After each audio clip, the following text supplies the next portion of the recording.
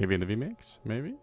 Could it be? Check 1, 2, production. I can hear me? Okay. I wasn't muted. I swear all I did was refresh VMix, but we're back. I'm cursed. That's the only reasonable explanation right now. It's some sort of a curse. Either way, we are back, like I was saying, after an extended break. Nemiga against Cybershoke is the next match that we have lined up here for the good people. Now, let's get some households out of the way first. Nero, what did you get up to in your break here, man? Was it well spent? Are you feeling refreshed? Yeah, it wasn't too bad. I went for a nice little walk. I live in quite a nice area, so picked up a little coffee, and there's a butcher's right below my apartment, so they do good sandwiches. So I was like, I'll treat myself for lunch, since we're going to kind of like cast through lunch. I'm expecting this one to go 3 maps as well, so it might be a little bit of a long one. Okay. So I grabbed the so sandwich. you got a full stomach, coffee. you got some caffeine. Yeah, man, I'm Anders, ready. yourself, what did you get up to? Just trying to do some around the house. I was playing a little piano, and just generally, looking at some of the PGL stuff as well, just to keep up with the game that's going on over there. So yeah, I just basically spend my break with more Counter-Strike. I do that as well. I play some CS when I'm done with my long shifts. I jump into some games with mates, watch some. But either way, okay, let's zero in our focus. Can we open up with the bracket production? I think everybody's familiar with the schedule. They know what's coming their way. The game's on HLTV. So let's just jump straight into the bracket. We can update everybody kind of how things have gone so far here in the round of 16, the opening stages of the playoffs. Of course, we have one quarterfinal, 9 Pandas against Eklot, the invited team, overcoming Fnatic. Who would have thought Fnatic would have been the team who came through the Swiss stage? But such is the nature of VRS. Bait able to overcome Monty. They're probably my favorites to win the entire event from here. We saw a very good showing from Navi Jr. against Ents a little bit earlier on today. BC Game, you guys got to cast that one. They had to scrape through the victory over Nexus. That was a lot more difficult than I was expecting. But would you say things have gone according to plan so far, Nero? I would say so. I think maybe bar that Ents game, I think, on paper, I really thought Ents would be the one to take that. But generally speaking, BC Game, that was an expected win. It just should have been a 2-0. They 13-3'd map 1, so it should have been a very comfortable one. It never should have gone to 3. It's 13-11, I'm pretty sure, map number 2. They should have won it out there. They just sort of fell asleep, I think is the main thing for me. But every other victory feels like it makes sense. Maybe bar the Eklot one as well. I mean, on paper, Fnatic are the favourites, but I think they've obviously got a lot of teething issues at the moment. And credit where it's due, Eklot have actually been looking pretty good this year. Yeah, they have. Let's zero in our focus on this particular matchup. We can bring some rosters up here. Like I said, Nemiga against Cybershoke. Now, at the end of last year, Nemiga were actually in some really good form, man. They were taking names. They were looking very convincing. One of my favorite teams to watch. Of course, that's where Flamus originated from before he then moved to Gamer Legion and now VP. How much of Nemiga have you seen, Anders? Well, I've got to cast them a couple of times now, so I do kind of know them a little bit. I feel like, again, like the hype around them, at least when I've been watching it hasn't really lived up to it, right? Obviously, okay, yeah. Obviously, Shui is one of these people that's been named as like the next up and coming guy. I've definitely seen some really wild rounds out of him, but as a team as a whole, I feel like they're not necessarily punching through to that level yet. So I don't know. Like I feel like they've got the manpower to do it, but there's something else missing for me for a minute here. Yeah, I feel like they've just dropped off individually over the past couple of weeks now. I'm not sure if you echo that sentiment, but Khan seems okay with the AWP. But Xanta was like taking the world by storm at the end of last year, and he just hasn't had that same sort of start to 2025. No, not at all. I mean, I had this kind of ongoing running joke that I would continue saying, which is Xanta's the truth. And I kept saying it all the way throughout last year, and it kept sort of proving me right. But I think you're spot on. When you look at this matchup as a whole, actually, it's actually two teams in completely different kind of strokes of life right now. It's Nemiga who are downtrending as a whole, right? No two ways about it. Zwei obviously is still this player who I think is rightfully so been getting a lot of like nods from top players. I mean, he got 2 ball prediction nominations at the end of this last year from #1 in the world Donk and #2 in the world Monacy. Wow. So it's pretty big like shoes to kind of live up to, right? He is a really talented player. He's only 17 as well, so he's still got plenty of time to come into his own. But he obviously had incredibly big boots to fill, right? That Flamus departure was massive. It was so important for them. That IM Chengdu run that they did in towards the early part of last year was great. Put them on the map. And I still feel like now they're trying to recover in towards that. And I don't know what it is, if it's a confidence thing, if it's a prac thing, but this is a side that have been just quite rapidly losing a lot of speed in terms of actually where they are as a team. They were at one point like top of tier 2, one of the hardest teams to dispatch. And now, I mean, they struggle to make deep runs in playoffs.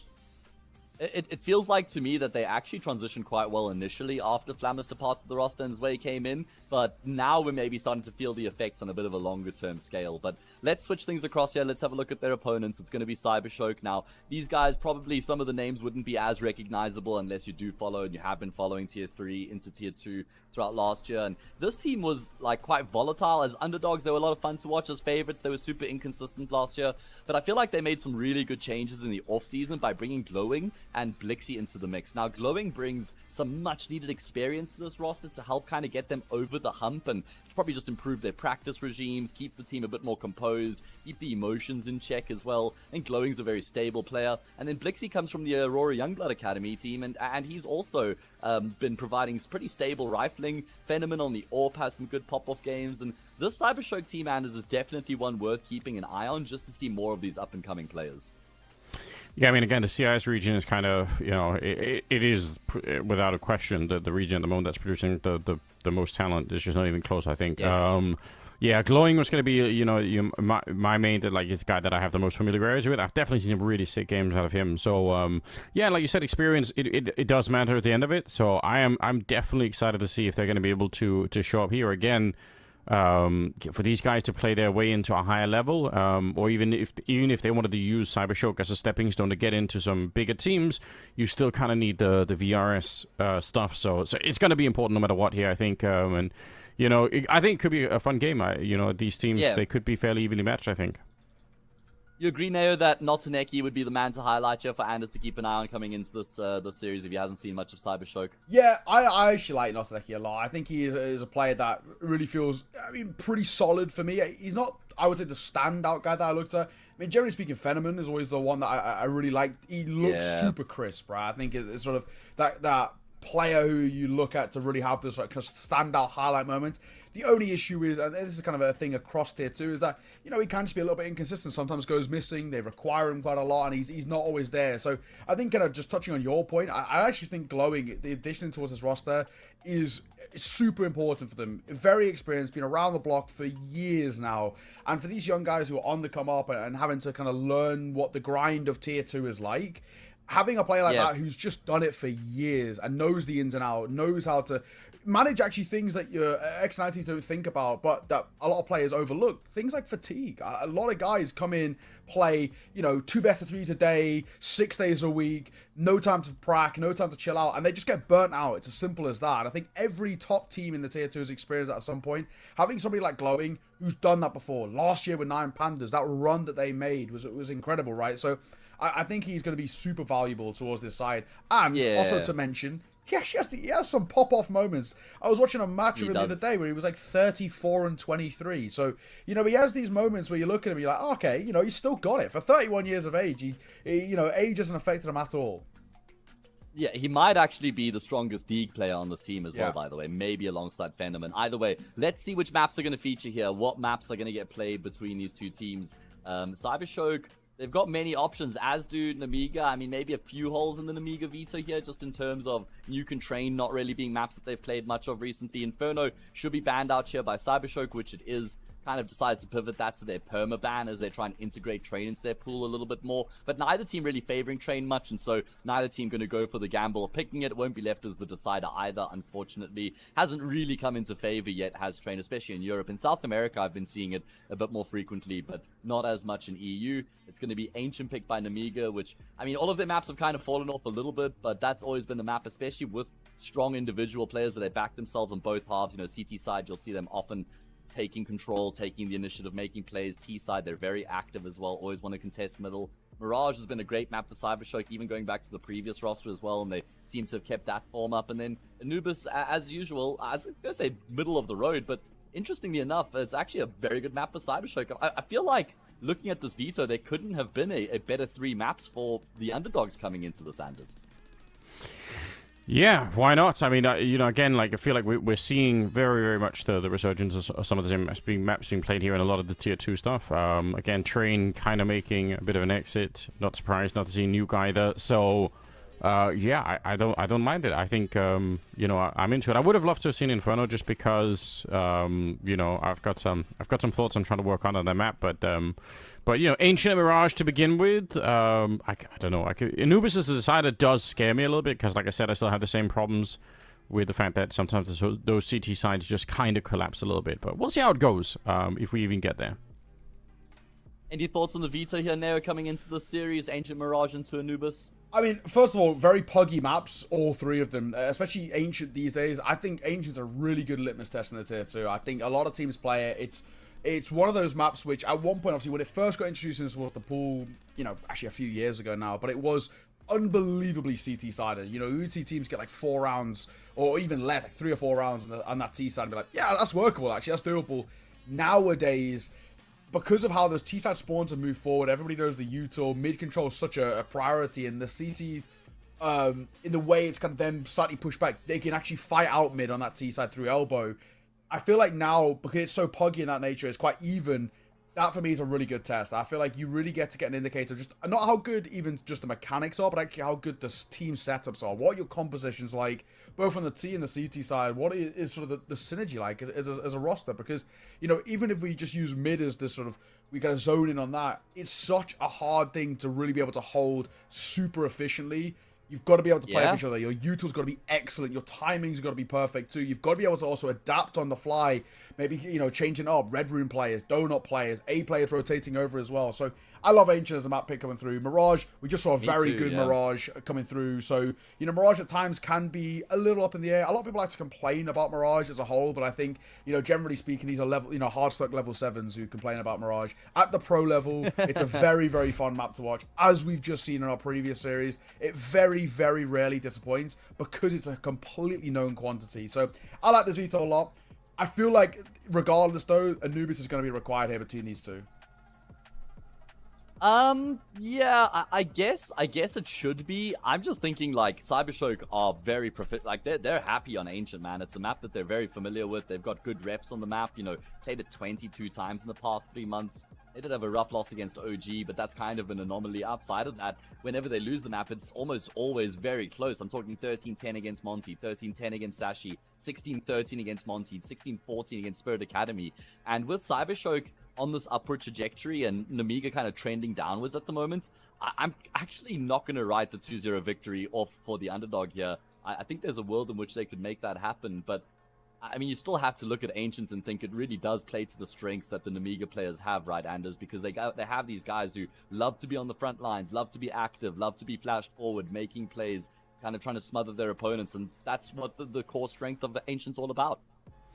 Yeah, I think that's true. So many fights to be won in the middle, and you know, if you're daring to do it, like you have to be comfortable fighting, you know, in between 20 different flashbangs and 5 different Molotovs or whatever. But if you are that kind of player, definitely there's a lot of early rounds to be gained there. So I love it. I think the evolution of how Ancient is playing out right now is really interesting, and I'm sure a lot of it is, you know, bleeding down into like a tier 2 level. But the fun thing is sometimes some of the tier 2 stuff also kind of like goes the other way. Yeah, maybe we can learn something new from these teams that we haven't really seen before. Because at the tier 1 level, like it is, like that mid fight especially is changing every week right now.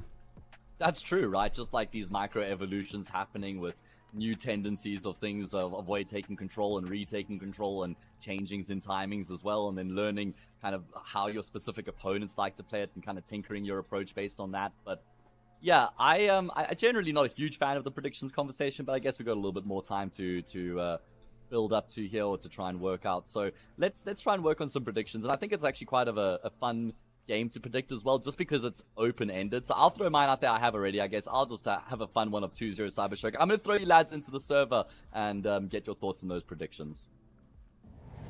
All right. Let's go. Now, do you wanna start? Who's winning this one and how much? Do you know what? As much as I've actually really liked Nemiga for a while, I just think current form is sort of one of those things for me that worries me a little bit about Nemiga. So okay, part of me wants to lean Cybershoke. I think Nemiga have a higher ceiling, but it just feels like currently the floor is quite low because of how rough the performances are. But I think generally I'll stick with my gut. I think I'm going to go Nemiga. As much as part of me, my brain wants to say Cybershoke and play the momentum game, I'm just going to go Nemiga. 1 or 2 players pop off and you never know. Okay, well, let's see how... This one's certainly ready for it. We're already attacking right into the B-bomb side. It's Leah to get the first kill taken down, going, and that would set them up a little bit for a bomb plant. They're not super quick with it, and I don't really mind that. They are trying to fight further back towards the CTs with flashes going over. I think that's a perfectly reasonable choice. You don't have to rush necessarily planting the bomb if you have a strategy that does involve, you know, doing a little bit more damage before you get there. It's down to Blixie and Fenneman and looking for something here. Okay, Santa does go down. A huge gush coming out, and he should be dead. And Fenneman, 1 versus 3 here. They don't really have to fight him. They can re-peek if they want to. I almost feel like it's not going to make a difference here because without the kit, that bomb is already so far ticked that, you know, he would basically have to disconnect to lose this round. And yeah, Leah's going to be going down. It's a nice quad kill for Fenneman. So well played in that sense. But again, without the kit, they couldn't really win the round. Yeah, exactly that. Nice and easy. So, Nemiga start well. It's a little scrappy. It's a little weird, but ultimately, round's a round. We'll take anything, right? Let's start off with something, you know, on the cards here, and maybe we can start rocking and rolling through the motions. With Nemiga, with where they're at, I think for me, you know, and touch on this point about them being downward trending for at least a good part of 2025. A lot of it has actually felt like it's just a confidence thing. I actually feel like the team hasn't changed that much in terms of how they play. Their ideas are pretty good. Their individuals, you know, maybe they've taken a little bit of a dip. But I think when the individuals take a dip, it comes from confidence. And I think, you know, in series like this, they just need a few rounds early to just say, actually, we are better. Like, we are the better Cyber. They're on-paper favorites. We can play like the favorite. I think sometimes they just overcomplicate their life. And they'll obviously come back to bite them a little bit. So, quick hit once again towards B. Khan going 1 for 1. That's an AK recovered. I don't even think Nosaneki needs to go for this, to be perfectly honest. He might actually try to help out, though. And as Risky Bob plays in no man's land, down he goes. But that is a chunky grenade. And I think that should confirm things into place. You can see the backtracking now. An AK saved, Galil recovered. You've still got the FAMAS in play. It's not that bad. The Galil might not survive, or it might also upgrade, which in itself isn't too shabby. If you can keep that afloat, that might be something. But regardless, it's a 2-0 start, but I think there's some silver linings to be gained there from Cybershoke. That's... What a bizarre beginning to this whole thing. You win the round, but you give over so much to the enemy side. It's caused a bit of a slippery slope potentially for Nemiga. It's very, very easy here to lose a round, and suddenly, you know, you're going to be very low on money. The other team is going to be really well equipped. Bizarre scenes coming out here with the AK, the Galil, and the FAMAS now on the other side. I mean, this is a super scary round that's coming up right now. So, even if it's a round win, I don't know how much you're going to be celebrating that one. Going into round number 3 here, we are seeing just some early utility in the middle, really, from all sides here.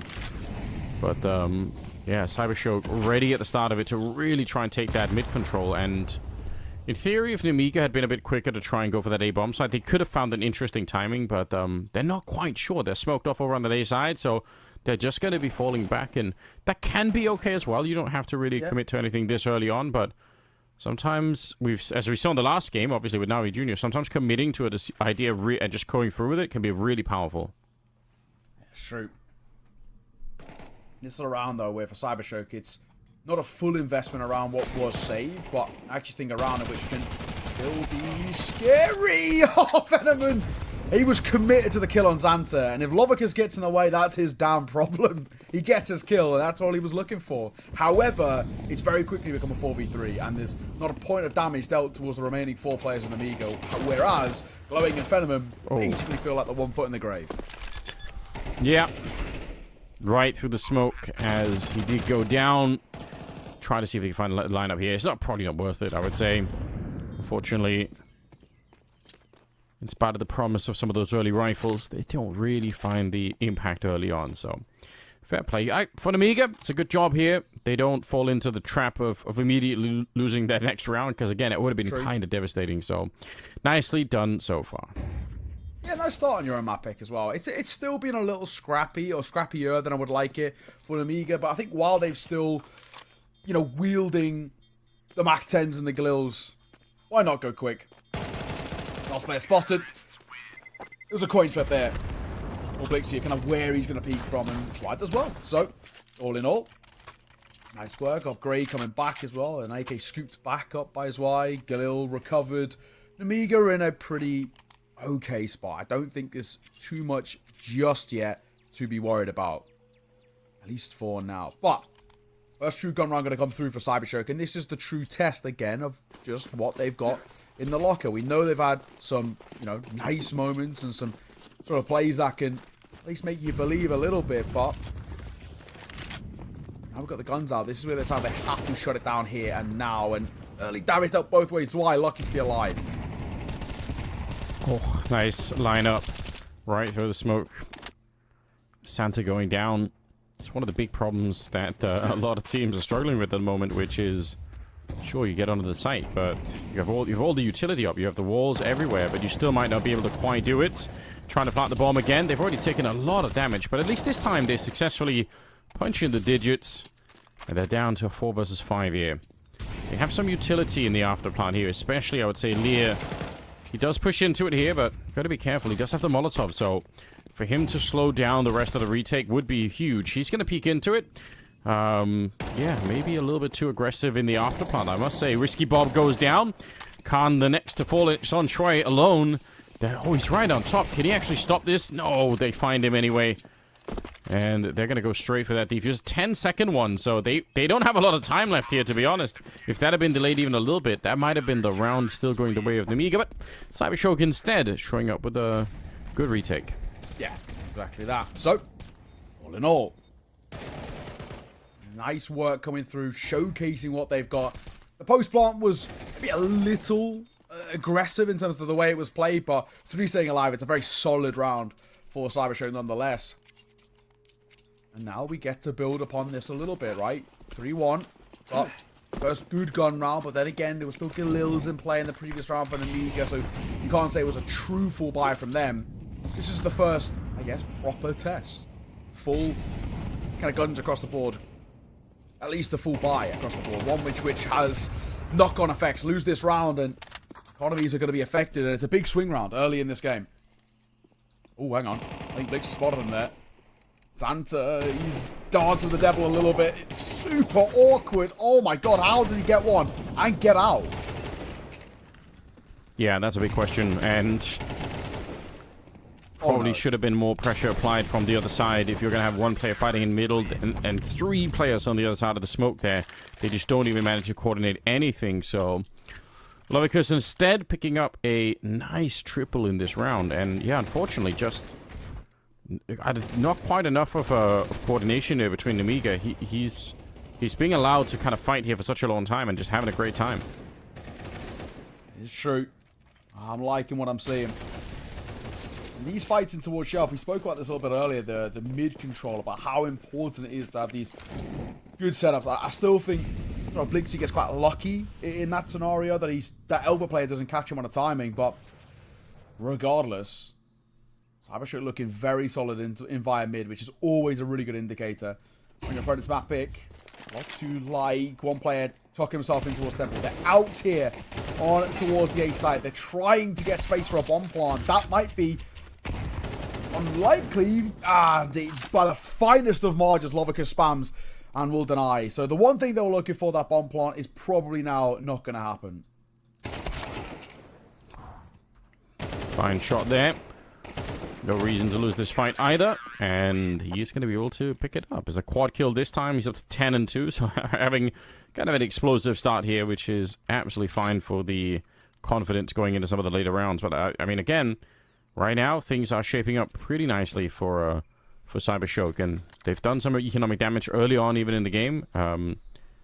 There's going to be a buy coming through here on the Nemiga side, but we'll see if they're going to be lacking anything. I think, yeah, maybe a couple of grenades there short, so not the end of the world, but 3-3. We're tied up pretty early on, and yeah, again, sort of shaping up to be potentially an interesting game here. Already the run boost to go over, and there's nobody there to stop them, which means, oh, they're actually, because they are really dipping deep into, you know, something that, I don't know if Na'Vi invented this, but Na'Vi are one of the teams that execute this really, really well, where you get that mid player to join the B defense, and then you flash them in to take a fight. Unfortunately, they're still going to lose this early battle here, but we'll see if they can come back into it. Lovicus is right around the corner. He's going to get a kill. The bomb is actually dropped back here. It's a very weird round. They have the B bomb site, but not the bomb, and this grenade lands deep right on top and blows up Lear. What a disaster.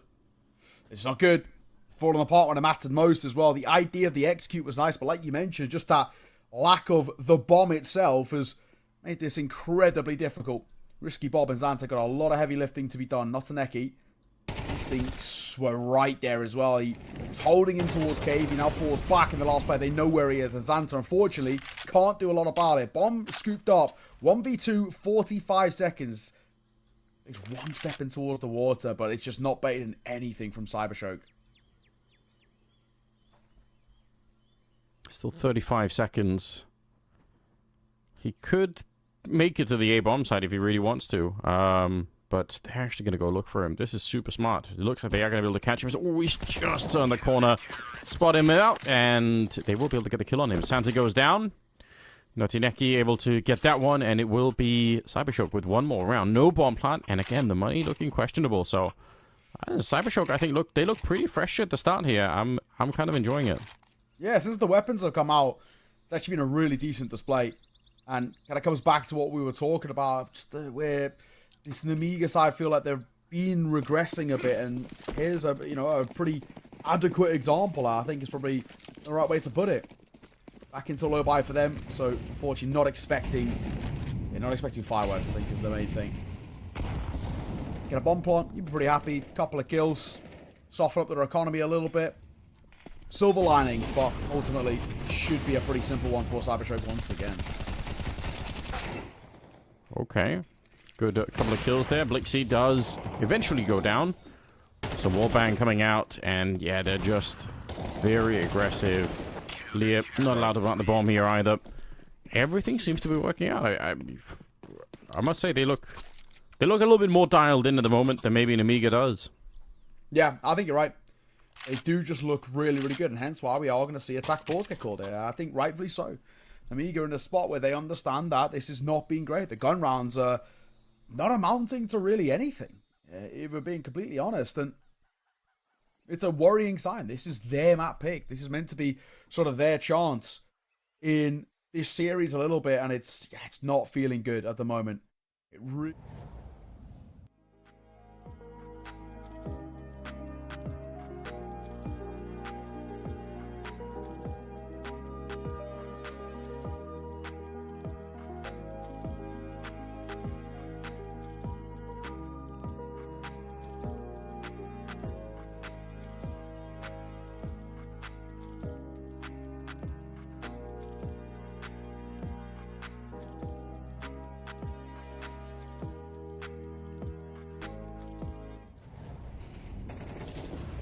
Alright, there we go.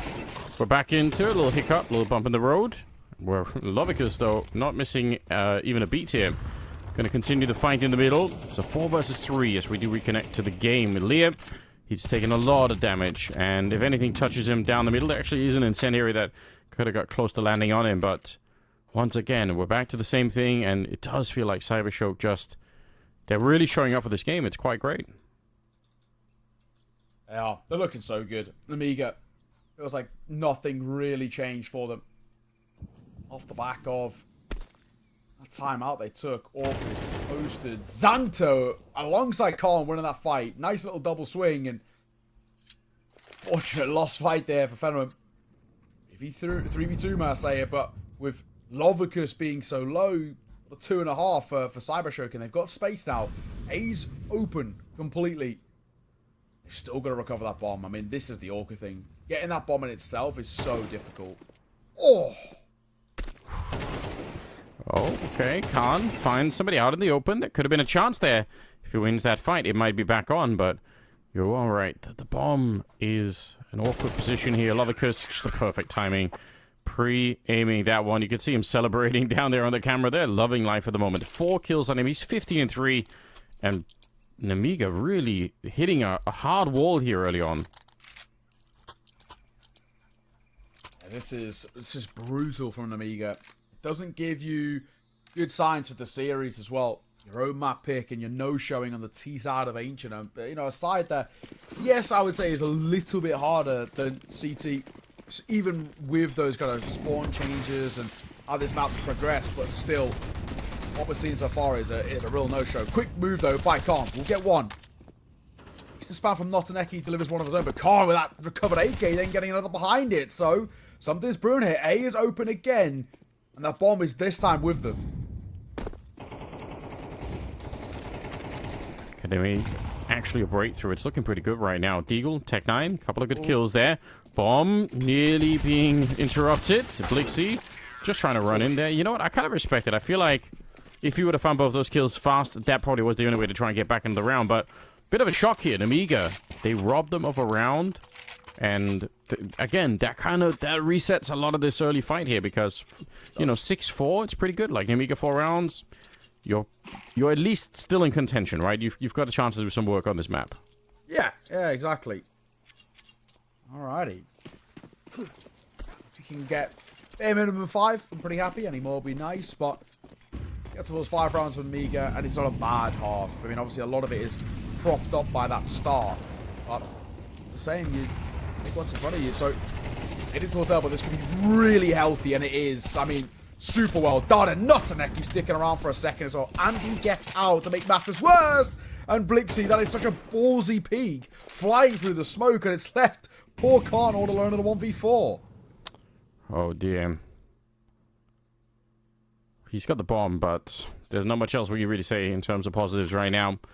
Far away from everything. He's got some time as well. Khan was one of the people, I think, last time I was watching Nemiga who actually played really well. It was really fun to see. So I'd love to see him, you know, pop off again, show us some more great Counter-Strike. 1 versus 4 might be it's a big ask, obviously. Especially because he's not even being faced by anybody. Tsuneki just decided to take a bit of a peek. Catches Khan. Pretty good timing there.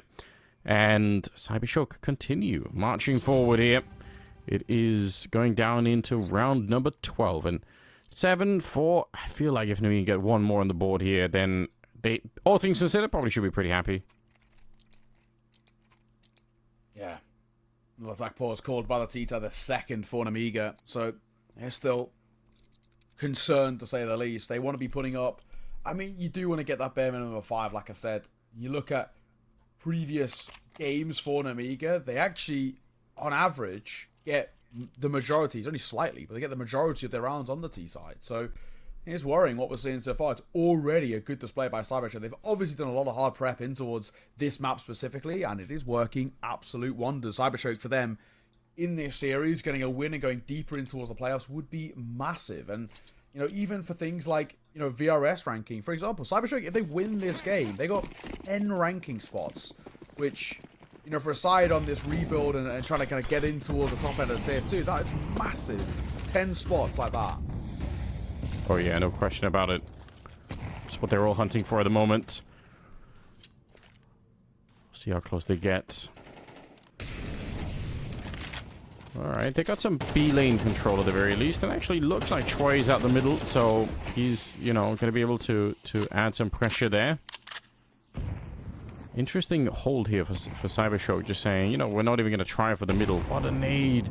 I think they landed on Blixie and Phenomen over at the B bomb site. Yeah, it's gonna kind of put them in an awkward position here. But still, Nemiga aren't really making a lot of great moves forward. They're just so far, you know, trying to apply a bit of pressure, denying a bit of mid control. They haven't done anything more than that yet. Oh, okay. Santa with the pre-fire. Phenomen actually does get a kill, and there is some backup here. Lovica's just showing up in time, and he probably should have won at least one of those fights. Now, awkwardly, the bomb is really far away, so even in a 2-on-4, they can find a way to lose this round if they're just a little bit incautious here. Oh, it looks like Risky Bob has found the flank. That is definitely going to seal this one. They are so focused on the site itself. He's already spotted them a couple of times, and that kill is going to seal the deal. So, Nemiga, a 5th round here. Hang on. My God. If they lost this one... He had a 5-7. That's all I was saying, man. He had that 5-7. And with how low I was, hang on. I would have rage quit the broadcast of that. That can never... I mean, it obviously can, but, you know, they should have been locking that down every time. Anyway, 7-5. Again, kind of an open game, I would say. I'm not too sad about this. No, same here. I think as much as 5, I think, is workable and doable, I will probably assume that Nemiga are still feeling a little rough about this. You know, 2 tack pauses called. Obviously, a lot of pressure on them, and I think they really need a pistol here. Just start the half well, as they did, you know, start the first half really well, start the second again, and it relieves a lot of the pressure that feels like it's building. Tapping away on timing, or Risky Bob just hoping to catch somebody, but bullets evading everyone. Looks like a very quick wrap towards A here. Okay, well, nice little kill there with the Glock. Sweet. Able to do something. Oh, he lands one more. He is really accurate, obviously. Back for another click, and I thought for a second he had it. He's looking so good. He's already got 4, a couple of bullets left. He will eventually go down, and now they're going to be a little bit careful here. Slavicus, from a 1 versus 4 into a 1 versus 2 in pretty quick succession. They do have a lot of health on the other side, but again, obviously they cannot have helmets, so this Glock, even then, could be dangerous. You can see the peaks are coming out there. They're so shallow. Still got about a minute on the clock here, so I don't know. We need some real magic for him, and he's not quite sure what the second player is. Yeah. Good to have confirmed one of them, but he needs to know where the other guy is too. 50 seconds to play with it. And quite smartly now, Nemiga are playing together. That's how it should be. Wrap all the way around. Ring around the roses here just a little bit. Lovicus should get caught just in the open. I think he still thinks he's deep donut, may I say. He should go down, and he will in the end. There was a moment there when they were fighting on their own that it could have opened up, but well done by Nemiga. Recovered that one, played together. And smiles around for Xanta, so that's all you want to see. 6-2-7, 1 round game. No bomb point for Cybershoke as well, so expectations no buy here. Should be a tied game at 7 apiece, and now we can start potentially discussing the idea of Nemiga making a run here on the CT side, which is, you know, something that they desperately want.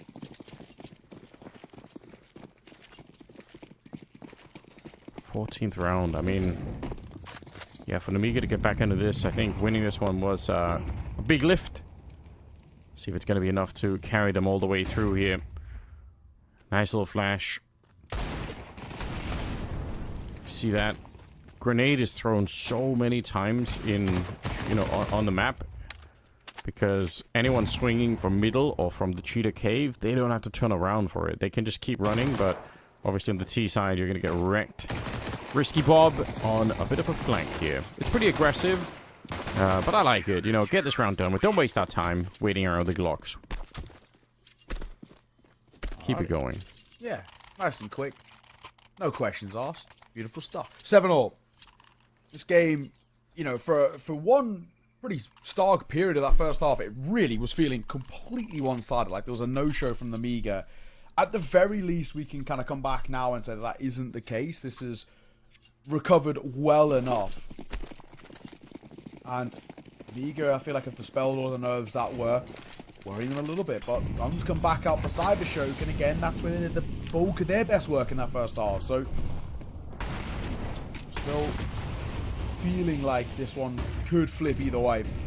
Molotov just take on towards Blixie there a little bit, so they might know where he is. He pushes through and he delivers. Nice find. Looks for more.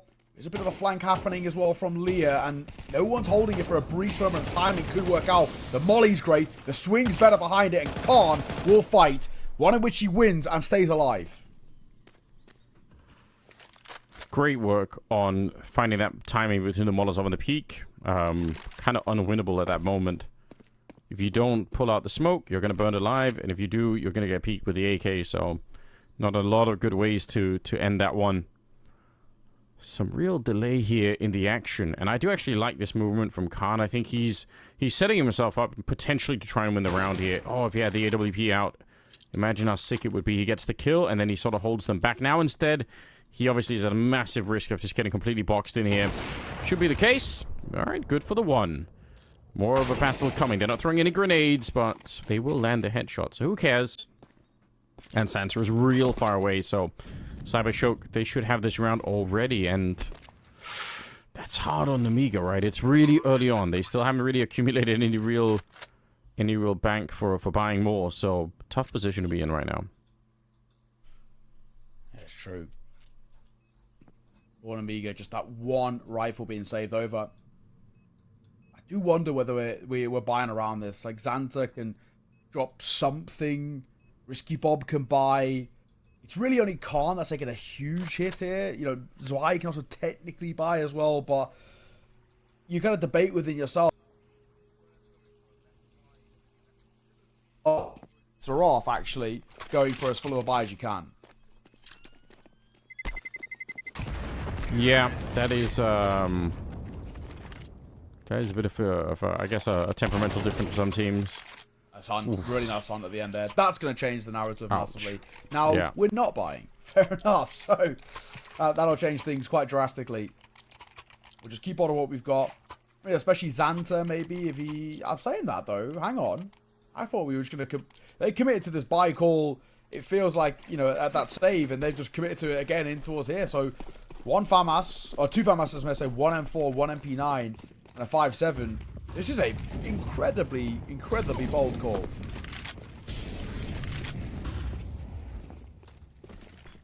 Yeah, curious about this one too. This feels like you're risking a lot of the map. Maybe not all of it, but close to it at least.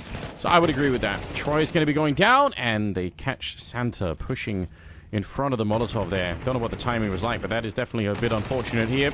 Shadow going to be showing. Takes a while for Lear to get the kill, but he will. Still, not in a great position necessarily. A man down, and that's the last rifle they really have. I can't believe it. Risky Bob. Surely he's going to get hunted. But actually, that's taken away almost all the attention. If Glowing hadn't been watching that, talk about experience, then there was a chance for Lear to kind of rush in and maybe shoot them in the back as they were running to hunt down Risky Bob, who is somehow still alive here. But Khan's dead in the middle. They know where Risky Bob is, so pretty much a one round.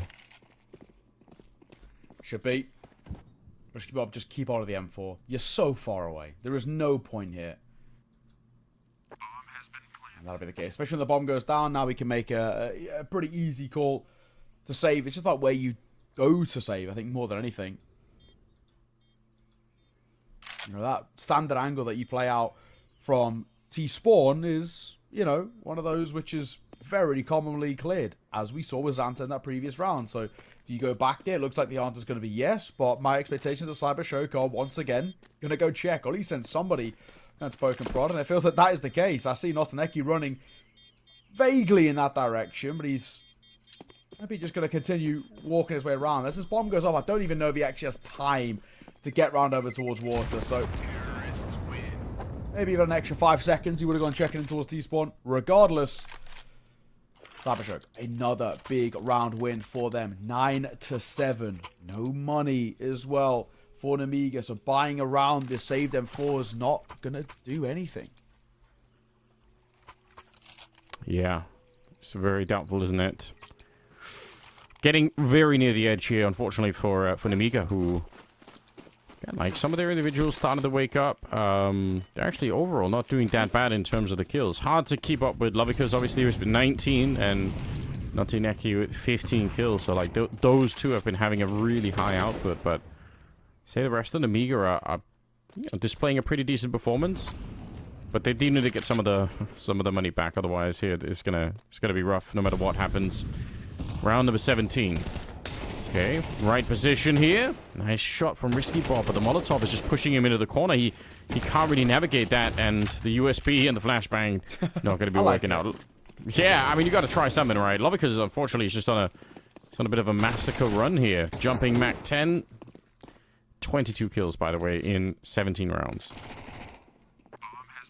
Pistol. That's why. What are we doing here? Smoke down. Are we just saving the USP? If so, why? On the flip side, for Cybershoke, do we need to hunt it? No, we don't. But do we want to? Yes, absolutely. We want the kills, and we'll get them as well. No escaping there for White. Not at all. A unarmored pistol, and they had to make sure he was 6 feet under. 10-7. Nemiga going to use their third and final tack pause here. Oh, wow. A wild display, it has to be said, from Cybershoke. And across both sides, it's been that similar story of where, you know, since the guns come into play, they're so good at just chaining back-to-back rounds. It's only really the pistols in the early halves that they just need to clean up.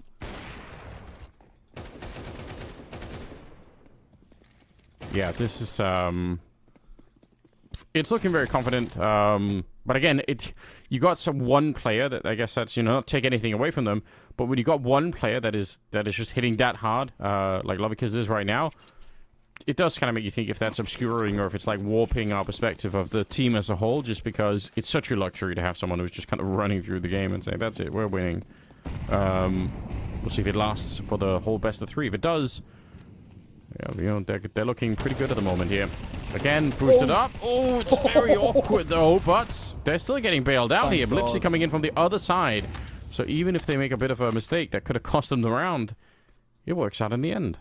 Oh my god, that'd be brutal to lose that fight because you accidentally jumped, but thankfully not to be. Good work from Blixie coming through. He's actually been doing really well in towards mid as well, Blixie, in particular. Fun to watch him just free roam. He's not playing as much part of the system. He's being given a lot of freedom, and it's fun. Swinging a donut. A dead man for Khan. Cybershoke, that 11th is here, and not only the 11th Anders, but probably the 12th as well. Money's again gone for Nemiga. Yeah, it is feeling... I don't know if it's doomed yet, but it's starting to look like it's slipping out of their hands a little bit. They just can't really keep up. Again, individually, not necessarily playing super badly, but combination of lacking the money and maybe just lacking the firepower to top some of the high-performing members here. Lovicus seemingly quite excited to just you know, take every fight, even low on health. He's not shying away from anything. He does kind of have to be careful though. If nothing else, just the bomb alone. He can stand in this corner and I think live at this point, but you got to be careful, of course. See if they can get to save the guns here at the end. At the very least, Santa is going to be found and will be taken down by Glowing. There's one more gun out of their hands. The other one is a FAMAS, so even if you save it, how excited are you really going to be? It's going to be 11 for Cybershoke here. Just doing remarkable work early on in this best of 3. Yeah, it's so fun to watch as well. Cybershoke playing with this real sort of element of freedom, this air of confidence around them as well, and, you know, all the wind is in their sails. It's really refreshing to watch a side who, you know, they trust the game plan, they understand what they need to do in each and every round, and they just don't make any silly mistakes. It's beautiful work. 11-7. 2 rounds away, Cybershoke, and taking Nemiga's map pick and doing it without the pistols is not bad at all. Flash will come over, and Glowing doesn't give a damn about it as he wants to swing in towards Donut. He knows there's somebody around here.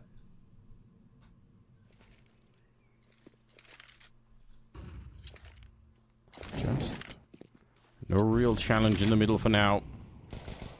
He's just one person actually doing a great job just controlling it. Santa, though, catching Glowing. It's over by the Cheetah Cave, and he is thinking about walking through. He'd really love to have more of an impact. I mean, they're kind of holding on to the map at this moment by just a thread, so if you can sneak around in like this, I mean, it would actually make a massive difference. If they were able to steal this one back, make it 11-8, it's kind of on again, I would say. So this is maybe their chance to stop absolute disaster, but they are rotating towards that A-bomb site. Unfortunately, that does seem like it's the wrong move at the moment.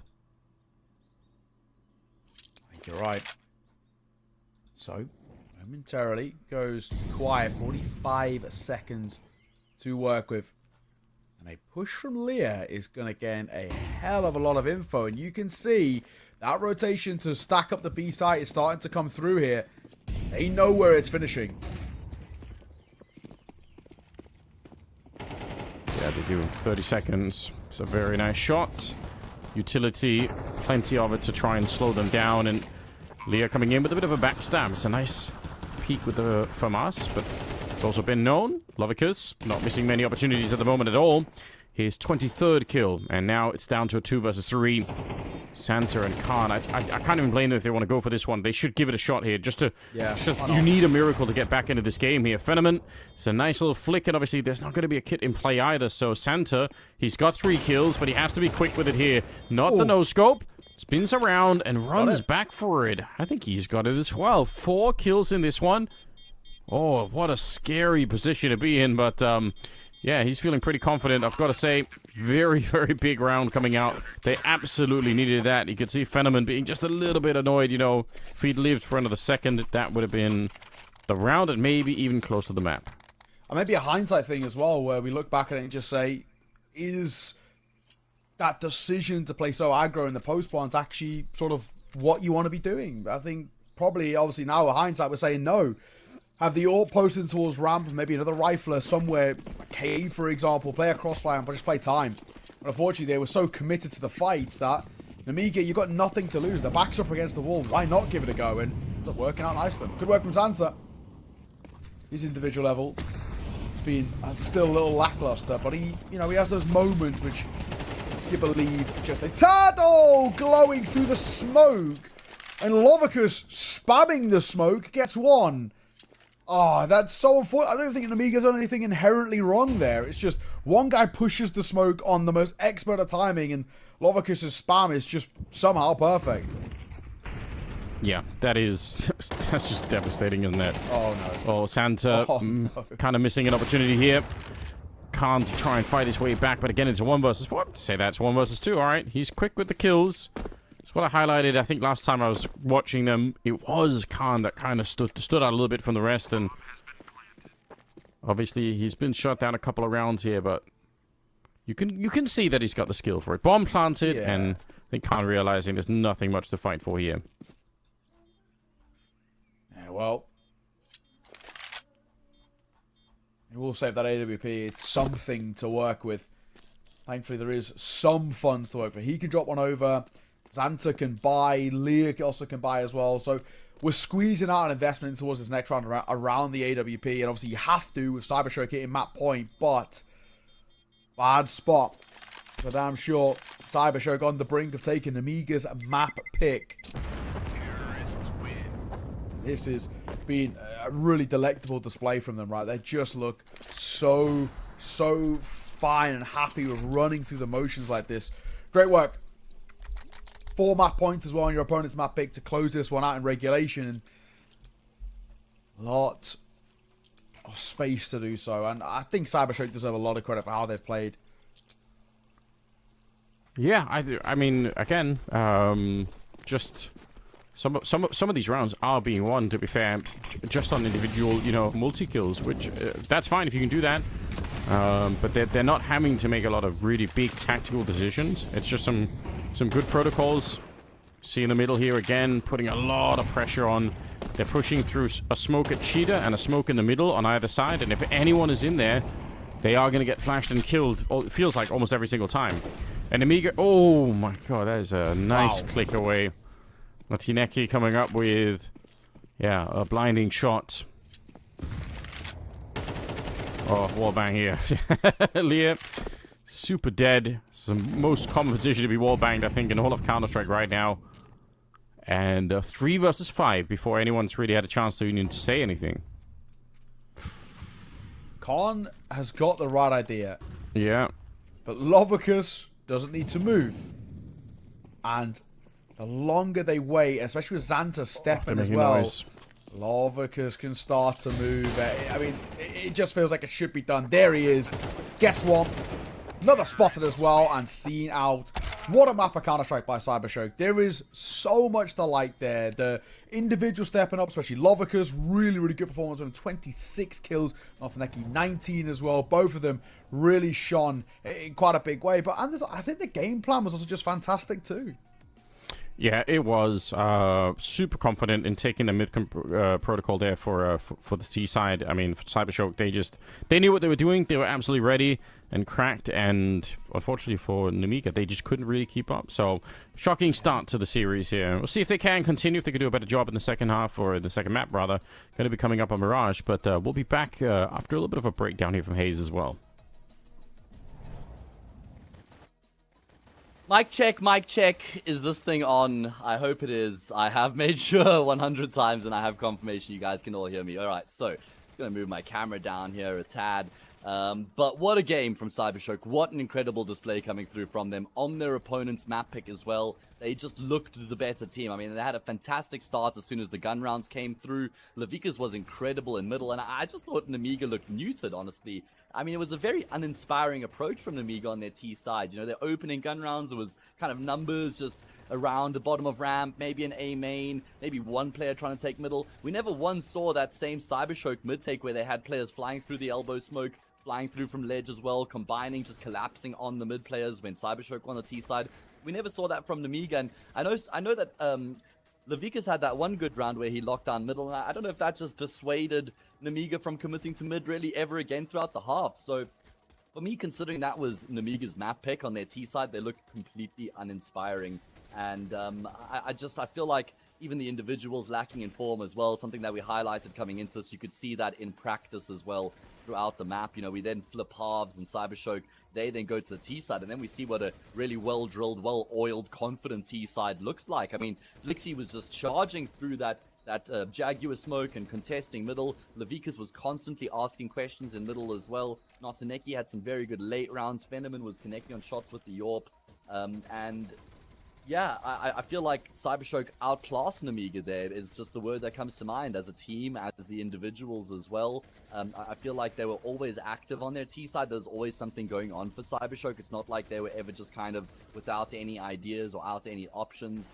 Some really good mid rounds as well, just based on the situation. You know, I feel like Khan was the one guy who did have some good rounds, but again, not like relatively speaking. He was, compared to his teammates, he had good rounds, not compared to what we're used to seeing out of him.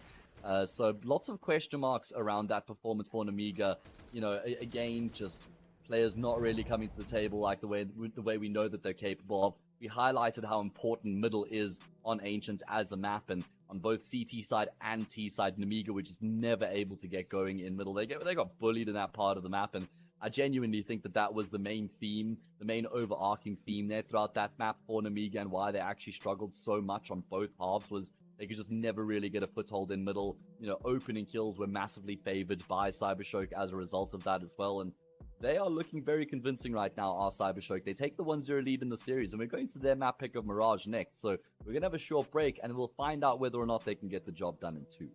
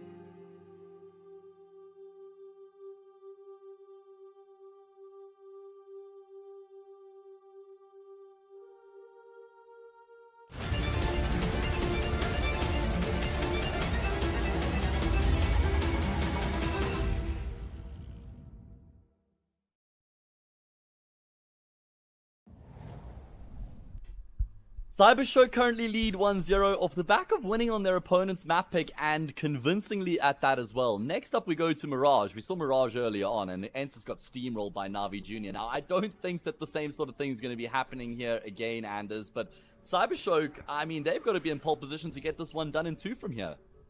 Yeah, so the confidence is an all-time high. I think whenever you can win without even having to execute much of your playbook, that is a bit of a statement on its own. Like, you're winning by just having the first engagement, and that's pretty much what happened most of the time. So, yeah, they should be feeling great right now.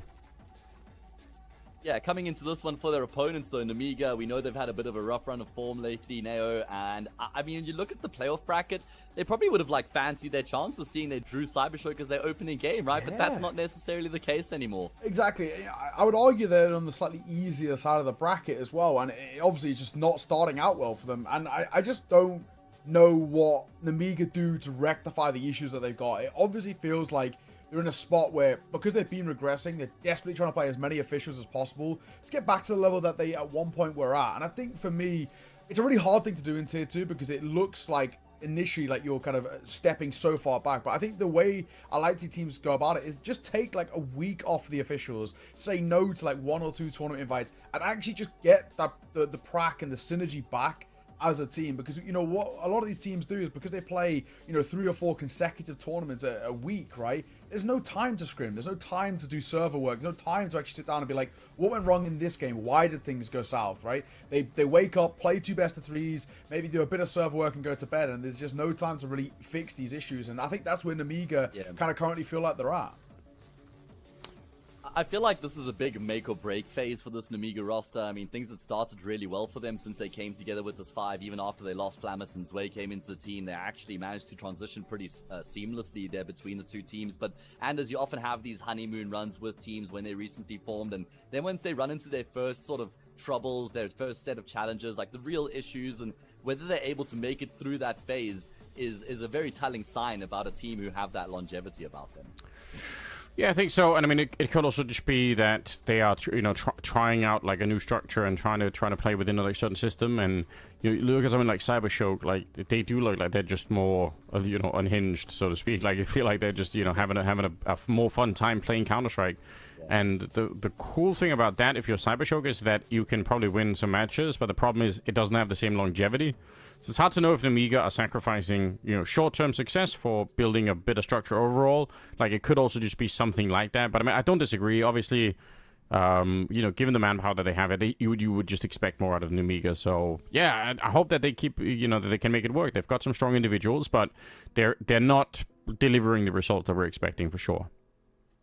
Yeah, I mean, based on what we saw on Ancients, where the way Cybershoke found their success, the way that they were approaching the map, you know, how good the individuals looked on an individual level as well, mechanically and all the rest. I feel like those strengths will translate quite well into Mirage. I feel like, you know, you can kind of just copy paste for Cybershoke right now. Yeah, I feel like this like slightly loose. At times you'll kind of want to say laissez-faire, but it works. This approach by Cybershoke, which is actually just, you know, you guys do your own thing. We'll default a little bit, just see what you can find, and back yourself in the mechanics, and then we'll go from there. It's working. More often than not, what happens is you say, let's play a default, go and take your standard positions, and then we'll react to it. But what we're actually seeing is Cybershoke is saying, right, go and take your standard positions, and then 3 players are winning their 1v1s, and it's like, okay, we won the round. Sweet. Where do we want to finish? Like, this is the issue. Nemiga are not offering up really much of a fight. If you actually take away the quote-unquote strong starts from the Nemiga, i.e. the pistols, the force buys around it, that's a pretty woeful map number 1, right? And I think the issue is that it's all the gun rounds are so ineffective towards Cybershoke at all. Yeah, that's actually a very good point. I feel like the gun rounds were massively dominated by Cybershoke on Ancients, and we're going to find out whether or not that will be the case here on Mirage as well. Nemiga fighting for their tournament lives here at the first hurdle. Can they force it to a 3rd, or do the underdogs get it done in 2? Let's find out right now. We're heading into it. It is our second map in this best of 3. Second best of 3 of the day. There's 2 more coming up after this as well. And it will be Nemiga starting on the CT side with Cybershoke ready to run and gun down to try and hit this B bomb site. I like the speed here. They are slowed down a little bit, but Nice coverage. Phenomen gets one, Lovikis gets another one, and suddenly it's a 2 versus 3.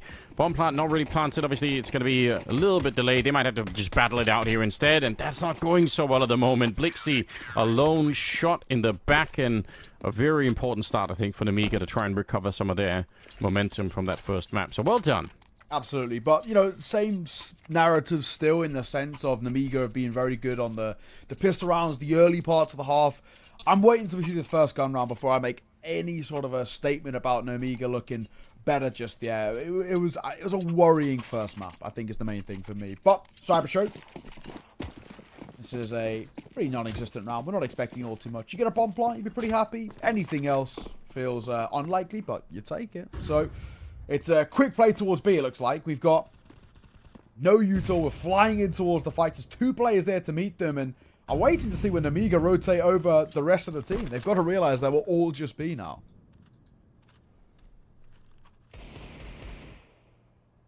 Well, so far, nobody's doing much of anything. They're just kind of slowed down, took a bit of damage. And again, Nemiga, I think at the beginning of Ancient, they had a couple of rounds there where even if they won them, they just took a lot of damage. Surely they're going to be interested in making sure they win rounds like these without really giving away too much. Nice run boost into the middle. Okay, fair play. Gonna be Risky Bob landing some decent shots, and Khan, nice. Okay, you can see he's got some aim on him. I think Khan is. He seems to be a solid player. He was kind of the guy who was getting at least some kills on the first map for the team as well. So it also feels like there's just something with AWPers on pistols. They're just so good, you know, for a weapon that you're not meant to go for headshots. They're so crisp at headshots, you know what I mean? Yeah. So there's always something about it, and yeah, Khan is one of those. Great work. When he pulled up the side on there, it looked super crisp. First gun round though. This is the one, Anders. This is where I come back and, you know, look back towards map number 1 of where on paper it doesn't look that bad, but you actually whittle down where the rounds come from, Nemiga. Very few of them were gun rounds, and very few of them were consistent. Cybershoke, all of their great work was done when the rifles were in play, and especially that T side, it was really, really fun to watch. You sort of assume that they could do more of the same.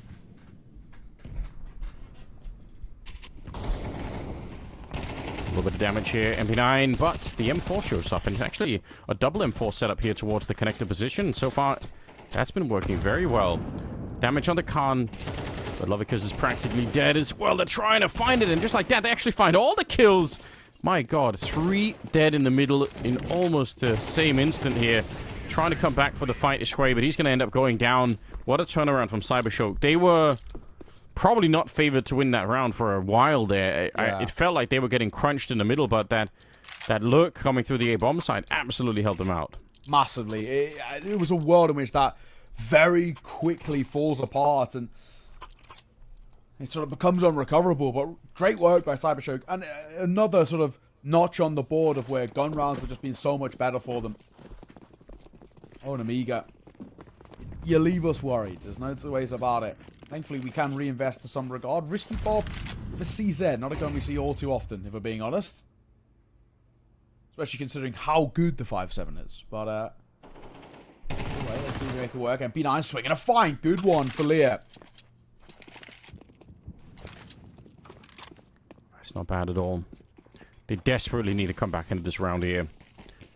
It can't be back to the same pattern for Nemiga now. Unfortunately, they are really stacked up at the A side. They've left Santa over here alone, and he's already been discovered. He should be dead every single time. I mean, it's shocking that he's still alive. Grenades raining down. He's actually buying so much time at the moment. More rotations are coming in here, and finally they get rid of him.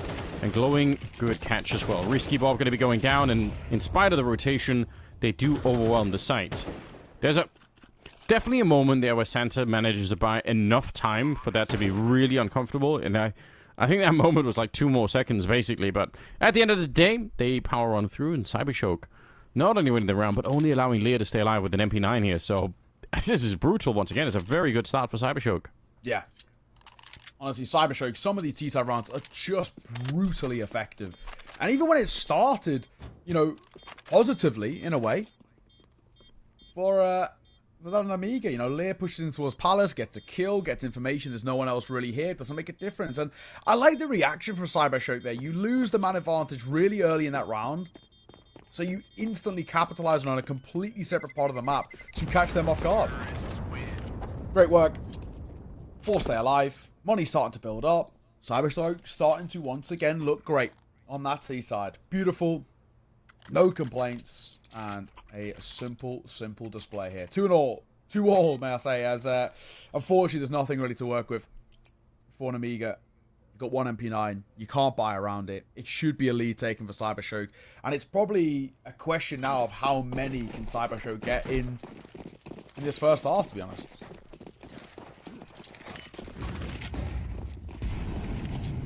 That 1 MP9 is, yeah, it's a lot to rest your hopes on, isn't it? Stack towards the A-bomb site, and yeah, I mean, you might as well give it a roll of the dice, see what happens. So far, Cybershoke showing just a little bit of restraint here, you know, taking it a bit easy, not necessarily just rushing headlong into anything, which is probably good to see. Again, these are the kind of rounds you have to find a way to win, and again, headed towards the B-bomb site, which is right now a really good call. It is. This is one thing that's actually been quite beautiful about Cybershoke. Yes, these rounds, they've, you know, added some super quick, quite brutal rounds ultimately, but they're actually great at these pace changes. They make Nemiga feel really uncomfortable and really on edge, and it's fun to watch because you can see Nemiga internally trying to figure out, how do we actually make this work? Do we try and fight fire with fire and play a bit of pace, or actually is it best for us to try and slow things down and meet them at the sites? And this internal thought process for them, nothing's coming up with an answer, right? It's constantly being flipped and adapted on by Cybershoke. So yeah, credit to them. Risky Bob with a pistol, just looking to see if he can get anything at the end. Fenneman is gonna check, but he was low, so USP does get his kill, but thankfully no gun recovered. There's another one here, but down goes Khan as well. So simple stuff, all in all. And a third for Cybershoke. Beautiful work. Expected, but nonetheless, it's good to see them take it in a pretty clean fashion. A nice little slowdown, a pause, and a tempo shift in the late portion of that round. Back in towards the investment. We've got the AWP out for Khan as well, but same to be said for Fenneman. TZ AWPing is a little difficult on Mirage, so I'm interested to see how Fenneman tries to approach this. He's had a little slow start to the game. Be a chance for him to prove his worth in this side. 3-2. Fenneman, he was pretty swift in the first map, and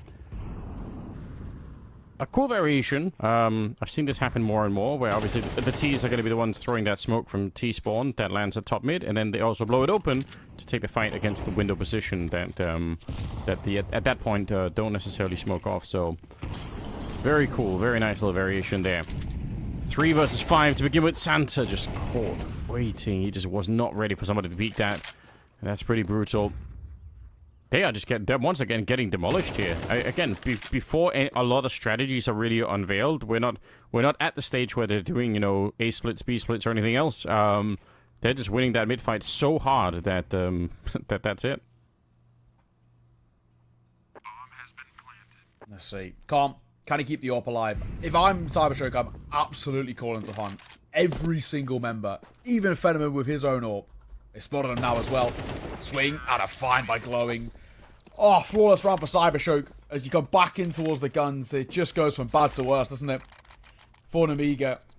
And it's a similar thing that we've seen all the way through Anders. There just isn't really anything for us to latch onto for Nemiga in these gun rounds.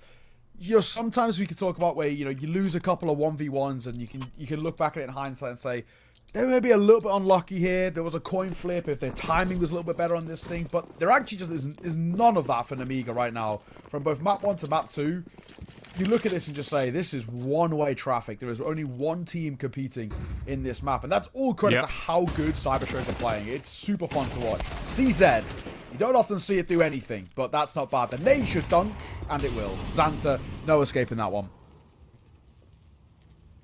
Yeah, but fair attempt, fair play. I don't mind that they tried to do that. If they would have landed a rifle behind it, it would have been really fun. Latineki here. Spots out one, maybe two. Either way, he decides it's not really worth it, and he's definitely right about that. Why would you potentially give over an AK? Even if you get traded, or you get a kill and get traded, it's not really the best idea. So, going to be running back quite audibly, leaving a teammate here just to cover themselves. Still got a minute on the clock, so kind of a hard round here for Cybershoke to try and lose. Khan moving on over. They are doubling up on the A ramp. I do like this. Again, you should probably try and play it this way. Shui is going to be going down. And suddenly it's Leah and Khan left. And good peek, good check. Khan. Cubby with 5-7. It's maybe prime for the potential of a little consolation kill, but does it matter, Anders? Probably not. Being honest, probably not. Look at the money over towards the T side. It is so built up. I do wonder, does Notaneki clear this? If he does, oh, he's stepped now, though. Khan, he's going to be a little wary. Oh, no. Oh, he clears it.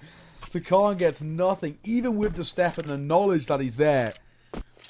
Still, doesn't end up working for them. 5-2. Beautiful work. Nemiga going to call for attack pause. And, well, no surprises. That's, it's such a brutal start. And it's kind of, it's tricky as well, because there's not necessarily even that much to discuss here. Unless Nemiga can find a way to either reliably win some of those battles, or slow down the game so much that they don't have to sort of take those battles and, you know, try and see if they can, you know, just use the utility. But the problem is, obviously, if you don't take the battles in the middle on this map, you open up so much space for Cybershoke to, you know, execute onto different sites, and like that's obviously what you're trying to avoid half the time on the CT side of Mirage is for the Ts to just get middle for free. You want to try and make them pay for it one way or another. Either they have to use a bunch of grenades, or, you know, they have to pay with a couple of people to do it. But I don't know. Nemiga really struggling to put even the basics together at the moment, which is pretty tough to see. What a flashbang to set that one up. Leah is dead. I don't know if they could quite hear him running, but they're going to check it anyway. That's another great bit of utility and just like a really cool idea. Towards mid, glowing, short control. So close to just swinging on that con player, but then he does get caught himself. They line up. 2 for 2 in the trades, but numbers still favor Cybershoke, because that's all that matters. Risky Bob, he did see it, but that's a huge bit of info. They might think it's Khan, because obviously he has an AWP too. Alright, Risky Bob, gonna calm down here a little bit. No one's hunting you just yet. And honestly, as sad as it is, like, probably saving both the orbs is a better choice here. If he commits to the site, there is a very, very good chance he's going to get traded pretty swiftly. But then again, they also do need to win round, so I can't even really hate on it. Deep smoke going to be landing. Molotov on the other side, because the pressure is on here. We're talking about one missed shot, and he's going to be dead. Does get the first one. It's very well done.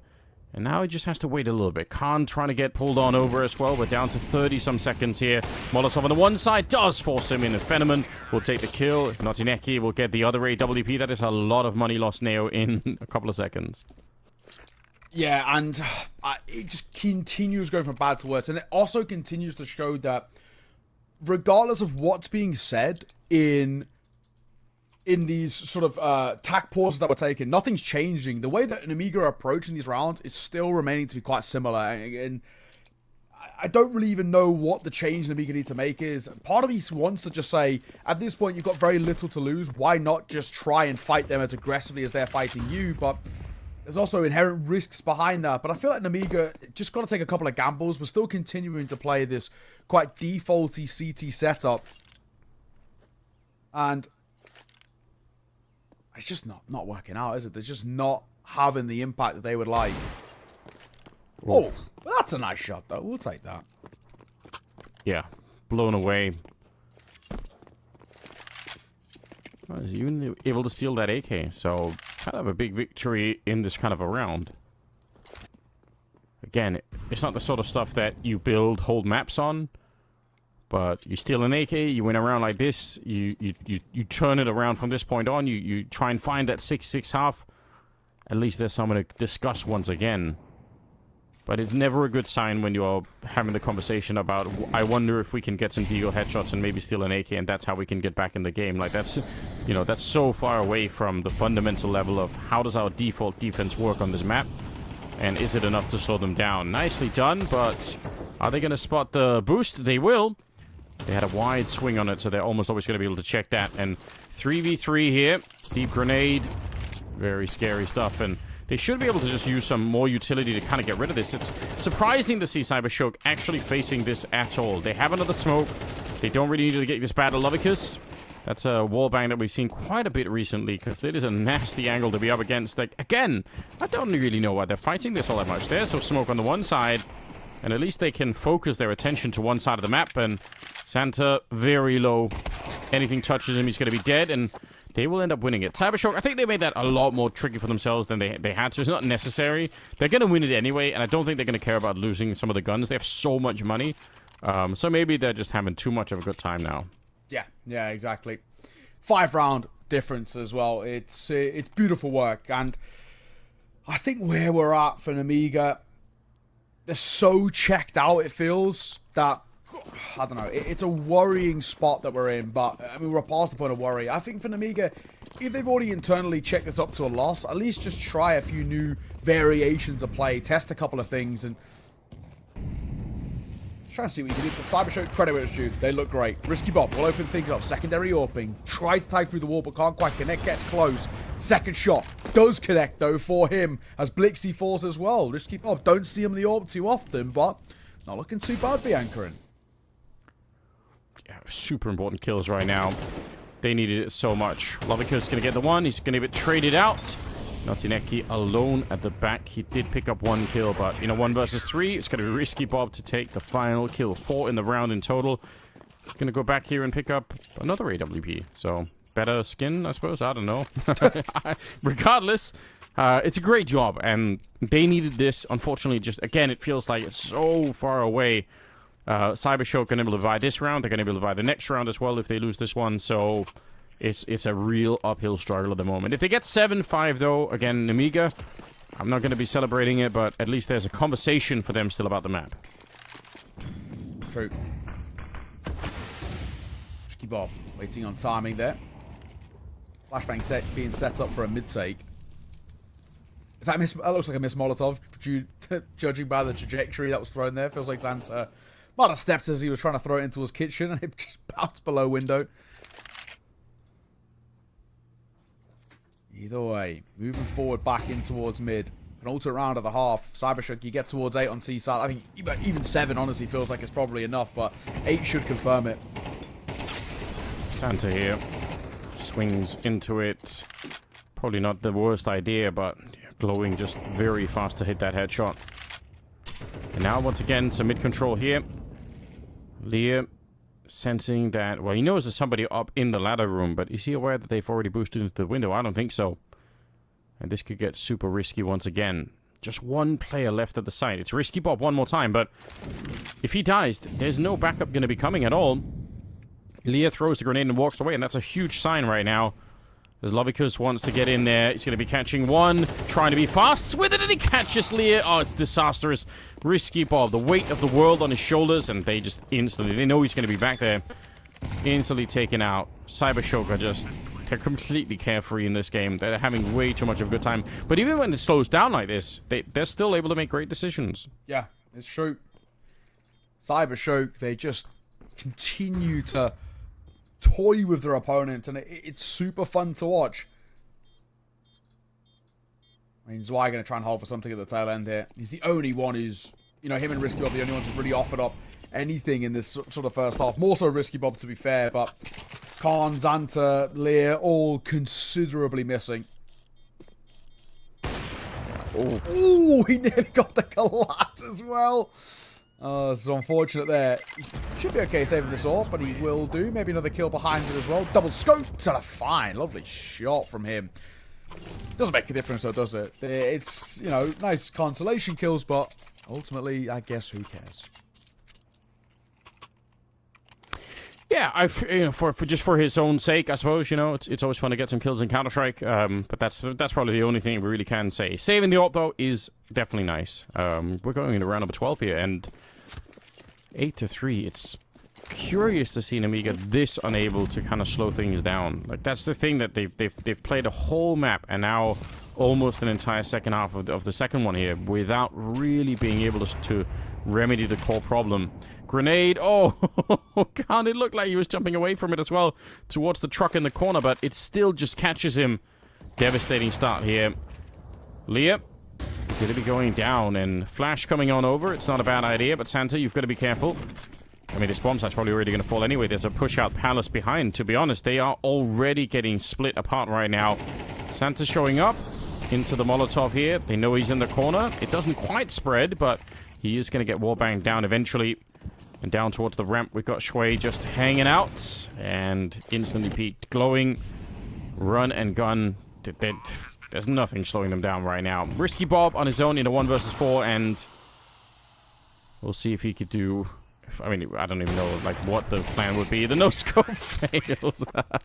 I mean, it was already... I respect it, you know what I mean? Like, it wasn't what have we got anyway. to lose? Yeah, what have we got to lose? Oh, man.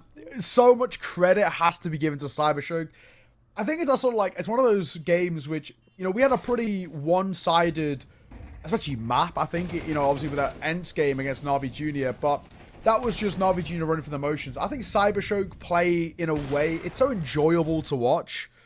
It's fun. It's refreshing. You can obviously see they're having a lot of fun in terms of how they want to approach this, and they're not scared to test things and back themselves. So, yeah, it's cool. It's an enjoyable game to watch. It's a funny no-scope at the end. This pistol round is everything. Yeah, but we shall see. It's hard to even start to say, oh, if they win the pistol, something could happen. It feels like no. Like, we're talking about them winning the pistol and winning the next 7 rounds in a row before we could be convinced that this is going to be different. Lovicus here. There is going to be a smoke going up. It's actually not a bad idea, but unfortunately, Risky Bob is still coming in from behind, getting that shot, and Santa will take down Blixie, and just like that, a bomb plot's been secured, so not bad at all. Nice pressure from Nemiga. Didn't really slow down too much here, and that's all you need sometimes. Commit to one idea. Well, you take it for Nemiga. We've got nothing to lose, as we've spoken about. Let's just grab and whatever we can get and try and capitalize upon it. Still, a lot more that needs to be done before we get to a point of being comfy about how things are going to pan out, but nonetheless, exit kills or whatever for Cybershoke. We know this is just a standard narrative for us right now. Pistol rounds, the early part of these games, they go Nemiga's way. It's the gun rounds where they fall flat. Nothing's changing from the norm in this series. Still, though, I mean, I do wonder whether we can get anything out of Nemiga. You get a pistol, force buy behind it. Maybe, just maybe, we can start scaling up into... I mean, so much has got to be done before we're even remotely convinced, but it's not impossible. We've casted a couple of them recently where it's been a 9-3 and then turned on its head. It's rare, but it happens. it definitely can, and again, there is sometimes a point in the game where one team will suddenly come alive, and you sort of say, "Oh, now they've woken up," and that's great. If that happens to Nemiga, we're obviously going to point it out, and we're going to say now is it's a bit different. So far, the only one that's really woken up probably is Risky Bob, right? He had a wild round with AWP at the B bomb site. He's doing better here already. He's up to 15 kills, so. That's kind of the first sign of life right now for Nemiga, but it can't be one person. It's got to be more than that. So, I've got to say, I need to see them win another 3-4 rounds from here, maybe even 5, just to really be on the safe side. And that's a long stretch here. All it takes is one mistake, and they could be in trouble. Well, back into the rifles, as we've known to love for Cybershoke. What have they got for us? The FAMAS is bold. Oh my god, glowing. He gets one and gets out. Well done. It's kind of ridiculous, isn't it? They're just, everything is working. Yeah, you love to see it from the point of view of Cybershoke. Just relentlessly bullying Nemiga. Very, very hard game to play. Smoke goes down, and that's interesting for Santa. He's got to be thinking, okay, they don't actually know that I'm this deep out, so he could find an insane timing here, but in the middle, they're getting completely picked apart, so who cares about the timing in the B-bomb site when you've lost the entire mid-fight there? 1 versus 4 for Santa, as he does pick up the first one. He's got 5 kills in total, pushing in front of the smoke, and absolutely should be traded out here, and he will be. Notineki takes him down. That kind of fight that Cybershoke just managed to put together is the kind of fight that Nemiga wanted to have a lot in the first half and just never were able to pull something like that through. So, kind of slap in the face that they are, you know, essentially succeeding where Nemiga failed. Yeah, it's true. Double digits for Cybershoke. And Nemiga, this must be, once again, that pain setting in, just thinking, oh my god, it's happening again, right? A fold spot. 5 rounds, you've got to try and claw back in towards this game. And sure, we've got to buy here, but you lose this one without a bomb plant. Money is broken. As simple as that. Tough thing to try and internally deliver with. And, yeah, I mean, it's pretty brutal. 10 to 5. Maybe you can put the pressure on here. They might give them a bit of a chance. That smoke getting blocked is interesting. Glowing could get away with something here. Notineki will support him. Does well. The short crunch is excellent. How's that for a mid-control from Cybershoke? Yeah, it's exactly what you want to see. Khan, very low there. The flashes are coming over. You could see Notineki. He's taking a fight. Then he comes back out, waits for a team flash, and goes back for seconds. It's just all very intuitive and very fluid. Way down here, he can't do it. The bomb is, by the way, back in T spawn still, so even in a world where he somehow got 3 kills, he would still have to travel all the way back. And there was a CT holding that bomb, so there was an unwinnable round in every sense of the word. 11 to 5, and round number 17 here is, this is a total destruction. Cybershoke just right now rolling over Nemiga, hardly even noticing that they're there. Yeah, it is kind of beautiful in its own way, and man, do continue to just worry. 11 to 5, 2 rounds away from the map in the series, and doing it in style as well for Cybershoke. Just pistols for Nemiga, so we're not expecting really anything here, unfortunately for them. It's a brutal rinse and repeat cycle of, you know, full buy-in, failing to find anything eco, and just so continuous. They're getting some room towards B, but there's still a lot of presence here as well. Bomb plant would be lovely, but it's going to be unlikely. Bomb's built forward and 1 man left alone. They know where he is. He's going to try and escape, and he will actually get out, but he gets out with his life intact and nothing else. Just absolutely devastating at this stage. There's only so many ways that we really can say it. Lovicus, again, having a brutal game. 18 kills. Blixie on 16 as well. And everybody on Cybershoke. I mean, Phenomen has got 4 kills, but that doesn't even matter. Like, they don't even need him. It's not relevant, you know? True. Wow, what a game. I mean, you can't really, you just cannot take anything away from just how good this side have been. And where we're at, you kind of got to love it. 12 to 5, 7 match points to close this out. And a beautiful display. They haven't even needed Phenomen on the AWP. Well, 4 and 10 for him. It's just been a wonderful display from the Riflers. I think Lovicus, across both maps, he's just looked like such a good talent.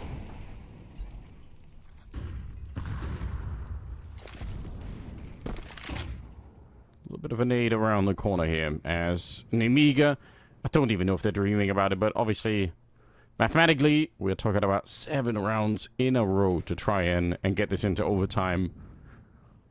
Don't know what level of delusion you would have to be on to believe that is going to be happening. So for Nemiga, I mean, what do you? This is a chance to test the mental of the team. Can you pick as a leader? Can you sort of pick people off the floor here and say, okay, listen, even if we're going to lose this, let's try and at least show that we have, you know, more focus. Can we find a way to make anything work here to get into this game? Because it's going to be such a flat feeling walking away from the game and saying, wow, we really couldn't do anything. Like, we just weren't able to. Nice flash for the setup here.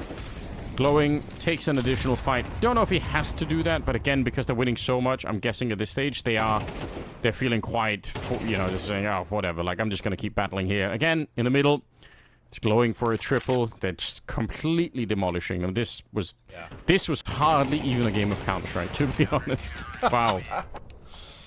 Beautiful, man. You gotta That's love crazy. it, Cybershoke. Such a deserved win from them, right? They looked fantastic all the way throughout. Both maps were so damn crisp. And I think, you know, this is a Cybershoke side that are really ramping up in towards this year and trying to prove to themselves and to sort of the scene that they deserve to be at this sort of, you know, top end of the tier 2. And some of the scalps they're taking along the way are, you know, the evidence in such. So fantastic work from them. Of course, with that win, according to the VRS forecast, they got 10 ranking spots as well. So beautiful stuff, right? No complaints. And they can now start to formulate the plan of how we make a deep run. They are still, in my eyes, on the easier side of the bracket. So they actually could potentially cause a bit of an upset, a bit of a ruckus in some further games.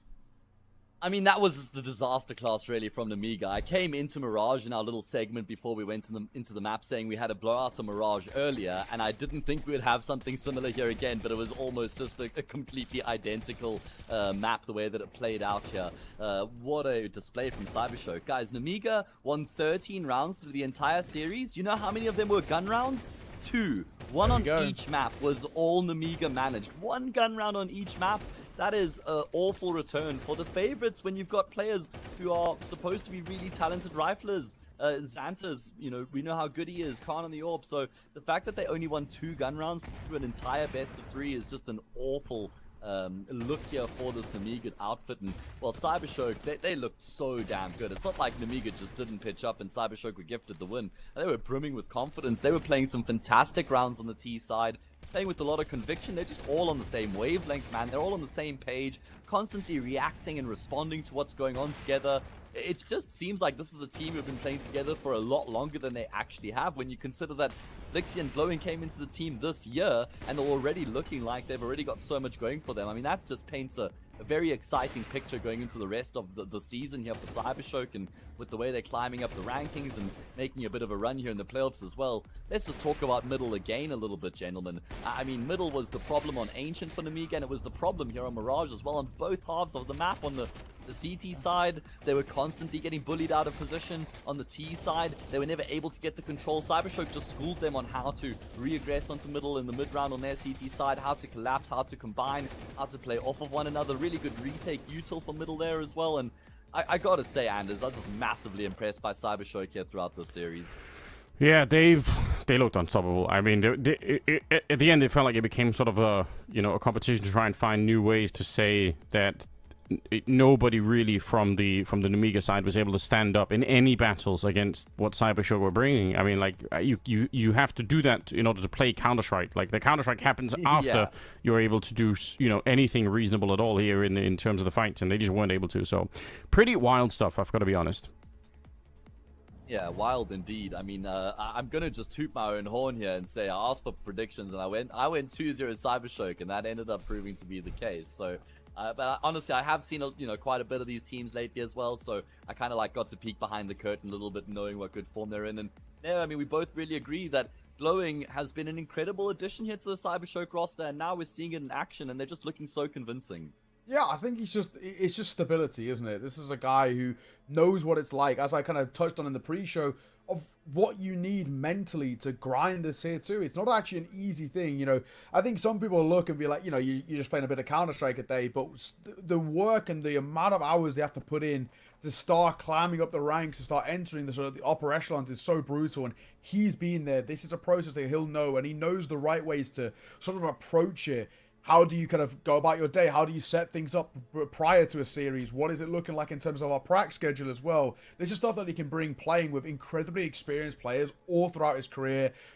A variety of fantastic coaches and supporting staff as well. This is all stuff that he can incorporate into what is a relatively new and fresh org with young players who aren't really used to this level just yet, right? But they're showing that individually they've got the capabilities to perform. So it's working brilliantly, and this is why I think all teams, especially no matter how kind of, you know, many youngsters you've got, just having some level of an experience head there. I mean, it's the same vein of why you see teams like Spirit Academy do so well. Softic in the coaching role, he's been in their shoes and he did it for years as well. So he knows what it's like to grind. He knows what they need to succeed. I think Glowing's doing the same thing here with his side. So a lot of credit to him, a lot of credit to the Cybershoke team. Super fun Counter-Strike. That's one of the most fun maps I've watched. Not only because of just how they play Counter-Strike, but it's actually just fun watching their player cams. You could tell they were just enjoying the game, enjoying life, rolling through the motions. That's what it's all about.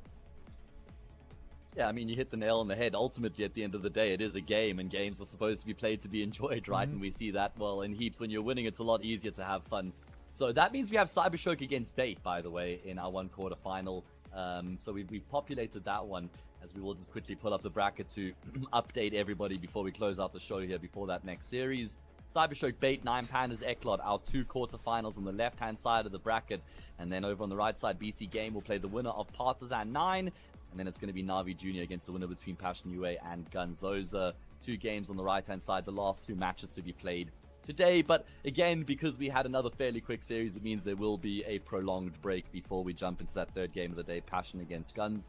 It's going to be about an hour and 20 minutes, and you guys are going to be in the hands of some of our colleagues as well, from myself, Anders, and Neokai. We're going to be bidding you guys farewell. It was a pleasure, fellas. Thoroughly enjoyed the cast. I'm sure everybody watching did as well. And yeah, looking forward to joining you guys on the mic again. I know I'll be back with you guys for the final. Not sure if you've got any other games to look forward to, but I am excited to see how the rest of the Series 18 playoff bracket will unfold, guys. Enjoy the break and be sure to tune in for that next match.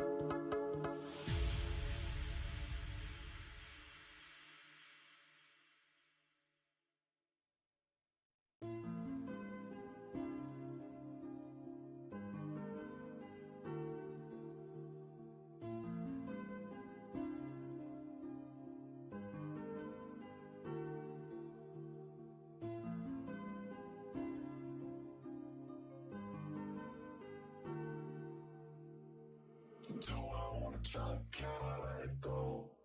We're running from the past, wanting to be sure. Chaos in my mind, constant deja vu. But every time, it comes back to you.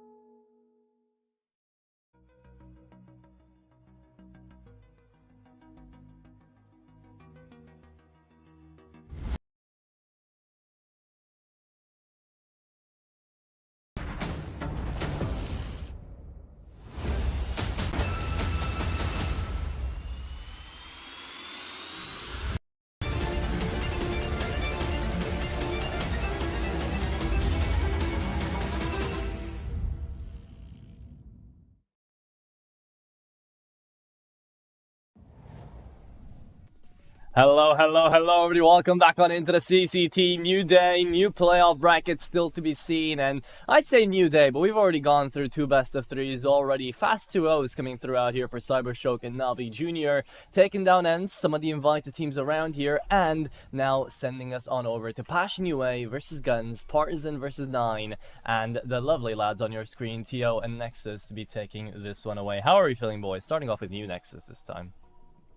I am feeling thank you. Okay, that's fine. I just need my coffee to kick in. I'm good. It'll take me a while to warm up, but that's the way it goes. Sometimes you gotta need that energy boost, and eventually you'll get there.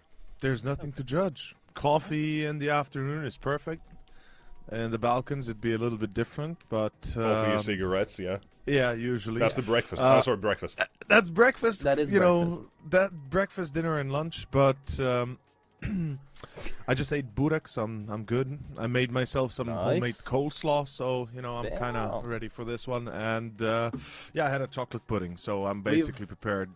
Damn, bro is getting us hungry. I mean, we've all been cooking, and hopefully we'll get to see these teams cook as well on the server, because it's playoff time, baby. We're still out here seeing the invited teams, seeing the ones that are trying to go on ahead, and right now we're going to have ourselves the CIS Derby, at least for the day.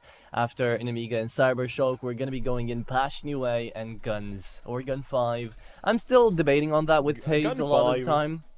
I've just conformed to say Gun 5. It's just so much easier. Yeah, same, right? Yeah, it just Gun sounds 5. nicer. Yeah. 5 guns, Gun 5. Makes more. Yeah. The 5 sense, guns of Gun 5. Gun number 5. Exactly. But this is the playoff bracket that we've got right now. Sadly for me, my soul hurts, but Nexus has been taken out. Monty have also been taken out, but again, Bait are kind of the favorites coming into this one overall. Another interesting upset, Fnatic get taken down into the round of 16. So are we expecting any more upsets, or are you guys expecting to see the quarterfinals kind of go through pretty straightforward? You want to take it, Nexus, here?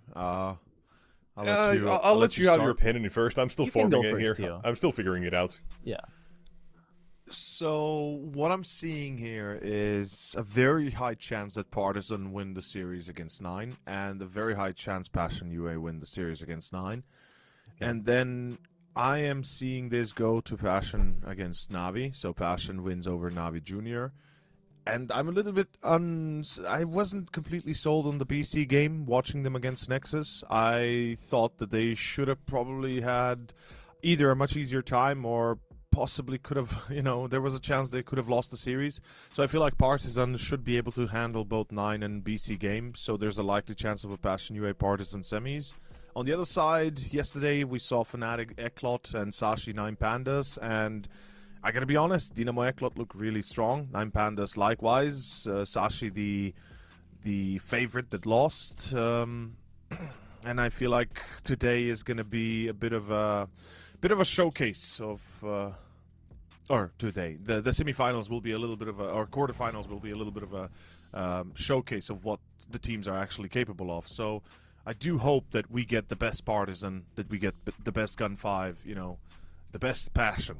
Yeah, it's definitely a lot to talk about consistency, right, on these teams. So we would love to see their floor, especially into the playoff game. Nexus, are you echoing those thoughts, or is it just overall kind of maybe a little bit of a different scenario in your head? For me, I just don't really know enough about like Partisan as a whole. Right, I took a couple of days off. I didn't see any games during that time. And I didn't get to see their run in the previous edition of the CCT, so I don't really know much. All I have is their result. I don't know how they actually play. I've heard they play pretty damn well, but they still feel like a team that came out of left field, so I kind of want to see that consistency to be kept up almost, right?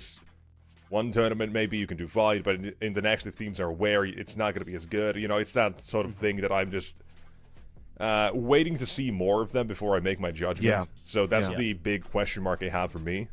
For this, Passion, I would like to favor them.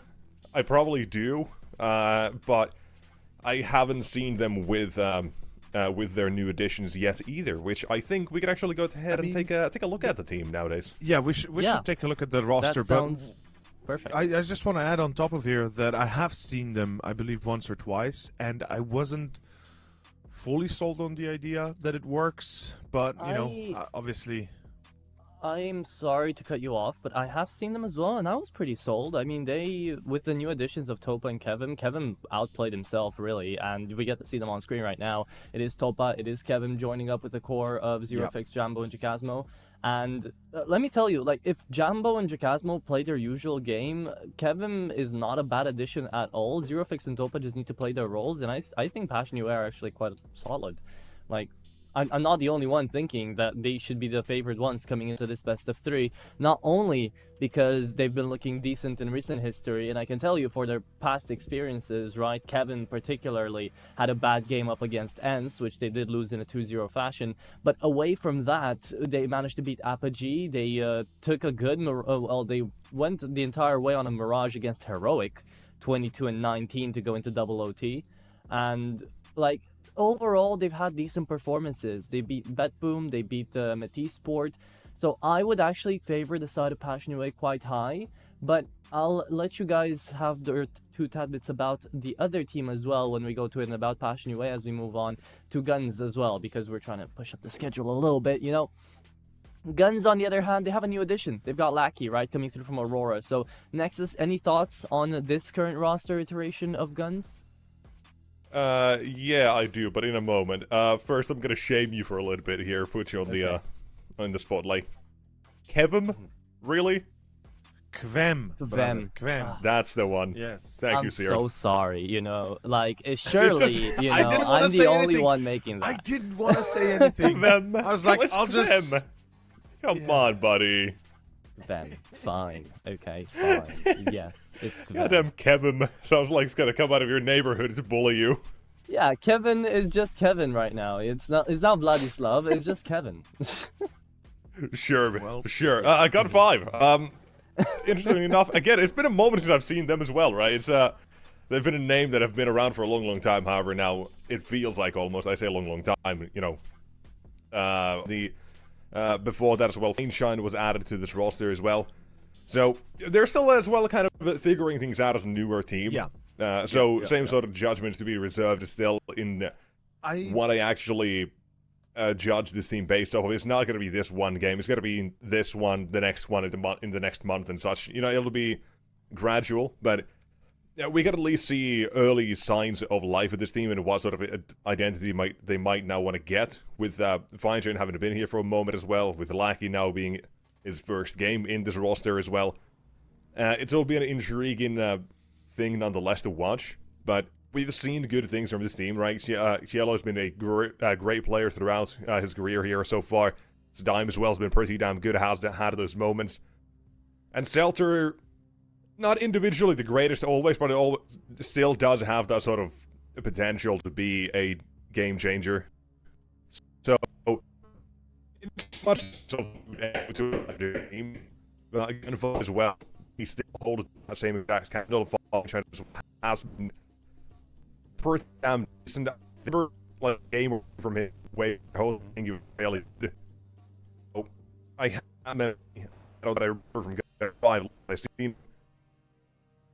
I've experienced.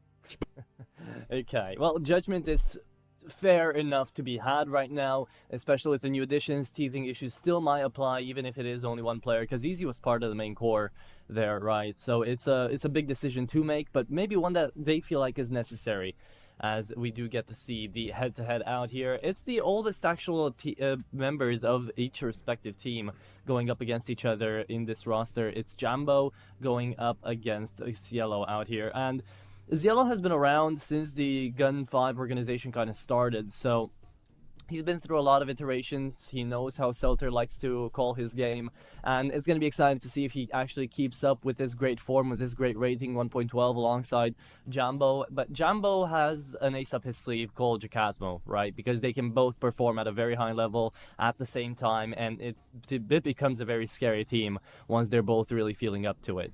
But with that being said, I say we jump it on over to the battlefield out here, and Theo, do you expect anything wild out here, or are we going for the basic, you know, a bit of a Mirage here, maybe a nuke to send it out, a Dust 2? This is kind of what I've been seeing these past 2 days. Ancient and Anubis as well. If one gets picked, the other is always there.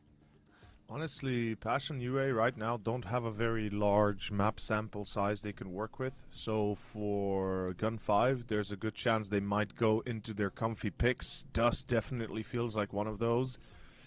We haven't seen much from Passion on Dust, and then Mirage second map, yeah, it goes down the same bracket it always does, and I'm likely thinking Anubis or Ancient. Yeah, it's going to be Anubis final map. It makes sense, and honestly, this Veto is as standard as it gets. There's no wild picks, there's no Train, there's no Nuke, there's no Inf.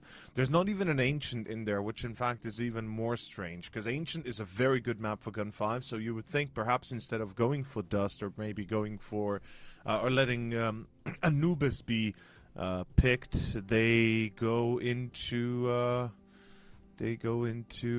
Dust first. I mean, it's weird because I would prefer to see them play Inferno as well instead of like allowing Anubis to go through this Veto. I feel like Gun 5 made the wrong call, like that their Veto is actually a bad one here. Their decision a very bad one, in fact.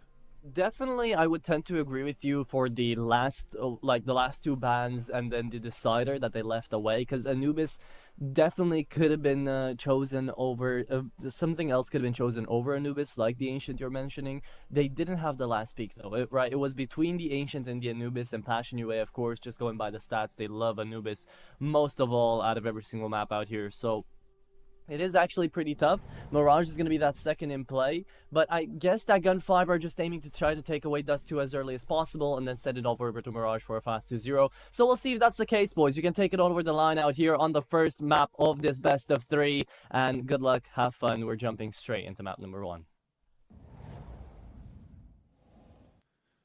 Let's get it. Let's get it. Let's get it. Let's do this. Let's send it. Ladies and gentlemen, it's going to be our first map, our first round, and it's going to be the opening here between Gun 5 and Passion UA. My name's Over, joined by Nexus. You're watching CCT Series 18. This is the round of 16. This is the final 2 games of the round of 16. Winner takes all, as is going to be Gun 5 T side and Passion UA starting very defensively towards B as the CTs. Waiting for it as well, Zero Fix. Up above, dual Berettas. Pretty damn good position right here. It's going to be spotted when they walk through, perhaps, but that actually depends on Gun 5 walking through. Instead, they decide to divert into mid doors they go. There is going to be one here, fully blinded, Jambo deleted. A great opening for Find Shine, 52. First 51 editions haven't gone so well, but a 52, that might be the magic number, so remember that one. But for now, out toward the A side, and again, there's not a lot of help here. Jagasmo, just get rolled. Ashen, they were very keen and hopeful that this would have still headed back toward that B side. Didn't want to get an early rotation and get caught in it again. And such, you're looking at a retake, and you're looking at a lost round. It's Gun 5 to take the first one, and it's gonna be kept clean. Nice. And some could say easy as that. Some could say, and some would be right.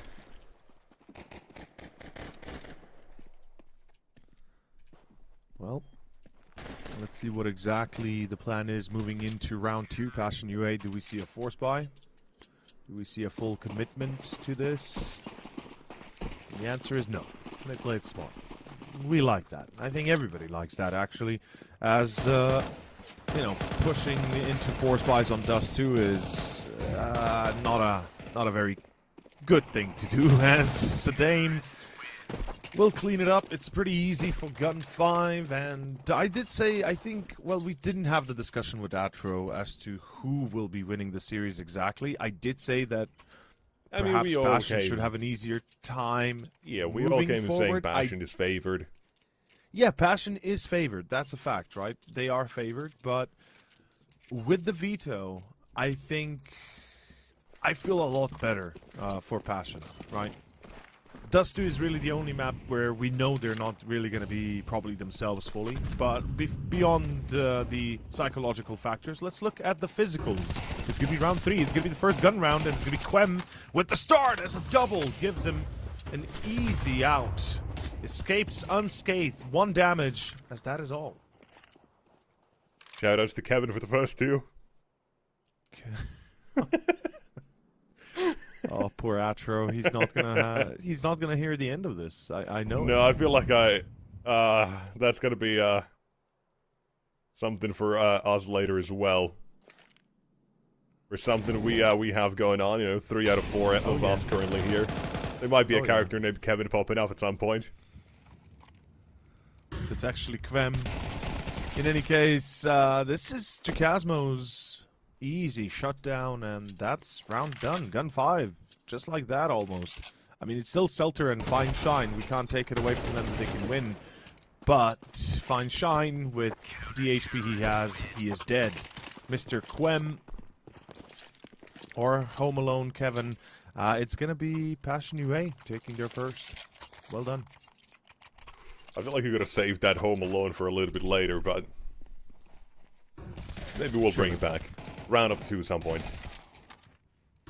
But for now, the McAllister house, they stay safe for the first gun round with Passion UA on the board. And we'll see if they can continue off this well, right? Just to the big CT issue often is, you lose economy, you lose a bomb site, you save, and it's just gonna be that until you manage to put up a good defense, or good enough to at least warrant a retake. And if it's the B site you lose, well, you're probably not gonna retake, let's be honest. So, it is a tough deal, but first one out of the way for Passion UA, a couple more to be at least found potential. And if they take this one as well, that leaves Gun 5 with nothing left in the bank. Makes things a lot easier to maneuver from here on out. But, continuing this round, Molotov heads toward a short, slows down Gun 5 and Lackey for a moment, but able to swing behind the flames, finds himself the first one, opening access towards A. Another head spotted in CT, but they're not going to chase it fully. Instead, they'll know the side can't be taken. Chigasmo now appears as well. He's going to push into this as well, which is a little bit dangerous and deadly for him, but not completely unwarranted. 2 kills coming out of it, with another one for Jambo. That's advantage for the retake. Passion UA in a good chance. Selter, gotta get past him. It's all down to Selter. He's gonna have to stay alive. Selter, 1 or 2, doesn't matter. He needs to hit the 1 at least, and he does get the first, though Zero Fix is too quick to react on, as Fine Shine now has to find himself quite a fine shot, and oh, he misses the opportunity. It's gonna be Jambo that's gonna be crouched, and he allows him to take the shot for free. The Glock is out. It's gonna be a 1v1. The fuse kit is available. Time is gone, though. Zero Fix too late. And he, oh my god, he even jumbles enough to die. Losing the AWP, it's the round, and Fine Shine with a fantastic 1v2 there. Delays it long enough.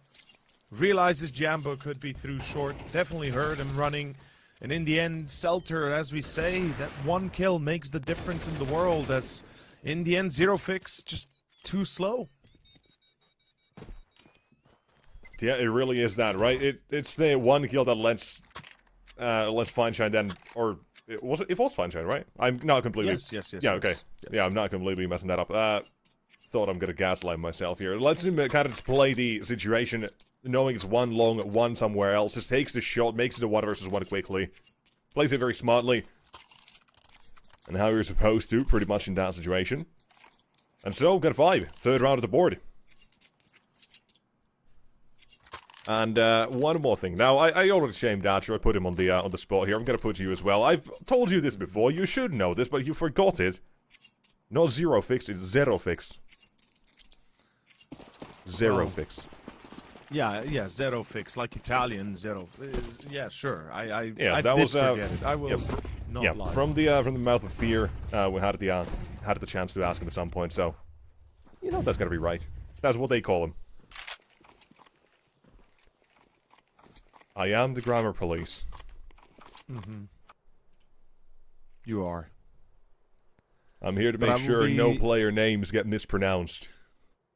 Except Zero for when Fix. they're filled with numbers and such. Just stop that, please. I'll just give you the phonetic play. It's basically the accent, the Russian-Ukrainian accent that gives you the Zero Fix. In any case, Lackey finds 1. They'll get traded by Jambo. Is he still somehow persevering? But Yellow, well, he certainly is waving to his opponents as the Galil sings its song. Zero Fix finds 1, but it's not enough. It's Quem to be caught in lower, and with that, round is gone. That's going to be a 4-1 start. Gun 5 on Dust. continue to persevere. Yeah, quickly putting Passion UA now in the issues that we already mentioned for this map. Now, economy for them is the thing that's suddenly gone. And they might even lose the opposite, or if he's not going to live here, surely, with the USP to swing. Let's get a shot off, but it's not going to be good enough. Need another one to connect. Instead, it gives the up away to Seltzer. He upgrades from the Galil. Happy smiles and all waves on gun 5 here. Smile and wave, boys. Take another round, and that's going to be... I honestly think, with how much I see Dust 2 always going either the fastest game of all time or a close 13-11... Honestly, I'm willing to say Gun 5 just take this one now from this alone. This start they get, it's very strong, but it's also still something that can obviously be replicated in that second half if Passion get enough rounds to play with. If they get some leeway, if Quem makes it happen, perhaps. So that's something you always have to keep in mind, but Gun 5, they've been pretty damn decent on this map nonetheless. So I'm already worried for what could happen. Cosmo's dead. Yeah. Maybe not worried, maybe hopeful is the right answer, because goddamn, I hate this map. Yeah, I mean, your hopeful is gonna go by quickly. Yeah, you know the saying, you know the greatest saying of all time when it comes to this map. Oh, they keep saying it, whoever they are. The only good Dust 2 is one that's never played. But the second best one is the one that goes by quickly. And Quem, he's got some thoughts about that saying, maybe not a fan of it. Wants to keep this round and game alive here from the start, but a couple of shots will be silenced. And Jambo, one last man, a Desert Eagle, a 1v3, a dream that will end him waking up not too happy about it, but still pleasantly surprised about the damage they deal.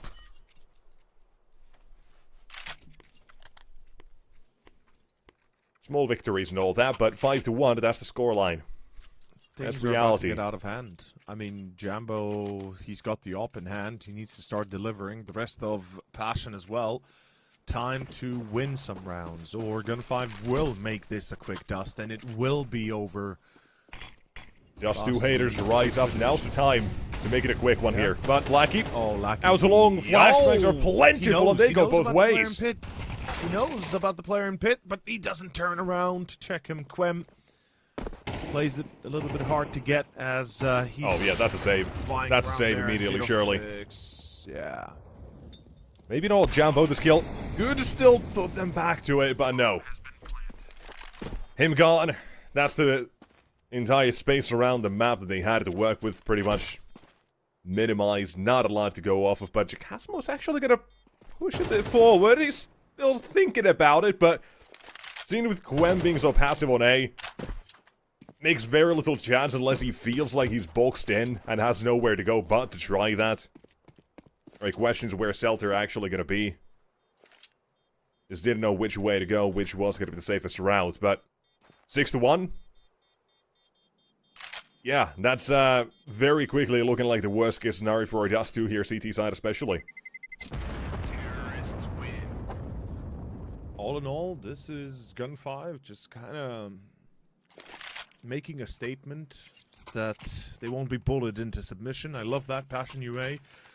They allowed Dust to go through. They could have perhaps avoided it if they wanted. They probably would have been forced to play on Train afterwards, though Train is another map that Gun 5 don't play, so perhaps Nuke could have been an option to play, but again, those are options that could have been out there, though they're not, as Passion UA back to pistols and Kevlar, back to minimal investment.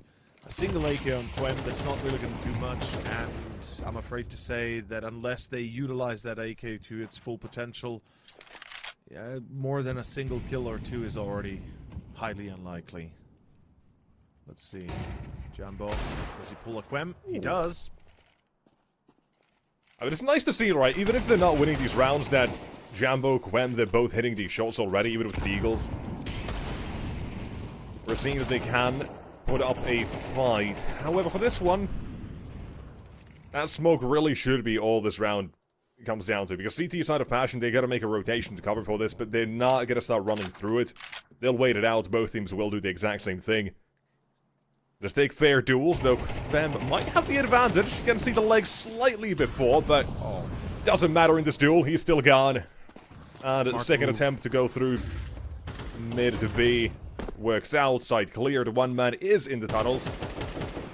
Maybe Yeah, a but it's one, smart but move, Lackey, that is a 6 spot above the smoke. Yeah, Zerofix, he pulled into tunnels because he knew if he stayed side he'd die. Now he does have the surprise on Sadame. The problem is he doesn't have a weapon.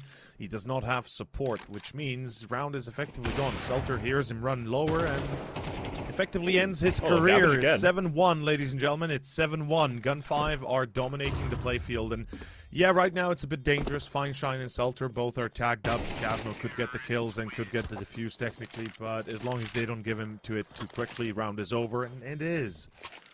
Man, Passion UA are just being outmaneuvered, outplayed, outgunned, and absolutely outclassed right now on all levels. I think I'm gonna take the outgunned out of that sentence, because I do feel like, right, it's 2 rounds with the Deagles. They've already gotten 3 kills in just alone, so they're keeping that economy somewhat fragile compared to the actual scoreline we see here for Gun 5, 7-1 to the Brazilian one. But they're just not getting these openings. They're not making these rounds actually work their way, because Gun 5 have been able to take long control. They've been able to take short control. This is one where that finally changes. Gwen with the spawn, second all picked for him. Did they molly car is the question. They have to. They surely They're able have to get the opening. Long, but... Now you just work off the opening. Now you just play the advantage. And you're seeing Gun 5 as well. They're kind of respecting that change. Was that just a spawn-based AWP decision for Quem to take Jambos up? Or is that a second up? That's the question as well they have to figure out and answer. Alas, they're a bit reserved still, maybe figuring out, should they go B, should they test this or not? They want information. They've got a minute left. They've slowed down the default.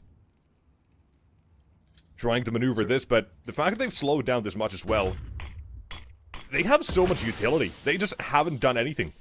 Now they finally start to use a little bit of it. Yellow, able to get out of mid. And Quem, he's still waiting. Second shot, nailed it. There's the third of a Zerofix, and suddenly the round. Wow. Looks a whole lot different. Yeah, they certainly had their finger on short and long at all this time. Passion definitely felt like, you know, they had it under control. As you said, from the entry onward, Quem played it well. He kind of fell back, went to car, kind of continuously held a very defensive posture until the very end, where he finds the kill that kind of ends the storyline here for Gun 5's rise to success. It's not going to be an 8-1, it's instead going to be a 2-7, and whilst that sounds like still a massive difference, and while it is, Passion UA have a chance to make it 5-7, which doesn't sound as bad as it might have looked at the start, as Mr. Selter, last man alive, will survive, and will even take exit frags. Wow. Well I done. mean, just alone, just the fact alone that these couple of pistol eco half-by rounds have, again, mentioned previously in this round, makes that economy somewhat manageable for Passion UA when it comes to Gun 5's side. This round, this next one potentially as well, it could completely bottom out Gun 5's money. So again, it's the same situation we had in round, is it 3 or 4 when Passion got that first round again. They can immediately limit Gun 5 and what they'll do, put him on an eco. That last round, or last time they failed, now they've picked up some confidence. They know they were just getting outgunned or outmaneuvered here. All you have to do, get an entry, work off that, play the advantage. And that's Jambo who wants to start it off. Quem does look to support him as well from a shot that will find at the opening yet again. Quick on the AWP, 10 kills on the board right now. That's 1 Tomato Town worth of people gone. And Jambo looks to add on top of this as well. The pile continues, 5-on-3 for Passion UA. 5-7, looking a whole lot more doable now. Welcome to the game. Yeah, welcome to the game indeed. Round 10 begins anew with a renewed fire to the energy of Passion UA. Jambo, though, a little bit too eager to take that fight to his enemies. After the initial start, getting himself caught out cold. Jacasmo, though, what a beautiful double effectively there. Feinstein at 1 HP. He is only lucky to have survived due to a small mistake, but Sadame somehow wins that duel. And it's Quem that's trying to line up. Feinstein is allowed to take a shot. No way. Not like this. They know where Quem is. And they're running into him. Okay, it's a 1v2 for Feinstein. 1 Molotov with Zerofix. That's all it takes. Molotov default. But he's gone off to B. Is Quem still holding for the cross? Cannot miss. Will not miss. Passion UA avoid disaster. They nearly give this one up as well. But my god. What a close call. And it should not have been, right? Gigasmo running through long is crazy. Able to find themselves the shot onto the jump as well. That's fair play, right? That's a quick headshot, completely takes him out. That's fine, that's whatever. But the fact that Topa also lost the duel in CT spawn, that's kind of crazy.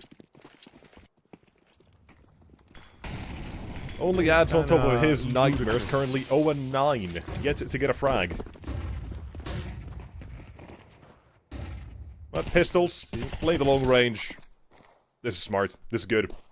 How you're supposed to play this as well, pretty much. Don't run into the pistols.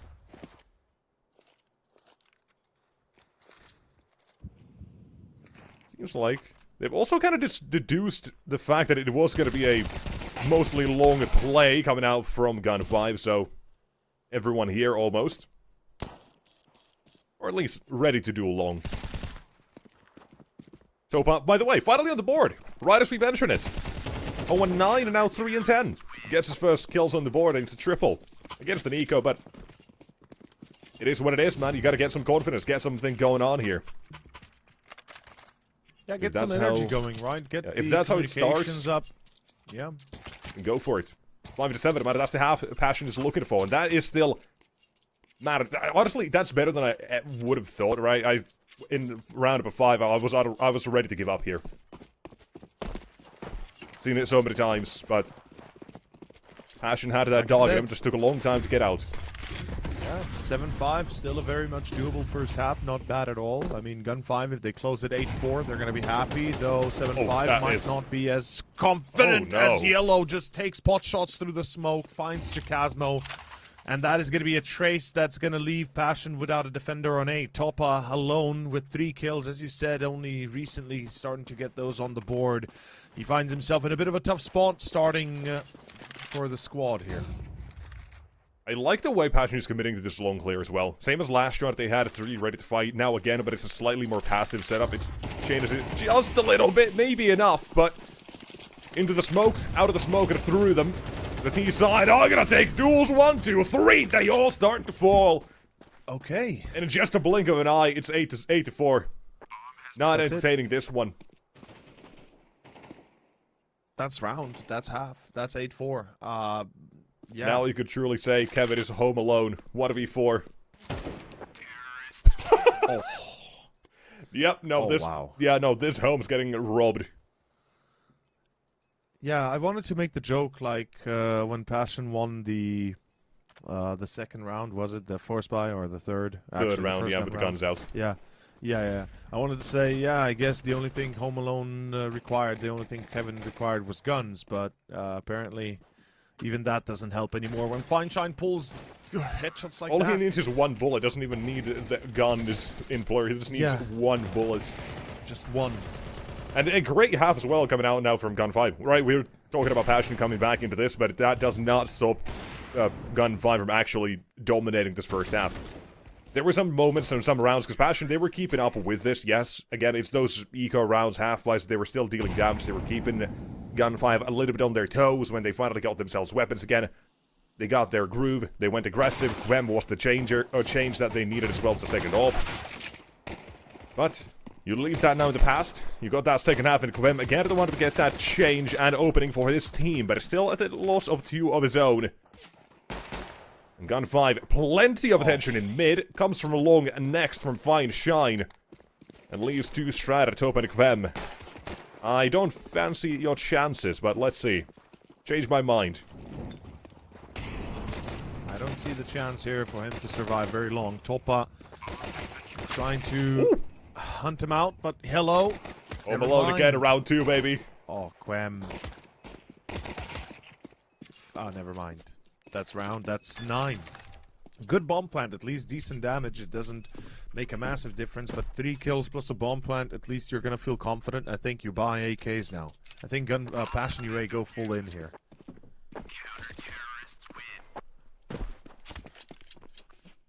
I think so.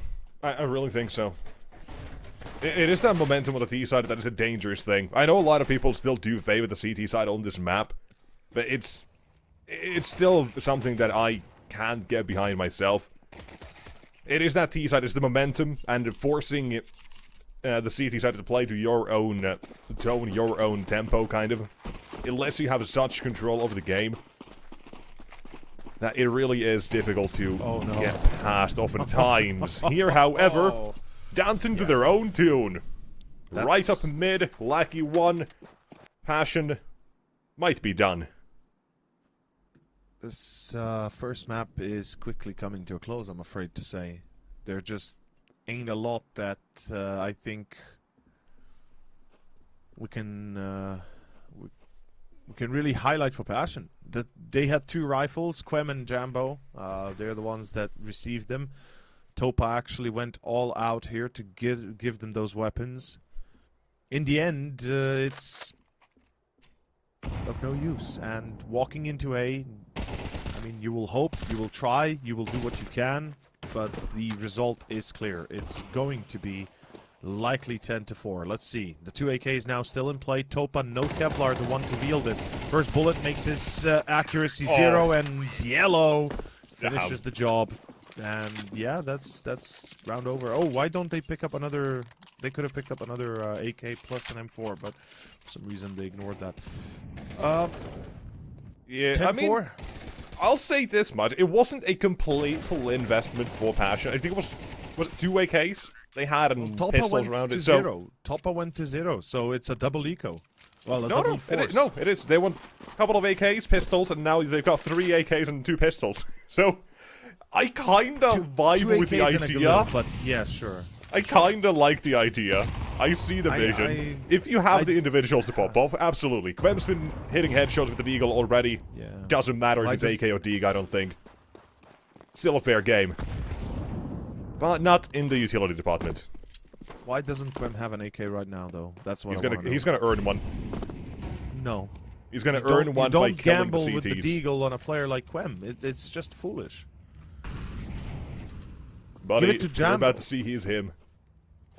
He's built different. He'll take it by force.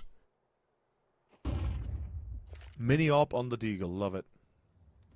Insinuating he's gonna... Very cute. Work out. And it's not his Deagle, apparently. It's his teammate's Deagle. And we got a nerd telling us these things. Shout out Ashro. Nerd about skins. I used to be a nerd about skins, and then everything else came out. So then, yeah. Alright, what do you got here? Deagle, I told you it doesn't matter if it is him, AK, or Deagle. That's why he'll earn a weapon, but will be taken before he gets his hands on it, with Yellow coming out for 1 and 2. And he's been so damn reliable in these scenarios. Always good for at least 2, it seems, and yet again, that's the case. Jambo and Zero fix 2 versus 1, and now against Dime into the smoke. Can still try to catch off Jambo with the timing. It depends when he decides to walk through, but that's the... He's gonna wait the bomb plant. The wait, the creep. The bomb plant. Walk it out! Spotted! First one! Knows. And it's just 1 bullet to do the trick. 10 seconds, and Jambo 1v1. has to decide how he wants to play this. Sticks it. There's a Molotov. That's enough. Shirley falls into the open. 165 HP! And the swing for Dime to clutch out the round. A close call for Passion UA, but it's not good enough, and Dime, he knows. Massive round to win. And that's surely that's the end of a Passion on map 1. Again, it's the force spot they're going to come out with. I will admit, it went better than I expected, but only because Gun 5 didn't react in time. They felt like they had it under control for longer than they actually did. And in the end, the bomb plant helped, sure, but as you said, likely this should be the end of the road, because here comes the A push. It's fine shine on long. He gets the, well, let's say the heavy lifter on the side of Passion UA right now, as they are all below 10 or less. Oh no, Zero fix. Come on, brother. 3 versus 4 should be soon enough. A 12. Let's see. Feinstein did miss a few shots, by the way. I just want to mention, we didn't even kind of get to it because there was so much action right after he died, but Feinstein was on B side in the 3 versus 2 or 4 versus 2, and if he had delayed it a little bit further, or if he had not died immediately, or if he had even hit the first shot, that would have been round over then and then. Instead, it's going to be another B attempt. Hello. Oh, that nade. Oh, that's going to hurt. Oh, that's going to hurt. Still a 2v2 hold up. There's a smoke. There is. Again, it's a simple illustration to what it be here. Is what where Gun 5 have to take this one back. Again, Zay Molotov this time deals a bit more damage, but it's a Gasmo to come out of it with the first one. Again, 1 versus 2. They're pretty much in a line here. There's a chance he still gets away with the first one at the top up. Keep an eye on Chakasmo as well. He's swinging into this one slowly and surely. Both players tagged up, but Feinstein, there's no clear way in. A 2-man peek from Passion around they steal and denying 12. Another steal here that this time works out. Passion UA, they seem to have found the weakness on B. Feinstein is, well, this time not in position. Instead of him, I believe it was it Sadame or was it Lackey? I'm not even sure. But at the end of the day, Gun 5, they lose the defense, they drop the ball, and they take the timeout. I like it. Talk this one through, see what you can come up with. Do you force bite? Do you eco? The answer is force. And perhaps we have a game on our hands, though it's going to take them a while to get to the 11th hour, as right now... Yeah, now, the thing is as well, right? You're putting all your money into this. You don't necessarily have to, but the problem is that loss bonus, so you can kind of absolutely do it, or make sense of it as to why.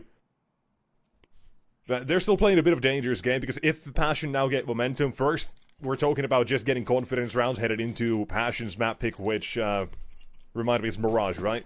Yeah. So, they're getting warmed up, and already, they have been shooting, but they have been getting outmaneuvered is the problem.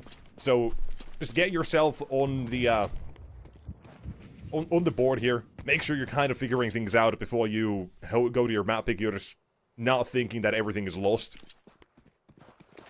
So if they get to that sort of point, if they get, let's say, 7 rounds, 8 maybe, if they feel great, and then Gun 5 close it, I think Passion is still going to be fairly happy with how it's gone. Just, you know, based on how it started and all that.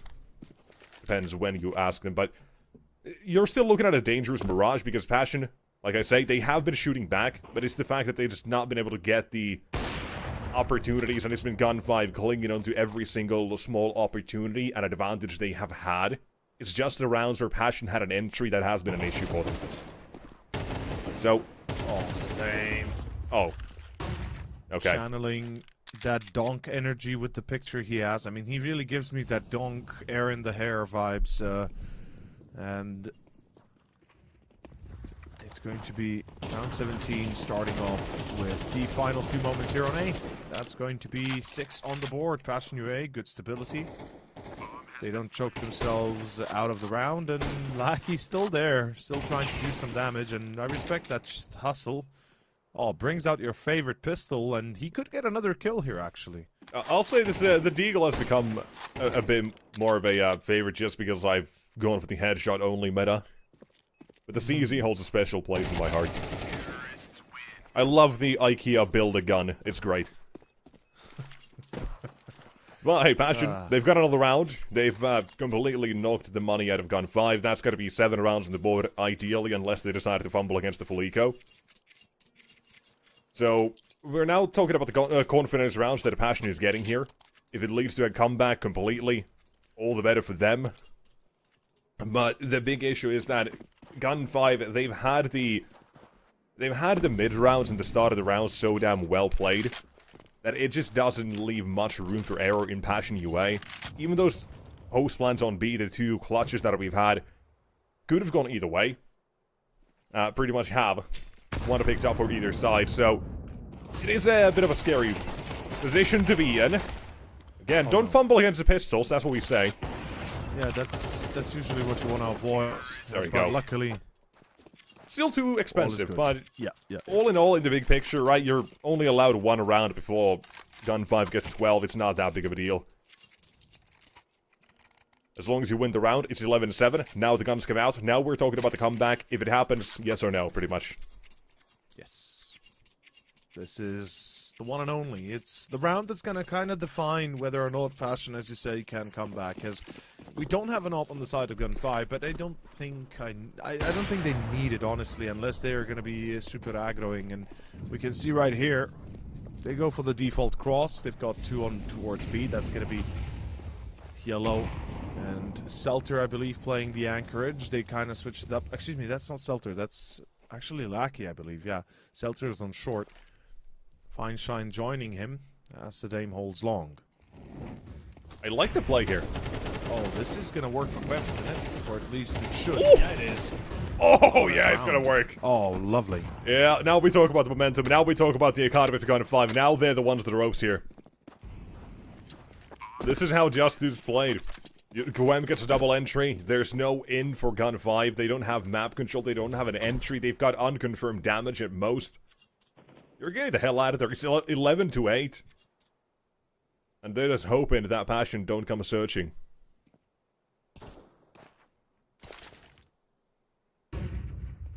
Comeback is on. 3 more rounds. We'll have a tie. Maybe. Maybe it really is. Oh, Jambo. Is it time? Hello. Is it time for the Jamboni? The Zamboni? Yeah, absolutely. The Jamboni? The A little bit of Jamboni? personality. Absolutely. Topo as Oh, well. they're gonna catch at Yeah, least they're one gonna find more, him. yeah. Selter will barely survive. But from 3 saving to just 1 remaining, that makes a difference for this round. And here's my question. You talk a lot about these rounds. How do you want to see it play out? You've got 1 M4 and a whole lot of pistols with the scout in the mix. What do you not do in this round? You don't default it. You don't play it like a boring round of Counter-Strike. That's 1. You actually try. You set up that M4. Get creative, but guess what they're doing? They're playing boring. They're just hoping that they go B. Also, swinging in. Jambo's really eager to take these fights. Jambo is super the hustle. hungry for the kills. 0. Oh. My man is zeroed in. Let's go. As Sadame, well, he's looking at numbers on the crates. He's like, well, what do they mean? Do they have a meaning? Unfortunately, no. The numbers, Mason. What do they mean? Yeah. What are they about, Mason? Clean. Yeah, it's about how clean Passion is winning these rounds, man. Damn. I mean, at least this one right now, but again, it's going to be another attempt from Gun 5. Double op coming out. Hello going for the secondary. Hello, hello. How are you? Why is he going for... I don't I honestly, I like it. Considering how that first half went for Passion, it wasn't until Quem got his hands on the second op, nothing was going right. So what? He's playing B anchor? Or with the second... Going no, off he's spawn. going A long? Yeah, going off spawn here. They're deciding who goes where. Yeah, fair. Could this be the change? They still don't know it is now second op, but as soon as they realize that's not going to be What? fine shine, maybe it changes things a little Round bit, is but gone. still missing a shot. They've got an entrance from long. They've got a control, but they're still giving them a challenge. Rotation inbound. Selter to remove Utopa. However, Zero Fix set it zeroed in. Another one gone. Lackey wanted the name, but out to done with a Oh, he zero heard here. him on And short. Zero Fix once more making noise. Does not attempt to hide. That's- Still does not get that's heard. it. And continues his reign of dominance from short. Sick. Him running around a triple he'll find. Maybe even find Shine to go. Last man strugglesome. Both whipping, both issues, but Zero Fix take the 4. And Passion. The form. We were teased it in the first half. They were keeping in the game. But now in the second half, they've taken full control of it. Zero Fix, Quem, it's the 2 that'll lead the charge here in most of these rounds. And this one is one hell of a big one as well for Zero Fix to pop in and say hello. Not gonna lie, I am a little bit shocked as to how Gun 5 are playing here. It seems like they didn't even know what to do. Sadame just let himself be cooked on long, just dies outright, going through a smoke for some reason. The rest of his teammates get caught in weird positions. They don't make a decision. They don't go short. They don't stay side. They don't go CT. They don't go long. They're kind of in limbo, and it's over. It's quickly done for us. Passion UA just swarmed the site, as you said, Quem, obviously, and, you know, the rest of the squad, Zetofix, obviously, it's insane, and that's going to be 11-10. That's going to be 11-11 soon. Passion UA, unless they drop the ball hard, this should be a tied series. I'm still shocked at the fact that we see Sedame die like that. It just makes no sense in my mind. It's legitimately one of the more weird pulls I've seen. Ooh. And Okay. It's time to get something here for the CT side. With how clean Passion have made it the last few, you can see the money reflecting. It's a completely different game from the first half when Gun 5 were barely hanging on with the economy. They had like 1 round's worth of funds in their back pocket. This is different. Even if they lose a player or two, they're not gonna care. Passion will take these duels and they'll shut them all down. 11-all. Gun 5. From such a good start to losing control. It's the T side and the CT that is the bane of all teams. You lose economy, you start saving, and then you've lost control of the game. The momentum is too much, it's ramped up, and Passion UA. You could call them a lawnmower in this situation. Took them a while to warm up, but they're going.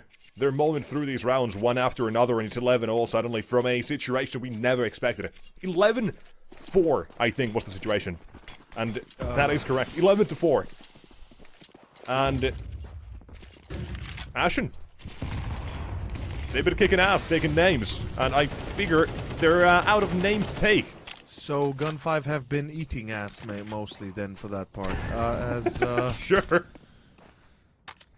I mean, I'm still shocked that Yellow takes secondary op, goes long, and completely fumbles it. Then Sedane can... Like, I can't get past a round like that. I really can't. It's one of the more foolish decisions I've seen in a long time. Not to mention, Yellow is an anchor on B, not on A, but sure. Or rather, based, it's fine. It's just 2.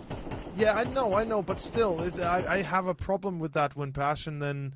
You know, excuse me, when Gun 5 are playing this goosey-loosey, as Yellow finds his little fix, at least, but it's A side's already lost. It's going to be a 4v4 retake, and honestly, I think you don't even go for the retake here. Like, this is one of the most reasonable situations to retake in, I'll say, but it's dependent on the first few kills, because the bomb's still yet to cross.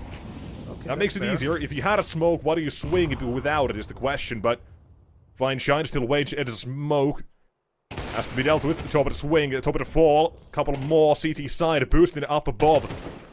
Trying to see what they can find, but gotta be careful. Jagasmo and Jambo, it's the double J combination.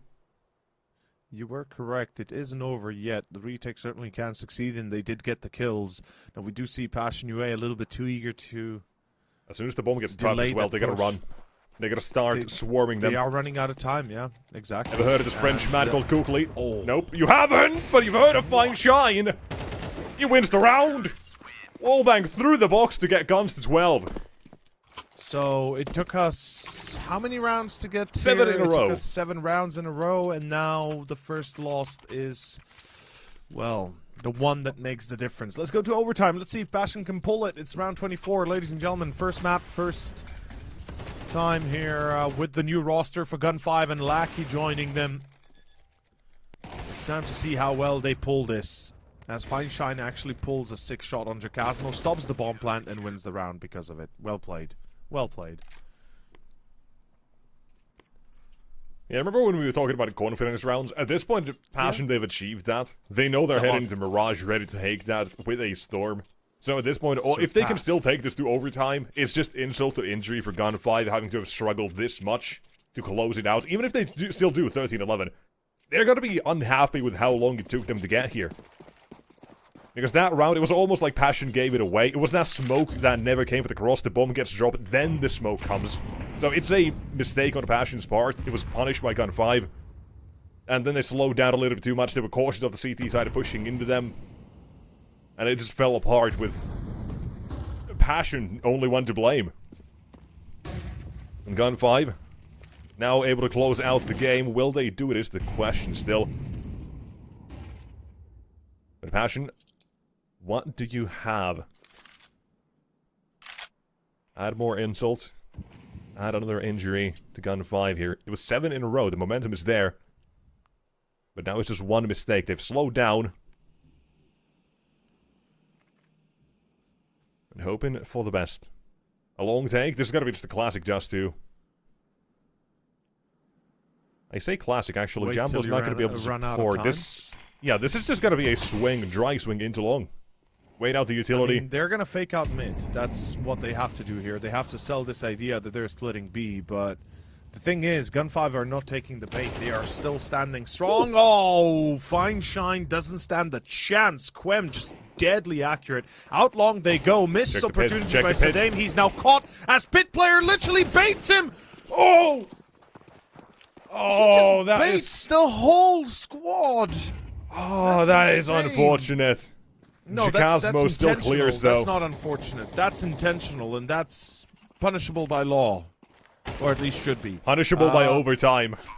By overtime, indeed. It's going to be 12-12, and because of that, Gun 5 might have just lost this map. It's not yet set in stone that they will have a chance to win it. Well, that they have won it, so... Wow, it's actually overtime. Passion pulled it back. It was 7-5 on the halftime. Then we see 8-4. 8-4 on the halftime. Sorry, yeah. Then we see 11-4 scoreline at 1 point for Gun 5, 1 away from overtime. And imagine if that one clutch went the way for Gun 5's, it would have been done by then. We would have already been halfway across for the second map. But 12-12 instead, Passion UA, they pulled it back from the brink, and this is going to be a massive upheaval if they can close it out with success. Given the fact that it's Mirage next, and it is the choice of Passion, we could be in for a quick one as overtime begins. You want to know something even worse? Oh yeah, hit me. This, alongside Inferno, is pretty much his Passion's worst map. They played Inferno 4 times, they won it once. They played this twice, they won it once. But they played Big and Bet Boom, so there's like... actually decent teams as well. But they haven't really played this often, so it's one where we barely know anything of them, and they've had the roster changes recently, so this is just not a map they're all too comfortable with. Yet they're still doing this. It is kind of crazy. But it just kind of speaks to the quality of the individuals, right? Quem, Zerofix has activated Jacasmo. And Jambo's had his moment. Topa from 0-9, by the way, has also clawed himself back into the game. But Lackey, his first outing on Gun 5, 19-23. He's still active as well in every single round almost. Over this one, show control to be relinquished by Gun 5 and a Passion. They'll go ahead and take that man down. How do you play this one out?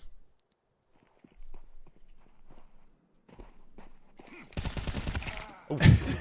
Unfortunate. I don't... Yeah. Unlucky, buddy.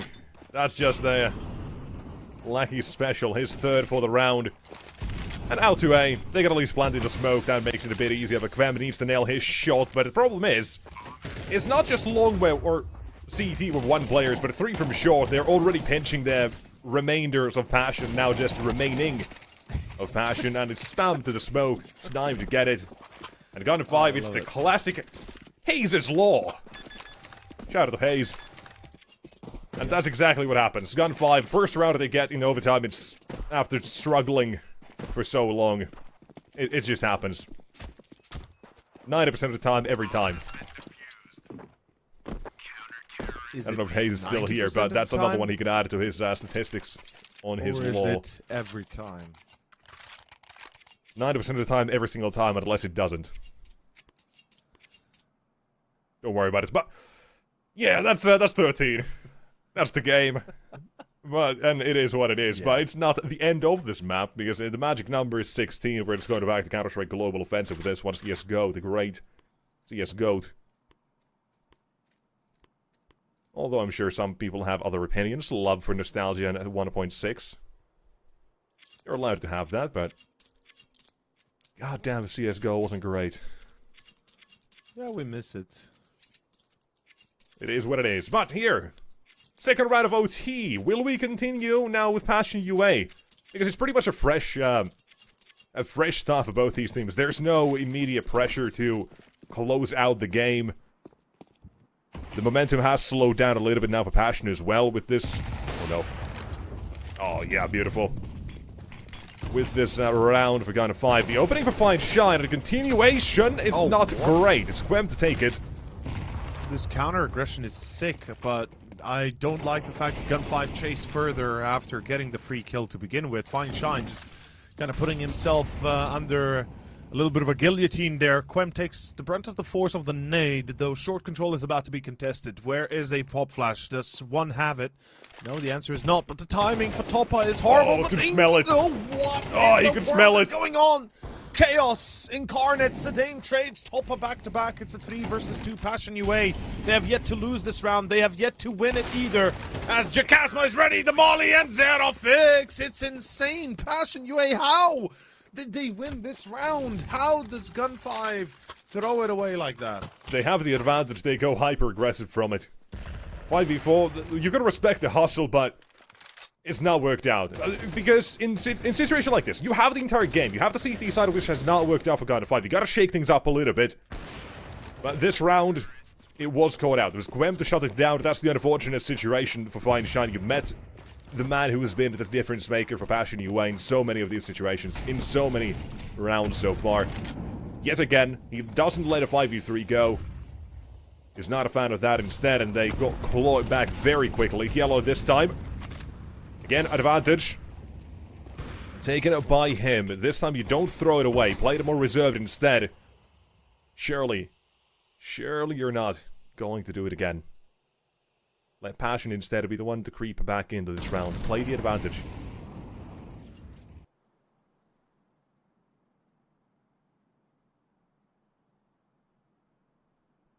Just don't forget about the B site.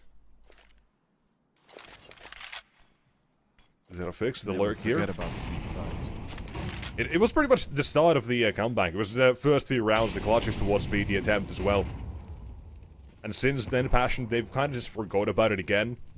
There was one more sprinkle in there, so I think 3 rounds they went B, and all of them were at the start of that comeback. They gotta try to sell it a little bit more as well, and considering the success they had, Gun 5, they're reacting to it accordingly. Fine Shine. Him on A. Having found some sort of opening yet again. Zero Fix, he waits and waits. Chance. Smoke to fade. Snime is watching Yellow back turn. That's 1, that's 2, but a whiff from both. Oh, Zero Fix, that was the chance. That was the Now it's time for the Jamboni. Him and Jacasmo again in a clutch. This time, bomb's already planted. It makes things more doable. The utility, the flashbangs, it's all good, but the 1 and 2 Jambo taking the shots, but those are not going to connect. With 14 at the end of the first half here, Gun 5. Back in this one.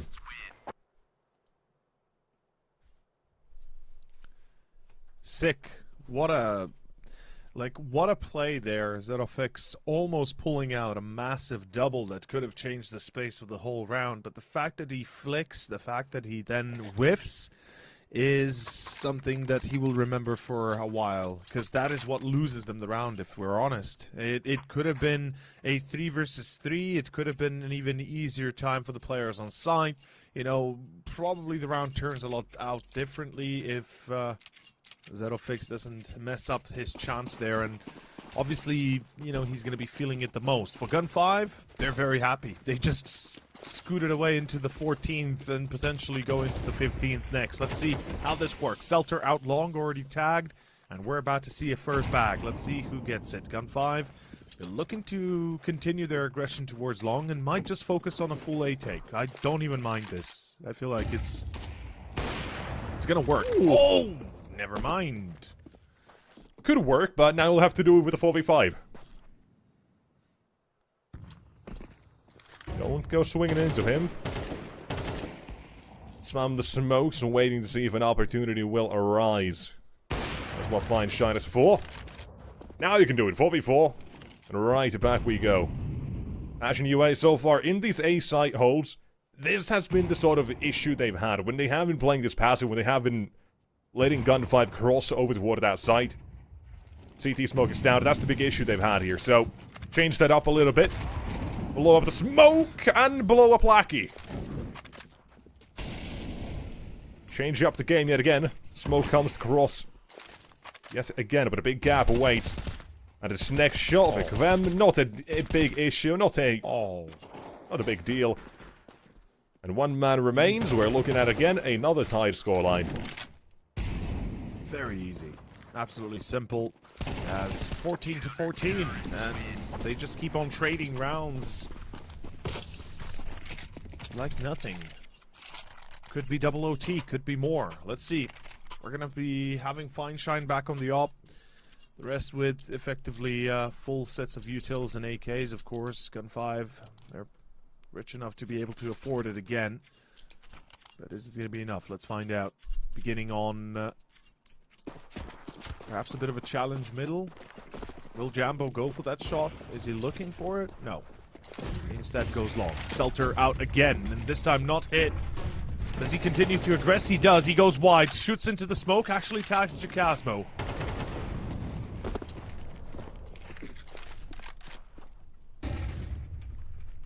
Fashion UA looking to stabilize. That's going to be the short action that matters most. Topa needs to turn around soon. The one-man army, Lackey, is coming up short, and if he gets his claws onto the A site, it's about to be all over. Lackey. Oh, he misses! It'll fix in him. Oh boy, Jacasmo now shuts it down. Lackey had the opportunity of the surprise, but it doesn't work. Jacasmo and Goose gets clamped. Selter, goes wide yellow. Another on Hikwem. And that should be enough. Gun 5. This, I think, is 15. Jambo's got the util. He can still solid on the bomb plant. One Molotov could do the trick, but crouching into the AWP. No favors, nothing for him. And one last man. All the noise in the world to be made and stuck between a rock and a hard place. Now that's a dime but a flying shine. Map point. Do you mess it up again? Are we ready to go to a double OT? Is the question.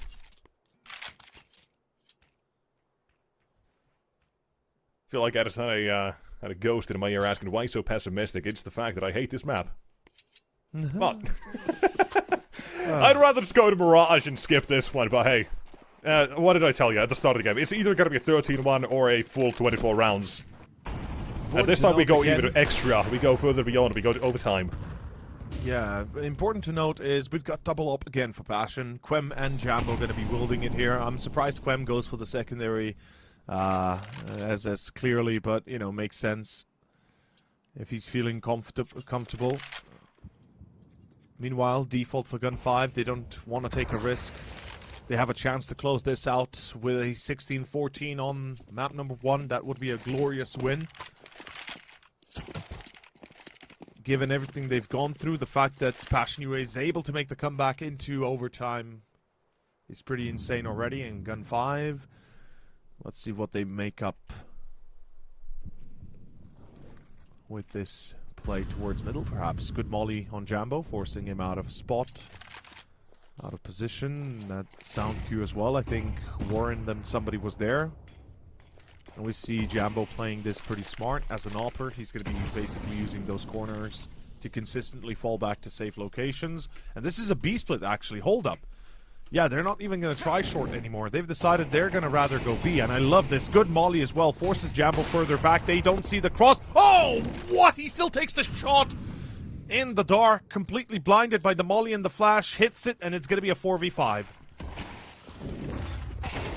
Up close, Topa down, that leaves the entire B defense on now Zero Fix. Him and Kvem, they gotta hold on. Finding 1 and 2, another one! A double OT is needed, it's not done! They hold the B site! They hold the line, it's gonna be a classic. CCT special right here. Passion UA, Gun 5, neither done, neither wanting to be over just yet. And that is the second chance Gun 5 have had to close things out. From 11-4 up to 12-11 to 15-14. So much they've had in this game go their way. But they've let it go, they've let it slip, and Passion, they've hung on. Map Not their prime, not their specialty. And this is why we say they're the favorite team. And my god, are they proving us why they can be that team. It's everyone performing now as well. And remember at the start of the game as well, you had 0-9 Topa. First kills he gets is a triple on an eco. He was non-existent for such a long time. That was kind of the... almost like the start for Passion UA eventually. Him and Kvem. They got active. And yet...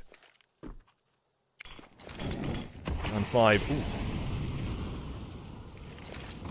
Unable to slow them down even now. This Molotov as well, but there's our second to patch it up. Continuing its Celta to find himself yet another. Bit more quiet this game, but... yeah. I am... enjoying what I do see from both teams in some regard. Despite Likewise. despite the map here. Hold on, what's this juggling all about here? Taking their sweet time. Good Molotov, and again, that's gonna burn down the clock even further, but... that is gonna make things even more difficult. Jambo takes the shot of the smoke, pouncing at him. Now to try to hold on, this is gonna be a different approach than what we've seen so far. It's been a long, that's been the issue for Passion when it comes to holding the side. Got to 5 from short this time, it's 9, 1 2, 1 more on around the Squam. Yet again active, but it's time to remove him. It's yellow with zero fix. And another round, Gun 5, they claw it. The A side continues to be a weakness for Passion that is exploited. Long, short, doesn't matter. Gun 5 is the T side where they do their finest work. Absolutely sickeningly good. As Passion UA, man, the idea isn't bad. They understand they have to hold long, they almost do, but it just isn't enough. And Gun 5, once again, Ace's law comes to be applied. Oh god, oh my god, in overtime as well. Yep, in overtime as well. As Jacasma will find the first entry. Good start. Fine Shine tagged pretty heavily, which means life will be a little bit easier for Fashion UA. They can breathe better, perhaps. Fine Shine finds Jambo, though. Hold up, this might not be all over just yet. All Ogre, even Lackey. Does he turn around? He hears somebody on Xbox, or close to. Quem gets caught. What is happening? They're going to go out B. Fashion UA. It's only one. The Zetofix has to hold on as well, but they're not fully committing to it. Waiting for the util as well. Topic had assists with this. Casmo joins him. It's not a perfect break of the smoke, but at least lets them still fight for this. But Zetofix, he's got such a big deal here. Such a big task to do. First one. 5 check pass, second not as easily, and one more remains. Chikasmo 1v2. We had a Passion on the other side in a couple of these situations with the B side, but now they're the ones who instead have to come back into this. Chikasmo 2 versus 1. Ain't gonna go his way. I like the attempt. The brazen walk through the smoke. Not caught by Celtier watching the smoke and such. Gun 5. 17. I don't think that really means anything. It's the T side where both teams keep getting rounds. CT side where they keep struggling. I'm ready for triple overtime here, pretty much. Yeah, I mean... maybe okay, maybe if Gun 5 get 18 here, maybe at that point. Yeah, I feel like Gun 5 can get 18. 3 in a row would be pretty damn respectable, and the best possible outcome, of course, you could think in overtime. Though Lackey, I love the speed attack here. He moves into pit immediately, and that is a big chunk of long now in their hands, effectively checking the whole side out, which means trouble on the horizon. Somebody's gonna have to respond, and soon. Gun 5 currently on the verge of going for the actual number 18 here. Let's see. Look at how quickly, or look at how well Passion, by the way, are reading this again. It's going to be an A take. They know, again, it's going to be that. They have the read. This time, instead of 3, what we've seen so far being the setup they have instead, is 4 players ready to fight. They're clearing out short first. They're not wanting anyone to slip in. Gun 5, they still got a very slow approach. I don't know what that's all about, but we lose one on both sides. Let's see. Cloud Music Circus continues now for the round number 33, and Lackey out A, 1-2. Jambo He'll deny 3, but it will be found. Zetofig's last man. This looks like 18, but again, 1v2 sounded very offered to come in this one already. Zetofix, what do you got here? Problem is, not an easy way to get in. Could have called that round a complete reset as well, I think. No one had actually taken damage, but both teams losing 1 exact same time. Pretty damn funny, but that's 18 and nonetheless to gun 5. And maybe this is it. Perhaps. We're about to find out, I think. Starting off first and foremost with 3 in a row. That's what's going to be required. It's not going to be easy, that's for sure, but 3 in a row is what gives Passion UA a chance at another overtime. And Gun 5, it only takes 1 mistake to make it of their own. That's the sort of pressure Passion are up against as well, but they've got this far. Who's to say they won't get further? I like the attempt as well for Feinstein in these rounds, right? At the start of last overtime, or was it even regulation? I kind of remembered all the rounds you're mixing together. He's been very aggressive, fighting mid-doors. He's been a part of every single interaction here. And again, he'll beat 1 down. That's Jambo gone. The end is coming. It is nigh. And Passion UA. Gotta keep this up here. Gotta still deter Gun 5. But do the man down. Best work T-side for both teams. So 1 more is all it takes for Gun 5. And they have the advantage. This is all pretty much in the palm of their hands. But should be looking at a retake nonetheless. Unless Celta decides to put up a multi-frag. That's 1. That's 2. Could be good enough. Almost still needs to cross a 2v4 and 1v4. That is going to be the end for map number 1. Gun 5. There it is. A hard-fought battle, a very long one, but eventually they'll find themselves in the winning seat here. Quite simple. They can be damn proud of what they've done here in the first map. Oh, absolutely. They almost pull it back in their own favor. It's a map that they are not great on, and they almost get out of it with a win. Next up is Mirage, but before that, before the break even, Atro will take it away to break it down for you guys more at detail as to how did it come down to a double overtime. I'm sure you'd like to know, but I feel like we're very desensitized. We just watched 2 disconnections coming through. We watched so many mistakes back to back to back. It's this was 11-4, right? I feel like we definitely kind of skipped the part where this was Passion UA having so many advantages. And, well, it wasn't Passion UA, it was Gun 5 having so many advantages. They had to send it into double OT to find us at the end of this first map of the best of 3. And it's just the first map of the best of 3. So, without my yapping out of the way, let's try to break this one down as best as we can, because there are a couple of things that I do want to highlight. Besides individual performance, which was everything at the very least in regulations, we were looking at straight up stat checking for most of the early game, especially for the first half.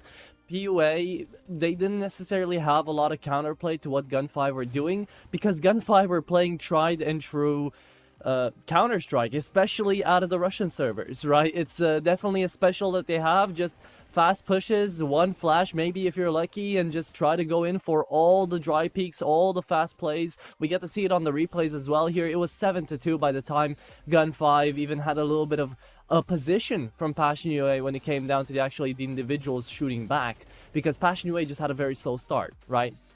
And that is why we got to see a lot of Gun 5 just using that early game to their advantage and kind of pressuring and pressuring and pressuring.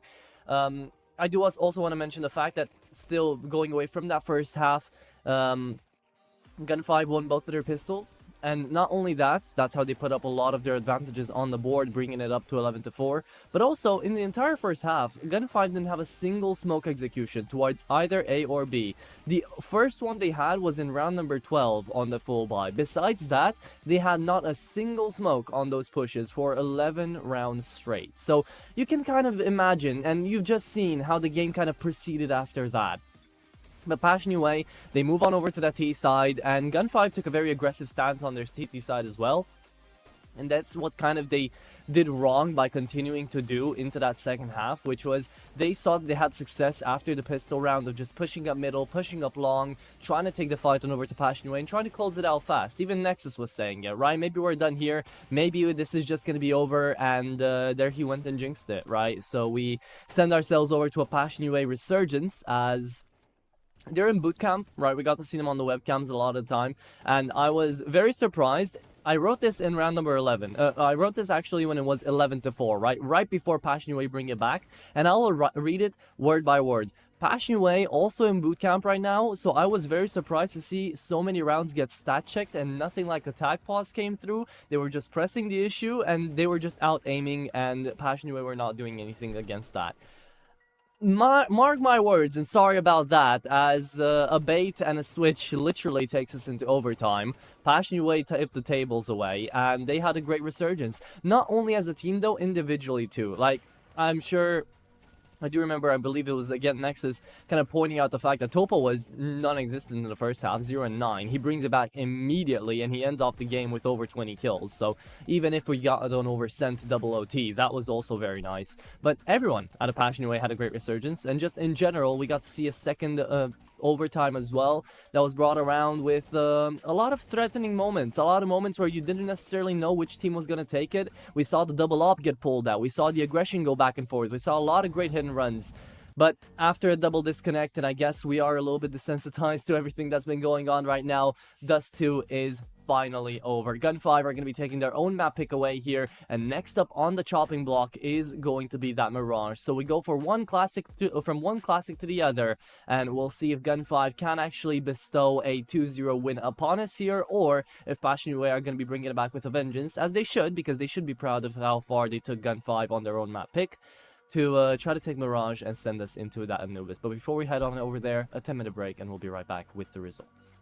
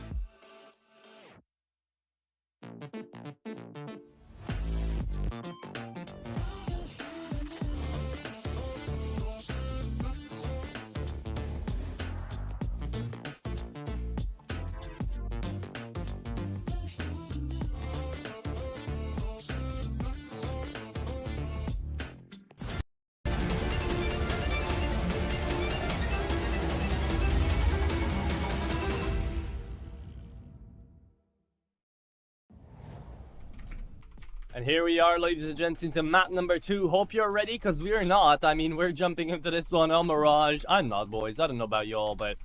I mean, we got to see a double overtime Dust 2 to start us off. I'm fully expecting now, like, a one-sided affair, just 13, like, 6 coming after us, and we don't know why. We won't know why. You can start here if you want, but I don't know why. Honestly, I mean, we should be thinking about Passion winning this second map. Yes, it's definitely their go-to, right? It's their go-to map, kind of. But with how it went down, with how good Guns 5 played, I mean, we saw some amazing moments from them, and I feel like they're going to give one hell of a game to Passion. So even if we feel like Passion should be winning, this is anything but set in stone. Well, I was a little bit pessimistic in my analytical session out there before we actually sent it out to the break. So, Nexus, do you have any, like, kind words, you know, some positive things to say right now for these, for this Mirage coming up then? Ladies and gentlemen, thank you for convening today. We're headed towards a map called Mirage. Same color scheme as the previous map, so that's not great. You know, we should really do something about that. Maybe something akin to Dust 2 out, overpass back it, because it's the greatest map. But we're headed to at least a good map now. A better one, because pretty much every single time this map is gonna be one that plays out to a good game. Because it has such a varied... so many varied approaches. So many different little plays, macro plays you can do. That it always brings in something fun. You're never going to see a team get completely looking uninspired, because everyone has ideas on how to play this map. Mirage, to that extent, is a great one. And the fact is, as well, if you have a team where the AWPer is going to be someone that you really need to look out for, it creates this fun opportunity where on that T side, you can completely look to counter-play, anti-strat the AWPer alone, if you know sort of the ideas and the places they like to play. Say the AWPer is active towards stairs, connector, jungle area. Just keep smoking off top connector, take that control, don't let the AWPer be active, force them to rotate. It's these little fun things that, to me, make Mirage always the sort of unique map to look at from many different teams. And I'm really happy about that. That's like the one thing that Mirage is always going to be. It's gonna be intriguing. Even if it is still extremely fundamentally basic and simple, it has so many different things you can kind of get up to. Unlike that... I was going to say something really bad. Unlike that terrible map, Dust 2. Right, Dog water. right. You have 4 things you can do, and one of them is called a B-Rush, man. No, get that out of here. Well, so, Mirage, great. Dust 2... 4 things is a lot of things, you know, to do on Dust 2. And one is a B-Rush, the other one is take mid, one is take long. So... Exactly, that's 3. That's the most you need. And then and last one is a B-split, so hey, yeah. That's it. That's right, Dust 2, so compare that to Mirage. Sure, you've got like 2, well, 3, 4 extra more things to do still for the basic stuff. But you can execute a bomb site here. You can't do that on Dust 2. That's something that I want to talk about, right? Because we didn't get to see a lot of executes. I kind of pointed it out in the analytical segment, but Gun 5 were really just stat checking Passion UA a lot of the time, especially towards the early beginning of that first map. So once Mirage starts, I don't feel like you're going to be able to do that, especially going from Dust 2 into Mirage. And maybe this is the spot where like he's actually going to have this debut with his team, because he's expected to be sort of an entry fragger. He's expected to be someone who stays up at the front, who takes up a little bit more space. So I feel like Mirage is definitely a map in which, at least on the T side, you definitely need someone to kind of be the scapegoat, be the one that just goes in and is ready to get traded. And if Lackey can prove to be that person for Gun 5, then I still favor their chances actually out here, even on this map. I don't fully favor them, but I do think they're going to be a little bit better than if they still had maybe Easy in the mix. Would you say you need someone to be, you know, bring up something very recent and interesting? Someone to be the oxygen of the team? Yes. Yeah. I guess I would. Yeah, there's some drama recently. People are very divided. Regardless, we're gonna have to see some magic out of Passion, and I think Gun 5 already proven they have it. But let's see if Passion can retain it. As I think we're ready. I think you guys are. So hop on over to second map and take us away, boys. Let's get it. Let's get it. Under Mirage, Passion UAT side, and they are looking for a win of their own here. Last map from nothing to nearly taking that away. Gun 5 took them 3 whole chances to close out the game. 12-11, 15-14, and then in overtime 19-15 finally closed it out. You know, you could say that's one too many chances, especially considering Passion had that comeback from 11-4 down, so... Took him too long, but here, Passion fired up, but Stime, he's gonna at least hose down Jambo. Yeah, he does seem to. Zero fix. Yellow. There's going to be a few trades, though. Not much that goes back in the favor of Passion. As I say it, immediately in return, though, it's Topa to bring it into the hands of the Ukrainian team. And this should be technically enough. As Topa closes it out, Passion will win the pistol. They will be looking pretty convincing here. I like what I see. It looks great. It's at the top of the server right now, buddy. I know you're smiling. I know you're smiling. I am. I am. I just don't want to react. But don't feed into my bad pun delusion. It's looking good. It's looking good. Right now, everything kind of going according to plan. If we take a look at how Gun 5s are setting themselves up. Passion up against the Nico. Shouldn't be a problem.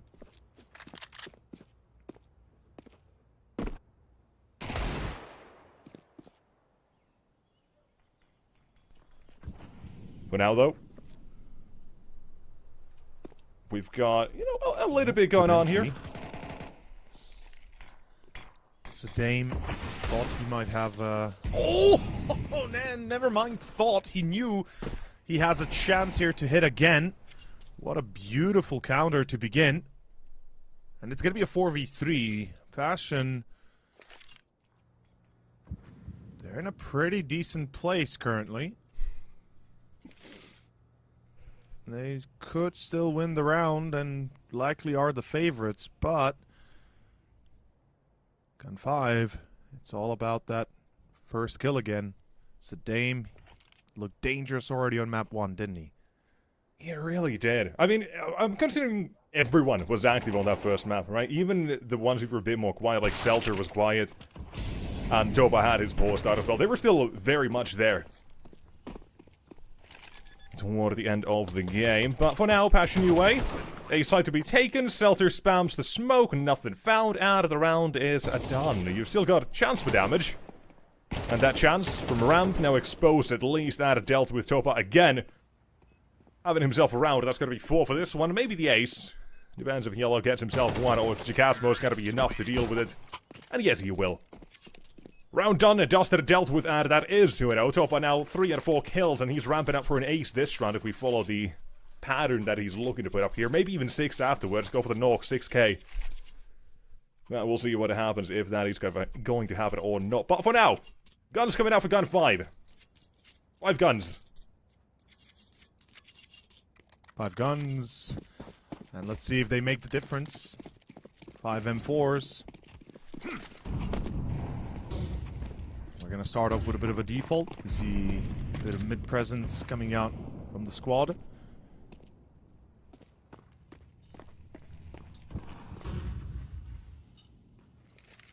And it's going to be Gun 5 playing very patiently.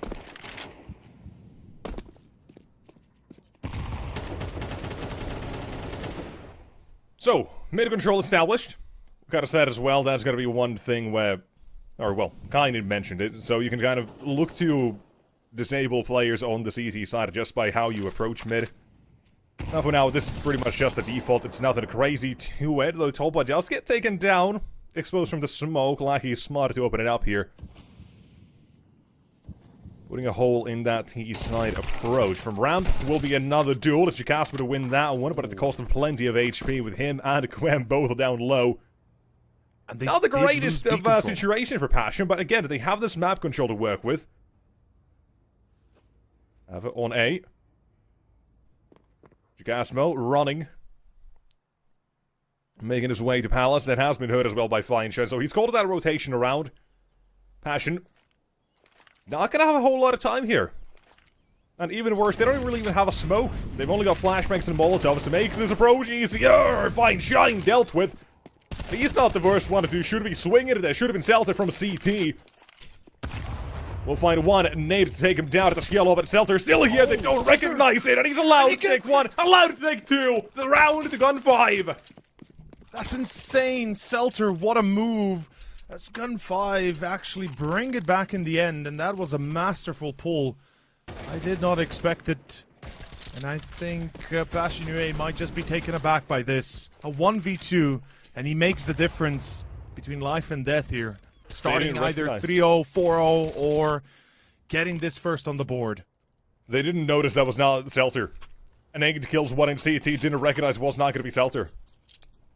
Trying to plant safe and only to give it away instead. No trade immediately there, no one to cover for it, so kind of giving that one up, despite what I would categorize as a small misplay on their part as well, with the fact that it's fine shine from Ramp who goes out first. But you have 2 plays in CT. It is still around the gun 5 will take. So we kind of have the same sort of stuff we had on Dust 2. Just reverse it now, so, you know, flip the script, as people like to say. Flip the script, hopefully. I mean, Passion UA, guys, we saw them on map 1. We saw how badly it looked. You can't convince me that this is where, you know, they might start off poorly again. Like, losing this 3rd round, it really puts them on the spot because, see, a single AK. Again, that half-buy, we already saw them attempt on Dust. It didn't work out the way they wanted to, even if they, I think they lost the round, right? That one half-buy with the 2 AKs and the 3 pistols where Topa dropped full AK to Jambo, I think. Yeah, then they win the next round. And then they win the next, yeah, sure, but, you know, okay, let's say under the context here, it's round 4, you can do it. I like that. In this case, let's say it's okay, but on that particular position on Dust, I feel like that was just an overreach. Even the victory afterwards still, you know, still didn't cost them to still didn't cause them to win the round, I will say, or rather the game. Jambo, beautiful. Pull back, play it safe, or hunt for more. I like that Jambo's being aggressive here as well. That was kind of what we saw slightly on the T side of Dust when they're making that comeback as well. He was very proactive. And under previous leadership on this team as well, he was kind of a flashy upper. Very, very much the centerpiece often. But by no means the only one who can put up the numbers, and right now he's going for it, man. He wants to put up those numbers. Kind of dirty. I was expecting the second one to be only his, or the only thing he'll get, but apparently not. Looking for 4 instead, will be shut down. It's 1, maybe 2 for the FAMAS, but barely able to escape. But there's still a chance, because you look at the HP here as well. It ain't looking all that hot. Dime definitely has a way in. But it ain't easy. Dime, this is ticking time bomb. He's got no kit, so he's gonna have to move now, and he's gonna go wide off the angle, and Squem is ready with the deagle, and it's the round to Passion off of the 3K of their IGL Jambo. Oh, wait. Is Jambo leading the team, right? Or am I super wrong here? No, it's not Jambo. What are we talking about? My god, I it should be Topa. Yeah, never mind. That was a brain fart from me. Yeah, Jambo's the upper. I mean, you can kind of say he's definitely going to be a central piece in this team. And calling for himself oftentimes, so... Yeah, you know, a leader of his own cohort. Him and whoever decides to support him in whatever round or situation, kind of, but not an IGL. Though, speaking of the IGL, Topa's doing a great job. I mean, 7-1, he's finally out of his shell. It made the difference, the confidence rounds, yeah, it did make the difference here. As Passion, do not struggle going B again, reading the lower push. It's Chikasmo that's ready, and it's going to be a beautiful double. That's it. Perfect. Topa basically shutting the doors in kitchen, and it's lights out. It's 4-1, gun 5. There's a reason we said that Passion are favored for Mirage. We see it here, gun 5, and historically also perhaps not the strongest, recently at least. Historically and recently kind of contradict each other, but sure, let's go for that. Let's say recently to be more exact. Yeah, it's been a lot of flip-flopping on this map. It's been either very convincing results or in one way or the other. It's been just like 13-6 wins, 13-6 losses. It's been kind of like that range where you don't know what you're gonna get. It's kind of that sort of a situation. Currently, you're definitely leading one way more than the other, but that was the situation we had for Dust 2 as well. Top up with the Deagle looking like me right now. Lackey dotted window, down he goes, and to continue off this swell, the A side suffers another loss in Sadime. And the CT side, I reckon, to be ended in this one. With the AWP spotted on A, I feel like that's just going to be a signal, just go B. Smoke window, market window, smoke short maybe if you want Honestly, to. a minute Just go for it. Just chill. Could do that. But Jambo can't. He's going to be at least spotting 2 players towards mid. That is the go sign for the rest of Passion on B. Smoke goes short, exactly as said. But no market window smoke, despite them being aware there is the AWP here. So that's a bit brazen perhaps, but nonetheless, not going to be punished. Fake the bomb once, see if the CT side bite on this or not. Plant for short instead, makes sense, a bit more cover for it. And this round to conclude. I want to see what happened on middle. How did Jambo get left out that easily? Like, it was 5v3, surely you would hope to get him out, but in the final moments, they're going to be hunting a few down as well. Feinstein, his first kill. 0-5 to begin, not exactly a shining beacon, but at least he's back. There you go. Double exits, maybe a triple, in style. It's some confidence, as they say. Yeah. Or, no. When shuts it down, round is yet again done, and 5-1. I also like that it's Topa going for that swing, right? He's got an MP9, he knows that's not going to work. Takes out the Deagle, just balling with it. The round starts off very nicely. Because that was kind of a Gun 5 Hail Mary almost with that round. If he stays alive in a window, or if Lucky stays alive in a window, they can kind of go up a push slightly more. Because now at that point it becomes a 2-for-1 of whoever is up top mid first. To try and deal with, but quickly removed. Here was a Palace, a lightning fast shot from Clem. Trading it out and a doubling down. Site to be taken, CT side, they've got no one here.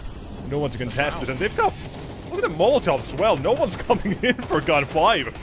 I mean, at this point, you're looking to save already. Gun 5, they're just going to lose the Kevlars, they're going to lose the pistols, and whatever util they had saved up themselves. Yellow, M4 in hand, big flank, and Selter. Out to the side, 5-7, the thing and is, only one. A single kill is not what you're looking for, right? We got to talk about the trigger discipline. Yeah, trigger discipline would have been nice. Could have walked up a ladder if he's really crazy, or anywhere, but it is what it is. Yellow at least will maybe have one. Yeah. But you're still getting damage more than just the one from Selter. Even getting it up out of it, apparently. I think that's what Clem had, so there you go. Ooh, oh my god. Oh my god, barely. Close. But no. Yellow will at least get it. But it's still 6-1, so... Yeah. Passion definitely feeling good about this. And I want to see if they continue with that sort of mid-control, because Fine Shot, like we said, he has not been really anywhere so far. Lackey as well in window, got clapped by the Deagle a few rounds ago, still very inactive himself. So you're looking at Passion to continue this sort of dominance to get themselves the advantages on Mirage. You have the mid-control, you have an advantage. And then you just slow it down a little bit. That's what has been the case so far, but look at the change. Now that Gun 5 have gotten accustomed to the mid-control, right to B we go.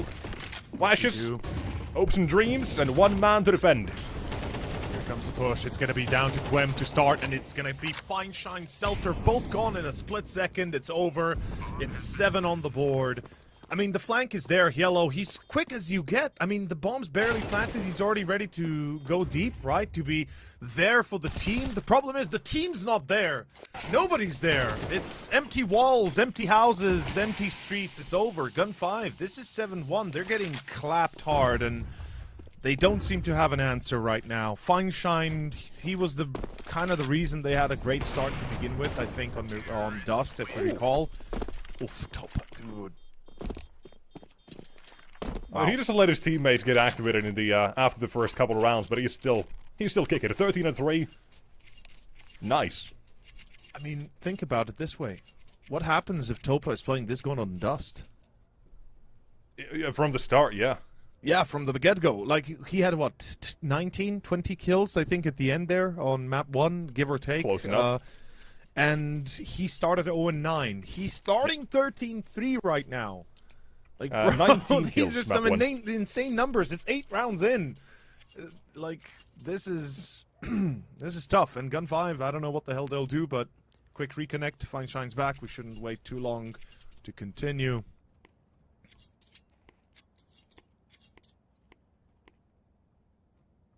Yeah, Quem winning, of course.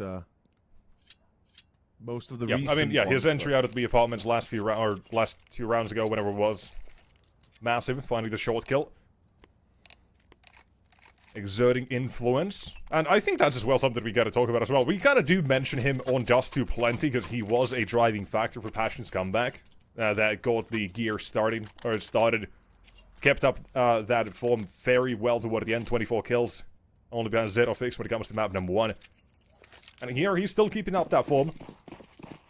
And the rest of Passion, they're delivering what they need to with a 7-1 scoreline. Again, this, by the way, same exact situation we had on map 1. We just flipped the script. Quite literally. We had a 2-0 start, a 2-1, and then it's 7-1. Exact same as Dust 2. Talk about coincidences. Get your head into conspiracies, boys. I hope you got your Something is up here, and I know exactly what it is. It's called a coincidence. It's called Passion, not happy with Dust 2. And confident on their map instead. Out in mid, Shallow. 1 kill, brings it back now. Great HE. Second one goes into ladder from the other entrance. It probably would have been dead mad, but he stayed alive. Fine Shine continues the advantage. 5-on-3, you're looking at a second. And we really are continuing with the same as we had on Dust 2. 7-1, 7-2. Unless the rest of Passion can kind of change up the status quo for this one. I really hope we can see a bit of a change up, but we'll see. Gun 5. All I'm saying, it's really funny. It's fate, I would say.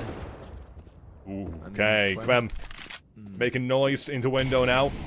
Yellow is low. And out to A as well. That window play now is cutting off those rotations. All they have to do is get past dive, a quick trade, but 5v2. How? Like, click. It's Selter with a double here, probably. Okay, Jambo does jump away, but he's soon to die as... Well. I don't even want to say it. 7-2. It's the reality, and Passion UA, let's see if they bring it to maybe 8-2, 9-2, 10-2, you know, maybe. That's possible. It's up there. Yeah, how do we feel about that 8-4 half again? Pretty confident, maybe. We'll see. Gun 5, this is the opportunity of a lifetime. Make it 5-7, make it a little bit better for themselves. Kind of show everybody that they're not to be thrown away just yet, that there's a reason why they made it to this point. And we've seen plenty of them. Easy wasn't playing for the most part, by the way, if you guys recall. There was no Easy for like pretty much most of the Swiss stage and even the past events for Gun 5, if we remember. And they did pretty well. So, you know, we're counting that today will be no different, though right now, up and out to A. It begins. Retake ready. Gun 5. Make it once. Smart, maybe. Wait. Pull back? No. No way. They got B look control. at Quem. He's all the way on B. Oh, Gun 5. You gotta recognize this. They are. Selter. You'll confirm this, but it's such a difficult retake now. The thing is, it all depends on that player going into under in apps. If he's able to find a kill Lackey, if he's able to get the kill. Yep. The bomb now can be hunted behind the back of the B player. Zero Fix dies. Like I said, you're kind of complicating your life here, Passion. You made yourself a target, basically painted it on your back, and it's a 4v3 retake of B, where positionally Gun5 are excellently sent or spotted or positioned. Oh wait, what? Oh! Talk about a lucky strike. That's 1 and 2 and 3. Yeah, that's it. Holy, Jacasmo saves his team. Oh, Jacasmo My turns around, God. takes a look at apps. Overcomplicating it, but coming out victorious nonetheless. I mean, that was all down to the last. They broke the check. script, man. It's not gonna be. It's not the same as just 2. 8-4, yeah, it's still possible, but not the exact same way. It was 7-4. We're looking at 7-5 than Dust 2, but we can't have that here. We can still get an 8-4, but a different way. And it could go even worse, by the way, because look at the money that Gun5 have here. If they get fully wiped out here, I doubt that will happen, they would be left with nothing for the last round of the half. So, Let's see. Worst case scenario, we'll see if we get to it or not. There's Jacasmo, Watt, and John flying shine at the trade. He's finally becoming a bit more active. Spotted on A as well, Sadime. Cautious. Jiggling for this. They knew he was on stairs and Topaz ready. There's the util, take over the side, and it's just a slow creep out A, which suddenly just collapses onto Gun5. It's a smart move. Next to kill. make contact.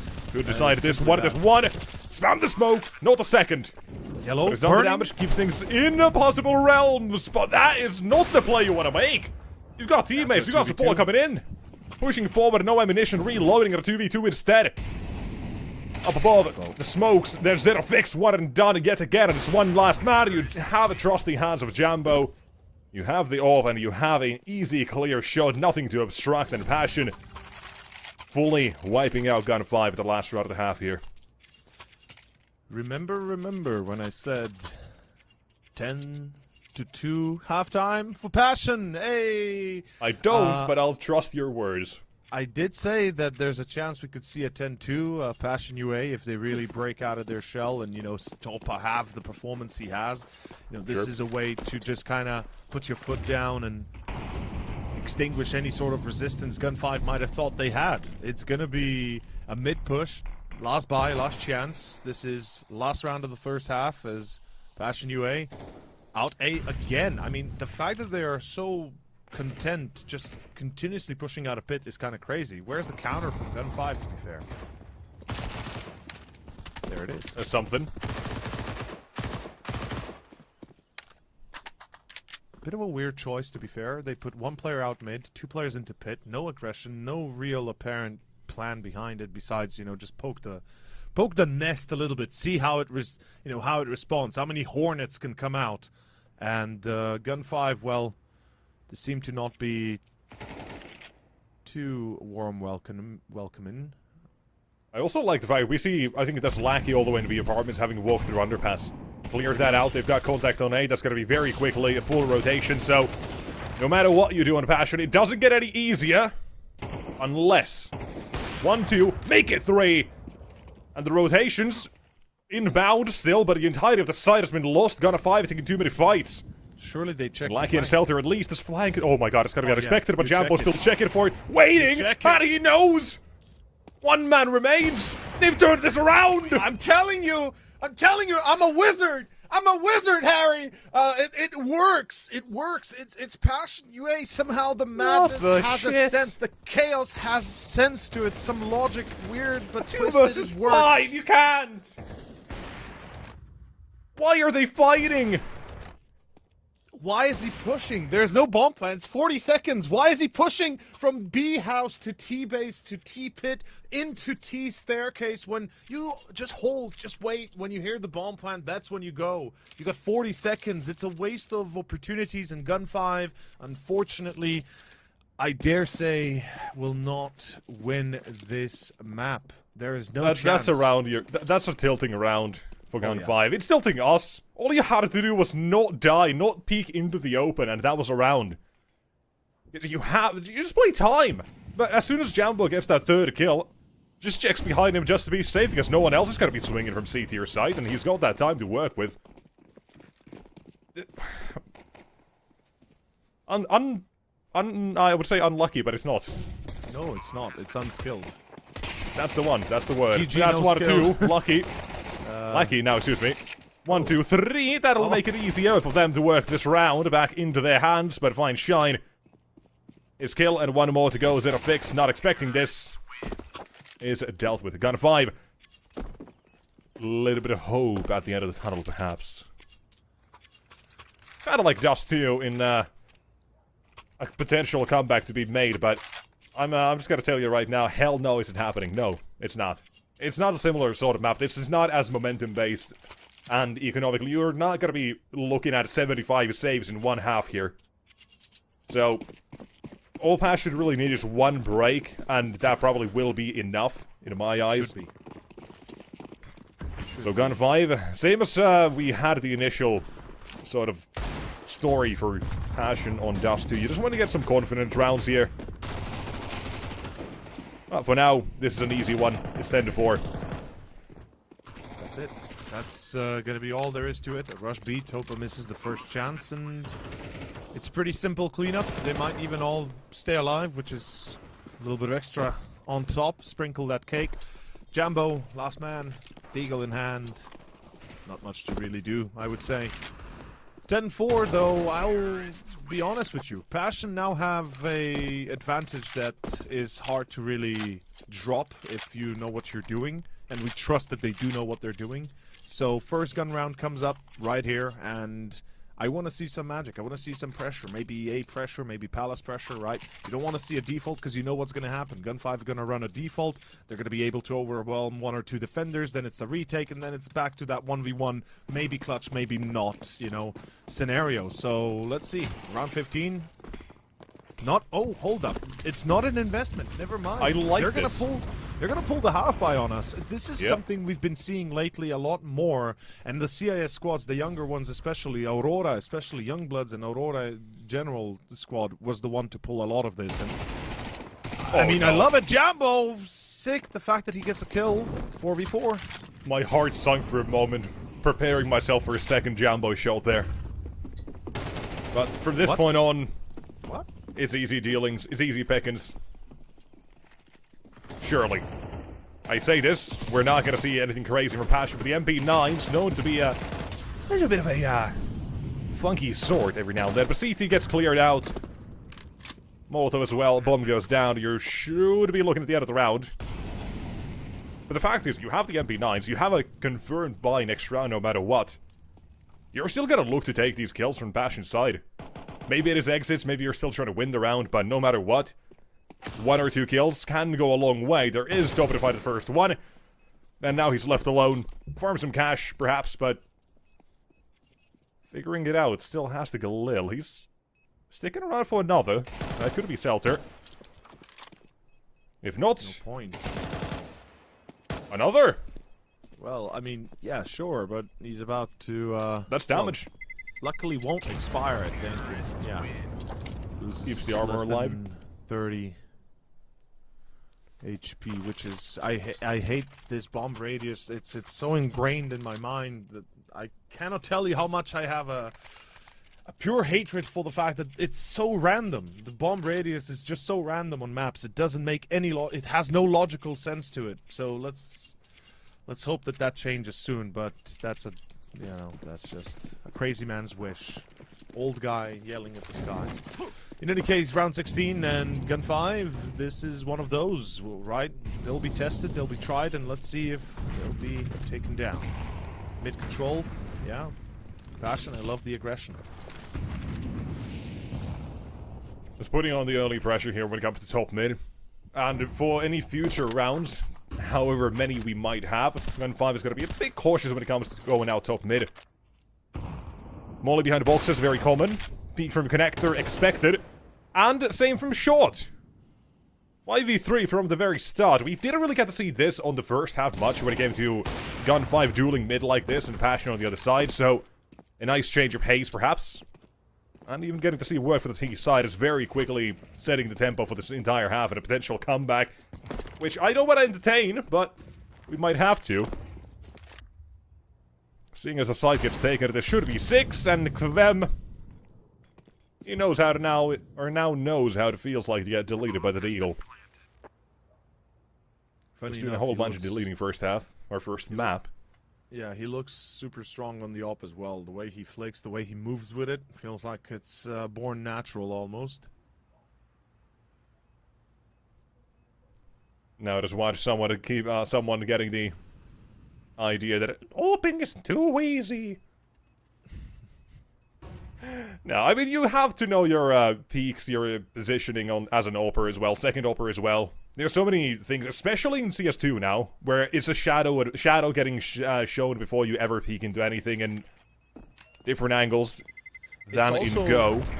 One thing I've noticed lately is a lot of AWPers start to adjust majorly to the corners. So if you know that there's riflers on the other side, that they're going to be going wide and crouching against you, right, trying to play you for that peeker's advantage, the AWPer is going to be far further from the actual corner he would be holding in terms of his crosshair positioning, because he's expecting him to be wide once he peeks out. So you know, CS2, that's become more and more standard these days. And let's see who adjusts the best to it. Gun 5, 4 rounds behind. They'll take mid control.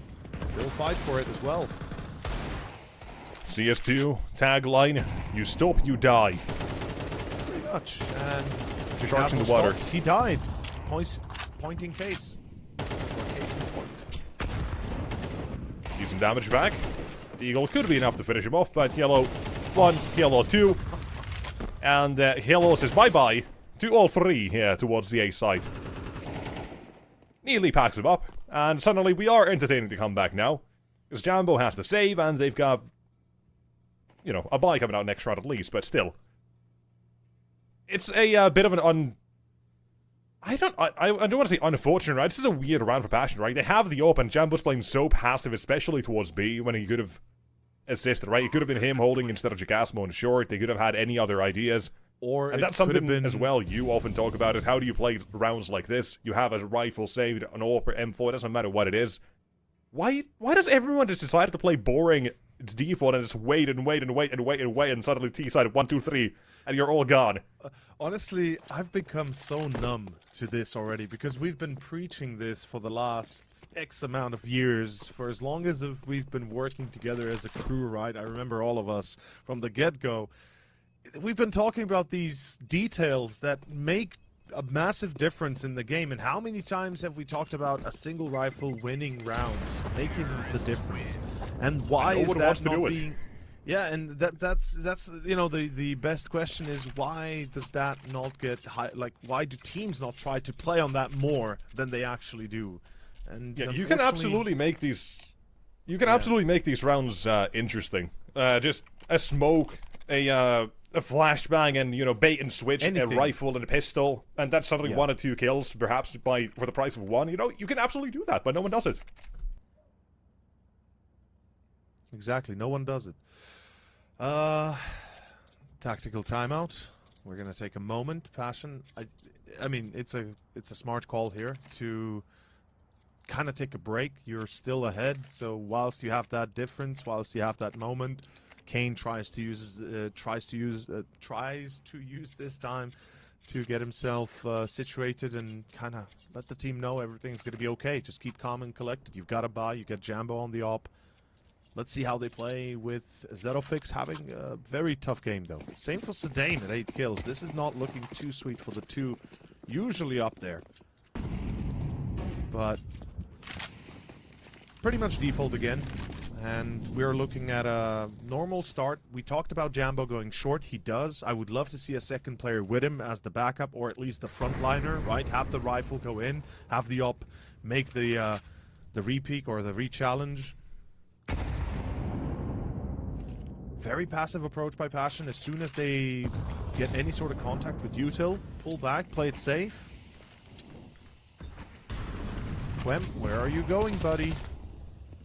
Just spawning for information, right? I don't think a lot of people still know that. You can jump on top, spam, and you'll see through the top mid smoke if anyone is going to be there. Surely you know not that. Through the window smoke, yeah. You have a small gap, but it's going to be easily pre-fired as well. But for now, Vem, not pre-fired, but traded still. And 1-2, out towards A. On the balcony, Zero Fix is only good for that first. And it's just Gun 5 trading their way in. I think we can break this round down to also Bastion playing a very wonky setup. Honestly, the crossfires. A little bit, yeah, sure.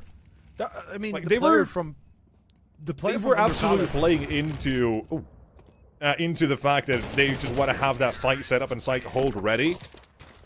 But them spamming the smoke and just immediately traded kind of unravels that a little bit because Underballast suddenly has no help, especially with sight gone. So it just looks a bit awkward at that point, right?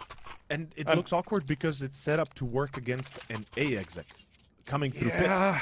Instead of having 3 players coming through con, where you think you stop the first guy, flowing through, and there's 2 more following that up, and you have the player from Under Palace not engaging because he thinks he's gonna have to fight with the guys coming through Tetris, and that costs you the round. And Passion UA 2 rounds remaining for the distance to be caught up to them. Opening for Kvem. This was Dust 2's success story for Passion. 5v4s, Kvem to activate up first. And again, just can't understate how much of a driving factor he's been. Huge part of the success they've got here. But how do Gunfire want to play them at a disadvantage? Again, it is going to be that sort of A play from Connector by the look of things, unless...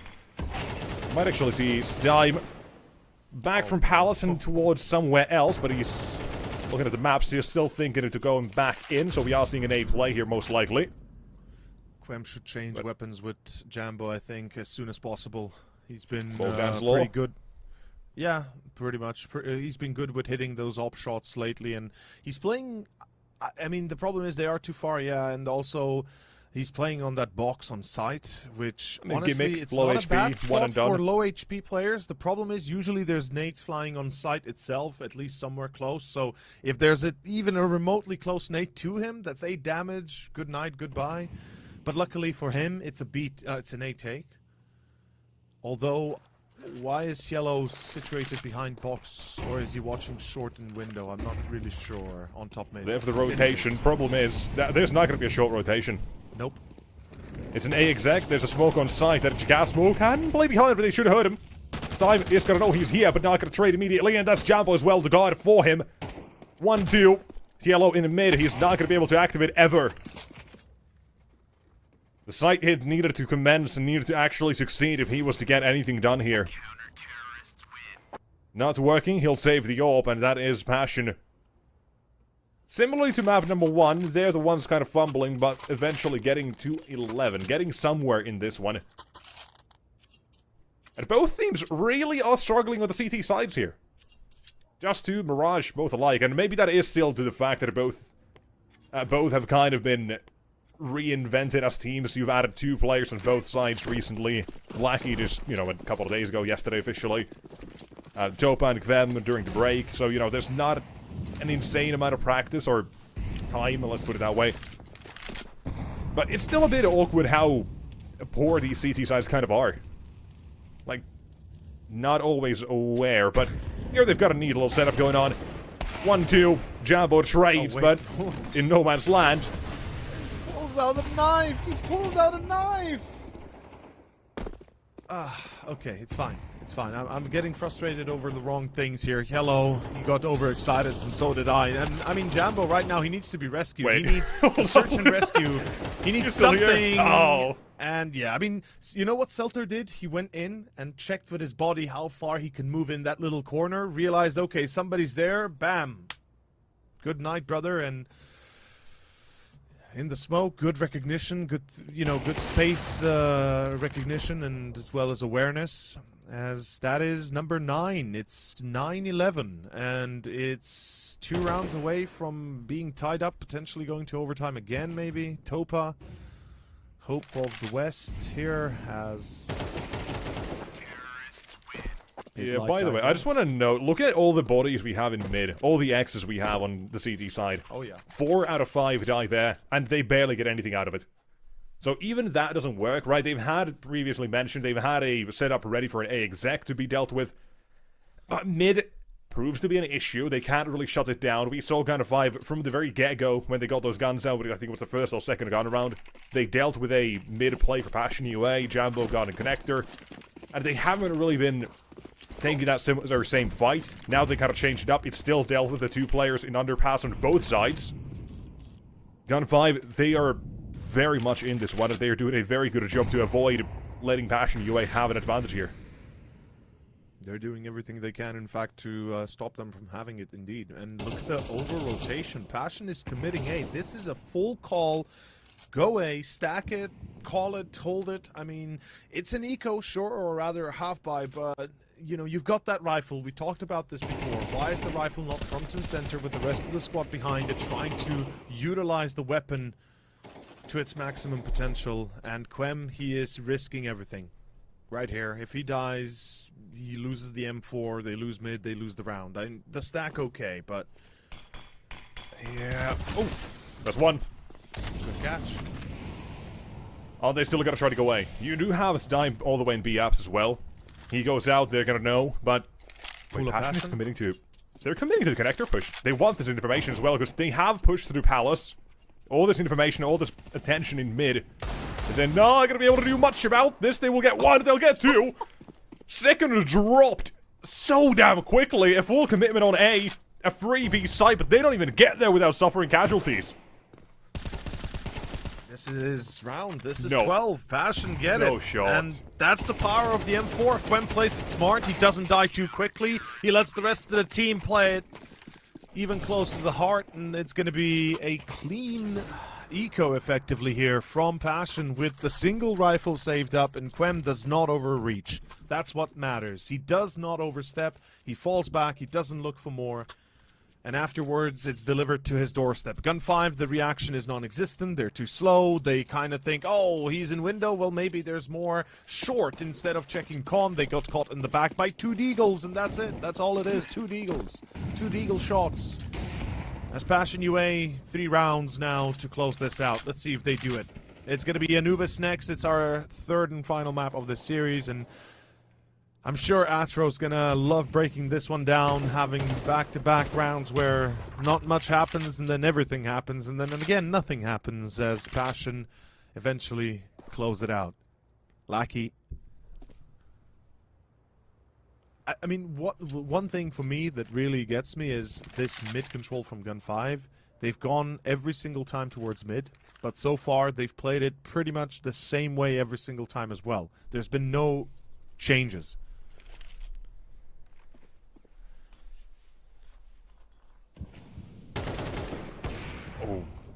Oh, look at it, by the way. Finally, we're seeing Passion change this up. They're ready for the mid-play. What are the 11th out of the final battles we might have here? They're finally changing it up, and it seems that is the magic they need.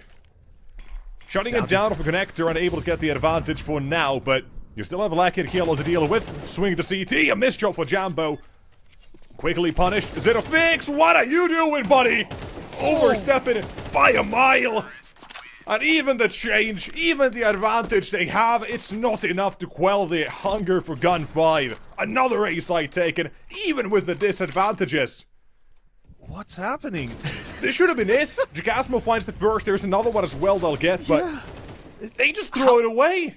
How do you forget about the player in window? I'm just perplexed at how do you not check that player in window? And it's gonna wasn't be... even down. A Zero Fix is running through the... Man. Overtime, baby. Overtime. Sure, I'm on board. It's coming. Let's if get this another continues. one. Let's get another 3rd overtime here for the series. Jagasmo's opening. Round of 2 will be taken down. This is a good change, by the way. With the count of 5, pretty much every single time they've gone for this mid control, they've had 2 plays underpass. They've been able to trade it out effectively. Now they're finally being stopped in this. Stopped in their tracks, but a push from A as well does get caught. Jambo down, attention in mid. Sure, Passion have won this side of the bout, but at what cost?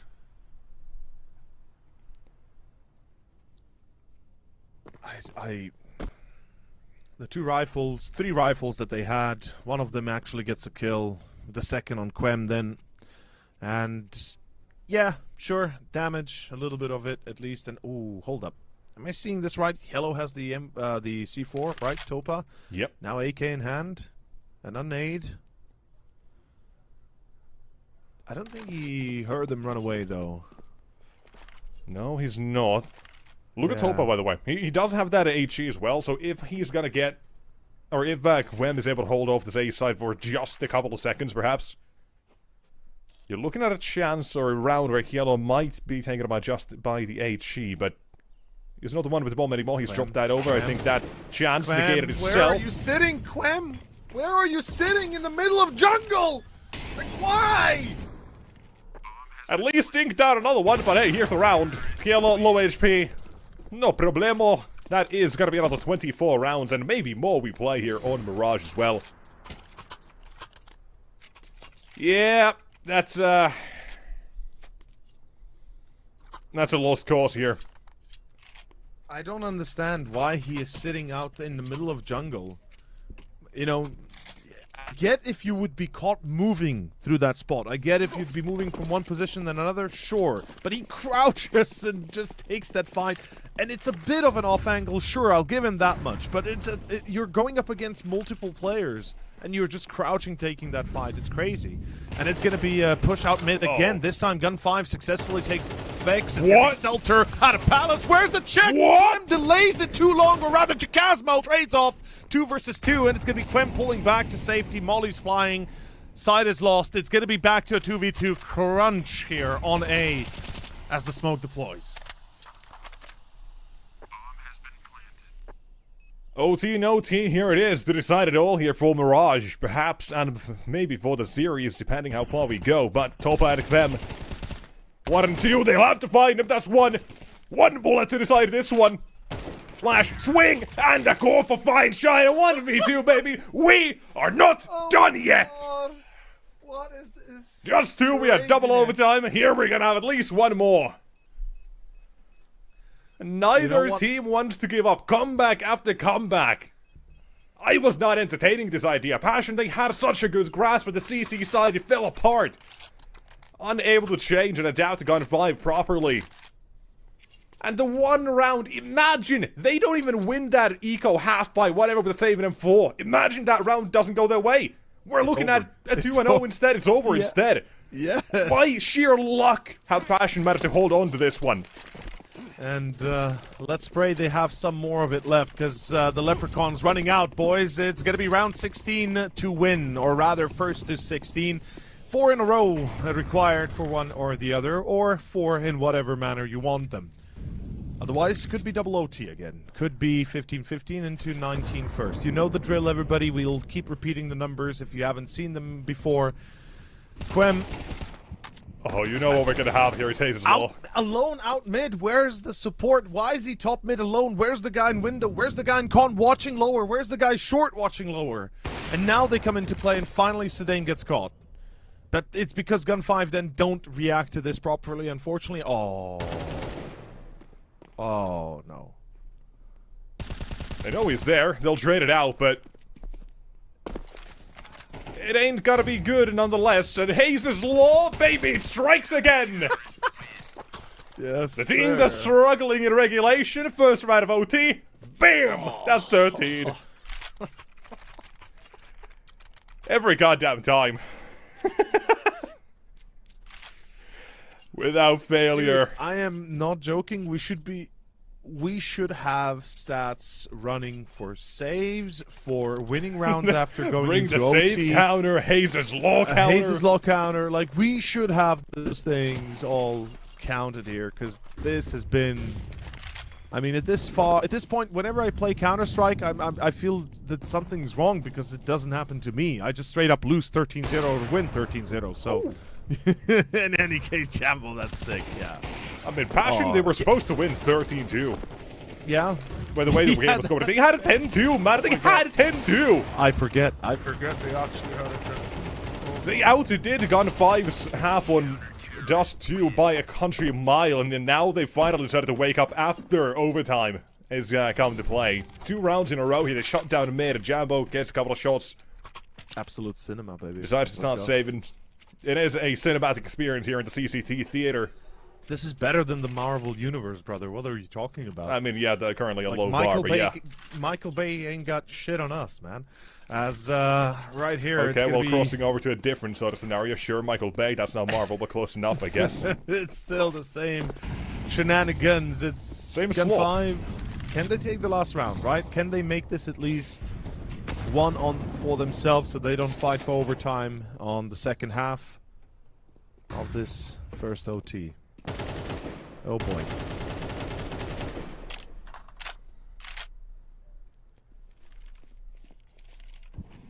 No mid control. Passion just kind of chill a little bit with the aggression. I like that. Quem changes it up. They're expecting them to come at any moment, but Gun 5 patient right now.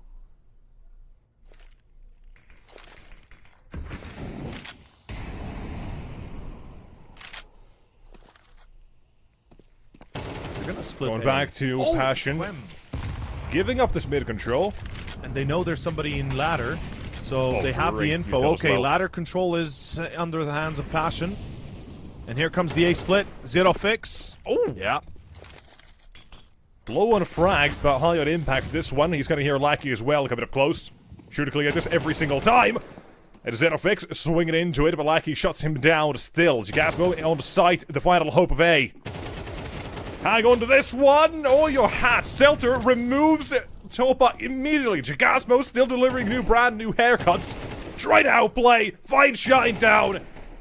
And we're going to have a clean half in OT. Passion 15. Where was this in regulation?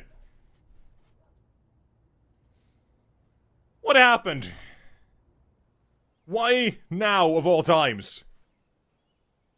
It ain't over yet, that's for sure, but why on earth have Passion taken this long? Because the script says it has to go to double overtime.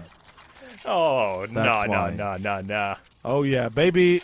Hayes' Law is not coming into effect here. It's going to be straight up 3 rounds in a row for Gun 5, then we're watching overtime and Gun 5 winning. Alright, buddy, let's see. Let's see I'm if my holding wizard you to call works here. In any case, it's going to be round 1 of the second half of overtime. 1 required for Passion, 3 required for Gun 5s to pull into second. And Jambo, very aggro. I love the push. But Jambo's ready for it. They heard him. You know, he's So here, is but he'll Yellow. fight it first. Quick trade. But continuation for the round. It's now slowing down for Passion, with only 1 allowed to continue into mid. Gun 5 as well kind of recognize this. They know they don't have to fight this with only Jambo to trade. There was no one else to be spotted by Yellow. They can look to play the extremities instead. We have seen plenty of them in terms of information plays. Like Lackey pushing underpass to be apartments plenty of times, I think. So that's one thing they can do. But they've instead gone for a bit of a gamble. 3 to B, a minute left. Usually in this situation, you do want to go for that information play, and that's exactly what Lackey is doing. You have to recognize this. Jambo. Him not realizing. Marrow spotted, easily taken down on a play toward the A side. It's got to be a slow one, however, with the bomb still in T-spawn. Reliant on these entries. Here comes the deep smoke into jungle. And into deep gone. Zero fix with the pop flash. They're going to cross as it begins with Jambo first. Spotted, doesn't take the shot. Sadame, what? Oh, not Jambo, excuse me. Sadame, in fact, with the op. Never mind. I scrambled my brains there for a second. Lackey is going to be caught out of stairs. Still finds Zero fix. It's going to be back-to-back kills for Quem, though. He goes wide. Passion. 2 versus 2. They're going to find Seltzer. This could be it. It will be it. Passion will close it out without a problem in the end. We don't go into double OT.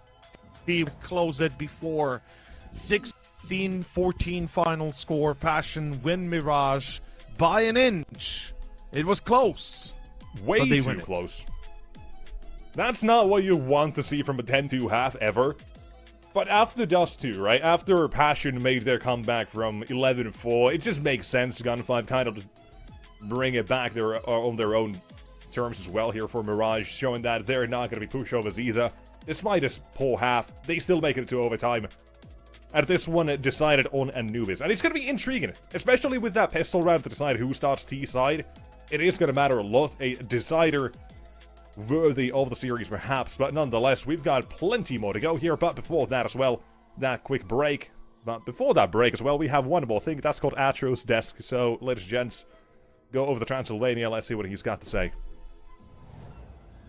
I thought for a second you were calling me a thing. I was like, damn. But still, that was a game and a half, right? Again, I don't know. I don't get it. I look at a 10-2 split, and then I move on over to another comeback attempt, and I start believing, but my ploy works. I do somehow manage to make Tio utter the words of a OT number 2, and he jinxes it, so it doesn't happen. We go to Anubis as the third map.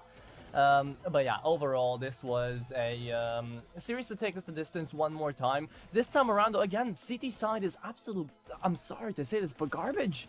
We didn't get to see anything worth really mentioning out here from either side. They were getting overrun. T sides were just stat checking a lot of the time, and it was Dust 2 just reskinned, retextured into Mirage, and it was the same thing time and time again. Lots of mistakes, lots of W pushes in through to the A bomb site, whereas B was looking like the bomb site that was a bit more passive coming through from Passion UA on the T side. Still, very static CT sides for both teams. This time around, though, we do get to see PUA actually put up a pistol round win at the beginning of this. That's how they managed to find themselves on over to the 10-2 split with, you know, Hero AK rounds somehow managing to get by.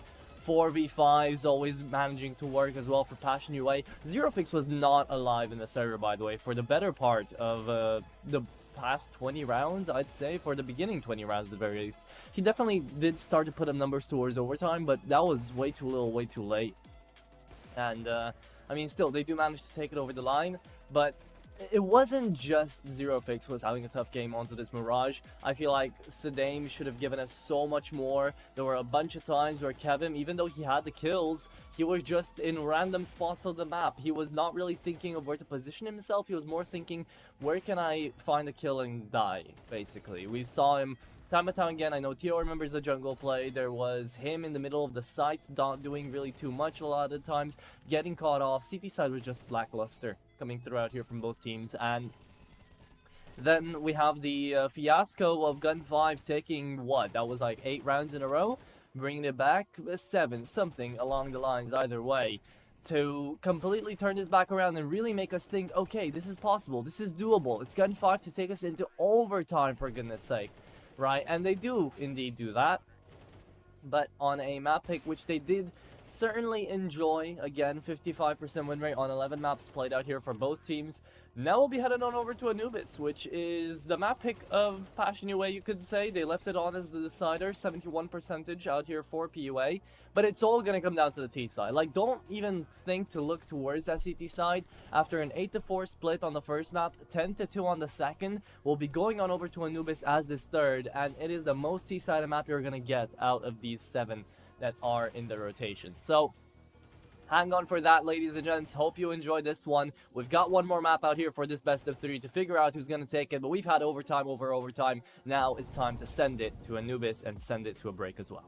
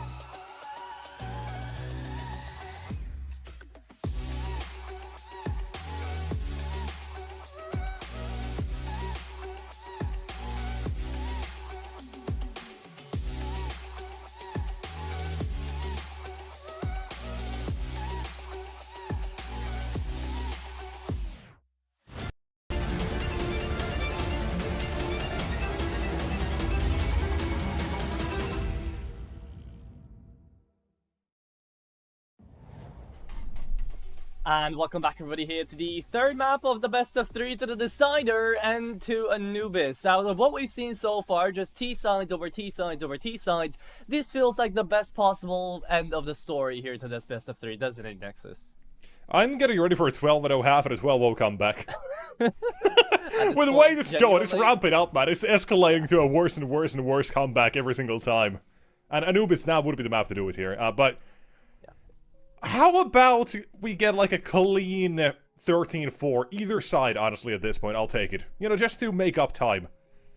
Just Your make life it a is little not bit going to different. be that easy, buddy. I'm sorry. I'm all overtimed out today, buddy, I'll say.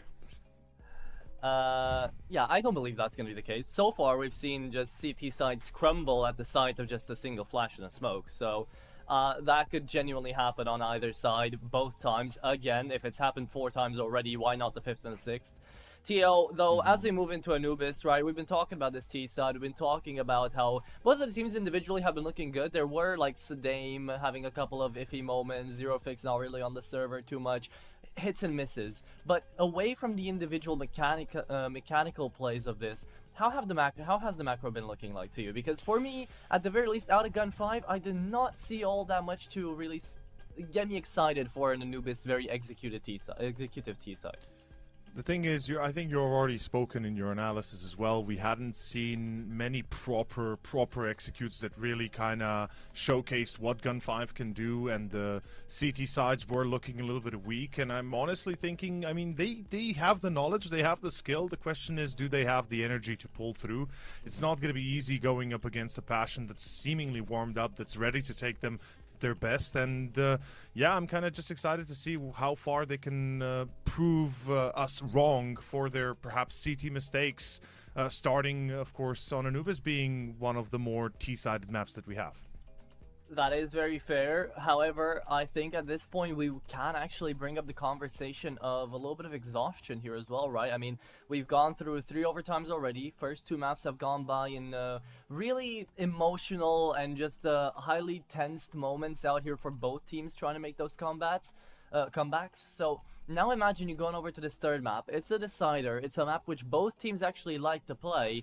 And both of these teams have had a little bit of leeway, a little bit of free time this month. I mean, just think about it. Gun 5 played a single best of 3 the entirety of February so far. And Passion UA aren't that far away from that status either, seeing as their last best of 3 was literally last week against ENCE out here on CCT-17. So they've been itching to play some Counter-Strike, and right now maybe they just had a little bit of a talk outside the server, and they were like, you know what, we gotta play as many rounds as we can. We'll treat this as a scrim until second half. And well, right now it's not that far away. I mean, we don't really know what to expect out of neither PUA or Gun 5 on Anubis. I think that's fair to say, yeah. Yeah, well, yeah. With that being the case, we are going to be looking towards this last map. We're going to be looking towards some individuals trying to step back up out here again. And I know, Tio, that you had a couple of strong choices of words to give, at least to a couple of these players who had some different and interesting off angles, let's say. But now, you know... Kevin. Yeah. The man it's himself. not so much choice of words, it's rather a choice of why would you go for such a decision in a 2v3 scenario. You have a chance to take them one by one, right? Win those duels, all of a sudden you have a game on your hands that can go your way, or rather around. But yeah, regardless, I mean, I hope that improves. I hope that's not going to be the standard we get to persist with here moving into Anubis. Now, I don't want to point any fingers, but I do want to back up your position here. Kevin was also the guy on that CT side of Passion UA who was just out in the site randomly, you know, in A, not being held up into any angles, not really checking into Palace. We got to see multiple rounds fall apart by that. So, Nexus, as we jump into Anubis, are there any spots where you're looking to kind of tell both Passion UA and Gun 5 when playing on that CT side where to watch out for? Is it that camera fast push that can happen through mid? Are you expecting to see more players kind of stuck to the bomb sides, play a little bit more defensive? Seeing how both teams have struggled with their CT sides, I honestly kind of expect a hyper-aggressive to kind of counteract every single thing the T side can otherwise get. Because if you don't play you know, at least decently aggressive, you're just going to lose that map control and things are not going to be good at all. So mid control is one thing that fast camera push, like you kind of mentioned. I think that is something that we will need to look out for, and we need to find a answer from the CT side of whoever that is going to be playing it on either side, first or second. But this is still one where Passion are absolutely headed into feeling really, really good, bar for one thing. This is their best map, but their CT sides are not really great. Fair. You know, 42 win rates, not great. Well, with that being said, we're gonna have to find out all the answers to those questions as we're jumping on into the last map of the best of 3. Boys, take it away. Have fun, most importantly, but let's see if we're gonna be jumping into another overtime fiasco or not this time around. I'm telling you, 12-0, come back again. Let's get it. It's that time of day. Are we ready for it? You know what other time of the day it is? Hit me. It's about 15 minutes from when we're supposed to start Partisan at 9, so we'll have to wait for that one. That's another factor that we're gonna have to accept eventually. It's for a long, long day today, boys. It has. It has. It's gonna be fun. It's gonna be fun. I think the second game is gonna be the best one out of it. But the pistol here begins when Yellow finds Topa. It's gonna be a little bit tougher, perhaps, from the get-go. Find Shine, trying to stop them from getting further on B. But the problem is they've lost A. 2 players have embedded themselves onto site, 2 already in CT. This is looking like it could go very well in the hands of Passion if we continue. Gun 5, the retake 5v4. It begins from main, and it begins from camera. Sharp shot for Lackey, and Passion, they've lost their... How are they the ones retaking the site? They're ones having to retake this. They had players nowhere near here. There's Gun 5, they waltz in, and it's a 5-man survival tactic. Flawless on that CT side. And Passion... You know, I kind of did mention it, right? Their CT side is not great on this map, but they've been playing some fairly good opposition as well, which is one other thing we kind of have to mention. So, there are, you know, some things that kind of skew their statistics in that, you know, they've played Ends, Boom a few times, Complexity, Big Spirit. You know, they've played real good teams, but they've still won plenty of those games. The only games they actually lost were against Ends and Boom. That second one in overtime as well. They beat Spirit, they beat Big, Complexity, Medisport, Boom on the second try as well. So they have the results nonetheless on this map to still kind of show they can hang with the big dogs pretty much. Gun 5 on paper, in theory, should be no big deal in that case. But starting off, pistol goes Gun 5's way. Definitely doesn't really give them that start they're hoping for. But a bomb planted, a force play for this one. Time to rectify that first round's mistake. But Gun 5, what do you have? Playing aggressive in A main, I don't like it. That's one thing against the force buy. Yellow, good angle. He could be fighting with his teammate Selker. The MP9 close by, the double ding, and the complete shutdown as Passion is locked out of a site main.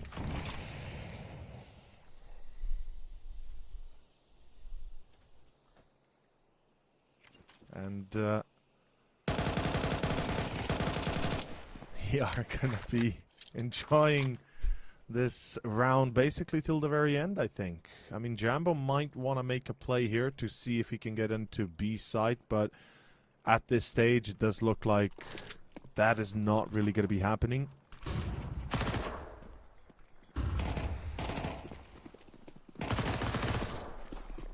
As following up through main, it's round over, or at least should be technically speaking, I say. Fine Shine from sight is the last man alive. He's low HP 10, in fact. Topa does find him, but Sedame has been quick enough on the flank to secure the win. Ladies and gentlemen, that is going to be Gun 5 securing a second, and it will be a full eco following it up for Passion, unfortunately. Nexus, I gotta say, we're looking at a pretty solid start. I mean, convincing plays, a few mistakes here and there that are pretty basic. It happens, but what I like is they are showcasing good control, good communication so far. Yes, they are. Now, here's the thing, right? On a map like Anubis as well, every single CT site around is pretty much 2.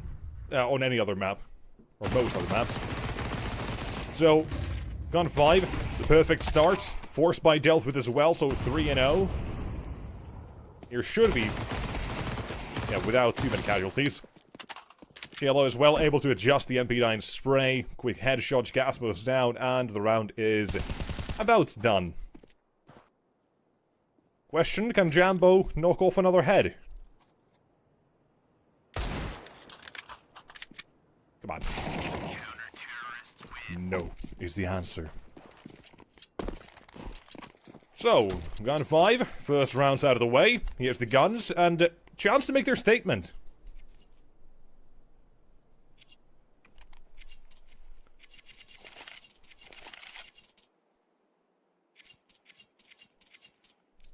We've got a little ghost whispering in our ears. Writing, communicating in scriptures. Smoke in the cave. Or E-box, whatever people want to call it. I just call it cave, it's easy enough. Cave, electro, connector. A lot of people call it connector, actually. Yeah, I also started calling it connector, but people... Because it's a universal kind of... Yeah, cave connector. It's a brand new, or I say brand new map in Germany. It doesn't have that sort of Counter-Strike legacy, so people just call it whatever they will in every single situation. No one has that one set call out for it, I think. Or everyone has a different one, let's put it that way, so it is what it is. Which I think is also a thing like language barriers, almost like people call it whatever, because EU especially, right? You have so many different call-outs, so many languages, and so many different things, and someone is, like, in Finnish, culture shock to people, I am Finnish, believe it or not.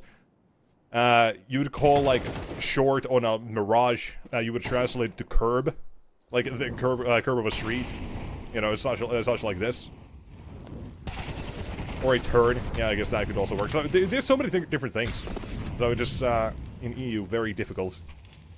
But my favorite call-out for every single map is once there. And currently Seltzer is telling his teammates there's one more here. Takes him down. And that's another one. Yellow from the back will find himself yet another round of Passion UA in the hands of 16 HP. Jambo is not going to be doing much. As Gun 5, they deal with this B play very nicely as well. Need a little B aggression. Seltzer, one beautiful kill, second as well. And 4-0 Passion UA, timeout feels very, very timely for this one. Looks pretty damn good, if you ask me. Passion UA is kind of hungry for money. They're hungry for kills. 2 players are still at 0, so Gun 5, the fact that they get a 4-0 start. Bank maybe not looking so good, given how many players they have lost recently, but hey, they're winning. It's the last map. This is it. It's the final kind of sprint to the finish line at this point. You're looking at the last 7 rounds, well, actually 9 rounds of this series. Yeah, I did say I would like to see like a 12-0 T side and then to come back on the second T side as well. I'm down for a CT side domination as well. Just to kind of push the game into a different direction with how poor every CT side has been so far. 10-2 half. 2 on the CT side. And then the exact same situation for Passion on their CT side of Mirage. Just 2, 7, or 8-4, then another 8-4. You just go into overtime. Like, neither team had solid CT sides yet. This feels like a good time to change that up. Well, here on B, Snime. Beautiful work around the smokes, and he's not the only one. Lackey 1 and 2 to punch there, and not good night for the last man as well. Jambo 0 and 5. Yet to frag, same with good old Kevin. Can we say that Gun 5 have come prepared? CT side Maybe they have not? 6 guns with the way they're punching right now. Pretty much. They've got an extra somewhere. Soon it's just going to be the 1 gun, but let's see how this is going to go as Passion UA. This is the chance to break the curse. Do they get out of this slump? 2 players at 0, Quem and Jambo, the Opera and the Star Rifler. Buddy boy, it ain't going to work. Good. Oh, that's a beautiful. Yeah, that as well. Oh! That simple blow to the smoke as well means that no T-side players, if they tried, could be able to lurk through that. It leaves a gap so someone from Psy can hold it. Makes things very difficult if Passion had actually been there, but it's just to then fake them out a little bit, condition them for future rounds. You know who's kind of a situation. one of the players I've seen most blocking that smoke most effectively? Major from Eternal Fire. Like, he's a pro at blocking that smoke. Like, I've seen it a few times, and well, not a few times, many times. And yeah, the problem if you keep doing that though, and if someone recognizes that, if someone watches enough demos, is that they can just run at you and you're going to be caught doing it. So it's a bit of a fickle mistress, almost, you could say. You know, sometimes maybe good, sometimes maybe bad. sometimes, but that requires a little bit of anti-shredding perhaps, and recognizing that to be the case. For now, game on. Xenofix finds an entry towards B. Passion finally with the first. Jambo's already tagged up heavily, so this is in no way going to be easy, and I think they're going to be even more hungry now with the kills coming their way. Lackey is going to offer one full free. Finds Shine, finds Topa, and it's going to be back to a 3-on-3 with the op wide out. It's another mistake that we've seen in the past as well. Finds Shine this time to do it. Finds himself completely out of spots, and that is potentially still the frag. Quem waits for the first one. There it is. Should recognize that was not the same one. No way he gets up there so quickly. He disengages. Gun 5 with 1 man remaining. Seltzer will be going for the save. But it's been 6 rounds, and finally now do Passion finally get their first round of the board. That's not a T side you're ever going to be happy about, no matter how you go into the game. Right? Maybe if you're up against... Actually, Spirit, I was going to say, but Passion, they've already beaten them once on this map, so I don't think even at that point they'd be happy knowing that. So, you have a bit of a tough task for Passion here, and that CT side of the numbers, the statistics for them as well, don't do them too many favors, especially if they're still looking this poor to start off. But the comeback's already 1 and 2 maps done, so let's not say anything is done or anything is over just yet either. Let's keep the game going instead. See how the rest of the half plays out. It's only the one, man. It's only the one. One is none. That's a saying here in Slovenia, and it's basically pretty much it. Passion UA, if they don't find, at least in my eyes, 6-7 rounds, T side, excuse me, they're already going to be struggling, and we know that 7 rounds is nearly impossible. I mean, given what already Gun 5s have put up. So let's look at perhaps rather 5 rounds for Passion UA on this first half. Get the tie, 5-5, then anything can happen. Maybe you can still make to 7, but regardless, it's a tough job ahead, and they're being stuck in the mud in A main. They're not really moving anywhere. They're using a lot of util. They're not getting any space, any sort of map control. Even middle is being challenged by Fine Shine. And Passion turn their eyes back towards Con. It's going to be down to Sadame. As we said, if there was a Donk lookalike competition, he probably would have won it already. Let's see if he can have that lookalike on the server as well, have those numbers up. Map 1, he did great. Oof, Chasma though, I mean... What happened there with Yellow? Why is he pushing that far out? They have no info mid, they have no info water, they have no info B. Surely you just peek sneak. Oh, that's round. Yeah, Fine Shine will at least find Jambo. Again, they're keeping him very quiet. And I've seen him on the past as well being very, very deadly in this map, so it's a bit of a shock to see how slow he is going at this. And even as well the numbers, right? Passion, they had good wins on this map, but Gun 5 looking at least still to take this one convincingly to start it off. Here is going to be a second round, however. So before we start talking about a 5-5, we gotta see a 5-2, then a 5-3. Well, 5-2 is about to happen, so that's great. Yeah, chip away at that economy to get that third, and then maybe a fourth as well comes from it. 1 up, out it goes. 4-5, I think Passion just... They're not gonna start pushing all too far. Xenofix, he's kinda looking for this one. But even so, he's pretty much the only one fully aggressing, I say, but I think that's also Topa through or 2B. They're gonna find both. Yes, they are. I feel like it's gonna create a timing here. He swings, maybe he gets that first. Second one should be swinging for this, the trade, and Topa's gonna be in the back line as well, so no matter what, Snipe was gonna be a dead man, but it comes from Xenofix. They won't lose a single man on the hunt. And I say they gotta chip down that economy. That's one hell of a way to do it. Deny the save. Big round out of Passion UA. Lawnmower officially started here. And a timeout to discuss things. Right, because Yellow can drop here. Black can buy, maybe drop a MP9 as well. So you have a world where they do buy, and it seems like it's this one. Is Lackey gonna drop an MP9? Yes. No, we're still divided. Close enough. Yeah. You've got to buy out of God 5. A full investment. No defuse. Please buy a defuse kit. Somebody. Anybody. Just one. I did say I would love to see the CT side of going aggressive here. And that's one thing as well we like to see B main aggression, especially with how big of a portion of the map that is. If you recognize the third round of Ashen's going to be running, you can go for that mid round to get that control, make rotations off of it. Gonna be intriguing to see if that could be the one, because they do have a 3-man B lean at the moment on gun 5. And you have the MP not as well on Selter. He's not gonna be the one here, but still, you have these weapons where you can put him in aggressive positions.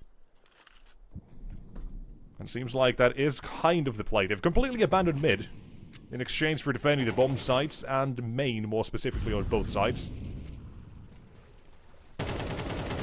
Looking to put up something here for Passion UA to struggle with. 3 smokes remaining on both sides. So right now it's all about that timing, how they play it. One smoke now from gun 5 towards connector, the second one towards main. We're down to the one last actual smoke utility. It's going to be top outside of B main though, and the op shots from Jambo missing, but it's enough of a warning shot though. This is a problem, Jambo. He could be caught off guard. It's going to be Quem with a nade in hand instead as well. Jambo still in trouble. If he misses the next shot, he's going to die as the white swings happen. Jacasmo's Veto fix are gone. It's round over. Passion UA have just been thwarted. And it takes but 2 pulls, 2 pushes, 1 main, 1 A main, 1 B main, and that's it. Yeah. That's Passion kind of punished for not wanting that map control in mid, not wanting the information. Come on. Easy shot. 1 shot. To those who don't know, that's a public service announcement. Taking a shot at the arm also kills a person for 1 with an AWP. I guess you can't shoot back if you don't have an arm. It makes sense. You know, think about it. You can still shoot back if somebody shoots you in the leg. At least for a time. Anything in the body, head, or arms, and you're probably not touching anything for a very long time. Usually a big problem with situations like this. Yeah, it is what it is, but hey, that's gonna be another round again for gun 5. And we just gotta know, again, Jambo's missing. He is. Like, where's the 2 kills. aggressive, explosive Jambo? Where's Kevin? I mean, where's Kevin? He's home alone right now with a single kill. That ain't Yeah, it, man. he's still setting the toys on the ground under the window. He's still Heating the doorknobs. heating the doorknobs, preparing the paint. You know, he's there. I think the next step is the nails and the floorboards. Oh god.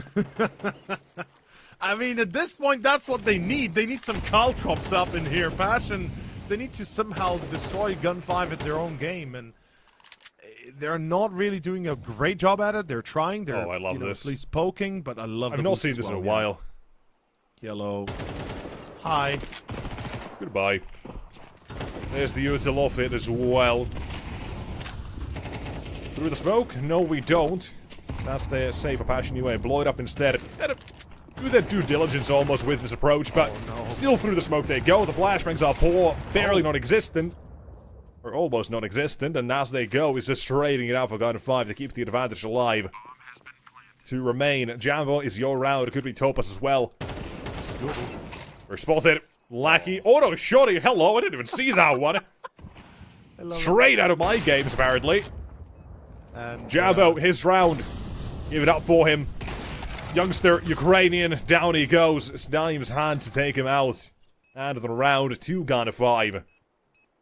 7-2, and it is looking dire. It's looking worse and worse by the moment. Gun 5, bring it back. round by round here, and it's the initial start that really kind of catches you off by surprise. They lose Jacasmo, I believe, first and foremost, and then every subsequent trade is a -1 for Passion UA. It comes down to Topa in the corner at Cake, and still he can't even align a shot, and Jambo obviously out-positioned. That's it. That's gonna be another round, another timeout. What now? At this point of the half, you kind of start saying, "Okay, boys, let's just try to figure something out here." And I would imagine fast plays, pack tactics, trade it out is the best that they've got, because so far, slowing it down is not the answer. You gotta take risks.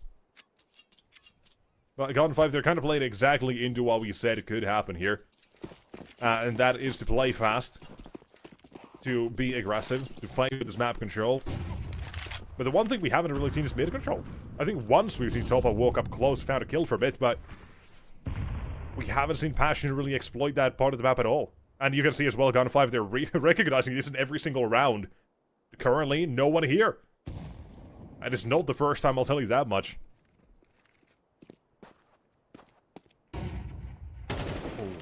Oh, Topa. Ambitious. Good prediction. Ambitious. Good done. Good job. You swung with the auto shotty, right? I'm not seeing things. Yeah, that's you know, if he had a Nova, I'd still understand. That's You know, funny. I can go bird shooting with the Nova, but auto shotty not so much.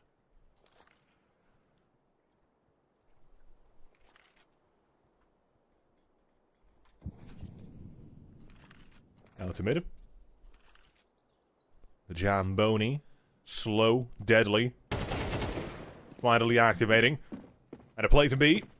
He's the one to make all the noise, and he's gonna keep doing it. Let his teammates get up close from Cave. That's fine. Shine suddenly in a little bit of trouble. Push through A main, getting caught, and out B. There's fine Shine, and down he goes. And finally a round where Passion actually go mid. And look at that! You got a round! The third one on the T side, though, that's not great. Not yet. Far from it. One hell of a comeback again that would have to be made. And here's my question. Mr. Theo Versiard. Can we get a 3-peat overtime? All maps. I don't know, man. I don't know. Maybe. Maybe if we can get the magic going here. Gun5 kind of scrambling on the CT side if they make too many mistakes. 7-5 halftime is still realistic for Passion UA. It's not the best, obviously. I think it would be the other way around that we'd expected otherwise, but the worry for me personally is we've had so much talk about their CT sides. Both have been very underwhelming from both sides on both maps that we've seen so far. And Passion UA, there's no reason to believe they might change that trajectory like Gun5 have. So unless Passion UA bring the same ferocity they've showcased previously onto their second half, even a 7-5 halftime might not be enough. Like, even having 5 rounds, you know, is gonna be just too little, perhaps. I don't know. It's awkward. To say the least. Especially considering the numbers we have for 4 Passions CD side. Would be a bit crazy at the moment to conceive, but let him cook. It's a saying for a reason. But this also just could be the status quo change of the series so far. Finally a good CT side, and you're setting yourself up the end of the game properly on Gun5. Even if they end the 7-5, it's still gonna be fairly happy with it. But they'll have to get there in the next round. For now, this one is over. 7-4. It does bring a few questions about. First and foremost, it's a force buy, a full force buy. Why is Gun5 not playing together? A question that we've been asking for a long time, and I think we can raise it again here. Why does a force buy go into a default? Second, you force buy, it's in the 11th round, and then on the 12th you force buy again. Are you repeating the same mistake? Are you repeating the same round? So you're basically force buying again and going default again? Because if that happens, I'm gonna have serious question marks about their capabilities on the CT side as to outside of gun rounds. Like, how can you, how can you say you know what you're doing and you're playing force buys twice in a row the same way without any sort of plan to it? It feels awkward. It feels not like themselves. But I'm going too far off the deep end. Let's see if perhaps they have a plan. Let's see that plan. For this one, the plan for Passion, again, to explore mid, finally. Jambo, shot missed, push through the smoke, and down to go Seltzer. Jambo's not gonna miss the second shot, and a push through B as well. You know, you play around like this, finally is interesting at least. It's not the sort of a saved rifle, but it is still in that same virtue of how you play that round, or how we want to see these rounds sort of played. You're doing something, you're being proactive. Everything to gain and very little to actually lose. Trying to catch them off guard, but it's not worked out. Passion was still ready for it. So, 7-5 at the end of the half. Gun 5. Pretty good. Passion, decent stabilization of the half as well. Not gonna be completely swept here, but no matter how you still want to string this, kind of like we said before, this is Gun 5 setting themselves up for that success. Finally a change in the game. A strong CT side, and that is probably all it, on paper, should take, but this game has so far defied every single odd. You had a 10-2 on Mirage, that goes to overtime. You had a 7-5, 11-4 on Dust 2, that goes to double overtime. Time to wake up here. Yeah, time to wake up, Jacasmo. Alchemist, count him up, very there's 2 and 3. And a bit of push. Another joins the fight again. Topa just goes out wide. He flashes, goes wide and dies. 3 versus 2 left over. Passion. Ha. Oh. 07. A sinking ship.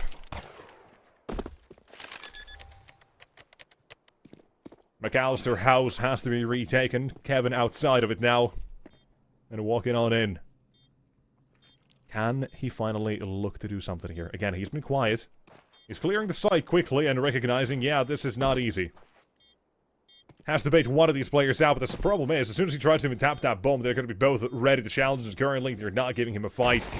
Maybe he finds the first one, but again, the time is already so far ticked, he doesn't even have a kit. And he's barely getting out of this. What keeps re-challenging and fine shine is his round. A triple, one to end it, and Gun 5. Stepping stone to the victory with that one. Looking to end it, brother. They're looking to end it. I'm sure 9 and Partizan will be happy to know that this is going faster than anticipated, faster than the first 2 maps. At least to a degree. Since, I know my sleep schedule is at least hoping for that. Although, let's be honest, it's not Let's be honest, so. You don't have a sleep schedule. You don't even have sleep, let alone a schedule. Come on. Let's not get ahead of ourselves. What is asleep? Well, yes, exactly. It's what the Passion are doing right now, I think. That's fair. That's fair. Taking a nap, hibernating. They did the bare minimum of the melatonin. first half, I think we can say. Yeah. Round 15, and it's going to be all eyes on Passion. This is it. This is what we talked about. Their CT side, it's been feared, it's been revered. Now it's time to see if it's actually been fixed. Let's see if they are prepared to take this on to the next level. I love this call as well. Aggressive towards canals. I love it. Set the Meanwhile, Gun pace. 5 running A. Just through the molly. Go for it. Okay. Only one. Kvem doesn't even know which way to look. Molotov blocks his retreat. Smiley played, and insanely well for Lackey. What a 3-piece.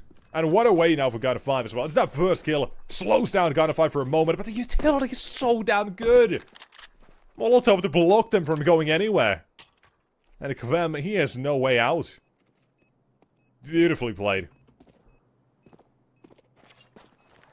I love the fact that they push the molly, because it forces Quem to take the fight, and in that time, reload in peace, man. in that time, their own Molotov goes wide, spreads behind Quem, as you said, reloading, trying to be behind the corners in safety.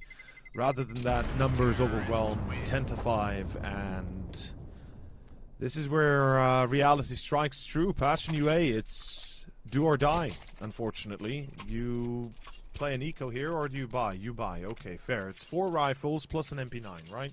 Maybe a FAMAS. Maybe a FAMAS. Please no. MP9. Thank you, Jacasmo. By the way, I know this is completely off topic, but Zero Fix has got a long neck, my brother. Okay. I love it. I mean, look at Jacasmo right next to him as well. Yeah, that's fair. That's fair. Looking like a pair of towers right there.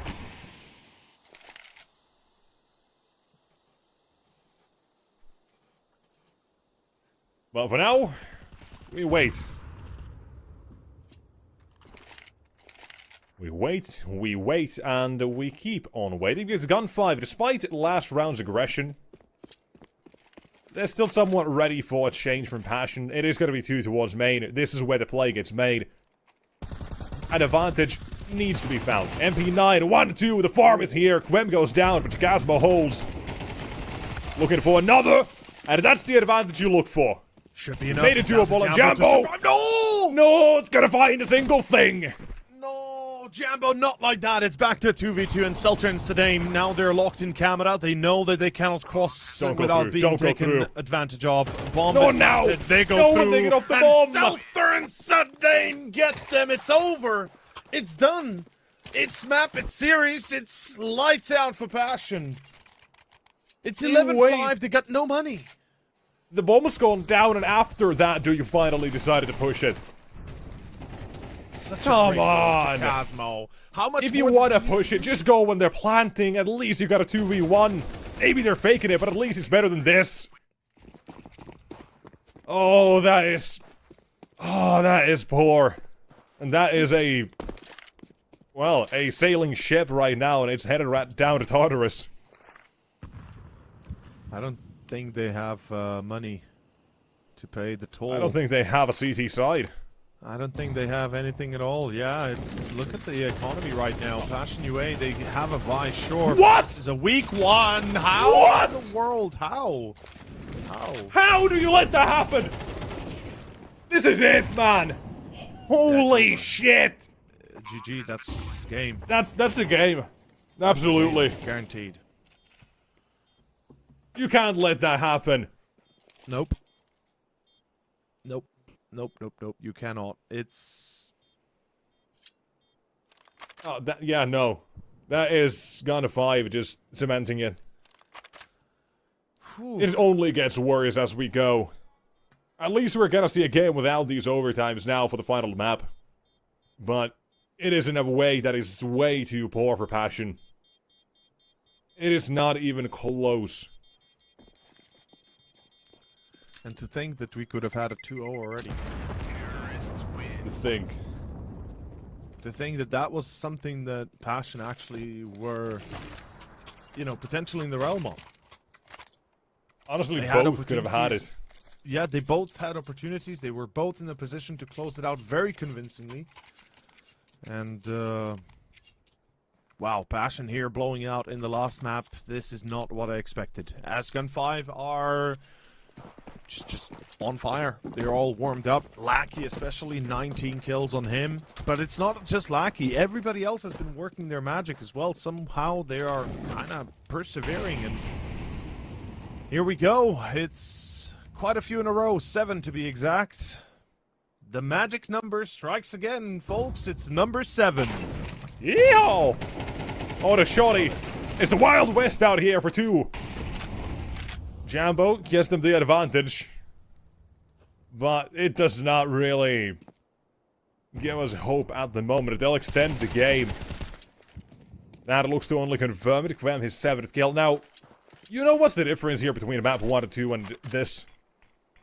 Quem and Jambo are completely quiet. We talk about the difference makers. Had Quem never even stepped up onto that first map, we would have talked about an easy game. Had Jambo not been active on Mirage, it would have been a different sort of game again, seeing how it goes to overtime. And here, they're missing. You see how it looks. Even if they're still getting another round here, but it is absolutely one-sided. Because this is not enough leeway. You gotta play a perfect game. Yeah. Lackey, his debut today is looking good. 20 and 10 for the decider. All it takes is one fast push towards A. Anywhere. Anywhere, really, yeah. But let's All say it takes A is has Jambo been... not fighting two with the auto shorty there and surround it a different way. Or just generally speaking, like, you know, it takes one mistake by a single player that breaks the whole defense, and that's it. The link is only as good as its weakest one, and here, unfortunately, there's quite a few weak links. It's going to be round 19, starting mid-aggression again, Jambo alone. Meanwhile, we have Canal's aggression as well. I kind of like that from, I believe, Zero Fix. Say that name again. We went through this on Dust 2. Zero Fix. Yeah, Thank you. I know. Alright, let's see what Kevin's up to. I mean...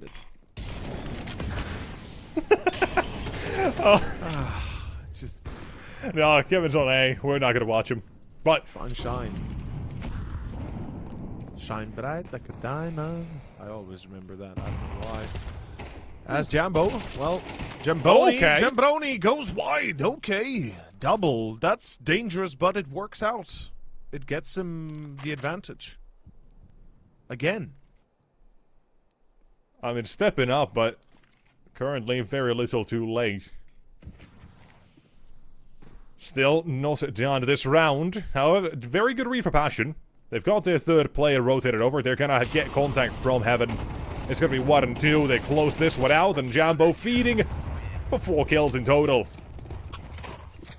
Great read for Passion. Great opening for Jambo as well, and a way to close it out. But, oh man, I don't want to see this again. I don't want to see that round again. Show it again. Show it again, production. Show us that round again. Again, show us that replay immediately. Screw this one. That one matters. Screw this round, let's look at it. There we go. Oh my god. You're never supposed to let this go. You have a player up close. It's crazy. It's crazy that it actually happens, yeah. Yeah, it is ridiculous. But for round 20, guns come back up with gun 5. And would you guess if I told you how many guns they have? 6? Probably. By the way, they've been playing this. They've got something here. And it is 1 away from victory, what they have. But Jambo, he's getting very proactive now. 3 rounds in a row, he's found advantage in mid. This one only 1, but it's still advantage. Yet again, a good read on Passion's side to stack the correct site. What? But it's nothing in the face of might. It's yellow, 1 and 2. 3 punch comes in. And it's 3 to go for the T side. Or it's 2, excuse me, for the T side. And Jambo brings yet again back 2. He's finally activated, but again, so damn late into the game. There's very little room for error. You have Selter not able to get to the site at least. That's given things easier for the CT side to work with Passion. 1 or 2 punch. Quem as well. They hurt Selter. His third and 1 man remains. Selter, you've got an easy way in with Jambo being on 2 HP. All you have to do is get that shot off to Quem or play the time. 40 seconds remain. Plenty of avenues, but time will start to run low real soon. And even that, Jambo, 2 HP pushing into main. Selter hears him. Selter hears him. no. He can take a free kill. Jambo, knife in hand. Mistake made, and it's going to be 20 seconds. Selter now. Now you play the time, the mind games. A or B, and obviously it's going to be B with 20 seconds, and the same idea for Quem in this play. He's going to be stuck in dark. This is a smart play. This should be it. Oh no. Spots Oh no. each other. Not like this. 5 seconds. Just survive. Just survive. Quem still takes the fights. Teasing us. And Passion are not done. Jambo's efforts not gone in vain. An 8 picked up. But my god, it should never be like this. Holy shit, it is going way too... every single direction, man. I don't even know.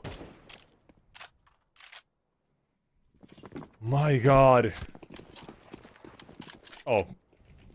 Oh no. I've seen this one before. Yeah, I've seen this so before. have I. Tell. We've seen Here we this. go. Contact Tech 9. Neutral is good. Spray, even better. We haven't seen this one before. We don't finally lose the pistols. And that's Passion. Round of the board.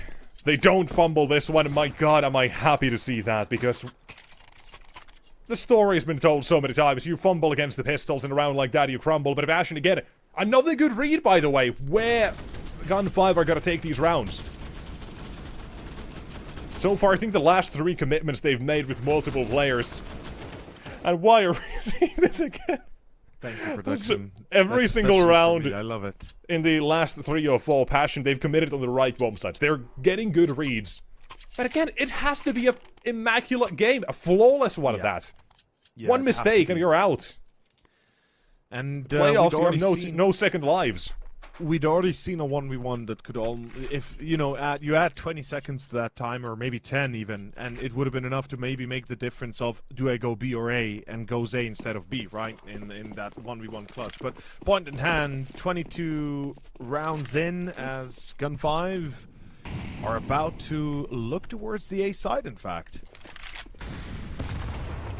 Lovely nade. Feinstein eats that front and center. Gonna need new teeth afterwards. Oh no, Zero Fix is dead. Zero Fix is dead. What? Oh. Oh my god. Zero Fix. Quem pushes out a main. Gets traded out. What's happening? That's the pistol. That's the Tech 9 getting the bomb. Wait, what? Oh no, Jumbo! In translation, as Jambroni goes out through with the smoke push with the AWP. Holy shit, man! That's not it! But he still wins it! No, Officially awake! He's got the bomb as well. That has to be something to kind of 5 retrieve. You have Topa making a play through Temple as well, and Jambo, you can just watch for this. Easy. As long as he doesn't shutdown. start the second guess himself, he will be corrected to probably feed it first one. Utility out. They'll announce their presence. And look to take this one back. Lackey low HP, has to be traded here. A quick shot for Jambo. And he's active. And you can't stop him. You feed the beast. He wants more. Another 4K, another multi-frag. And out of nowhere for Passion UA, he has been the change you want to see. Finally the Jambo we've been waiting for this entire map. And he is single-handedly bringing them into the game. Keeping them alive. It's what, 5 rounds in a row. 4 multi-kills, however many it is. Holy shit! Jambo is online. It's getting there, man. 2 more rounds. We have another overtime. You called it at the start. It is going to be the triple overtime here or not. We're about to see it potentially as 2 more rounds. It is Gun 5 on half buys. I love this. It's a single AK. They're going to try mid action. Where's the flash? Again, once the entry, once the advantage. Just walk in.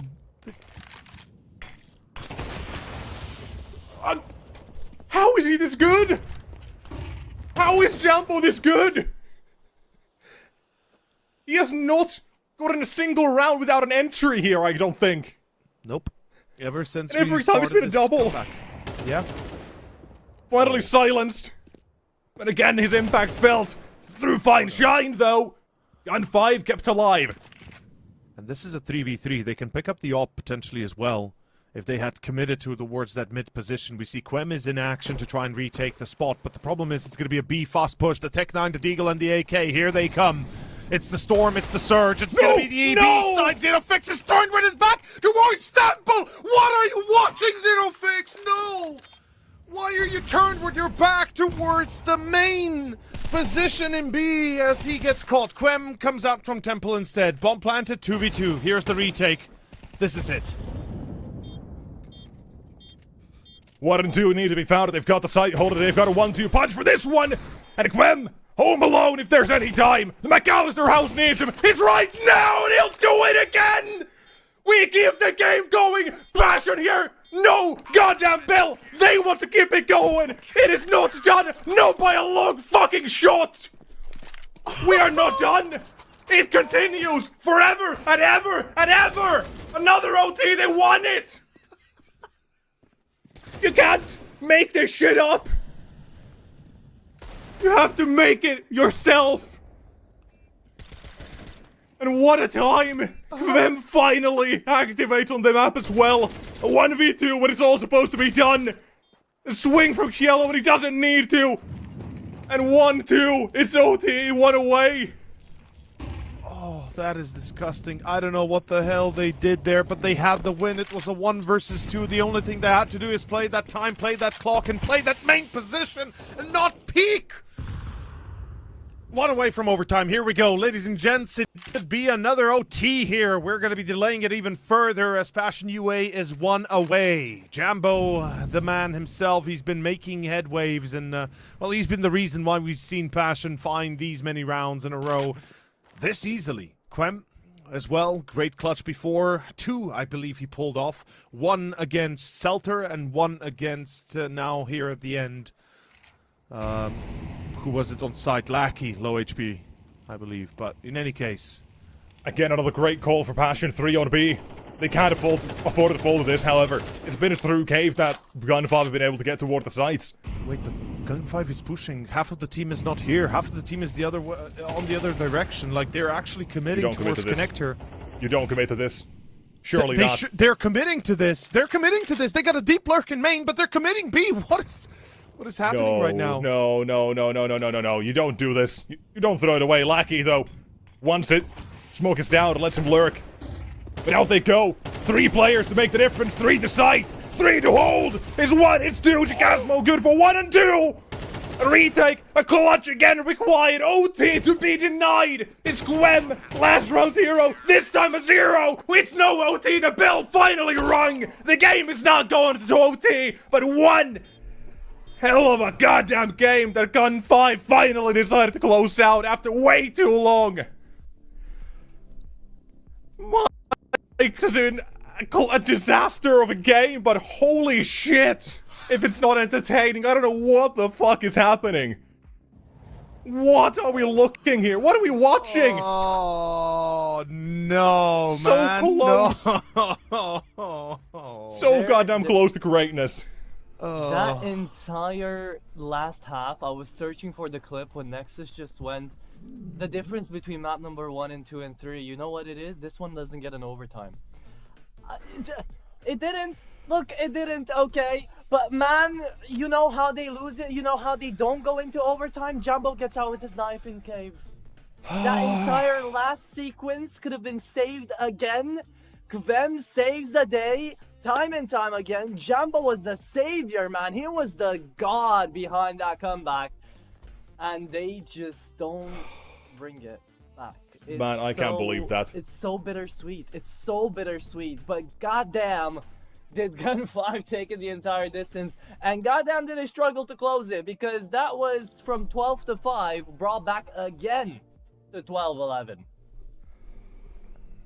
1 round, guys, 1 round, and we would have had another overtime. It would have been going the long way once more, but we don't have a lot of time, so we won't waste yours. I got one thing, production, please. If you can, pull up that 1 round. Pull up that 1 round. For one last time, just show us why. Why is the game this way? There was... It is insanity. It never should have been, but... Here you go. Yeah.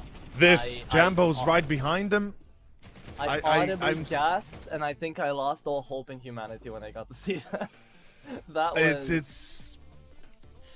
It is insane. Yeah, I mean, look, the point is Passion just couldn't hold their own. They got overwhelmed. They lost the duels, they lost the game, and they are out of the tournament. They are out of this round of 16. It is Gun5 that persevered through the Swiss stage, and this seems to be a bit of an example being set by a lot of teams lately. I mean, we've had a lot of teams go through the Swiss stage and keep on going into the deep into the playoffs. Hopefully they continue, but I gotta say this.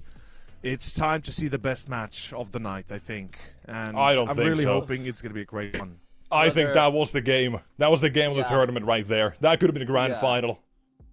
That was the game of RO16 as well, I'm pretty sure, because that was the game that I think has gone the entire distance in a long time. It could have given us Yes. 3 different overtimes in 3 different maps, and yet it hasn't. Still gave us 3 overtimes, but either way, at the end of the day, it's Gun 5 to take this one away. Passion UA indeed will be sent out of the RO16 as they will be going on further out here, Gun 5, to try to go into the quarterfinals. Who will they be going up against, though? We're about to find that out. Partisan 9 have been waiting for a while, lads, and we have been as well for them. There's a couple of changes that have gone into the rosters theirs as well, but we'll be talking about it after a 10-minute break, after we catch our breath, and after we figure out what is going to happen. So stay tuned for that, and we'll be right back with that last game of the day.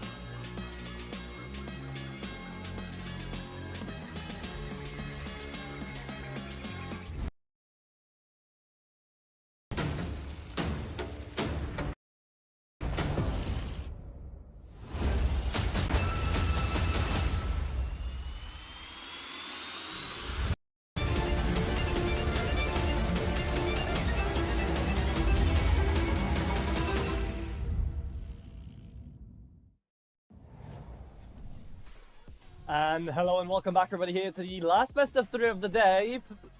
Well, very known faces out here probably on the desk. You've seen them like 10 minutes ago, and we're back at it one more time, and perhaps the last time for the day. We don't know, we'll see, because it's Partisan versus 9, baby. It is the well, a lot of people might say the most looked forward to match of the day here, but after what we were just witnessing and after what we just seen, you know, I think it's gonna be really tough to beat that. So, Tio, give me your 2 tidbits about the teams out here. We've got a couple of changes. You can walk us through them maybe. We've got Madden, we've got Barry taking up a little bit of the line here. How are you feeling about this best of 3? Yeah, let's start with Partisan to begin, and rather with the whole series. I feel like Partisan, you know, with Madden now stepping in instead of, I believe Emi is not playing, if I'm not wrong. Yeah. So yeah, it's gonna be pretty fun to see how this works. Madden, a great rifler, a great player, and I hope that they're gonna be having a good game, that they're just gonna be enjoying it. I don't expect a lot of tactical depth to the gameplay, because I don't think they're gonna be looking to be super strategic about their approach, but rather focusing on the core tenets of Counter-Strike and just making sure they play that well and give us a good show. And honestly, Partisan lately, like, I've had a few choice words for their recent invites and for their performances, for the VRS ranking compared to where they actually are. And they have proven me wrong here in Series 17 and in Series 18. They are hopefully going to prove me wrong. But regardless, I'm hoping for a great game. Yeah, I've been enjoying to see Partisan in general. You know, I've been following them ever since the iNation days back in like 2020, and it's one of those teams that I personally think back on when I started my casting career, and it was one of those teams that I was seeing constantly playing on in these tournaments and constantly showing up, even now with Vladen, even with Choi, right, still being now their coach as he's moved up, Emi not being able to be part of the roster today, but Madden taking his place. And speaking of roster changes, we don't have any actually made like official roster changes, but we do have another stand-in in the form of another coach taking up the reins. Barry will be taking the IGLing role there instead of Rals. And well, Nexus, you can run us through 9 here. What are we going to take a look at? Let's make this challenging. Give me some sort of limit here. How do I describe 9? Because I feel like I always go for the same exact thing. Okay. I'll let you think about it. Mantu, Pew, Bob, Impact, Favin, Krogan, Pew Pew, big word. Barry, maybe. That's 8. That would be about 9. So, yeah. I feel like that, you know, Impact. That's pretty much all 9 is. It's Pew Pew Pew Pew. Maybe. Because Barry, you know, he's been coaching for a while now. You know, maybe he still has it, maybe he doesn't. But hey, you told me 9 words. I'm giving you what you wanted here. Bob's Impact. Pure Impact, by the way. Yeah. Mantu Pew Pew. And Favin from bitch rolls to somehow a star player here. Kinda crazy. And here we go. That's 9. Okay. Fine, I guess. You gave me 9 words. Not the most evocative words, but you know what? Still, at the end of the day, those pew-pews were sounding a little bit like a water pistol instead of like an actual gun. So I hope that's not the case. 9 do have firepower, but I personally am not an enjoyer. I can do 4 words. You got a few I can more? do 4 words. How to describe 9? Ooh, amaze me, please. 6-match win streak. I don't think that describes them. Boring. I think that's a very situational right now for 9, I would have to say. The only game they have lost, though, they would have had an 8-game win streak. They lost against Astralis 2-0, right? And I know there's been a big Astralis hate clan coming through, of which me and Pop are still a part of. You know, so I think most of us are. Yeah, I think most of us are indeed. So you know what, 9. They've had a good run so far. They've been teams that have gone up and up the ladder, actually. They started out with Copenhagen Wolves, then Yano, Gun 5, Unity, Iberian Soul, Alliance. So, you know, it's been looking better and better for these guys. Partisan, on the other hand, have been looking on the same side of the coin. Before losing to 500 in a 2-1 on the grand finals of the previous CCT, they did manage to beat ENCE, Nexus, and Fnatic. I know one of those names is not like the other, but you know what? Still, at the end of the day, they do manage to get on ahead. And Partisan are looking very good as well when it comes down to individuals. But the fact that we have 2 stand-ins out here, one respectively for each of these teams, is going to make it very exciting because they're going to be on even playing ground. And speaking of the playground, I want to take us into the map Veto and see what we're going to have to work with. Because one of these 2 teams is actually not going to be too happy about the map Veto. And I'm looking towards that Ancient and I'm looking towards that Dust too. Nexus, how about you running me through it, buddy? Okay, let's figure this one out. Drain goes out, Tail sad, Nuke goes out, tactical side of Counter-Strike is also sad. Into... Oh, god damn it! Now Nexus is sad. And, Nexus is sad. I'm sad now. They're making everybody sad. What's next? Let me guess. It's gotta be Mirage. We're going with the color scheme of 1. Is it Mirage? Is it Anubis? God damn it! Of sad. Is it gonna be an Anubis? We are... Surely Anubis is not the decider. We're not getting the unholy trifecta of maps, please. We're getting the sand, the beige... No. Wait. I just sand checked. Dusted. There's no way. No, you guys, don't get too scared. Don't get too scared. This isn't the right Veto. It's one color scheme, man. It's not the right Veto. It's okay. It's okay. We can take a deep breath. This is actually supposed to be Inferno and Dust 2. Out here for the first 2 maps. I just checked on HLTV and for our admin, so that's okay. We're gonna have Inferno picked on over by Partisan, picked on over by 9, and then Dust 2 picked on over by Partisan. We're still getting Dust here, Nexus, okay? You know what at least you are getting an Inferno. You know what they say about Inferno, though, right? It's a Balkan map. It's a Serbian map, man. This is it. They don't say that. Yeah, they do. They do here. It's their go-to I think map. the only thing they say is Overpass is not a Balkan map. So, I think that's the only thing. Okay, here's the correct Veto. Okay. Inferno, so it's not 1 color scheme, but it's still goddamn just 2. Yes. I'm still sad. And a Decider Ancient. You know, we're at least getting different maps this time. Well, besides Dust 2, yes, we are. Yeah, I mean, hey, it's not the exact repeat. I'm happy with that. 100%. It's not 1 color scheme, but holy hell is Counter-Strike ass in that regard. I mean, it's not. Anubis has a different color scheme, and you can Inferno. It's slightly more vibrant. Instead of boring brown with the slightly brighter orange hues of Dust 2 and the boring brown. You're thinking of 3 maps only. Come on. You're exactly, thinking of and there are Mirage, 3 maps we already got to see. Yeah, that's fair. That is very fair. Yeah. Hey, Counter-Strike needs to fix their shit, and Overpass comes back in at Dust 2 forever in the coffin. You are asking for another map that uses the same color scheme. Like, you are not backing up your point. It's at least a tactical map, but it has green. So does Ancient, and we're gonna get to see that out here as a decider, okay? So... I don't care about Ancient. I'm saying Dust 2, Anubis, and Mirage, they're all the 1 color scheme, pretty much. Okay, fair enough. Yeah, with that being said, though, Inferno being the first map out here, being picked on over by Partisan is going to be interesting. You were talking about tactics. You were hoping to get some more out of that part of the game. So I feel like Inferno is a decent map, a decent compromise to get that on, right? We do manage to go on over to Italy out here, and it's a great map for Partisan. A really well played map for 9 as well. For Partisan, they played it 5 times. They won 4 out of 5. For 9, they played it 14 and have won around about 11 of their 14 games. So they are very happy with the map pick. They know why they went into it. And they took Astralis. Okay, get ready with this one for me, boys. They took Astralis 28-26 on this map, on their first go around up in that best of 3. So if you thought, if you thought you saw overtime, let's hope that we don't get it now. I'm not ready to be here until Guys, midnight. I'm still waiting for the world record to be broken when I'm casting, so, I think it's going to happen eventually, and maybe it's today. Maybe that's the game. Maybe this is the game. Maybe Atra's already had one record, and that 100-round game on Inferno. We go to, 35 overtimes, and, well, that's about it. In any case... Yeah. I mean, hey, all I'm saying, Atra has had 1 record, and that was Poi beating Donk's record, right? Yes. Oh, wow, you remember that. Wow. I remember. Hey, I was there cheering. I told you to go with the yeah, Poi. I remember. True. That was a great one. That was great.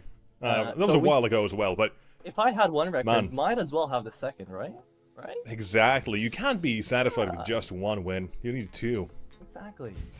While we do have a little bit of time, though, before we're setting up Inferno, let's take a look on out to the playoffs, maybe. Bring up that bracket a little bit, because this is going to be the last one of RO16, right? So we've already got a pretty good idea of how things are going to be shaping up here. And the winner of this goes against BC Game. We've got Cybershoke Bait, 9 Panda Z-Claw, Navi Junior Gun 5. Out of the invited teams, actually, at least on the... I don't think this is as stacked as it could have been on the quarterfinals. Do you think that's a hot take, boys? I don't think so. No. Yeah, I mean, Monty, Sashi full, Fnatic doesn't go through, Well, Ents? Fnatic weren't invited at least, right? But Yes. I do agree that certainly it's not as stacked as we perhaps expect it to be, yeah. I guess so, but we're gonna see how this Inferno is going to go. We're getting everything ready. Boys, take it away, have fun once again, and this time maybe we won't have an overtime fiasco. Let's see how it's gonna go. I'm hoping for the best. we're My about to find mental out. cannot handle another overtime, I don't think. Also, I like little, very nice camera work there. Got our drone operators working hard here, it seems.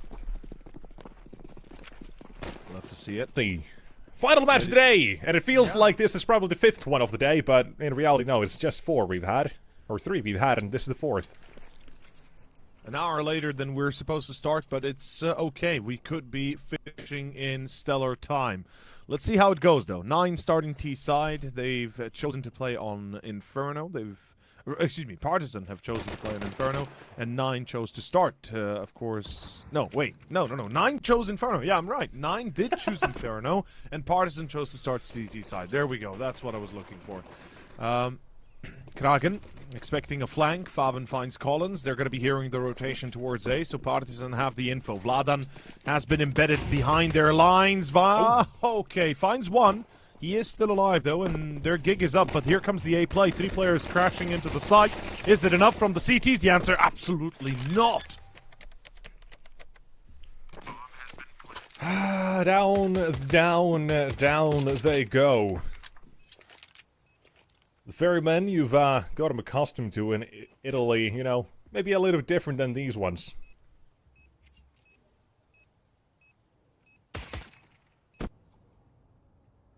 You know what we call that kill? Hit me. Impact. Impact? Absolutely. Impact. Bob's impact. Every single kill, every single game I've seen of him, he's correct. And I'll just read out the stats, the numbers for those who don't want to. On Asial TV, Bob, rating, his rating, 1.04. You know, that's not impressive. That's nothing insane. His impact is 1.17. That's raising eyebrows. But guess who he's going up against in that regard? He's going up against Dragon with 1.27 impact and 1.16 rating. So, you know, outclassed on paper. Now for the pistol, it's Bob who takes a cake alongside a 9. First one on the board. Let's see that second, because the force fight for the CT side. All or nothing. Here we go. Kraken into Banana. Gonna go aggro. We're gonna be seeing a bit of aggression towards Salt Mid as well. Bob XD looking for damage already. Finding Kindo with a few of the bullets. With 90 seconds on the clock, 9 can either slow down or speed it up. I think Barry's gonna make the call here. Let's just wing it towards A, right? I mean, we've got apps, we've got mid control. We don't want to string ourselves through Banana. Perhaps it's not the best choice. Or do we go back towards B? The answer seemingly more of the latter. Back towards B. They seem to take offense at the fact that they don't take challenges on middle. So they're like, you know what? Let's not take the chance. Let's not lose against pistols. And actually, it was either yesterday or it was the day before on Inferno where we had some magnificent moves and massive mistakes through apps. And I believe it was actually yesterday, but in any case... Yeah, you were, yeah, I remember. I believe that was the game that you, me, and Anders did, right? Yep. Yeah, exactly. Nothing, just a quick flex. You know. I mean... Here though, I am... Vladen, he's got one from the apartment. So, Vladen finds one, kind of the site, nothing done, and however, that's the round. There was a chance, but Kragan is played from the apartments. Will find that round, not letting any more go to waste. 3 survivors. AKs kept as well, like a little for Mount 2, but all is good, all is fine and well and dandy. Out of the... Hold on, remind me again. I remember using this term, but it's been such a long time that I can't actually remember what it means. The partisan buy. Is that just not a force buy? No, partisans were basically the people that stood up against the occupation of German forces, German Nazi forces. Okay, but in context of Counter-Strike? In Counter-Strike, it just means you buy a single weapon where you then share it with your teammates if you die. That's Hero rifles, cool. Okay. Yeah, or the Russian rifle, or, you know, the hero rifle, or whatever. But in Slovenian, we call it the partisan buy, so sometimes I'll make that Freudian slip and call it partisan buy, but yeah. Yeah. I don't actually, it's been such a long time you've used the term, I actually don't remember the meaning, Partisans funny little were coincidences. Actually, they were freedom fighters, guerrilla fighters against the occupation of Europe. Okay, in any case, so current Papua New Guinea versus Indonesia, cool. Yeah, pretty much. Yeah, pretty much. Round 4. I mean, I know you will never be able to go to Indonesia now, but, you know, that's I'm forever banned. I don't think you'll care. It's over for me, boys. It's done. Can't step foot in. Mantu cannot do a single thing either. Lovely start. Sent out of the round. On Banana, you got Collins deploying utility. Kragan takes a bit of damage. That's a headshot's now applicable in 1 tap. And Partisan starting off this round incredibly well, because Collins, he can just play B alone. There's a minute left on the clock. He has a smoke. He has a Molotov. That's all you need to defend B. Molotov as well gets even further confirmation of some B-side whereabouts toward B. Also deploys the smoke, but he has another one again, so that doesn't affect him all too much. On A, I love the push as well.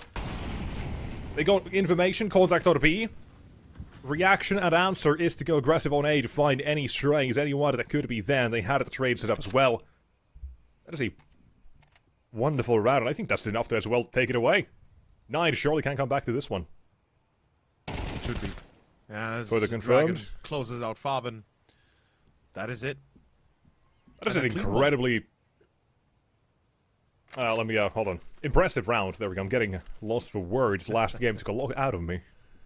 Oh, yeah. Alright, save for 9. Partisan, welcome to the game. Oh, yeah. By the way, Barry playing. We got the information.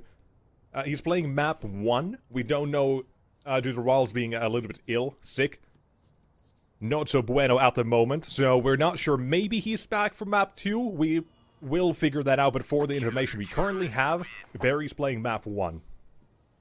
Might change. Might be kept for map 2. We don't know, but that is the information that we have. Those wondering why. Also on the other side, Emmy gone, Modern in his place. And I feel like you should know, this is probably accurate as well. Emmy is the caller, correct? The IGL? Yes, Emmy is the caller, and he's... Yeah, has been for a long time, I just want to make sure. Yeah, and he's really been one of the core players of the squad with the team here. He's the hard carry, basically. And, you know, for the last 2-3 years, he's been really putting up so much work, or putting in so much work, that it's paying off. It really is. But that's what I talked about earlier as well, about tactics, about strategy for Partisan, and not having the IGL with them is gonna affect how they approach everything. And I'm sure that, in my mind, either Vladan or maybe Dragon, or actually I could see rather Collins take that secondary shot caller role here, and, you know, kind of just transition a little bit here in the mid rounds, but not complicate your life. Just play a basic level of CS where you are reactionary, and if you want to be, you can be, you know, proactive. But in any case, Banana control contested, 9, losing a bit of HP. So far pretty standard. You know what's also a somewhat interesting thing? Yeah. Well, I know Atcher just told us this, so I kind of got distracted from what I originally was going to say. Both teams currently having lost their IGL. For Emmy, we don't actually know why, but it is what it is. What I was going to say, I completely forgot. Thank you, Atro. I'm kidding. But continuing toward the B side here, I'll figure what out, or figure out what I was going to say in the moment. For now, Dragon, first one found, second one as well, but not going to be his. Traded effectively, bomb to be planted, B side retaken. And Vladen, expecting to play on A, will find himself the first on Bob XC. Suddenly down to a 2-on-2. Farvin has utility. I remember what I was going to say. I'll bring that up in a moment. But for now, let's look at the retake here.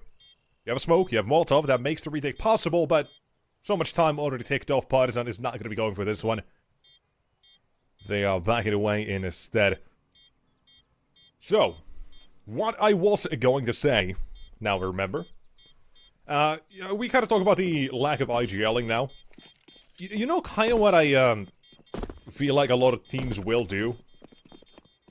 Like, let's say you don't have an IGL. This is just my headcanon and from my own experiences. You don't have an IGL. Who's someone in the team? This is a very easy question, by the way. No points. That does do a lot of calling for themselves, and the team kind of moves around either way. Answer? No, Collins. No, the AWP. I mean, either Kind or Collins, but I would say it's Collins that's going to take the secondary shot calling here. I'm talking in general, but it's the AWPer, so I would I wouldn't be opposed to just seeing an AWPer kind of calling around themselves a bit more than usual if you're playing without an IGL. Sure. You've got your set plays, you can obviously do. I mean, you do, but in the context of the fact that both teams don't have the IGL, absolutely, I agree. The AWPer is probably going to be making more headspace. But we do see 9 taking a bit of damage early, though. Going into round 6, the AWPers do have the ops, but there's no shots just yet happening. Barry, instead, taking a massive amounts of damage. Same with Kragen. And it is Collins that is making the shot calls. Yeah, like I said, I think Collins would be the most appropriate from what I know of the Balkan scene, from what I've had the chance to play and, you know, interact with the guys. Not recently, at least, but from what I know, Collins back in your back in your heyday. Yeah, but Collins would be the most appropriate right now. And like I said, I think it's not an issue. I don't think it's going to be an issue not having Emmy here. I think it's more of a question how they're going to incorporate with Madden, and he's just going to play off of them. And we'll see if that's going to work, obviously. But I hope that Kindo has a good game, by the way. He is another player that I think many people don't take kindly upon, but he's actually quite talented. And sometimes he just has very bad games, and that's what it is. That's great timing. Yeah, 1A, Vladen, 1-2, M4A on a spray, no bullets to mess about with, and it will nail both his first test, and now they've got a crossfire as well to deal with. For 9, Mission Impossible starring Mantu. 1, all he gets, Vladen, 3rd kill for the round, and that is a beautifully played round for Partisan again. And a individual round that Vladen just kind of shows up in himself, or shows up himself. Yeah, and I have to glaze up a little bit again. Another player that is, I think, a lot of times overlooked, and definitely had, you know, a chance to go big international, but then everything kind of collapsed because of the, you know, the events that unfortunately were out of his control, and I think he was done very dirty in bleed. So I hope that, you know, we see him rise like a phoenix here in Partisan, and certainly right now he's trying to do that.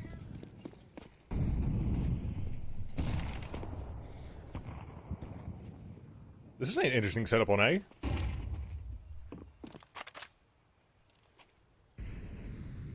Nothing towards long at the moment, very passive. But on B, you've got 9 going for a contact-heavy play. Barry just the only man making noise towards A. That's going to keep Partisan from rotating for a couple of seconds at least. But as they go in, apparently BobXD is able to shake off the bullets. Dodge them living in the Matrix, but they're not going to commit off of this. But the problem is, right, Barry, who had that A position, he's let it go. They'll have to rotate back in a minute left remaining. It's not really all that great, especially with the fact that they just don't have that control anymore, so extra cautious seems to be the approach here, and they're going to walk back into the 3-man stack that we now see on Partisan on A.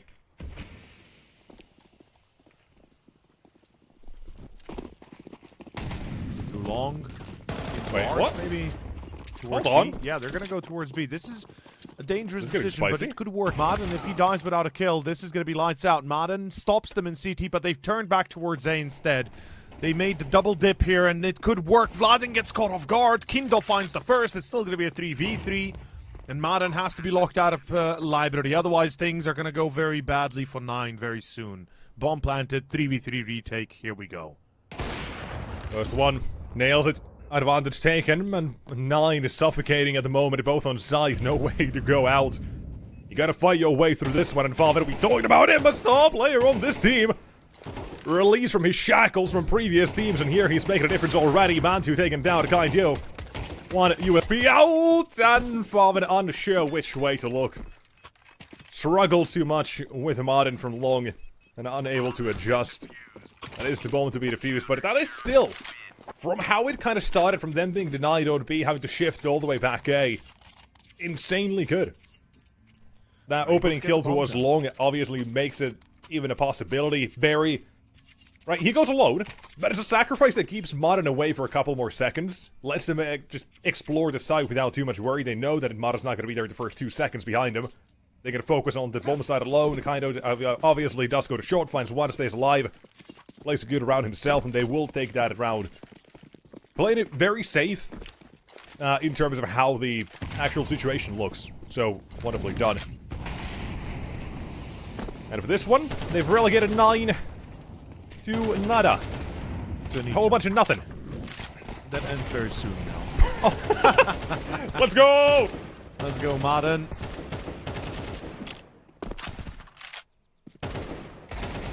Take him down.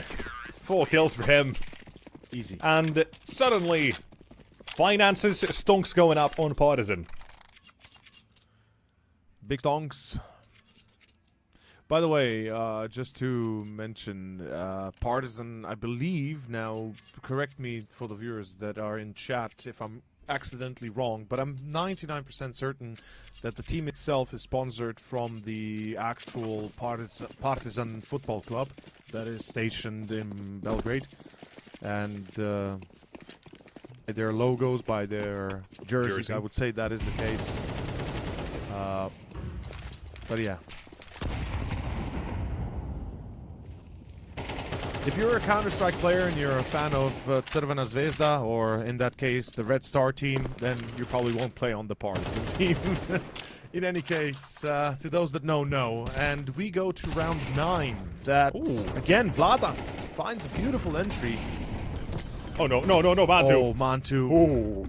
Gets out. That was scary. Even missed a shot early on, so the trade was not allowed to try to chase. Not getting it, but look at this, Partisan. They've gone back toward the full A stack again. They have just one man on B, and that's all they need. This Collins all alone. He's got that utility. We've seen this one before already. Makes sense. It's Inferno. You will gamble eventually. And Partisan currently... Read is good. Aim, even better for the first one. Veto and switch. 1, 2, 3. You eat him up. For the price of 2, you look to secure the round, and Mantu alone walking up short with Vlad and Pit surely is the insurance policy, and if not, it's a dragon looking to swallow you up as well if you're Mantu. Another one for Partisan, and 9 to their map pick, now slowed down. Looking good. I really am impressed, right? First time I see Partisan, right? I didn't get to see their run in previous edition. I was away from my home. I didn't want to look at Counter-Strike. Yeah, we both mentally. actually didn't get to catch any of the Series 17 playoffs. I think we did like one series at the start, like one day at the start, but that was it of the quarterfinals. Yeah, I think so. We didn't get to see 16. Partisan, but they made a good run. Yeah. Second place now. Won. Yeah. First impressions. Yeah. Only the results to go off of, but you also said 9. 6-match win streak, or was it 6-4? What it was? Six-match win streak. Yeah, you are correct. Triple nades into the flames, and through them they go. Utility's great for the CT side, but they've lost one. There's even more. Another Molotov. Can't go through that one with the HP of Bob and Kragan. You slow it down, but there is the HP you still have to worry about on 9. Good thing. Most of Partisan's utility on B has been used. Yeah. That eases things up a little bit. I think it's Dragon at the back of the site, only a smoke on him. Martin back towards Coffin, so he's not going to be too much of an active part of this one either. Especially now that he's being smoked off, but running to CT. Very sacrificial P250 was meant to be it, but he still finds the frag. And Vaven taking out the Dragon from the side. Knight look to take this one as well, just by walking B. 3 plays on Partisan there, plenty of damage. No result, nothing to show for it.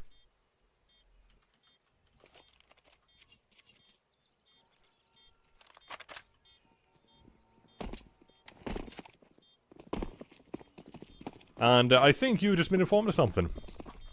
Yeah, I do apologize. Apparently, I was wrong. Partisan. Someone knew better. Partizan isn't part of the actual football counterpart. I was generally like, okay, I don't know where it came from, but given the fact that associating, name, jersey, yeah. The logo is very similar as well. I would have thought that would be the case, but I understand it as well. In any case, before we get shout out Paki CS2 for the information. Yeah, thank you, Paki. He's part of the scene. He knows a lot. Recognize the name. Where does he is the ever omnipresent observers of the game, so we don't know all that information. Yeah, the problem is we don't get to interact a lot with Partizan, or hadn't had the chance to interact a lot with Partizan in Season 2 of CCT. So it's, it's a bit of a shame we haven't seen them a lot. In any case, we're back. It's going to be live on round 11, and... Veto.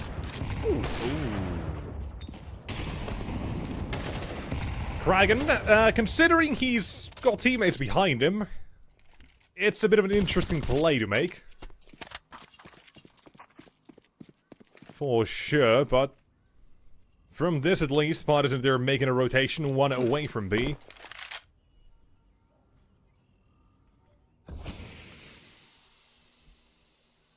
But do still remain. A nice setup.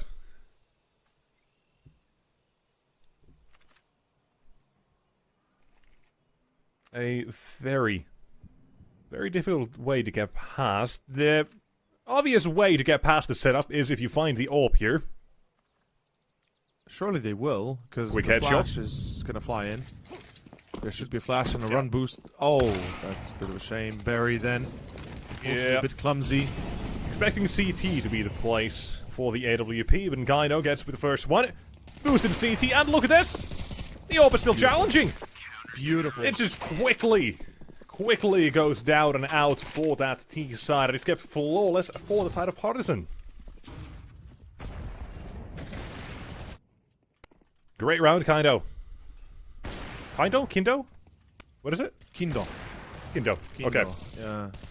Or even our production apparently knows. I'm so sorry, I'm from the Northern Europe. I don't know these things. No. It's more like it's the same way when we talk about zero fix or zero fix. It's the way you pronounce it in your mother's tongue, aka mother's accent. So native language. Native language, yeah. Yeah, mother's tongue. That is the way it's also translated for us in Finnish, which is kind of funny. Mother tongue. Yeah. Or mother language, whatever it is, but. Native mother language tongue in is English. The way you say it, but in Serbian, Bosnian, Croatian, however you want to call it, it's different in Slovenian at least to a degree because we have a very different way of pronouncing words to almost a certain extent. I mean, but I make this joke a fair few times. Sometimes you wake up feeling Eastern European, sometimes Central European, and other times just Balkan. It's very funny. The famous philosopher Slavoj Žižek said that the Balkans are separated by the Sava River, the Ljubljanica River that runs through the capital city of Ljubljana. So half of Ljubljana is Balkan and half is like Central Europe. So depends which side of the bed you wake up on. But regardless, yeah, depending where I'm at. In any case, mental state to tell you everything. And a dragon, he's angry. He's angry. He's spewing fire, that's for sure. It's going to be Bob XD. You called him the Impact Man, the Impact Fragger, and he's certainly delivering. Let's see if he can find another. He can! He will find a site to be open. That's a big mistake. He is him. And now with Barry, let's see what they'll get up to. This round has already should have been a partisan to close out 7-5, but they've been brought back. Lifeline by Bob XD. Couple more X's looking to be found. It's Barry who's kind of holding for the short play. I don't like how far Bob currently is. It's that smoke on long that is the timer here, so I feel like Bob should be going aggressive at the moment. To figure this one out. The saving grace is... the bomb is planted for short. They have that crossfire if Bob decided to go a little bit aggressive, but if not, Martin's gonna have a freebie here. They're gonna tap that bomb once. Barry finds himself. Down, and Bob XD up for the ace. 1 man to go, and it's just a push. And Orp to easily nail this one to take an ace. It's Bob XD to close out the half. 9, they still come out with a good half here. T-Type Inferno, you're happy with that 6-6. And it's Bob, him, Impact, and 9, thank him for his service. An ace clutch by Bob XD, man. Insane. 2 versus 5, baby. He pulls it through. Yeah, 2 versus 5. It comes down to Dragon missing a crucial shot, going a bit too wide on short. Quick trade as well. Side open.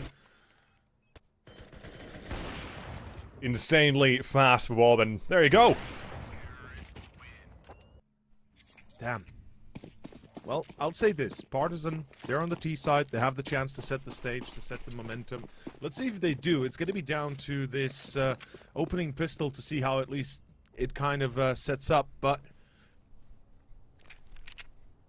it's all eyes on this first contact. Kragen dualies, same for Bob XD. 3 on B. Barry is going to be making the shot calls with the pop flash. And just to let you know... the final comment that you'll read in the chat, it literally translates to Pisikal Stogovorish, aka read it as you write it. That's the exact same thing. I was going to wait until next round, but that's the exact same thing we have it in Finnish. And which makes it a difficult language for people to learn. Because you have a word written out, and it's like, okay, English, let's say, something road. Yokutie. And like, Yokutie. In English, you would. It's weird. Like everyone kind of who watches like hockey or something knows when people pronounce Finnish names and such. It's wacky. Let's see if Partisan can make this weird for 9, though. Let's be rather focused on this as it begins on the A. Assault. It's gonna be Favin and Mini Pit. Accurate, deadly, only good for 1. That's not good enough. Kindo's ready, and Kindo finds 2. That should be enough. Kindo's a prize that right there. That should be enough. That's the round. And ain't a chocolate egg, but a goose egg that 9 will be coming out with. Indeed. And Mantu, well, I mean, saving the Kevlar is better than dying for free, for nothing.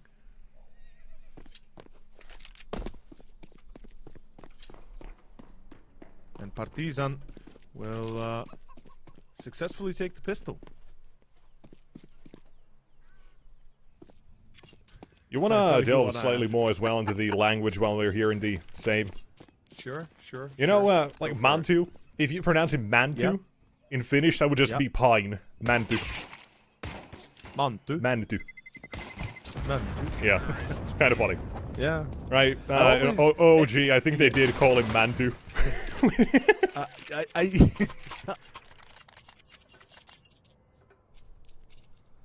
Oh. So apparently in Bulgaria, it means you get a vaccine. When you're 7, yeah. Yeah, when you're 7. Interesting. But... you know, it's nice to have like an... I always... The international the only thing that comes to mind is the manatees for me whenever I read Mantu. It's like I get the manatees. I'm like, can I just hug a manatee at this point? But I don't think that would be smart, but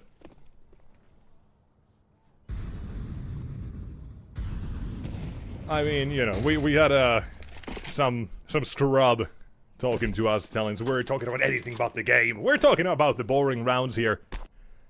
Yeah. Not much have happened besides your Bob's 1 or 2 versus 5. And pistol round that went by, and now a force buy for 9 that is about to go by, because they're on the wrong site! They're stacking B, they've got 1 on long, it's not really gonna work, especially when you look at Kragen on long, he's basically gonna be locked out. And the round should be done in a moment here. I think it's fair to say we're looking at an 8-6 start, 9 at this point. Best save what you have, no reason to challenge this. Yeah, that's just a quick round. All they gotta do is plant the bomb. And 9, it makes sense that it's gonna full gamble to be here. One man getting info on A, and if they're guessing wrong, they'll save and have guns for the next round, full eco, and buy the next one again. Maybe keep a couple of those armors alive as well. They could get an orb, perhaps, depending how the money looks, but... Hey, that's 8-6. Partisan looking pretty damn good. Also, I hope you guys have enjoyed, obviously, as we've kind of just been waffling, talking about such things that maybe haven't completely been about the game. Hope you guys have enjoyed the podcast. It's always nice to have a bit of a podcast Relaxed going. environment. We spent a lot of energy and effort in that last use because... Ah, damn, was that crazy. I mean, I feel like the final series was definitely the epitome of the round of 16. Like, Yeah. it was the... Yeah. The best series that we probably had. Yeah, you wanna see something funny? Oh, do we want to see the same Let's see thing something again? funny when we Same have the reply? chance here. Let's do it. Let's get it in there. We've got a Production's gonna great show us another production here. moment We've where got- everything went wrong for Passion. Oh, we got some fun. This has been a great day. We've had a great crew as well. You, me, Atro, and even our production as well.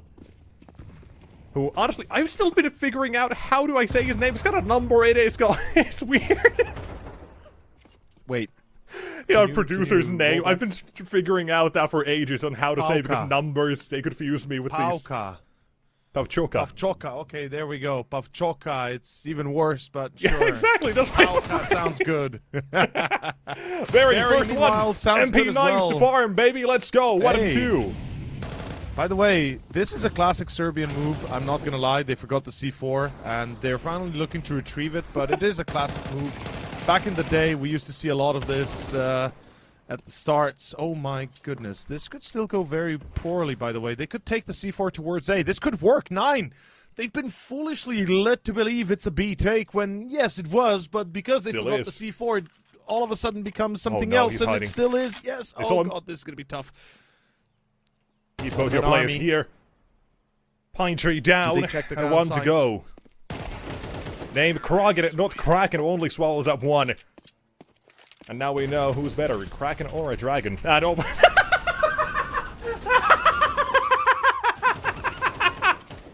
I forgot we're gonna have that. I forgot it in 1 round. Yeah, yeah, that's what we're gonna see. The greatest replay for the last 6 months, probably. Oh, that's funny. Yeah, no one who's I know just tuning in. those that haven't seen, those that haven't seen that game, the context of it is so bad that, yeah. In any I case, would recommend watching the entire last series if you didn't get to see it. It was honestly so goddamn Pretty much. funny. yeah, it was. But Partizan, ovdje nešto polako, a little bit easy, a little bit slow. Pushing up into upper halls B, or rather upper B, as they find the entries on Banana. Madden with the team kill, he lets loose the spray, he doesn't care. It's Collins to fall, but it's going to be a double up. And a trade-off here is a good one for Partizan. It's down to Faven, Manta, and Kragen, and surely you don't push. Oh, Dragon clipped his wings, and it's going to be back to a 3 versus 3. All eyes on Kragen again.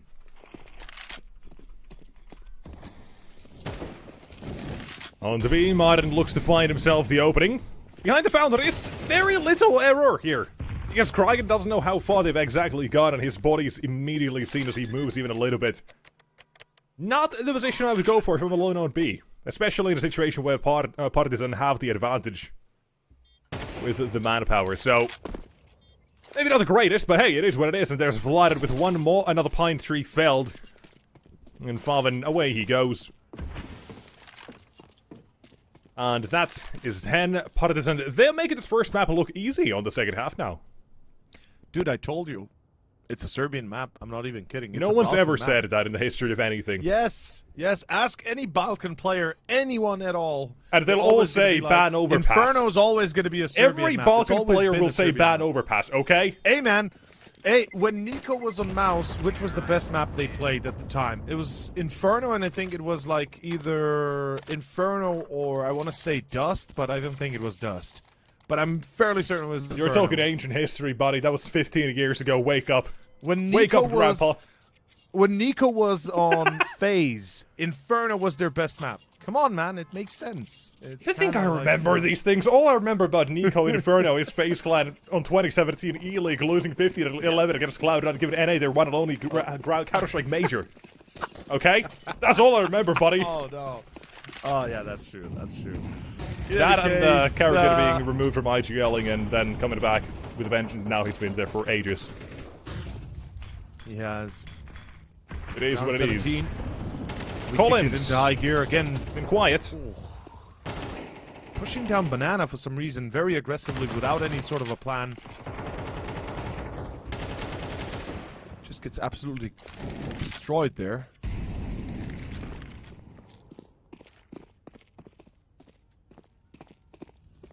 Well, this is not the 9 I expected. They're kind of playing a little bit loosey-goosey here without much of a plan. 6-match win streak, eh? Anyone? Not extending to Inferno here, at least. Soon to be broken. I mean, it's coming down to, you know, both teams having IGLs not here, and one replacement playing better than the other. Yeah. Despite, you know, Barry's the coach, obviously, so it's not an insane change for him, because he knows what they're gonna do. It still takes a little bit of adjustment every single time. Modern, as far as we know, he's not a usual part of any partisan gaming, No, so it he's takes a not. bit more from him to Absolutely adjust, not. but he's still playing well, which is good. And a dragon alongside, so you can see the difference. I don't even know if he's been released from Falcons already or not, but Still round in is jail. over. Yeah, I think there might still be some sort of a contract going on. Like, I don't know. I genuinely knows. haven't You could checked or cared enough to check, to be fair. But Benched in Falcons, current status on HLTV. yeah, so officially he's still with the team, right? Or at least on paper. With the So organization, I guess yeah. maybe. Look, honestly, I mean, maybe if Partizan would be willing to pick him up, I could see that being an option. I mean, if you want to compete at the top level, you're going to need players that can play at that level. And I'm not saying they cannot. Absolutely, that's not the case. But it's like Madden is a great firefighter, right? He's got a great rifle routine that really works when you put him in a spot that he's comfortable with. Also, And what a round for Nine to at least hunt everyone down. Not a single one escapes for Partizan. And look at the economy as well. They'll have to reinvest into this. yeah. You have a way in for 9, but it's a flawless game they're required to play here. At least for, let's say, the next 2 rounds. Because now they play this one. They knocked out the economy for Partizan. They take the next one as well. There's suddenly 8 on the board, and it's gun rounds again, and they just have to keep going. At that point, you can... I hate to say this. You can let them get to 12 and play for OT. You have 1 round of leeway, but it all starts from this one, and you can't afford to mess it up tonight. It's your map pick, and you're playing poor. Absolutely, I agree. We're about to find out if they are going to continue to do so, though. As Barry is down to 50. Oh. Bob XD loses the duel. 0 damage to Collins. As the substitute IGL, the secondary IGL, if you want to call it that, brings it up to 8 kills total for himself. Vladan's been a little bit quiet since that first half as well, so hopefully they're going to be, speeding up things. Svaven, meanwhile, extra deadly. Onto the 11th for himself. Good nade. Decent damage on 2. Still a 4v4. Excuse me, a 4v3. You had the opening for Partizan. That was it. Yeah. Now it's going to be another one. And they're going to lose control. Potentially give Barry another chance to live, but no help. Nothing he's got here to assist himself. No teammates. Doesn't need him. But the 11th round hits Partizan. When 9 get their 6th, they'll get their 7th. You finally got yourself a way into the game, because now that economy is broken. Though Kinto does have a little bit of money. A hero AK, a partisan buy, if you will. Yeah. There we go. Using it correctly this time. Now that I've learned Learn the old ways. Embrace the old ways of you know what? pre-2015 Counter-Strike history. There's one specific question I need to ask to our specifically Serbian viewers, or rather fans of Partizan that are from the Balkan region, and the question is, what happened with Baka Prase? They'll know what that means, they'll know who that is, but I've just seen some drama lately around it. I just want to know if, you know, what's happening there, that's all. To you two, it doesn't concern. To everybody else, it doesn't concern. I'm using this as my own chance to quora half of the population of the Balkan region. I don't know what that is at all. I feel like you've just rallied up some people no matter what. I'm here for it. No. That's a content creator in Serbia, and he's done some stuff, and I just want to know what happened there. That's all. Indo, yet again. Another entry to a banana for the side of Partizan. Last round, they had this. Here's the trade. Kragan HE, a slam dunk. Good nade. And well. You bring it back immediately.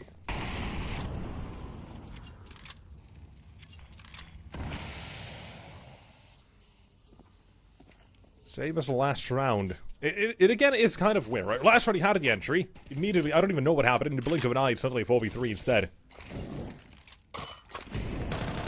But continuing here, banana to be taken through the smoke. And looking to challenge. Kragan let loose. A flash, and Collins just turns from it. He does hear Kragan as up close and suddenly. Free kill. All alone. Oh, no! Okay, Kendo! That's the surprise right there. The egg coming right out again. BobXD.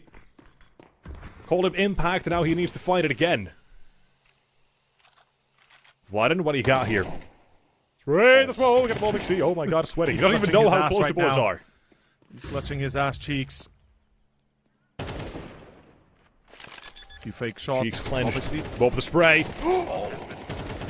Only a tag. Oh! But there's the bag. Two more to go. Mistake. This round decides if 9 are in this one or not. That's the mistake that 9 didn't have to do, or pull, rather. BobXD, if he had stayed alive, it would have been a 3 versus 2 instead. Now, a chance for the clutch for Vladen and Dragon and Partizan to pull it into 12. This is possible. It becomes a reality soon. Mantu and Faven, though. The timing is on point, and the round is gone. The status going to be 8-11. 9 is in it? They are. They're not going to give it up that easily, which is a good sign. It means we're going to have a good game on our hands. We've already had a few decent rounds, but hopefully a good game now from this point forward.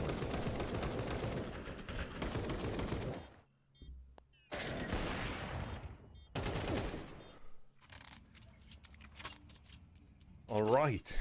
So, Bomb Plant lets the Partizan side go for a half-eye or something along those lines.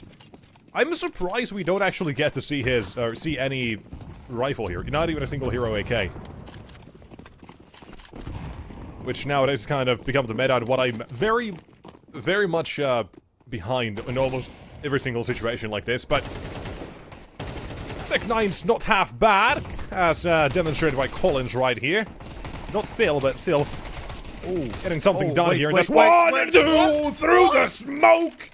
This is insane! Collins balls at the Ripple with a Tech 9! And they just walk into a site. It's easy like that. Oh. Kingbot could burn, but he's still alive, and Big Bob, it's over. The builder, torn down. Oh, the builder. Where's his hard hat, man? Where's the yellow vest? Where's the hard boots? Oh boy. Call me crazy. I don't think that's good in Counter-Strike. You don't want to stick out like a sore thumb. But it is what it is, and the Partizan, what should have been a 9-11 scoreline, instead it's come crumbling down. Partizan on to 12, their map pick. Well, it's coming up, and they're looking to take this away from 9 as well. Not great. Here's the question again, because we don't know. I don't know if production has any more information on this, if the admin team can, or you could ask him as well. Is Rawls coming back from map number 2? Because I think that does affect things a lot. Production's gonna figure things out and see what is happening for that, but nonetheless, for now, we'll still focus on Inferno. And see if 9 can match their name. Can get number 9. Alright, so we still only have the information Barry plays map 1, so we're going off of that and assume Rawls will be coming back from map number 2. I think we mentioned this before, but seeing the difference between Modern and Barry in terms of fragging output, it would be sensible to bring the Rawls back.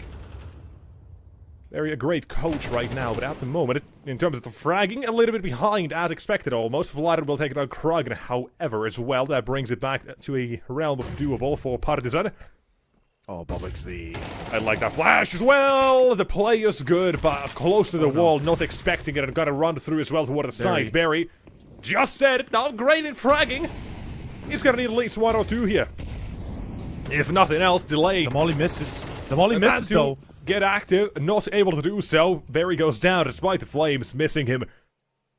And a pine tree to fell. A couple of these D players up close. Missed another one, and surely that's map 1 done as well. Down to Emmy it goes. Faven it goes. Yeah. Apparently without Emmy, Partizan is still good. They still seem to be on the winning groove. Oh, no way, Faven! Oh, he's kept it alive! Not done. We said it, they're done. Marvin says no thank you. Up to 18 he goes, a 1v3 and 9 on 9. Asher will take a seat yet again. You don't have to come back to camera just yet, and 9 want to keep this game going. How, Partizan? What happened? How did you let that one slip? It's Bowman a 3 versus 1. Bowman never planted. They have to be proactive to get it down. And Faven sneaks in. Oh, wow. Faven, what a masterful play. He just saved his team from potential defeat on Inferno. Not from potential, but in fact, guaranteed defeat on Inferno already. And 3 more to go to tie it up. We could go to overtime, man. I told you I want to see some world records when it comes to rounds and overtimes. Perhaps we get it today. No. Perhaps we go all the way into 10 maps in a row here with overtimes, maybe. Let's deny your reality. It can't come in if I say no. Overtime's like a vampire. It's my house. I say no. It's like you know, when you cover yourself with bedsheet and the evil spirits can get you. It's fine. It's like me with a life. If I can't see the bad shit, it can't see me. It can't see me, exactly. I can't see it, it can't see me. As Partizan are looking towards a potential B push again, I would say. Vladan's probably going to be left as the lurking apps. He has a smoke. But yeah. By the way, just want to point out to those that are joining and asking where Emmy is. He is currently, unfortunately, ill, so hopefully he's going to feel better soon. Illness in both teams, but for one, they'll get Raz their as well. IGL That's what I'm wondering. Back map too. Yeah. Yeah, I'm wondering if he's even going to come back at all. Because if he's that's ill, the assumption. Yeah. Vladen, his Tech 9 is a statement. It is. And they don't even need to commit here. They still got 45 seconds, dude. Good read for Krogan. Wanting to assist BobXD, seeing as there was 0 utility on B. Which part of this, and they should know, and they will at least go for that B attack accordingly. If there's a smoke to CT, I think this run is done. And there should be. It's BobXD. He's the one who's going to be swinging off of his teammate here. There's that smoke, but now with that smoke makes things awkward. He'll still get the first one. Second! Shuts down Kendo. And on the B side, you've got 3 CTs on A. You've got Mantu down. And on the B side, oh, Dragon! Holy hell, nearly steals it. Bob, him yet again, however, is Impact. Stays alive, trades it out, and will not let this one go to Partizan. They're not going to let it go yet. Ooh. Another round. We just had Faven's 1v3. Surely we're not going to have that. And Bob says no thank you. Dun dun dun. Oh no, no. Let's see if we can go all the way here. It's gonna be a Please single no, off have saved up. The rest of the pistols. There is Gaben, no mercy here. No mercy, no Counter-Strike, quarter. Anyone who's listening, have some mercy, please. No more overtimes. survivors, especially for those from Finland. And we are going into our Get ready for next the snow round. to start speaking Finnish, buddy. I'm gonna be coming for you. And the trees to start speaking Finnish. As we take a short moment here, a tactical pause for 9. They're going to discuss this, and I guess they don't have a coach to discuss it with, besides the fact that Barry's already there, so it's more like a mental pause. I'd imagine if Rals is like on TeamSpeak, like, guys, I can't play, Let's look at but Barry, by I'll the just give you mental support, you know, from bed. I mean, why not at this point? Who knows? Who knows? But yeah. we know the game continues. Round 23.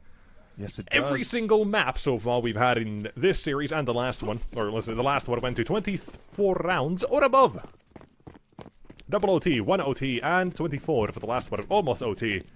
If not for Jambo pulling out a knife. If not for that one round, which I'm sure we're going to have a replay at some point again, because why not, it's funny. But for now, round 23, are we going to have another 24 is the question. You have one AWP only, you've got the pistols, we've seen this before, crazier things have happened. So Partisan, get the AWP into play, pistol to jump, AWP to peek. That's suddenly a weapon as well to someone else's hands. Manifesting, no OT. Manifesting. Have mercy. Great HE. And Barry, MP9, this should be the freest round he'll ever get. 1-2, make it only 2. Vlad and Stick 9. Another one, and Big Bob. Wow. Tears it down yet again. On to B, you're not getting Partisan a free round. To 24, maybe above. Yeah, well, 24 is what we're gonna be seeing, Yes. definitely. I wonder now that, you know, there is Emmy missing, that Collins is making the calls. How much is Troy also inputting here, right? Sure. The coach for Partizan. I wonder, you know, if maybe he's also making a few calls himself, if he's noticed something from 9 or something, but But at this point, you would have liked to. I would say Yeah, time out for Partisan fine. just to slow down 9. Just to play mental game or two. I think they have time remaining, probably. yeah, they have, I believe, at least 1, if not 2. One I more believe remaining, 1, yeah. so... But it's the last timeout they'll have, as they do not use it. They will not be able to use it in overtime anymore. So that means they're out of timeouts into overtime. They've got the 1. In any case, 24 rounds deep, and we are in the last potential round of the map, or it could be 6 more added on top of that, and then 6 more, and then Spare 6 me. more, and then 6 more, and then, you know, the drill. Mercy. It keeps on repeating itself. I'm on my knees. I'm begging for another... no overtime. God damn it. Well, Mantu nails the first says one. no. And 9 are Debating begging between for overtime Polish so and they can UK win. flags for a long time. Remember that? It shows Polish. That's the real powerhouse. The UK's got nothing. Got one Smart man. player. He's a smart man. One coach. He chose wisely. Now he has Chose to the best start country, fragging out at Mantu. Oh, sorry, Favin. Yeah, he'll send us to OT. God damn it, we continue another there one. we go. Why is this the case? We're not done, boys. Alright. Dear viewers, as my co-casters, having a small mental episode with the overtimes. Guys, I've been talking about overtime since, like, the second half started. I said it that it's Why going to be did you happening. have to manifest? You need Why to, did you need to realize that I'm the wizard here. You know, I make the calls, they happen. You're not Harry Potter, you're little Harry Potter, okay? You're the knockoff. I'm but the Harry through Potter of province Temu. 1v3, we got ourselves Harry here. Potter of Temu. Yeah, oh god. Wizard of Temu, that's the one. Oh, Temu, yeah. Temu. AliExpress, what have you. There's so many situations where this could have come to an end. It's 1v3, it's that round for Dragon, if Bob doesn't trade it immediately as well. Yeah. Yeah. But here we are. 12-12 in overtime, and this is going to be the 4th one of the day, or maybe not the day, I'm not sure how the first 2 games It is went, the I don't actually 4th remember. overtime that we've had so far. In the last 2 Let's games, in see. the last 4 maps, 4 overtimes. Yes, sir. And let's see where exactly we're headed. As Alright. it is going to be banana control again. Barry This right playing here, alongside let's just, Bob XD. Yeah, since we're now here, let's just at least give it all we've got again. I can't deny it any further, it's become a reality. The game hates me. The world hates me, the universe. all that and above. We're gonna be here until midnight. Hell You yeah. should go to the moon. No. You're speaking of getting these records as well, Asher. You're wanting the record for overtimes. I'm gonna have to find a new partner. Production's on my side, hell yeah. You know, maybe Pavlos is free. Okay. Shout out Ex-Warrior. Okay. The final night of our crew. We've got 3 out of 4 of our D&D party right here. Oh, yeah. Only one of our missing Ex-Warrior. Now, for OT number 1, 35 seconds remain. The Partisan have yet to make a real move. They've got Dragon in top mid. They've got a play to B. Another opening towards A. That will shift the rotation for Barry. Can't afford to go for it immediately. Continuing. That's 3 still kept on A. Now he finally makes that rotation, realizing there is not going to be a follow-up, but it will be a little bit late perhaps, but Mantu can still hold on. He's got the first one fully blinded. Continuing toward the side, the Spartans to take it over. Oh, they do boost Barry. He's gonna find one. That's a good trade. Barry can do that. Like, Barry can do that, or rather can pull it off with his team now. Mantu, Fav, and Bob XD, they're coming in for the rotation. And Mantu already deep in Temple, or Church, rather. Bob XD finds Kindle. Why is he peeking triple? I don't know. That's a massive mistake. I don't see a Molotov forcing him out of position. And it's going to be a 2 versus 3 after plan that now Partizan have to deal with. And there is a smoke available, I believe. No smoke. Vladan wins the first duel, but it's Bob XD to clean it up. It's going to be the round to 9. Big up the Swedish man. That's a rarity you're not going to hear often coming from the mouth of a Finnish one. But Bob XD, he's putting in the work yet again. And you're also starting to see Fav and Mantu as well, that 1 kill. It's still influential. He keeps them, or him on the side. It lets him boost Barry. Barry gets another one. Survival required, and from there on out, this is all about walking on in. Mantu baited and traded. And you win the duels. 9. Actually, they've broken Hayes' law! Yes, they have. Holy They shit! actually have. Hayes' law does not come into reality. It's 100% of the time, every time, except when it doesn't. Just do the math. Yeah, I'm trying to make any sort of sense of that sentence, but it just has none. Barry, again, good. Well done by Barry. He's holding his own. Well and done again. He's delaying them long enough. Madden has to waste a lot of his own HP to do that. Belbexd finds the kill, and they're going to counter-aggress here. I love this. Control in the hands of 9, as this game is starting to spin a little bit out of control. Partizan, do they have the gyroscopic force to hold this in place? We're about to find out. Hansu's been quiet. Get something again here. That's another one. Slowing down Vlad. That's access towards A denied. And look at the play as well for Partizan. If Dragon finds himself the kill here in CT, he can make him think it's B. Might cause a rotation again from Faven. That's only Mantu on A, and Kindo suddenly has himself a free bomb site. In quotations, free. But they're not rushing for the rotation. They are going to spot this. I think Faven also saw him. Dragon finally decides to make some sort of noise toward the B side, but Kindo still waiting. Question is he ready for Mantu? Well, Faven, round number 2, he goes searching for it in CT spawn. This should reveal it is still coming back to A. And Kindo checks short, trade to Faven. There's the first, and there's the quick trade from Faven, indeed. That was a sick shot by Kindo, by the way. Yes, it was. 1-2 punch, however, is too strong. 14-12, 9 from the dumps of Inferno. They've managed to get to overtime. They've managed to take the lead, and they have not crumbled immediately in OT. They have not. Why Last is this round. reality? Why is this my life? Is this going to be the reality that we see 9 take 3 and then Partizan take 3 and then we keep on trading? Oh, Let's stop find it. out. Stop it. I might have You're a made the menace to call society. here. I might have counter-jinxed it, but let's find out if that's true. You're a menace to people's sleep schedules. You're a menace to production all around. Production says they're just going to cut off the stream. It's fine. The game will finish eventually. This goes to map 3. We're just packing it up and we're going home. Getting ready for the next broadcast tomorrow. Yeah, we gotta get some sleep. Yeah. Not here. 14-12 again. Slow towards Banana. That's the way for Partizan. It's spotted on the boost. And to take it as well, Bob XD. I like that he's been going on both sides as well. He's not just what about A or B. He's shifting around. The rotator we have Usually you would be seeing the AWP be the rotation, but it's Bob here in most rounds. A or B, also Mantu this time on B, so you've got 1-2 punch from Martin! Quick spray, the transfer is there! Not gonna get a third, Barry again, holds his ground. Late game, he stepped up massively at 15-9. And that's why you love to see Madden play. That's why you love to see him have that rifle in his hands and do the job he was set out to do. Unfortunately, without support, it doesn't matter. Barry gets him, and afterwards, everything just collapses. It's 15 on the board, 9-1 away from securing first map of Inferno. Honestly, I don't even know how I feel about this. Dustu is up next, and Partizan, they've been playing really good.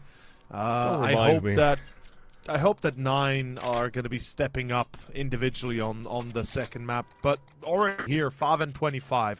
Bob XD, 22. Kragen, Mantu, and Barry, all three together on 14. Which is pretty damn impressive. I mean, we got to be honest. Barry, we didn't expect him to have much of a performance, much of a impact, and he is doing pretty well. Hats off to the man. I mean, honestly, I can count Barry's impact from like 5 different rounds. He's been, despite his frags, so damn influential. There's first half T side. They've got, what, 4 players headed long. They're gonna try to fake it out. B. Barry sends it towards Speedway, gets himself killed. Modern takes a couple of seconds to rotate, and suddenly you've got the A side. No one there anymore after 9 to deal with it. That's Barry. P250 sacrificial to buy time. It works. They win that round. And so many times as well. Mantu stays alive, Barry boosted, gets 1 and done. Again, they're keeping that advantage alive, and he's always seemed to me to be good for 1 now in the late rounds here. Or in the late game. So, impressive. For a man who's hung up his proverbial mouse. Keeping up, and now they're looking to win out the first map.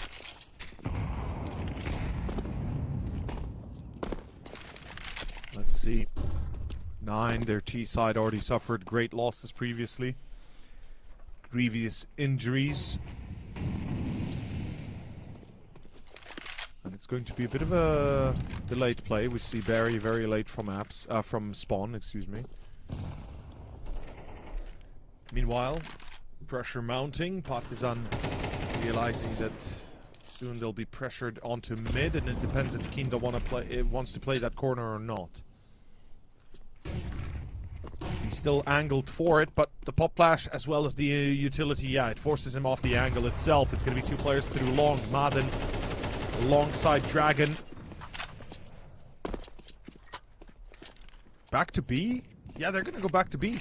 Okay, this could work. It's only Vladan, I believe. No, excuse me, not Vladan, but rather Collins solo.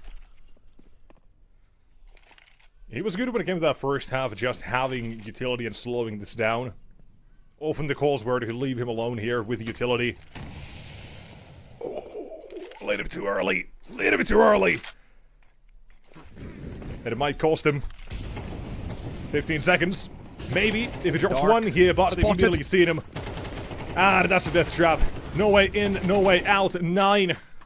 I dare say they've got this in the bag. The spray to smoke. Look at the late rotation. 23rd for Dragon. Back to even. Very late rotate. Not for long, Kindo. 1, 2. Hold up. Hold up. There is a Molotov, there is a nade and a flash, but Madden too soon, too quick, too... Oh! Off Again! point for his own good. Barry finds the kill. That's insane. Kindo replies, but it's still a 2v2. Picks up the M4. It's a smart call. You need to be fast. You need to be moving on your toes. The nade brings down Bob XD and is down to Kragen. It's a 1v2, and it's a 1v2 that they can win! It will be Partizan on 13. As they bring back round number 1 on the second half of overtime. And 2 more required to go double overtime, to go triple overtime, and into infinity. Oh, no. No. You're not Buzz Lightyear. To infinity and beyond. Let's go. Guinness Guinness Book of World Records is coming. Boys, get ready for your interviews. Oh, God, no. They're going to ask, what did I think about this when I was going to say I was in pain? Oh, God. But all in all, it's round number 5. Let's see, 2 more to go. Partizan, can they push it into secondaries? Let's see. Vladan playing anchor A. We got Dragon, Madden, combo on long. It's a bit dangerous. It's a little bit foolhardy because you can get caught off like this. Madden dies freely. Collins catches Kraken. That's banana cleared. That's the C4. That's the C4. 9 have just lost A massive fumble. the objective. Oh, play it as well from mid Dragon. First one, a trade attempt, and it will be found. But again, the bomb's still be lost. They have to collect that back. At least they've got a time on their side. And Partisan is still splitting up here. Vlad cannot move from A. Not allowed to, I think. I think Mantu just saw the shoulder. Waits the regression, sees the leg. The toes shown. And the deep flank in Banana. It's going to catch both Keendall and Collins off guard. Again, I'm it's going to afraid. be Bob, They're not the expecting builder, it. to tear Bob, it down. Mr. Bob.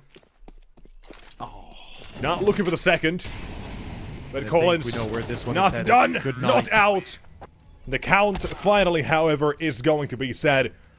In OT with 16-13, the comeback for 9, and they are into this one. And even better, Ralphs to be coming back from map number 2. That is now official news, apparently, as, Ralphs will be returning from map 2, and we are gonna go onto a short break, but beforehand, let's take a look from Atro's perspective of how it looked as to Partisan losing or 9 winning the map. To Transylvania we go.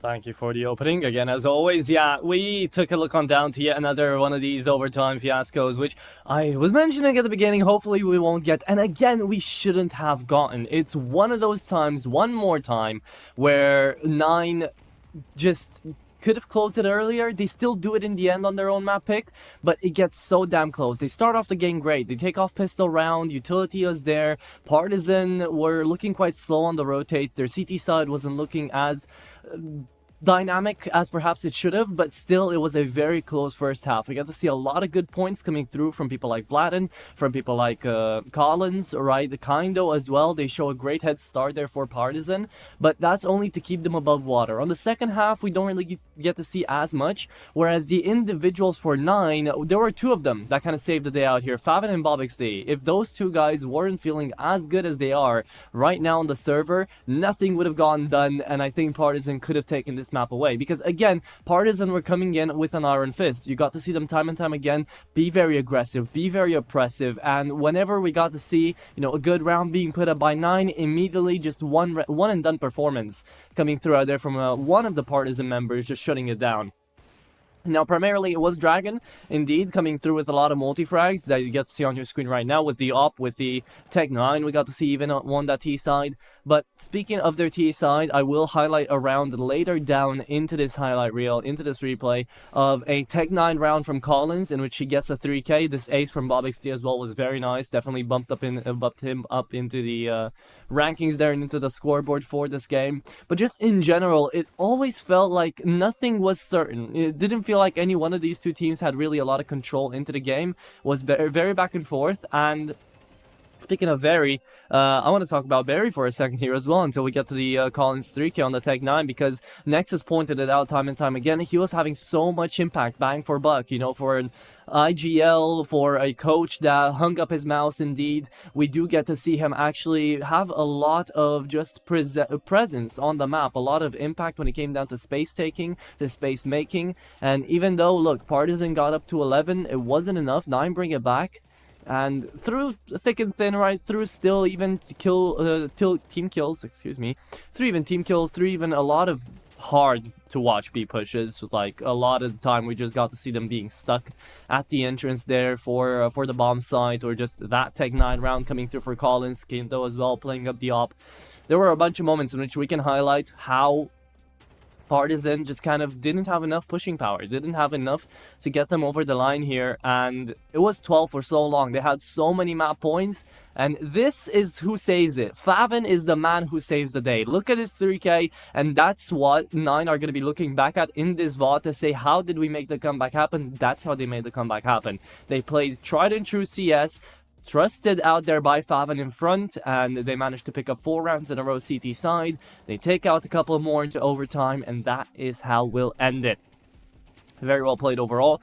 as Inferno, notoriously a tough map to play out there for the ops. So Dragon definitely did his best. Madden, as well as a stand-in, definitely took up the reins into that IGLing role. But again, the IGLing purpose here wasn't necessarily to kind of call, as both teams did have the support of the coaches and they used them up quite well. A lot of tackle time is being used up there for Choiv, and well, Barry's already on the server and he was having impact too. So not too much to say about that. But from the tactics of Inferno to potential rotates fast coming through from CT or save rounds that we should have seen and perhaps we haven't, now we'll be moving on into Dust 2, which is definitely going to be less interesting in a tactical front, but seeing as the individuals of Partisan were looking kind of locked in, it's going to be up to Favin and BobXD again to try to have another hats-off performance out into map number 2 to try to end this off 2-0 or to send us to that third map as well. So before we head there, a quick 10-minute break and we'll be right back with more action.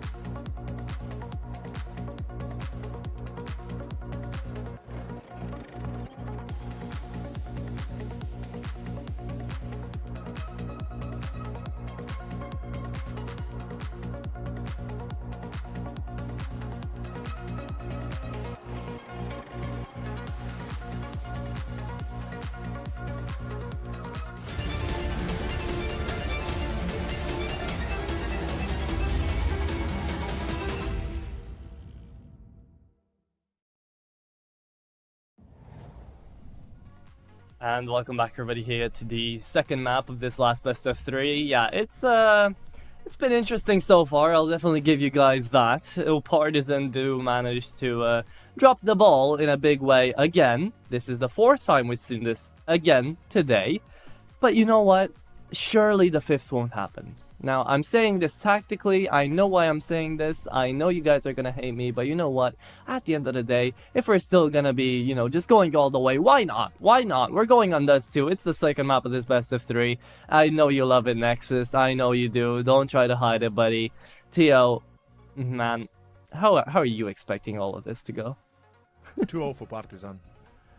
I think What? it's gonna be 4. Wow. Partisan 2-0, buddy. They lost round 1 again. Win the time. Partisan the have point. already lost. That's the point. They've already lost. The point is, I still believe they could have won. So we're talking 2-0 if the first map's not a part of the game conversation. Sure, buddy. Yeah, sure. exactly. I don't think they're gonna take it though. I don't think they can come back. That's what I'm thinking. The reality is Gun 5 looked too hot. It was Inferno first map. Gun, buddy, you're out of line. Gun Oh my 5? God, 9. That was Nine. last Nine. game. Sorry, that's a Freudian slip. 9 were looking too hot. They kind of bring it back at the end. Barry played pretty well considering everything. He's playing map 2 as well without Rals. Yes. So I'm thinking it should be a done deal in a way. But then again, Partizan, if they don't fumble the lead they had again, I don't know. It's hard to say because they fumbled the lead. That's the problem. They had the lead. They had it in the bag. But they fumbled it. But you know how they fumbled it, right? You saw there, you weren't the one casting it. It was Nexus, but still, it was Faven. Faven, if Faven doesn't make that happen again alongside Bob XZ, I don't see a world in which 9 take it. Even on their own map peak out here, even on Dust 2. Like, Partisan overall, we're looking better than 9 we're looking like individually. And as you're jumping into Dust, we've been talking about it time and time again, we've gone bored of it. It is just a map which doesn't have any goddamn tactical depth, right? So you can't really choose to be better on it. You just have to click heads better, and that's the end of the story as far as Dust 2 is concerned. And after a 16-13 on Inferno, in which a map again, which the Opper shouldn't be allowed to make a lot of moves, in which Dragon still gets out with 25 kills at the end of it, you know, it just kind of guides you towards that that sort of outcome. And especially since this is going to be Partisan's map pick, Nexus, I mean, I don't think I'm BSing here, man. I really don't think that 9 are going to close this out in a 2-0. I think we're going to go all the way to Ancient. I think so. 9, they've got kind of bad CT sides. I say that with a grain of salt. With 36% win rates, I think kind of bad. It might be an understatement. What I'm hearing is there's going to be overtimes. Yes, 100%. I'll see you later, bye. So, Dust 2 rig ready, boys. We're gonna jump into it. Nexus doesn't need to be here. I'll be here with you, Tio. Jumping into the map. Let's see what we're going to work with. Hey, he came back. Wow. I couldn't be kept away from Counter-Strike. It holds me hostage. We've got a Stockholm Syndrome sort of thing going on here. Love it. I mean, look, I might have been playing when I said it's going to be 2-0 for Partizan, but I might not be playing when I said that 9 is going to go 2-0 here. I mean, Madden and Kindo, they both find the entries. They do perfectly well. Dragon adds on top of it. The pistol's gone effectively. 9 have already lost it. They just don't know it yet. Or they might figure it out by now, I guess. Yeah, you know, at least hindsight's 2020. It says 1-0 Partisan. I think they figured it out by now. Yeah, they should have. They should. Yeah. I was at the doctor's recently. I had a doctor's appointment, like you know, the scheduled checkup that you have to do every so often, and they figured out that I will probably have to get glasses. So old man gets glasses. Slightly less old man also getting glasses. Hey, yeah. Yeah, I just haven't had a need, so I haven't actually gotten them, but I've been needing them for like 5 years. No, I've only recently noticed that I'm having issues when it's nighttime and lights start to divide top to bottom, but that's a discussion for another day, I guess. Up mid, slightly delayed, but dealt with. Maren, Vladen, 1-2, make it 3. Come on. No. 1 HP, Faven survives. Maren, Vladen, Faven. Dragon. There's a song that goes, Squeatin' mutton doo-doo-doo. I think it's exactly like you just pronounce the words in a way, and I think it's either Limp Bizkit or it's Korn. I'm not even sure. I need to find that song. Damn it. Someone's gotta know, and that one person, shout out to you. Round 3. Eco. Not much really to go on. Should be easy enough for the side of Partizan here. Partizan, too good, too strong right now. I mean, 2-0, buddy. I'm up against an eco. Hey, you never know.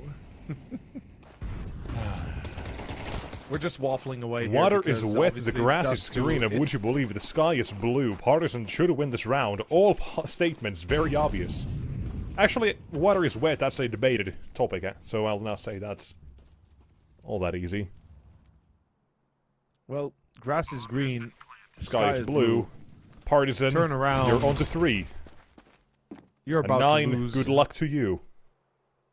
Yeah, there you go. There you go.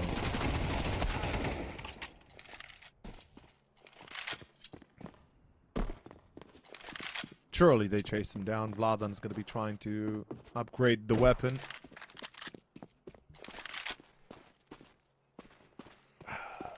Can I add one more line to the little poem? Rhyme. Send it. Goodbye to Dragoon.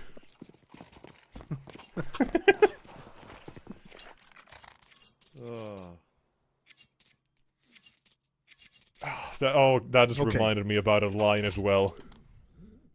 I don't remember even. It was a long time ago. I had the pleasure. I love Anthran to death. He's a great guy.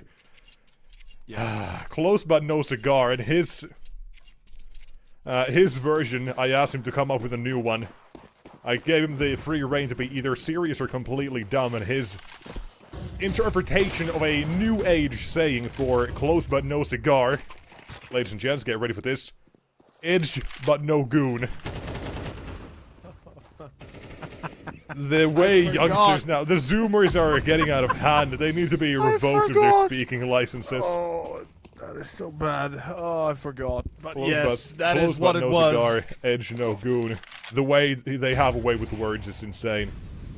Meanwhile, here we are, round 4. It's the op-out coming out from onto the rest with rifles, limited utility, single defuse kit, up against the potential B-split. Partizan setting up the smokes into CT, and they're about to start walking out. Kingdog gets headshotted through the smoke. 9. They get a lot of info for that. Yeah, and the information here is what matters as well. They now know, okay, something is up. We've got one man admit as well, to take a look at Martin. Now smoking the tunnels, perfectly timed, because this one will fade, and Barry's going to find himself the back of one. Martin had to get away from that one, because that smoke could be tunnels. Had it not been smoke, had Partisan decided to go through this one, maybe he could have actually done something, but now going to force their way in, and playing it from a 4v5 instead. Bobbin, there's one. Crossfire potentially with the teammate as well, but he escapes. Collins give it 2 attempts, and this one, and on the second, Favin down. 3 more to go. 2 tagged up, heavily bleeding on Partizan. It's still got to be that B play. Just a couple seconds later, and the shot down, it's easy. It's 9. It's 1 on the board.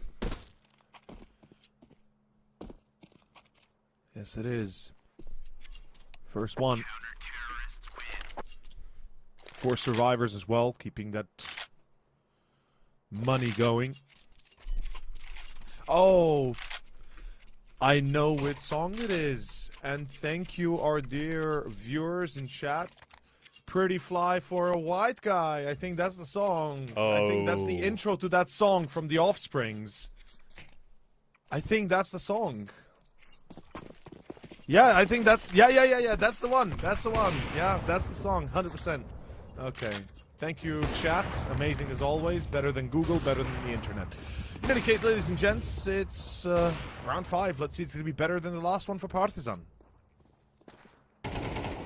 We had the talk previously, I think about 17 hours ago when we started off the day here in Dust 2. Economy on the CT side is very fickle.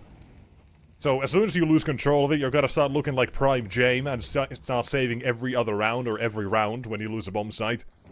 So that's the one thing 9 have to avoid. For that reason, Favin's going aggressive. I love it. In your face, Counter-Strike, and now burning and dying he is. Flashbang a little bit too good. And I think that was a team flash. It was, I think. Unlucky, buddy. Trust no one, not even your teammates.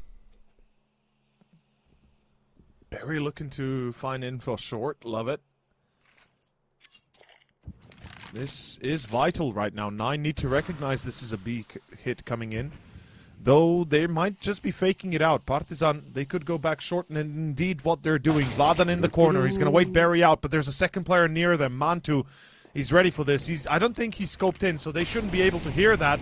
But the Molotov gives it away. The burn gives it away. Mantu in trouble. He's not going to be able to see much over the molly. He dies. That's round. Partizan, they're about to go for 4.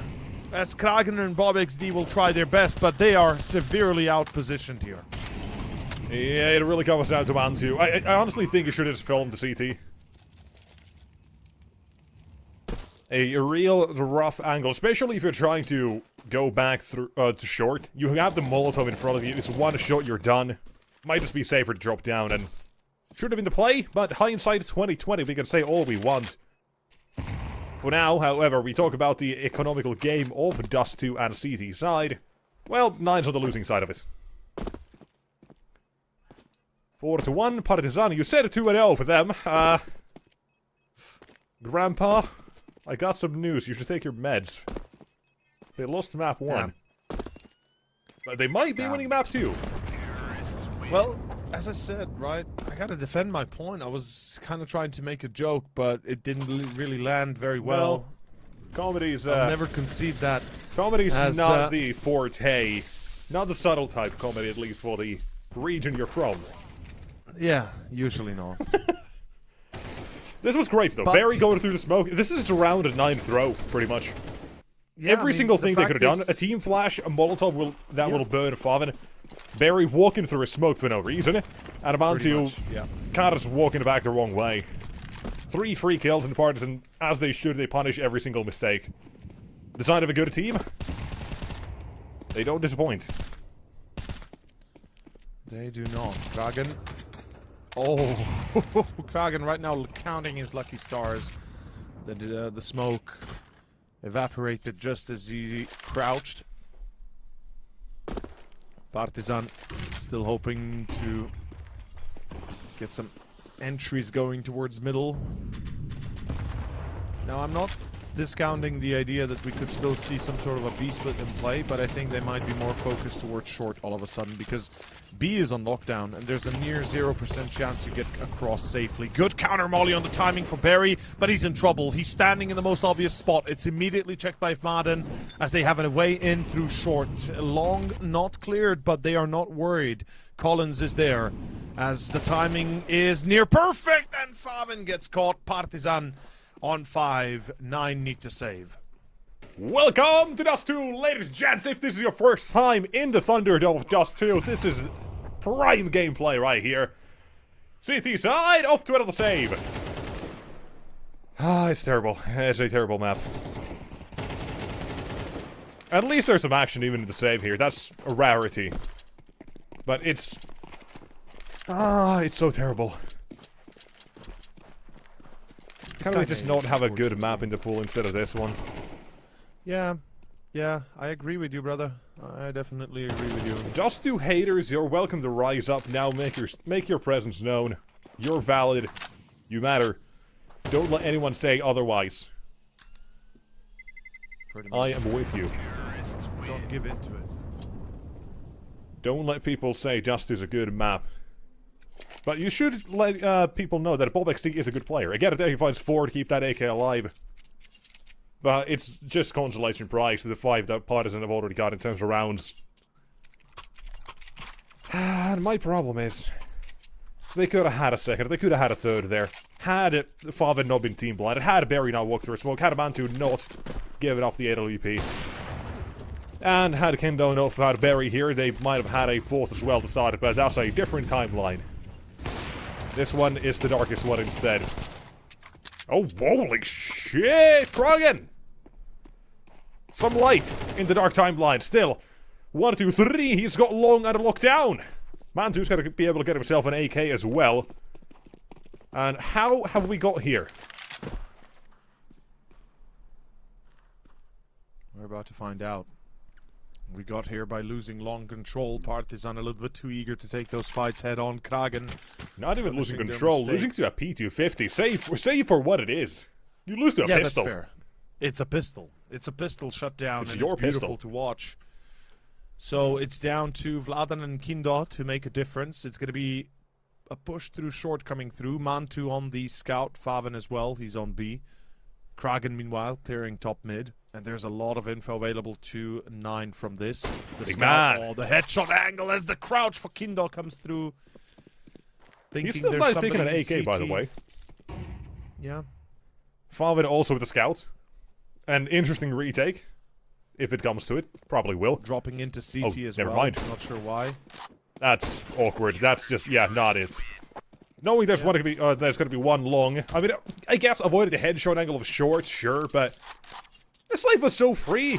We've seen over the decade or 5 that Dust2 has been at the game. You can just crouch, look down, and get past any Oper scout or anyone watching for that short peek or short push. Throwback to what? 2015 Fnatic, crouch walking, looking down, JW. That's the first one that I can think of. People have gotten sneaky over time, but here, Vlad just makes a bit of a poor choice, and the round comes from Kragen at a P250. Impressive for 9. They've got a chance to live. 2014, actually, no? Honestly, it's all part of the same era, so it is what it is. Yeah. Also, Actually, one man in chat, Dust2 best map, no.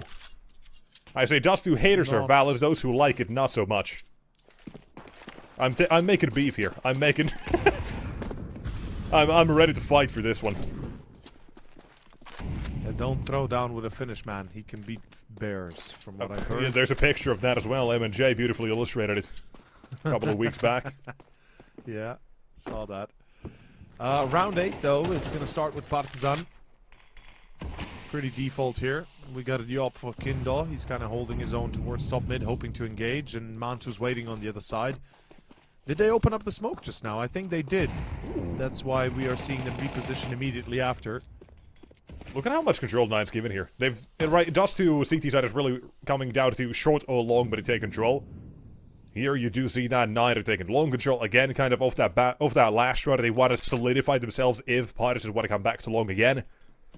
They've already shown their hand on short a few times as well. Changed up this time. And Barry, he's been good for 1 in most situations. That was Inferno. He was a standout when it comes to the reason they make that comeback. Not the biggest one. That would have been Faven.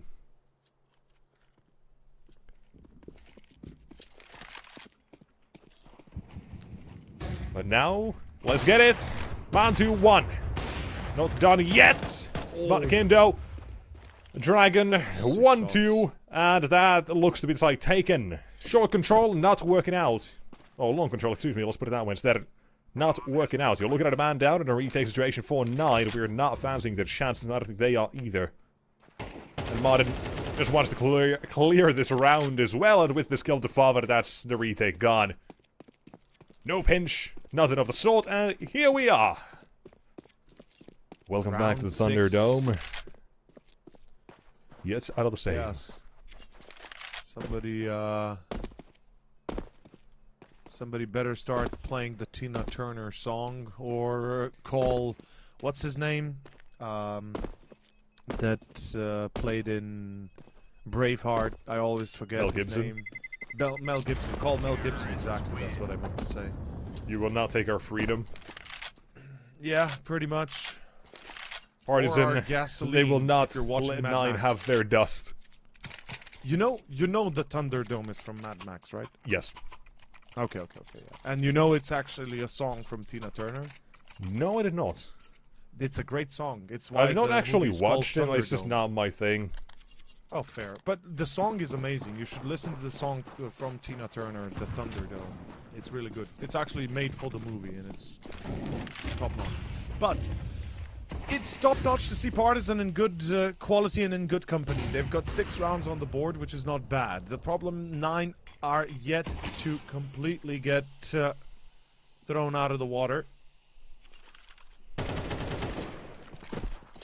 Alright. We've got production giving us I love it. a little bit of Thunderdome. Production giving us some music. Apologies, viewers, you can't actually hear I hope this, you guys but can hear it, what we're vibing. hearing, because we're loving it. We're vibing right now, even though it's a slow round. It's exactly perfect for the music. I mean, we haven't seen Partisan running at 9 so far, so this is par for course. So, those just joining us, Partisan, kicking ass! 9, throwing rounds 1 or 2 away, and that was their chance, and suddenly it's just Jame time, until this round changes the status quo. With B-side taken, or denied at least, you've got to play towards A and Partisan at this time, not allowed the freebies when it comes to entering the site. A little bit different. 9, they've got their players inside and close by. But the moment we plant that nonetheless, Dragon finds himself the first one. Avanti running up close, clearing Goose. Down he goes. That is the round surely yet again done. And it never gets better here for 9. And you've even got Bob XD fully committed to this retake, and he's having to make noise here first. 1-9 Goose making a difference. Ooh. Dragon, smoke, kit. 1v2 is the issue. He's got a smoke. He's got the kit. The problem is there's another player next to him. He almost kills Oh, Collins. oh no! Oh my god, he gets it! He gets it! Spam the smoke! Can't connect the shot! It's done! That's UV4, 9 converted! Bob makes the difference, Dragon clears it! The Thunderdome has finally got some carnage in it! Oh boy, Tina Turner certainly having a fun time right now, and the game is gonna continue. 9 are not gonna allow this to go to 7. 9 are not gonna allow this to continue moving on. And Tina Turner, of course, no longer with us, unfortunately, but some of the best songs have come from her past, and that was the best moment we've seen in a long time here from 9. What a masterful pull, a double from Bob XD, only for the man himself to save it all at the end. Damn, Kragen. Amazing. Gets it done. Gets it over the line. And a massive win. Finally, a round where 9 feel like they have to go for it, because they can't keep giving up these rounds. You can't save every single round and hope for something to change when you are not making the efforts to try to win these rounds. Weirdly enough, Bob being completely isolated on short, fully committed to the fight in a 2v4 is why they even have to go for it. It's why they win it. In no position, in no man's land. Haven't made the difference, but here, the difference is right back to normality. Collins, baby, that's a 3k as well. Full commitment from 9 to fight off. And down they go. Sent to the depths of hell, the cold embrace waits them. And Partisan right back to indeed a normality. Just when you think you've got a chance, it's shut down. 4 players commit to Longman, and everyone shut down. 1 man. And his name is Collins.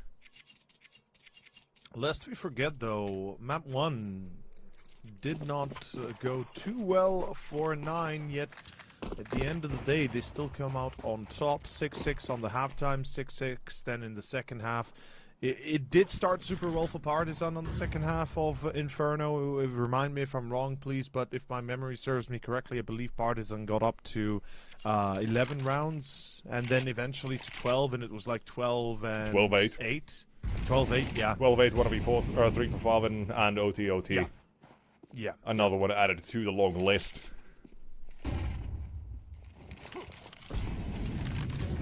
Alright.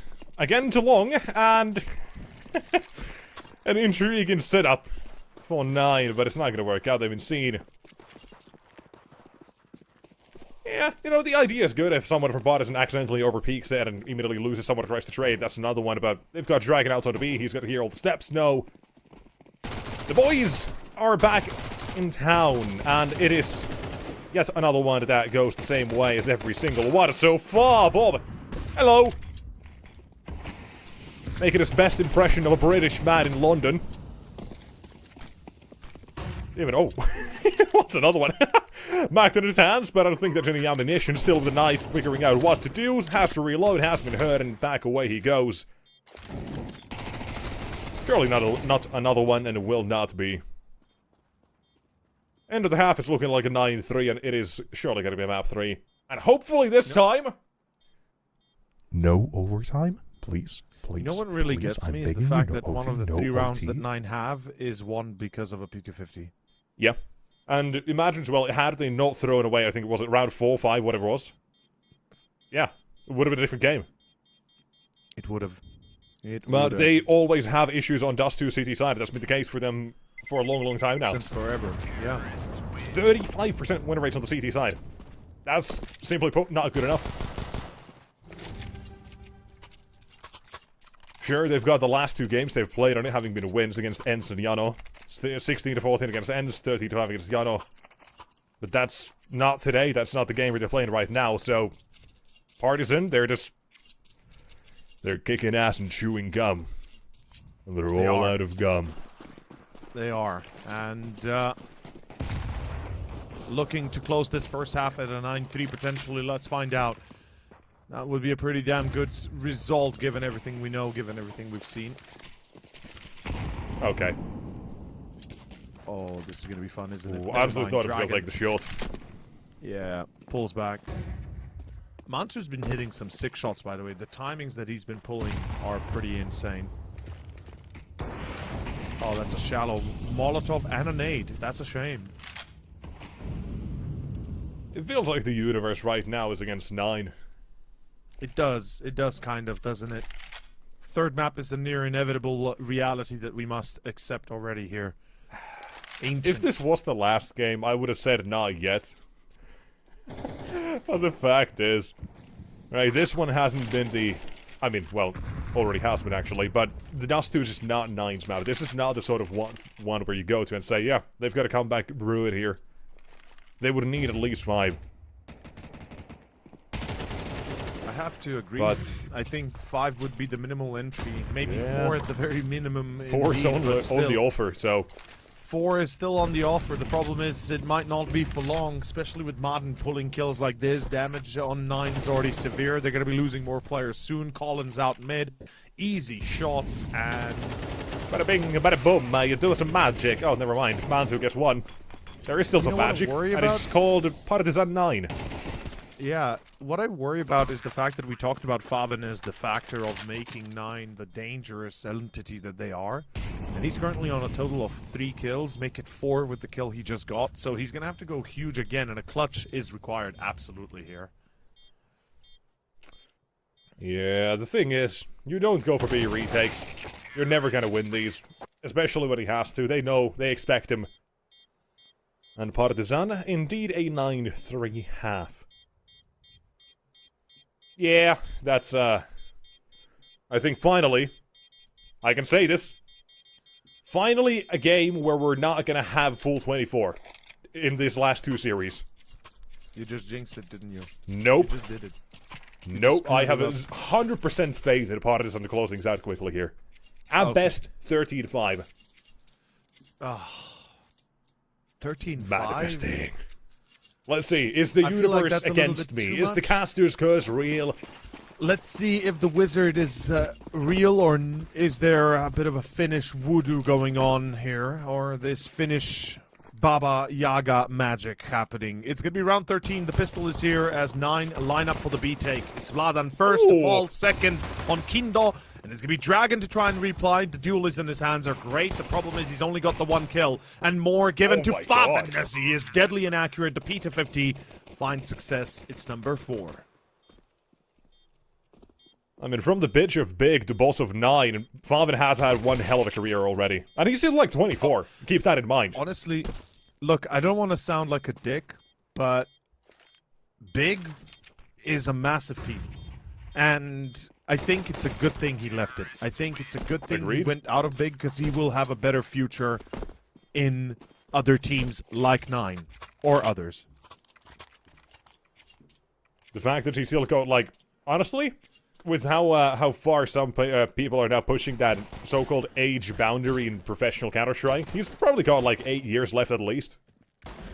Oh, absolutely. You know, Carrigan's pushing 34, maybe 35 Carrigan next. is 34 or 35. Yeah, Let me 34, I double-check. think, He's- so... Yeah. You've So definitely got people on he's- the other side, and yeah, right, absolutely, he's got time, and... Well, if you keep playing the Look, way he if you ask currently me- is, I'm expecting... At some point, someone's gonna come knocking at his door asking him to come back to Tier 1. Yeah. You know what I'm wondering is, when are some of these guys from Partizan going to be picked up? I mean, Vladan, we saw him in Bleed, as we said. Yeah. A little bit of a... I think they did him very dirty, and I'm very mad at Kassad for that. I don't know if it was Kassad's decision or not. I can't say. You're just assuming, and that's fine.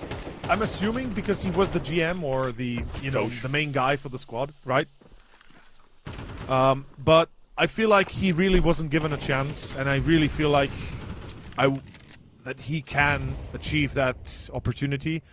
Another player that I think many people forget about, and I've talked a little bit about Collins, but what about Dragon? Dragon is another player that is actually really decent, like actually good. You know, since we're, by the way, since we're going off this map kind of on series at the moment almost, I'm gonna hate you with something. Yeah. Who were you talking about just now, actually? Dragon. Yeah, Dragon D's nuts. That's gonna be round number 5 to 9, probably, I would imagine. Unless Dragon has something to show here. Takes it right at the chin, but only finds one either way. Get got, buddy. Nuts We just across got the board. Wow. Hey, we gotta make entertainment somehow. 9, they're barely hanging in here, but they've got 5, and that is what I said is all they'll get. However, I'm looking at it, I'm saying probably will be getting 6 with the Partisan force by here. Eco win the next one, and Kindo Modern might also be hunted down here, so... This should be a very free 6th one as well, to 9. And oh god. 9-6, we're talking about that's a doable game again, oh god. I said it. Ah, buddy. Cue the crescendo, cue the orchestral music starting to begin.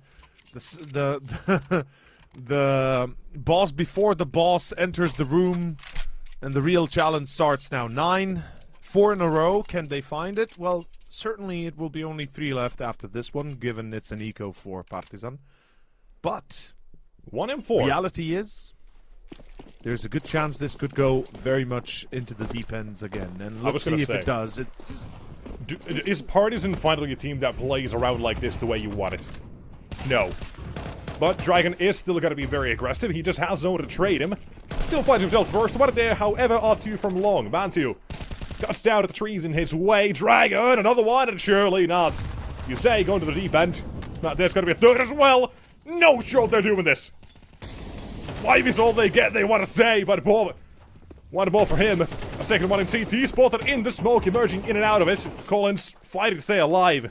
I love this from Kindo. Bomb planted, 2 on 2. You can still go for the M4 and short as well from Collins. You can try to get it. And Kindo will join him. A bait and switch, perhaps.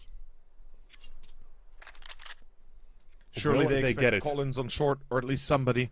Kindo will join. The Mac-10 is deadly close range. Oh, no, They are Bob. trying to set up the bait and switch. Bob is the goat, but this is not an easy one. 2 players walking at him. Thankfully, time is too low, so... Yeah. 5 is not all they get. Despite the Dragon's best efforts, this is going to be still a 6th round for 9. Just turn the letter upside down, and that's going to be a 6. Close enough. But that is 9-6. Is gravity a joke to you, sir? Yes. People used to be free before Einstein discovered gravity, buddy.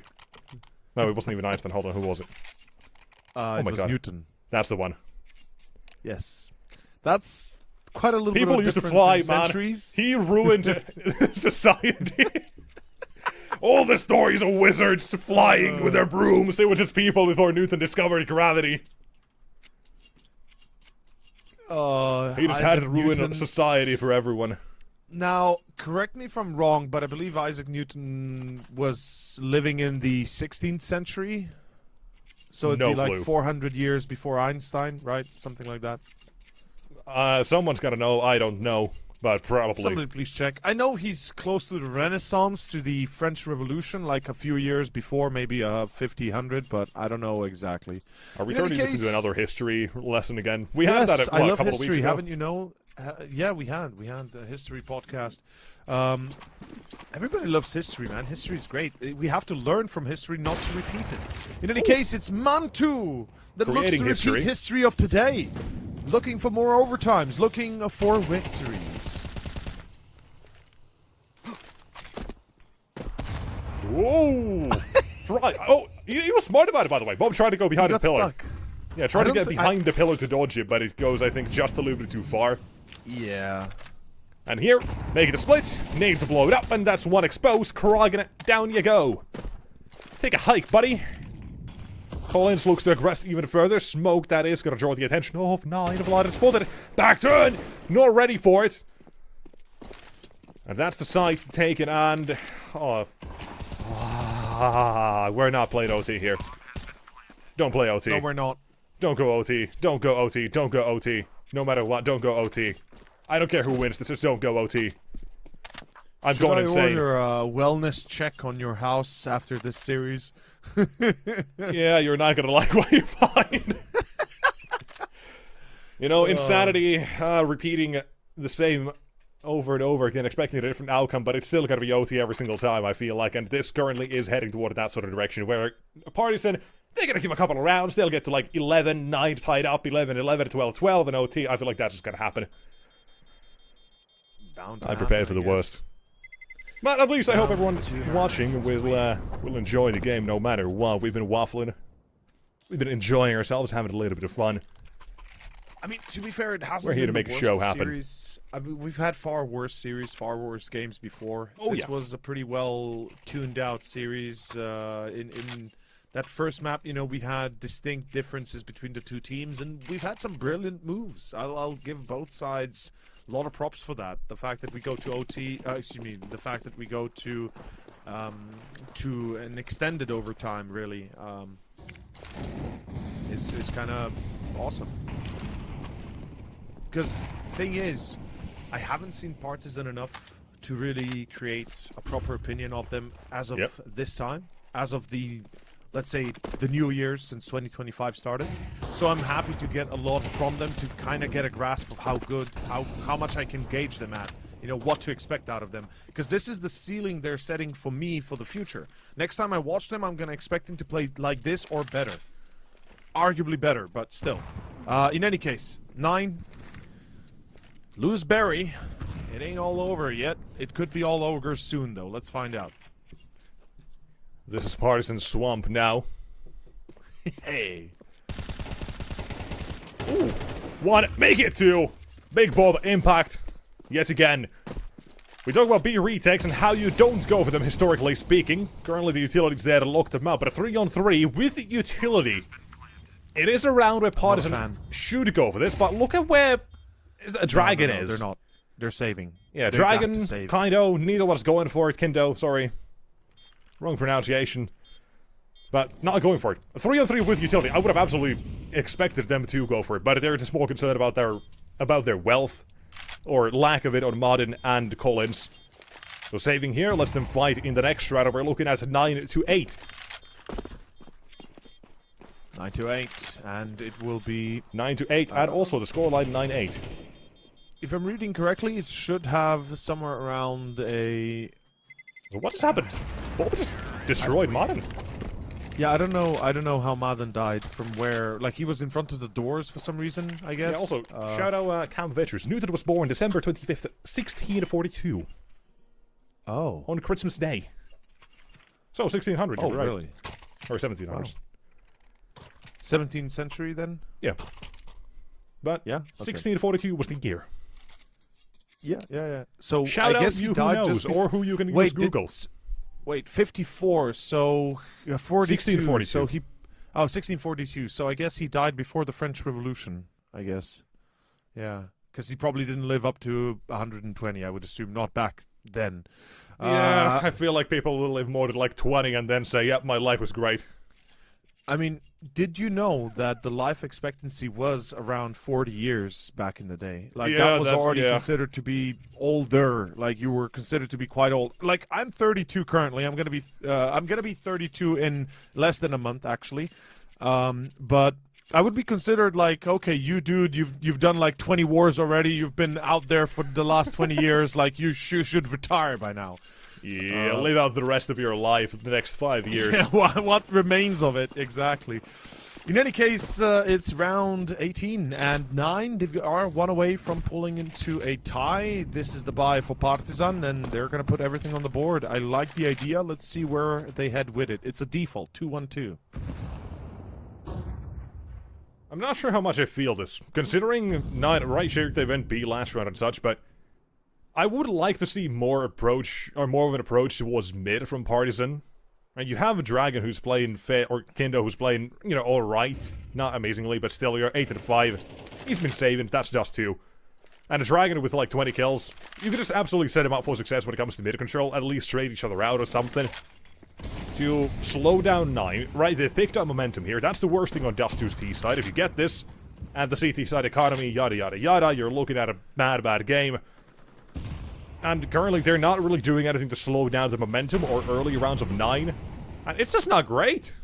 I would love to see them be aggressive, fight for this one, but barely doing anything. And 9, they're not going towards long, where Partizan's kind of setting themselves up as well.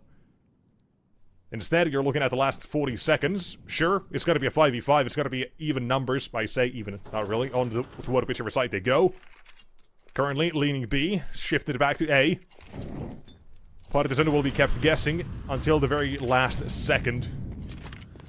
And they will have 3 ready for the A defense. It's going to be down to Madden to not get caught on long in case there was a deep flank, but they're going to be crossing through CT. They're going to be leaving Barry as the connecting factor. This is dangerous, but it could work. It's enough of a chaotic move. Kragen finds one. It's going to be Kindle from long. That's all you need. He needs to fall back. He needs to stay alive, and he does. As it's a 4v4 after plant of A. Oh boy, this retake comes at a cost, and a heavy one with that. Say it with me. It's 1 kill, and it's game time! Yes, sir. All 9 needs to do is fight this first one. And even without it, I think it might still turn out to be one, but looking for it. Time running a little bit low. Vladen from CT.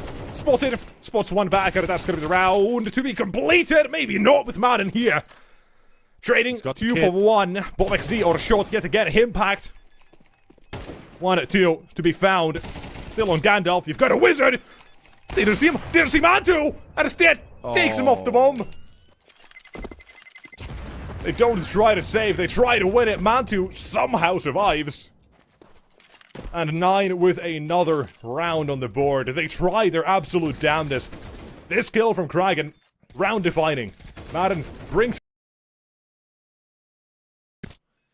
It absolutely is. And it comes down to a single kill, a single check of a position that you usually would be expecting a player in Gandalf, right? If you had Kindle watching that corner, maybe he could have gotten the kill before Mantu gets killed, before Madden gets killed, but 9-9, we are tied as close as we get here. 6 in a row. As this is gonna get very interesting very soon. Partizan, they have to make a choice. Do they commit to a certain play style? Do they go passive? Do they fight for mid?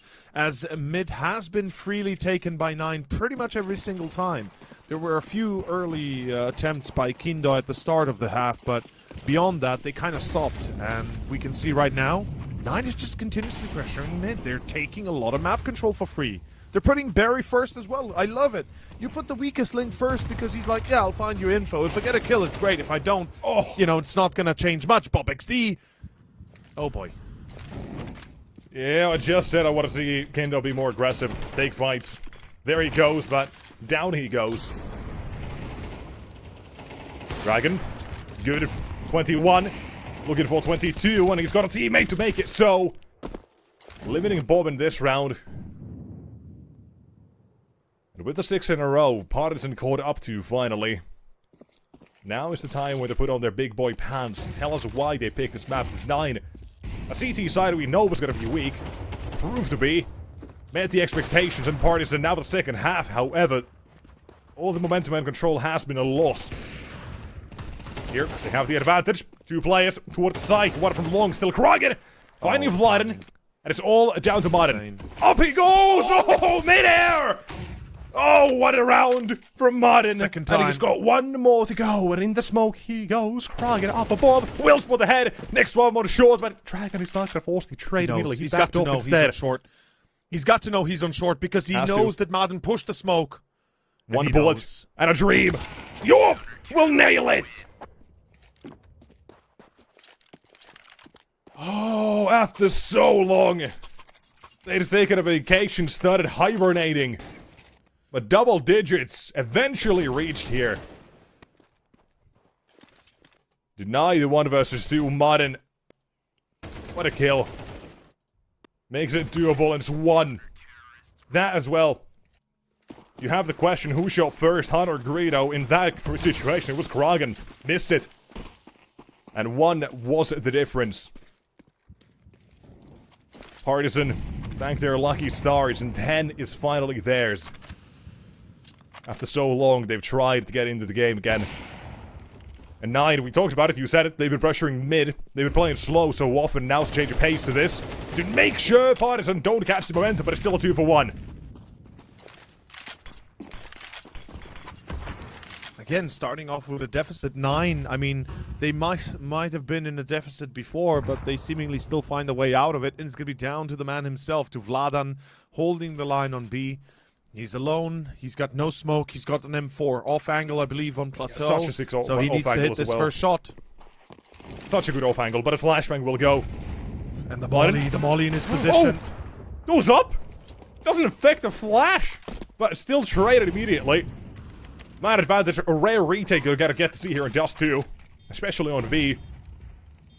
Man advantage, 1 flash, 1 kit, a dream. Bobbin, first one. Found out, there's the trades. And a Partisan with 1 casualty completes this to 11. Very good timing, by the way, on the retake. Smart calls. And it works.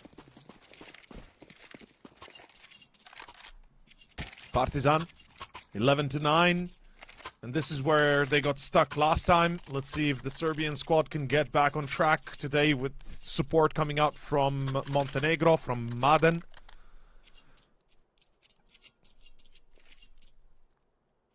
Instead of Emmy, IGLing today Collins. As we go to round 21, and 9 will push out long again. They will go hard aggro. They find one of the players close by. Kindo on short. Faven caught. Kindo misses the shot though. Bob XD makes him pay. And it's down to Partizan to make sure this doesn't spin out of control. That's an AWP, right? Not only a Galil and an AK. There's another Galil on short. Hopefully they pick it up. Or did I see that? No, I must have misspotted that. Never mind. No, there is no. Oh, there it is. No gaslighting. It's real. See? Yeah. I'm not a neon nor a boron. You are a moron.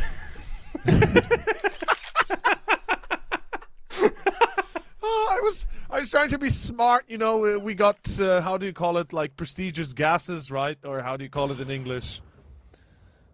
Oh, God. And then you just had to say it, didn't you? Yep. Then you had to run it all. What an out-long defense for this one mod of the second. This is looking like a 12. Yes, it is. Committing to a fight, it's got to be a second one to support as well. And a man to miss the trade, miss this opportunity, and this one is 12 to Partisan.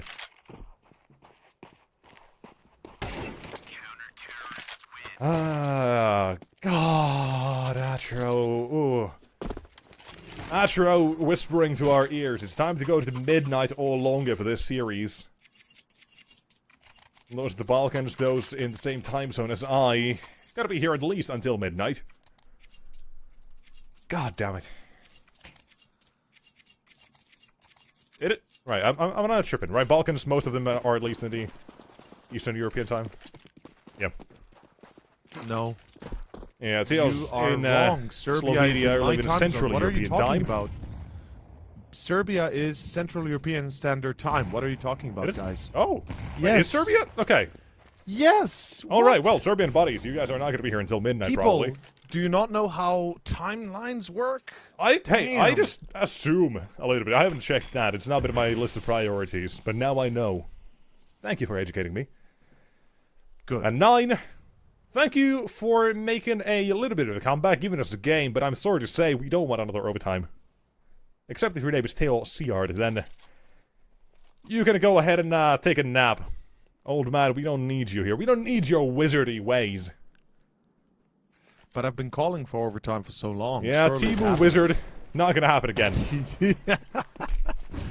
Manifesting another OT. Good flashbangs, the support is decent, but it's still not gonna be a kill for Martin. But 9 from Krogan will find himself an entry, at least one of them. AK picked up, push from Long, Kindo traded, and an advantage surely. Oh, not. Surely not. With a bad advantage as well for 9. A smoke to make that cross. A bomb to be planted on the back of Mantu. They can't stop it unless Dragon suddenly fast travels back to Goose. Oh, Vladan is dead. Okay, lucky Spot that at Favan least. doesn't hit the headshot, but... Which continued. what? Will find himself Favan. Didn't disengage, chose to stick around. There's still going to be Bob XD as well on that big flank. So if Mantu, even if he doesn't nail the shot, Bob will have it. That's the hope at least. Eagle, 1, 2, body spam, good. And last man from short, Mantu, Desert Eagle to nail it. A quick headshot. And the game to continue. Oh, buddy. Dum, dum, dum! They don't hear the bell, apparently. It would be crazy.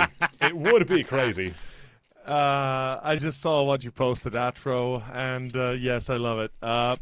In any case, it would be crazy, but reality is, it's kind of the thing here. We've been having rounds like these. We've been having games like these for quite a while, and I won't be surprised if The whole we see evening, another man. overtime here.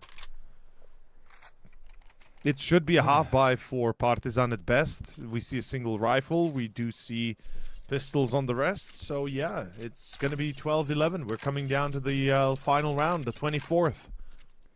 You said that it's going to end before 24. Well, I'm afraid to say you're probably wrong, but maybe, Oh, God. maybe. You're lucky and it goes 13-10. Maybe. But if we're going to have a comeback from 11-4, 10-2, oh, God, what was Anubis as well on the first previous series? I can't even remember. That was a comeback as well. Inferno 0, here, brother. just to from 9-3. I cannot take it, man. How is every game a comeback today? I mean, it's entertaining at least, sure. But can we keep track of time, please? Kindo, hey, there we go. You'll respect my time, thank you so much. Maybe we go... Don't say it. Bob for a it. dub. Maybe Oh, we go God for a damn. dub. He wants to continue. He's not done. No, he wants a 2-0. Favan wants to farm a few more kills. He's only on 13. He ended up map 1 with, I believe, somewhere between 25 or something like that.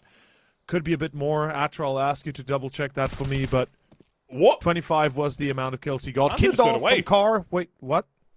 Oh, Bob is expected Yeah. as well. Still finds him, dink down. Oh, think down. Access to B. He You've got a minute is- left as well. The CT side will make rotation off this. Oh, Through mid, through short. This leaves He the goes into the A side smoke into open as CT. well. I think Bob heard at the jump, so he should know. They should know. They're going to push this, yeah. He'll get the side, he'll clear short. The problem is the HP here. With a Desert Eagle and Dragon, Favan at a 56, an M4 on Kindo as well. But that's the one to get contact. Bob immediately down as 1v2 to continue the game. Favan done it so many times. way. He's like asked again. The one who kept, Wait, he's not Map bomb one. planting? and Oh, he's Favan, out you're playing. pulling my leg. Oh my god. Chess pieces to be pawned here, and Dragon completely hook, line, and sinker. But surely Dragon will know as soon as he sees the side that there's no bomb plant. He's going to be like, okay, it's B, Oh my clearly. god. With a cheeky bomb plant as well for Favan. And Dragon in for the rotation, and suddenly it's 24 rounds. I don't see this. I really don't. It's way too long of a rotation. And Dragon, he's not going to go over this with the HP he has, surely. Right, time is ticking. He has to hold a shift here for a moment, but he can't really afford to do so. Has to run. Hope that he nails the shot immediately. Now spotted, and Father has this one in the bag. And what are we to? To 24 rounds we go. I'll be waiting for my Hogwarts letter now, thank you. You're such a snake. You're right. You're going right to Slytherin, buddy. I don't mind. As long as I get to Hogwarts, baby. I'll take it. I'll take any magic. I'll be the groundskeeper, man. That sounds like a cool job. You deal with dragons. He's part of the team. You deal with a lot of stuff. Maybe spiders not my forte.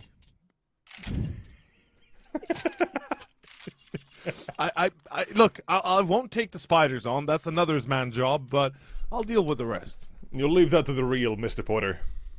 Oh, yeah. In any case, here we go. Round 24. Gentlemen, it's overtime or it's no time at all. Let's find out. Partizan, do they pull us to a third map or not? That's what matters here, and it's going to be Madden on Long alone. It's going to be Dragon and Kindo with double up coming out. I kind of like the idea. It could work, but you're relying a lot on that first shot. Madden on Long alone as well. He Barely does stop away. the attack for a little bit. Damage is... Oh! What? You can't stop him!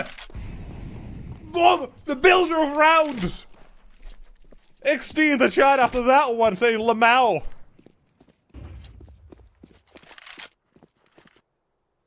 Four more to go. Kendo spotted one in mid. Will be flashed, but take the timing. Immediately swings. What? That's insane. Back to a 4-4. They're going to be headed toward the B side. You have one toward the tunnels. His name is Collins. Fake A smoke. They're going to try and sell this idea for Partizan. They're well aware this is possible. Gotta check this. Does he get checked? Timing! Not going to be the better find Bob. one. On to B. There is no smoke for the cross, so Mantu gets tagged. Bomb's going to be dropped over. And it's a 4v3 after plant. Such or a rather tough angle to retake. get past. It is. But they know and where they Barry has a single Mac 10. Both of his teammates are basically dead on arrival. This here. should be a done Molly deal. will Should be a kill done deal. Favin. First It one. will be. That is down now to Barry and Bantu. OT. Oh no. It's down to this one. An impossible task, surely, but the utility is still there. Partisan to go in. First one. They'll nail it. And Barry smoked off. This one. It's done. It has to be. No overtime. For finally, we'll be dealing with a game. Not headed there, but 24 again is needed. 9 make a comeback we think is impossible. But they'll again the game close. The last hurdle they don't get past is the issue. Wonderful fight. That's Kindo's round. He finds that one in mid. He doesn't let Kragan have anything to say. And then you have Collins toward the lower tunnels to maintain that advantage even further. And Partisan Dust 2 in their pockets after a long, arduous task of Dust 2 of getting 4 rounds on the second half. Barely get there, and Ancient, that's where this one will be decided. It's the decider of all deciders at this point. Inferno, that's no longer the one. We've changed, Counter-Strike evolved, and Ancient instead has taken that decider place. Everyone will know how to play it. And we'll have to find out which one will play it better. Now before that, Troy, you've been waiting for a long time. Give us anything, make some sense out of this one, because we, and me, I say, I'm losing my mind. Take it away. I've heard that. I have definitely heard that. I've been there, done that, and was right there next to you guys while you were absolutely losing your shit. Because I was too. I mean, come on. How can you not? Partisan again, 9-3 on the split, right? And I said it. I mentioned it. I didn't want to say it, but I told you guys. Favin and Bob XD, they had to pull through an insane game to be able to win out on this map too. And while Bob XD did it on 23 and 17, his KD was there at the end, it was just not enough. Favin was underplaying a little bit. Barry didn't have the impact that he had on map number 1. So where does that take us? The entire 24 rounds, the 5th time in 2 best-of-3s.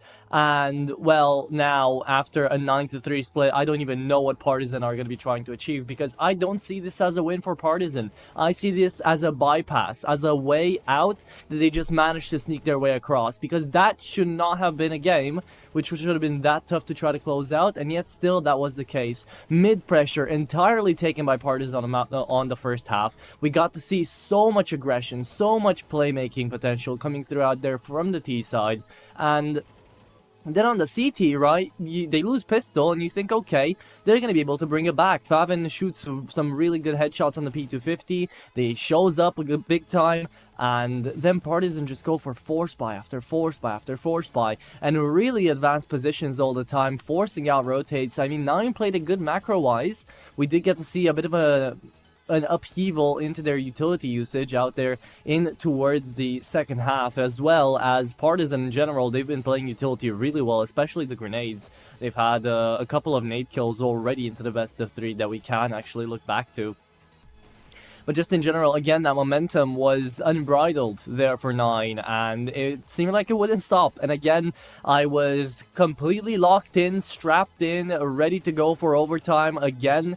But this time, that won't be the case. We don't go to OT, and instead, Partisan do manage to put up that 4th round onto their CT side to be able to close this one out. But again, it was a very tough affair, and it was a big back and forth. If it didn't come down to basically a couple of 1v2 clutches, 1v1s, it still could have been Partisan closing it out earlier.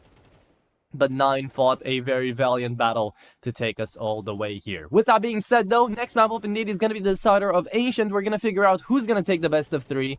And with that being said, we are going to be jumping into that break after this. So stay tuned to find out who's going to end off the day, who's going to end off the RO16, and who's going to be moving up into the quarterfinals after a 10-minute break and after one more map.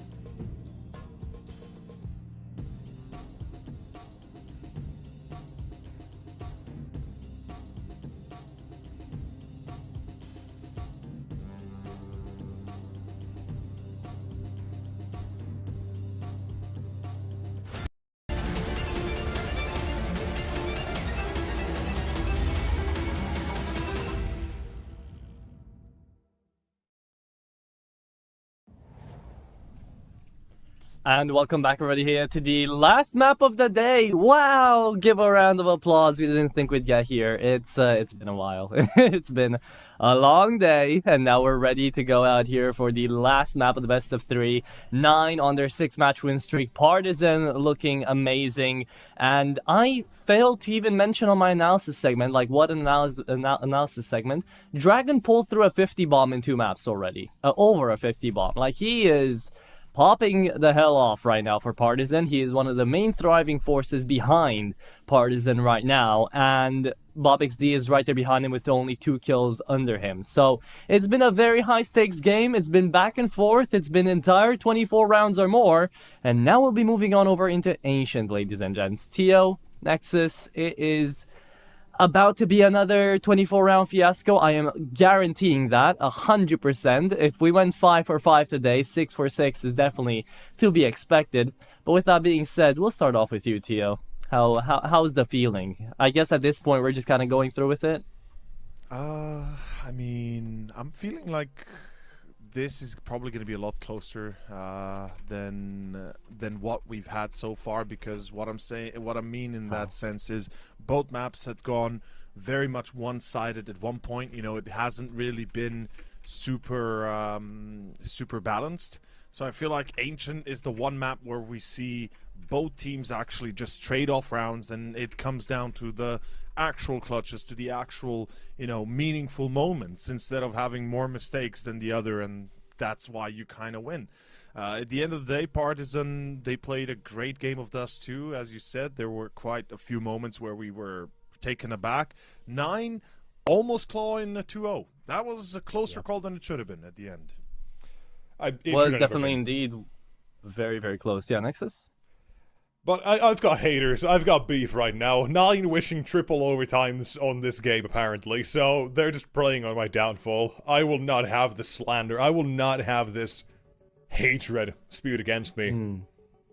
Okay. 9 praying for triple overtimes. I'm gonna say it. 13-0, buddy. 13-0. Partisan 13-0. Sure, buddy. It's not happening. I'm just coping so badly.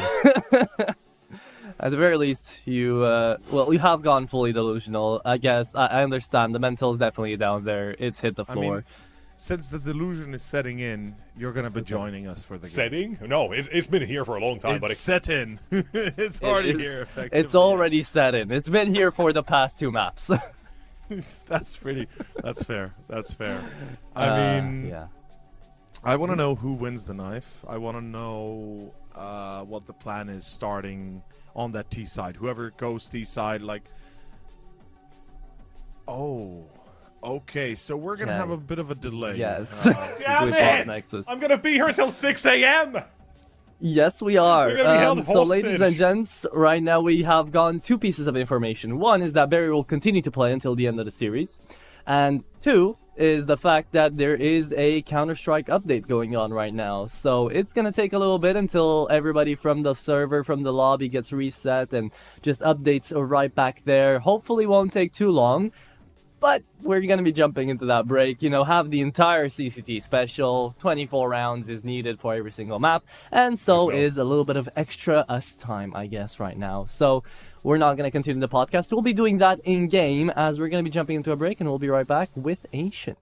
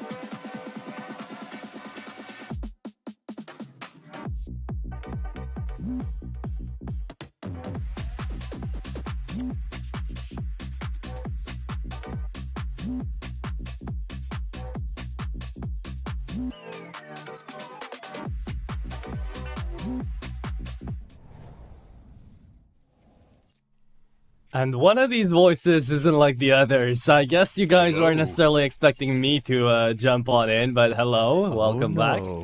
We're making the final map of the day very special here. We're starting things off with the TriCast here. We need a backup because our sanity's gone. We need to get used to this, guys. The studio cast is bound to happen eventually, so, you know, better sooner than later. I mean, it is nice to have stuff like this from time to time. And, you know, it's a little treat for ourselves after what we've gone through into these last two best of threes. But Partisan managed to take away Knife Round, and the Dragon, apparently we got info from production, he 1v3'd up against with Madden. On the knife. On the knife round. Somehow. Yeah, it's pretty sick. But the pistol, even better apparently. Guys, it seems like Partisan is here to win, as Faven does not get a single kill, and it's going to be a clean 5 alive. It is. As clean as it gets, Nexus. There you go. Yeah, and for now, let's see. How will we continue from here on out? Now, here's the thing, boys. 9 promised triple overtimes, apparently, to me on Twitter, so... Big middle fingers. I like the guys on 9, actually. They're funny. Worked with them before. But Love it. Today, we're enemies. Swedish organization. I'm a Finnish man. I'm gonna fist fight. Ready for the fisticuffs. Wow. I did just see the tweet. Okay, there we go.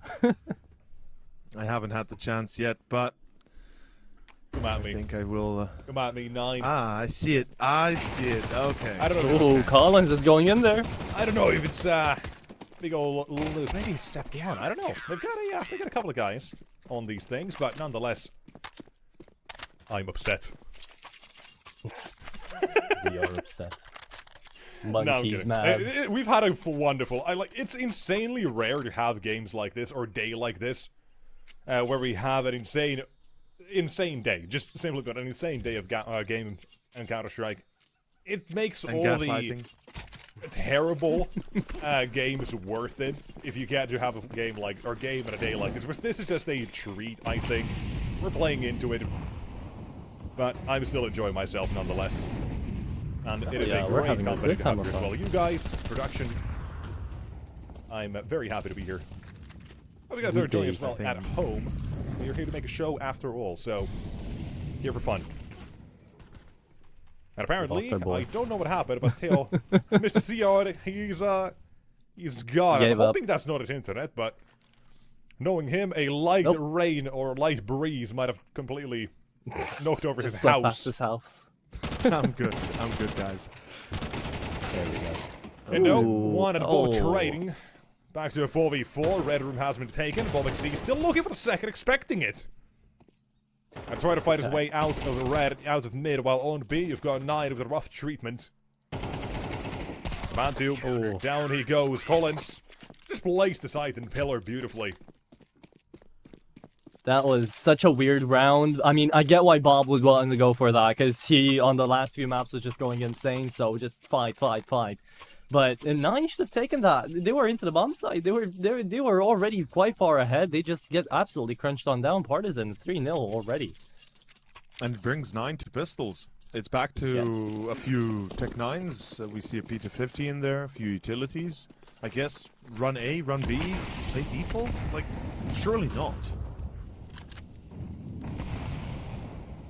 Well, I always have this thing when I'm with Hayes.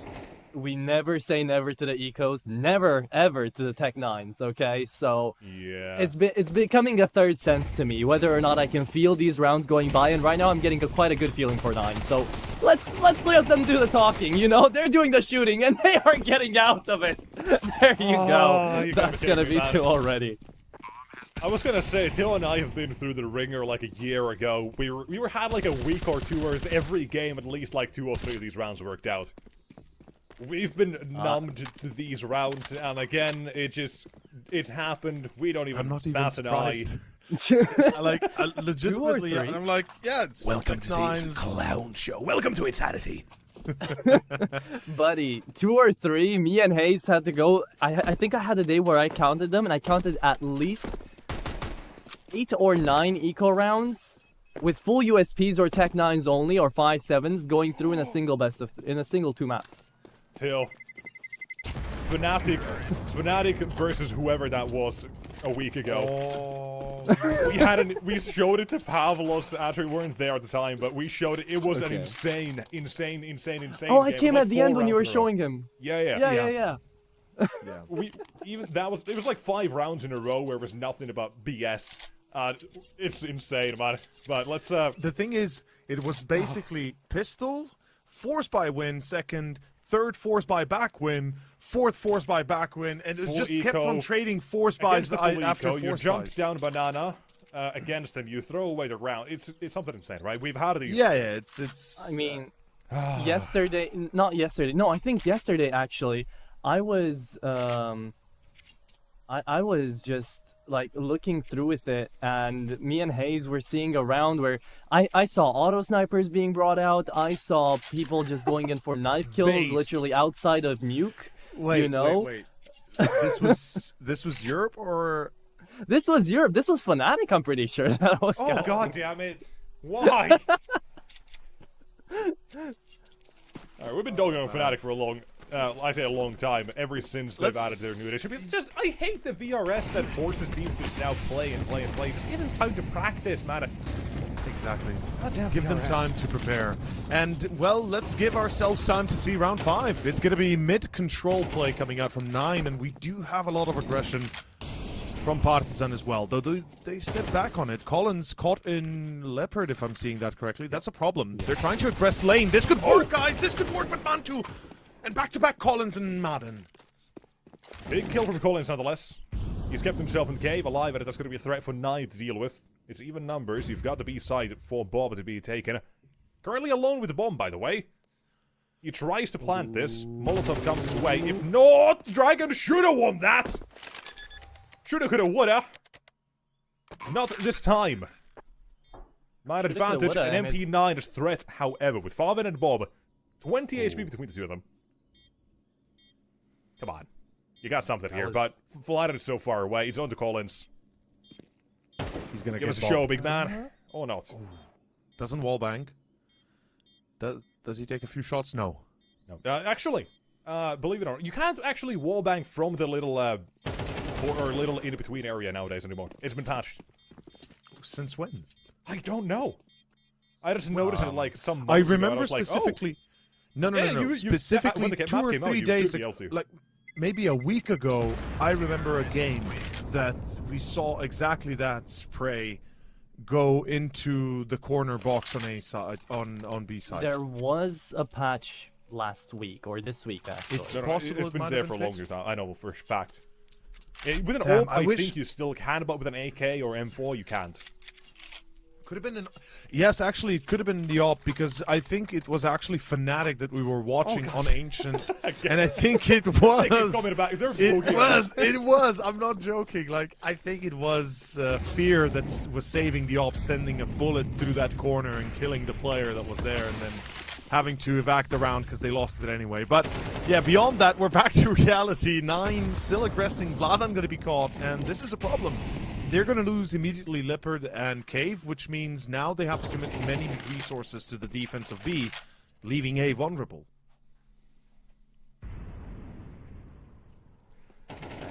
Well, I mean, so far we've unusual. seen...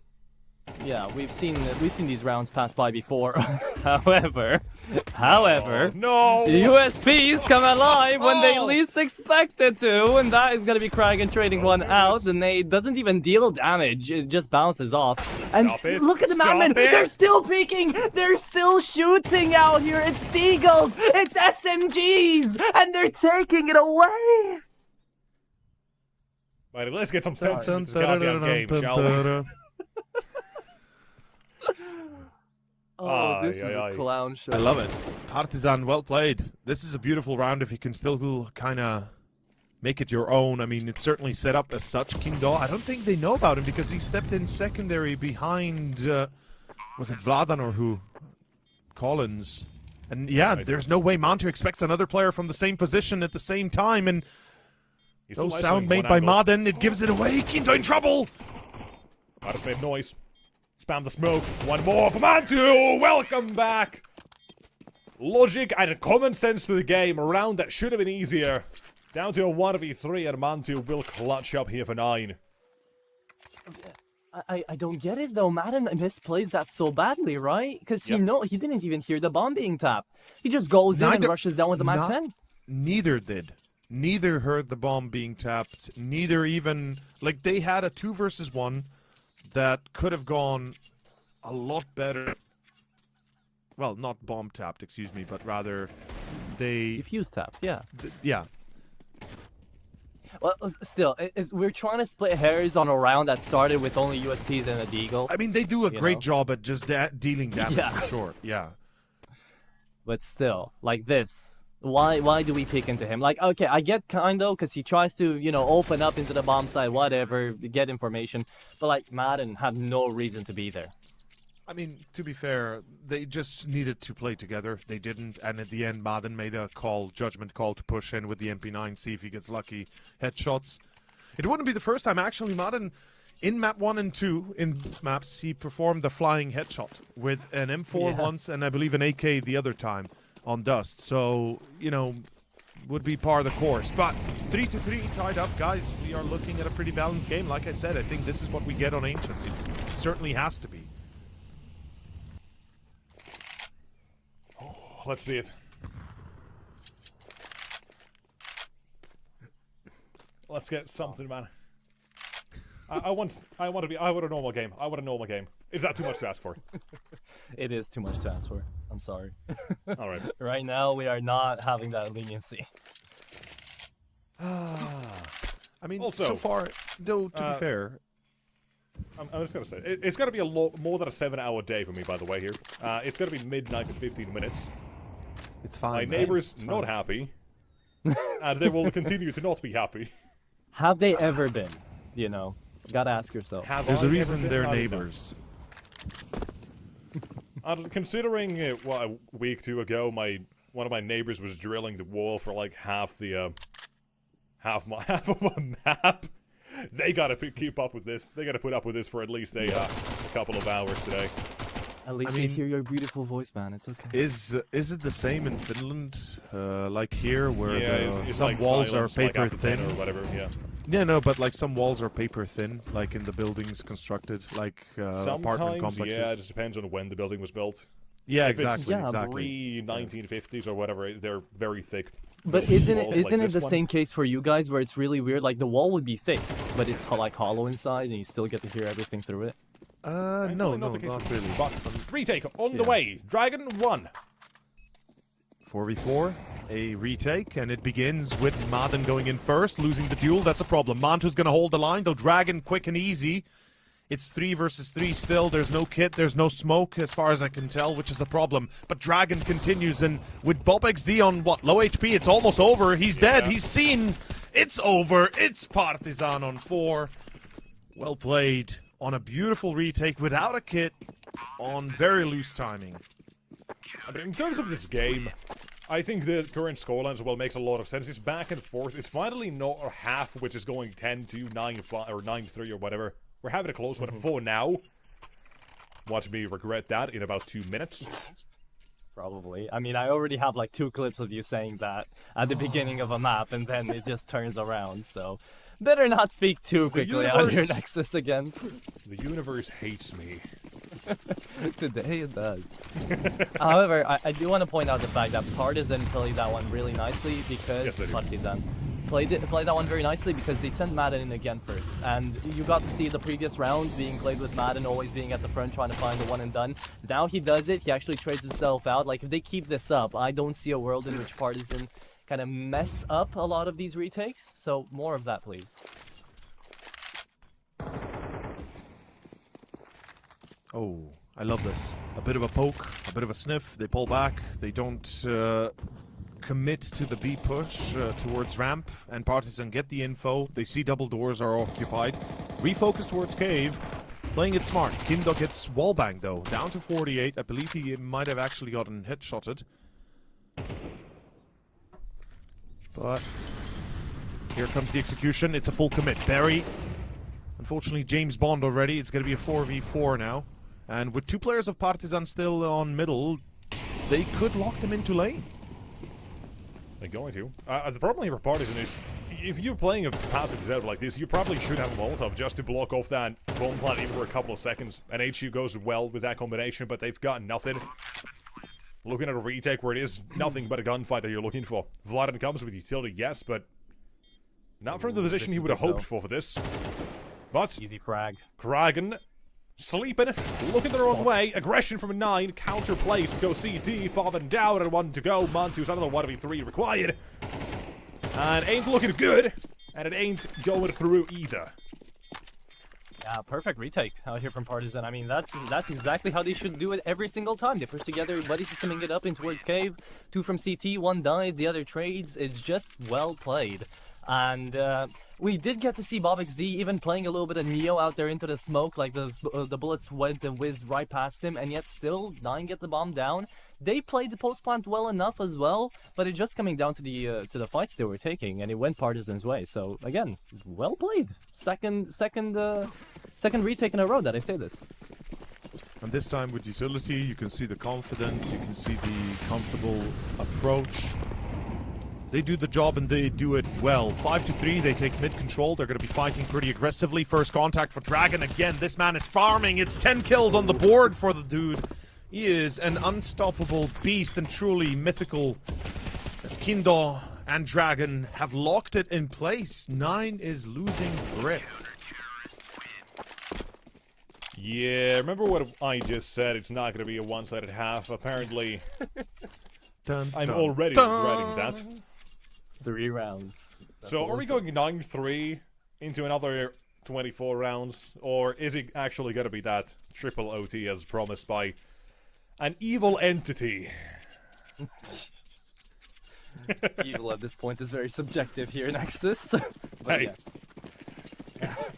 you can say she's real to me. I'm saying they're evil to me. What? Oh, man. Well, 9 have figured out that you usually play A with a rush towards... Ancient with a rush towards A. And they are going to slow it down a little bit, but pushing in regardless, as they have free entry. It's going to be down to the first man on side, Dragon. And I believe next to him, Vladan holding that line from Donut. And Dragon, here he goes. Again, hunting. Oh, there it is. Remember who you're talking about. It's Vladan and Dragon, man. These two have denied them time and time again. That's never gonna stop. Right now, they are a deadly duo. About as deadly as it gets. Kraken does manage to find a kill off and about in towards short. Maybe that's what they were aiming for, but he doesn't get to save away the rifle, so ultimately, it doesn't matter. And yeah, at this point, Nexus, it's okay to put your hands in your hair, because it's 4 rounds in a row here for Partizan. Ay. Why is the Dragoon gotta be such a good player? Dragoon is a unit in StarCraft for the Protoss Also, race, a four-legged creature made of gold and shoots ranged attacks. Activate a Siri. Oh no. Yeah, Or okay, it could apparently also it's be cheating. Yeah, a horsed shooter or a marksman on a horse in the mid-17th to the 18th century, also known as a Dragoon. Or a Also, Final Fantasy character. people Probably. in Final Fantasy 16. Those who played it. Yes. Exactly. I still gotta finish the final fight. I've not played it yet. I've had it I sitting for like a have- month. By the way, I have not gotten through Final Fantasy enough, bro. any is Kozak really good. enjoyers out there? The game, Kozaks? Kozaks 1, I do. 2, 3? I have heard about it. Old school people probably know more. It's a very old game, but it's a very cool So game. 30 and above. Probably, yeah. Effectively, you two don't apply. As Dragon does apply his magic again, and it seems like it's weaving some 9th tier. As Collins, right now, Aw. aiming to improve. And by the way, guys, are you realizing there's one thing we're seeing here on Tier 2, and especially in Season 2 of CCT, and I'll get to it in a second. I think the round is lost anyway, so it might as well go for this rant. Are you noticing how many more Donk-like performances we are getting every single, like, almost map? CS2. Like- Yeah, I know, but it's so much rarer. It used to be so much rarer than it is today. Sure. Right? I think, like, okay, this is kind of going into the psychology and not completely applicable to every single person here. But take it like this, right? You have one person, you have person A, person B. Person A goes insanely, or has an insanely good game, whatever, in Counter-Strike. Person B is like, oh shit, I want to be like him. Study. It's just that I want to be as good. And then everyone starts putting their best effort, and Yeah. bada bing, bada boom. I feel like this is the clear next step evolution towards our community, because before it was like that with Simple, right? Like, Simple comes around to the scene, he amazes everybody, and then the level kind of rises up. Everybody has to match up to that. You put Simple now, Damn Zoomers. anyone can say whatever they want, but still, we had Simple-esque performances, you know? And now Donk is just that next level, I feel Yeah, like. So, yeah. yeah, makes a lot of sense. And Big it is going to round, be, again, big kills. big rounds, big kills, though. 3 versus 2 all of a sudden. They don't want a 9-3 here. No, they want an They 8-4 still might again. get it. Can Big Donk ball. check this? No. Build it for another one. He's been quiet at this map as well, but so is entirety of 9. Bar for Mantu's 1v3. Barry's still yet to find a kill. No. Rough time, look, buddy. I mean, hey, look, coach, it's- he played his hard out map 1 and 2. I was about to say, he's the reason why they were able to even get a map on the board in the first place. Yep. Let's be fair. Without him, they wouldn't be on winning on Inferno, because he had quite a few rounds where he was the impact man. About like 4 in a row. Oh, I mean, we could also say with Ralls, maybe they could have had a better performance as well, but in this series, in this they case, certainly would have. Barry They was the certainly guy. would have. I don't doubt that with Ralls, they probably maybe could have closed this in 2-0, because there was an opportunity at one point on Dust, we all know, that could have happened. But again, that's not the case. They have to take it as it is. This is the reality they're in, and right now an opportunity for 9 to still perhaps make a comeback. It's 4-8. It's not impossible. CT side Ancient, we know they can do it. Partizan on the other half. Well, this is where the fun begins, boys. Are we ready? Is the better question. Yep. Or rather, is everybody else ready for what Partizan is about to do? It's time to break the chains, boys. It's time to end the madness. Get a normal game. Oh, why is Partisan crouching? I love it. I love Okay, it. That's a sorry, normal calm game, down. baby. That is why. Okay, So, that's an walking entry in- found. That, I mean, hey, if you're crouching into it, Bob's just in the open because he's not expecting that. Works. I mean, we weren't expecting that, so. No, we weren't. Rotation is going to be Fitties. here. And Montu, rotation, it's gone. Dual Berettas, perfect flashbang, but only 1 for Kraken. Good reaction Pistol, from looking a Kindo. little bit lost here for 9, and Kindo, another. Bag of the bodies, send them down. A normal game, a normal half. Maybe finally. Don't wish for it too much, but I mean, it's a good start. It can happen now. Good pistol. CT side, though, this is where the comebacks happen, but the problem is Barry needs to step up here. T side, you can get away with the poor performance because you can have one individual carrying you. CT side, you need to pull your own weight. 0-12 and not cutting it. Has to step up in this one or the next one. Probably this one, preferably, at least if 9 were to have a chance. Because full investment, full eco next, it's 11-4. Cards on the table, boys. This is it. Dragon solo challenging Donut. That's a crazy move. Full belt of utility. We see the madness setting in, lads. We see the madness setting in. Okay, well, the AK at least is going in towards main. If he takes down 2 MP9s, could still work out. Spray transfer there, only lands on 1. The MP9 goes back to him. That's more aggression. That's just 9 re-aggressing, playing it well. Still can't go for more. And look at the timing. Madden still takes him down. A-bomb site empty, but on the other side of the map, still another skirmish going out. 2v3 now, and you're bringing out the Deeg. This is where things are going to start getting very wacky. It's about to get fun. You can't make this shit up. 2. No, you can't. No Hollywood script would ever get close to this. Oh, no! Father, no! No! Father, not like this! They've got a smoke for Donut at least. And Farman and Eagle spots both. Smoke down. That's such an easy frag. It's not even perfect, but he gives him a chance. Barry, welcome to the game, buddy! Flat in 1v3. Off to the fuse immediately. There's now second. Spray into it. Stick it at 10 seconds. It's 1 bullet to Barry, but he doesn't spam it. Doesn't go for it immediately. And Barry's still sticking it flat and doesn't even know. A round for 9. The shenanigans continue. What? How? When? Barry, impact frag and a defuse, baby. Guys, he gets it. It's on. He gets it. It is on. 5-9. This was the round to get them back on track. They get back on track, baby. We're going to overtime. We were promised overtime. 9 official social media manager promised overtime. We're going there. This is our One Piece. This is how we find it. Oh yeah, this is how we figure it out. Yes. There's somebody call Luffy, please. I did a spit take yesterday with Neo and Anders. They said something along the lines of... I can't remember. I actually can't remember what I did a spit take, and a second later, I'm on camera. That was crazy, but... The first time I've ever done that in my actual life. It was a funny joke. I'm calling it out right here, right now. Partisan take this round. Oh, okay. Fair. Madden falls. Partisan push A. They don't have the C4 far with, well, close by, but it's coming. There's Collins. 3 kills! Oh, Bobixley, what are you doing, brother? Nade in hand! And this is Mantu's chance to break it up. He gets the Vladan. That's the C4. Actually, no. Never mind. Kindo's still alive. Oh! Collins! Not expecting Mantu to be close. Heard the AK shooting from afar. Thought it was the same. Mad. The answer is nah. There's an Eagle! Kindo! Still giving us a surprise. But only 1 for his prize.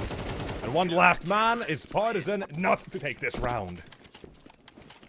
That was tactical jinxing, boys. That's exactly what that was, okay? So otherwise it would have been really bad. So 9 social media manager reached out to you, I guess.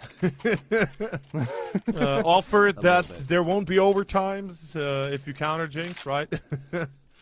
No.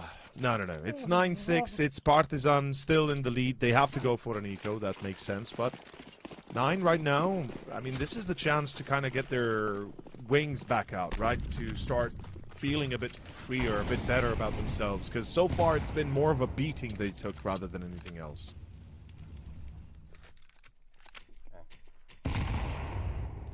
Now, it's time for round number 16. We've seen whiffs, we've seen impact. Now, it is time for, well, pistols to probably not do anything, 9-7. But then, round 17, we will get ourselves a full buy. Do I say that too early? Maybe. Do I? Okay. No. They've got 3. It's good. They got what a hold, by the way. All's well. 3 plays ready for that cave, which is exactly what 9 kind of need here. And Valvin, despite getting dinked immediately, the first kill is a struggle, still collects 3. And 7-9.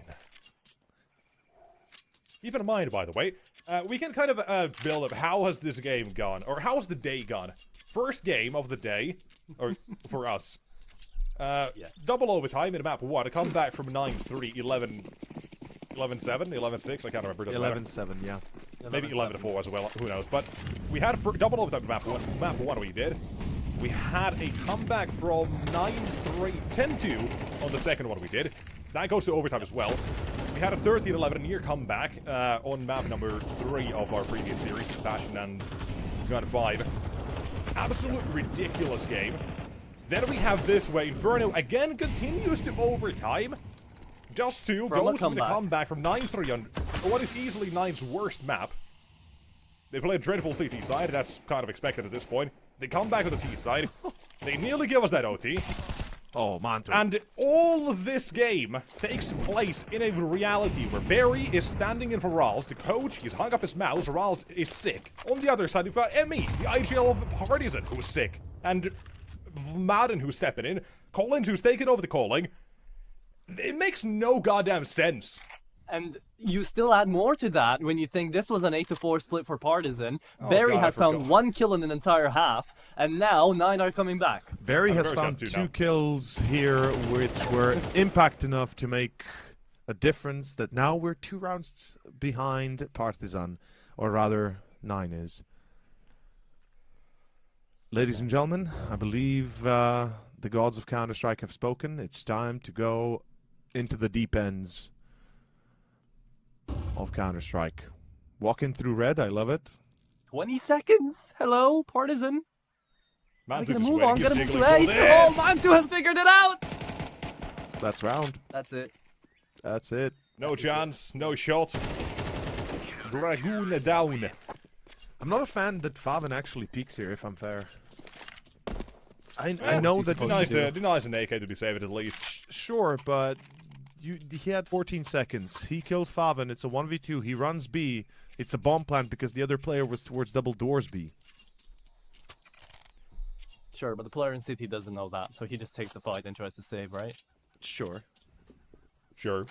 Now, one last thing. I just want everyone to actually, at home, for this game and the last one, to please appreciate them for what they are, these games. This one and the previous one. Such rare treats. Actually insanely enjoyable. Yeah. There's so many games that just are not good, are boring, are bad the entire way through. This one and the last one, insanely good games. In terms of entertainment, amazing.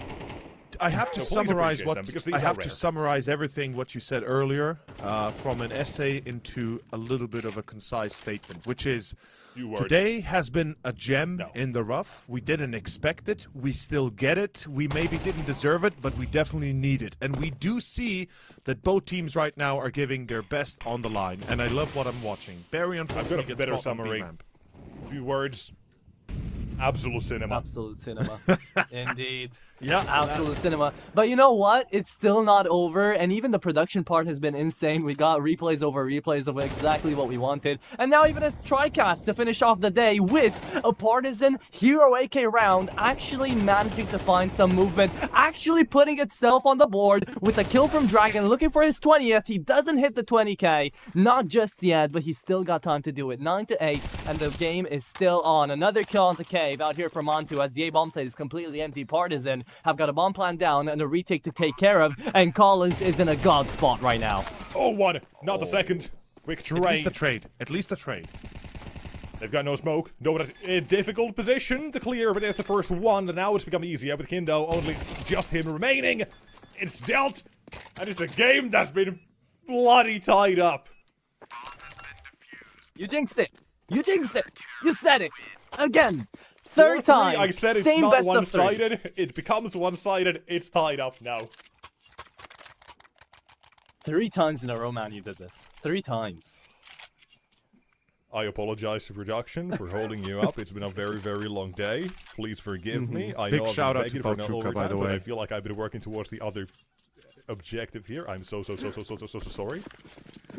Guys, everybody in chat as well. Our production guys are always amazing, and Pachuca is no exception. Big shout out, man. Hell yeah. Love you. Letting us play our shenanigans on screen. Only a madman would let that, but still a great man. In any case, round 19, and we are going into a little bit of a rough one. This is where Partizan start to feel the pressure themselves. They've had the lead. Oh, Oh, Madden finds a free kill. He knows there's a potential second. Oh, what? Oh, Collins wow. and blood them both? How? From where? Where from? Yeah. Very good question. I mean, it comes around randomly. 9 just decide to throw everything they've worked for in the bin for a single round, and they just push all out. Sure, 1 kill does get made in towards from Kraken's side, but that's on B. The fight is happening out here on A, and Bob isn't even finding one out there in his duel up against Dragon, so he lets the man find 20 kills here. 9 forced to save with a single AK, and that is Partisan first up on double digits, even though they got, you know, they were on the receiving end of the comeback.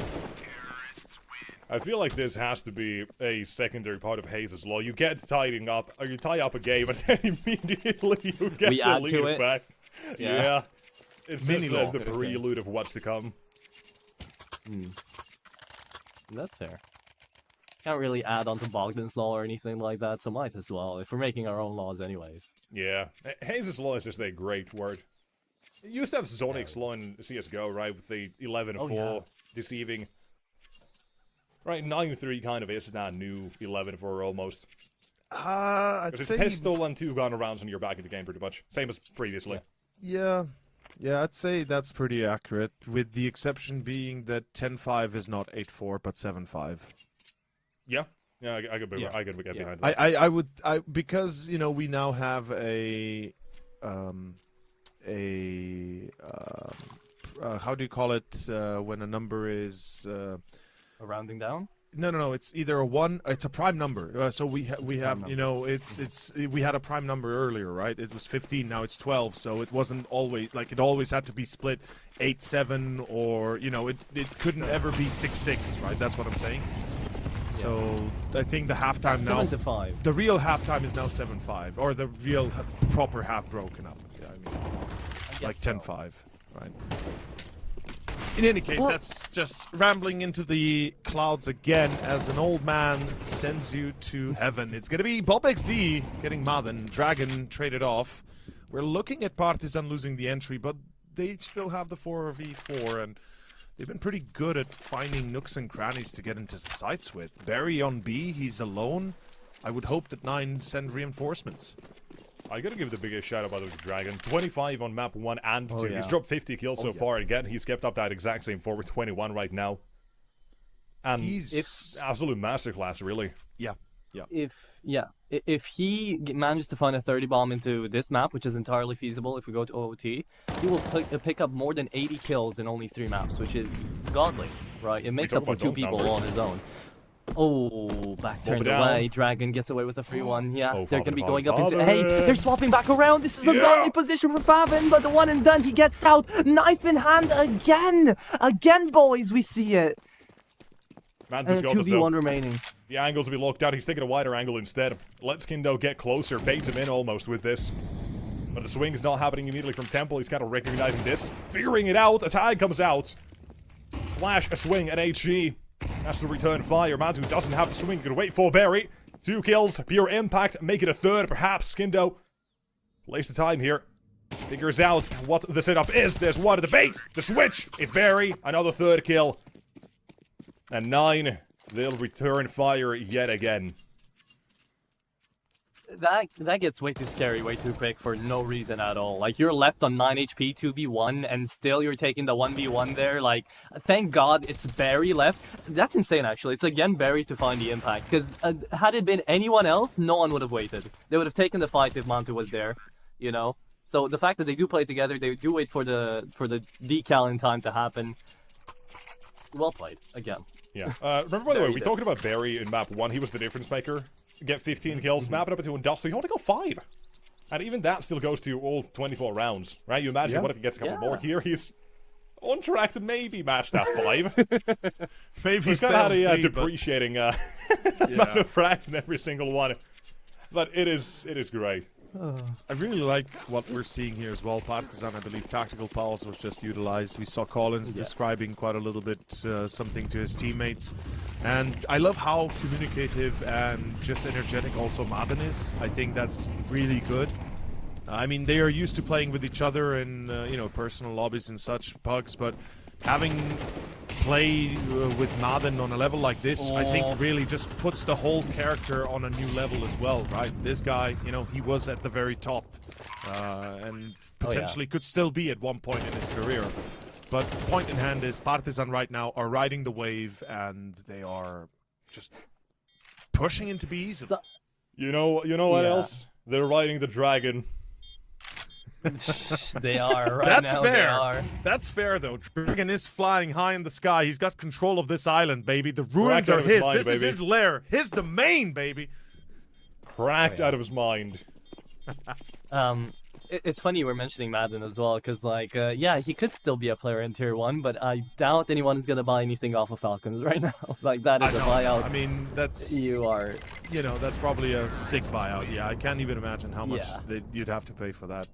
But hopefully they will release him from the contract because you know you gotta give him a chance. Free my man. Free my Madden. Hashtag free Madden. We started here, boys. Yeah. Free my Mandan. We have been riding the tail of Dragon. Yeah. I do definitely agree, and I understand why. Can we also do that for Mantu though? 21 and 13. Oh yeah. He has been like the yeah. driving force behind 9, at least on this map. Like we talk about impact from like Kragan and Barry and Favin. Mantu has been shouldering the bare weight of the entirety of the team for a while now. Pretty much, it's true. Flash push though, B. Nades returned, fire returned, Mantu. Well, now silenced.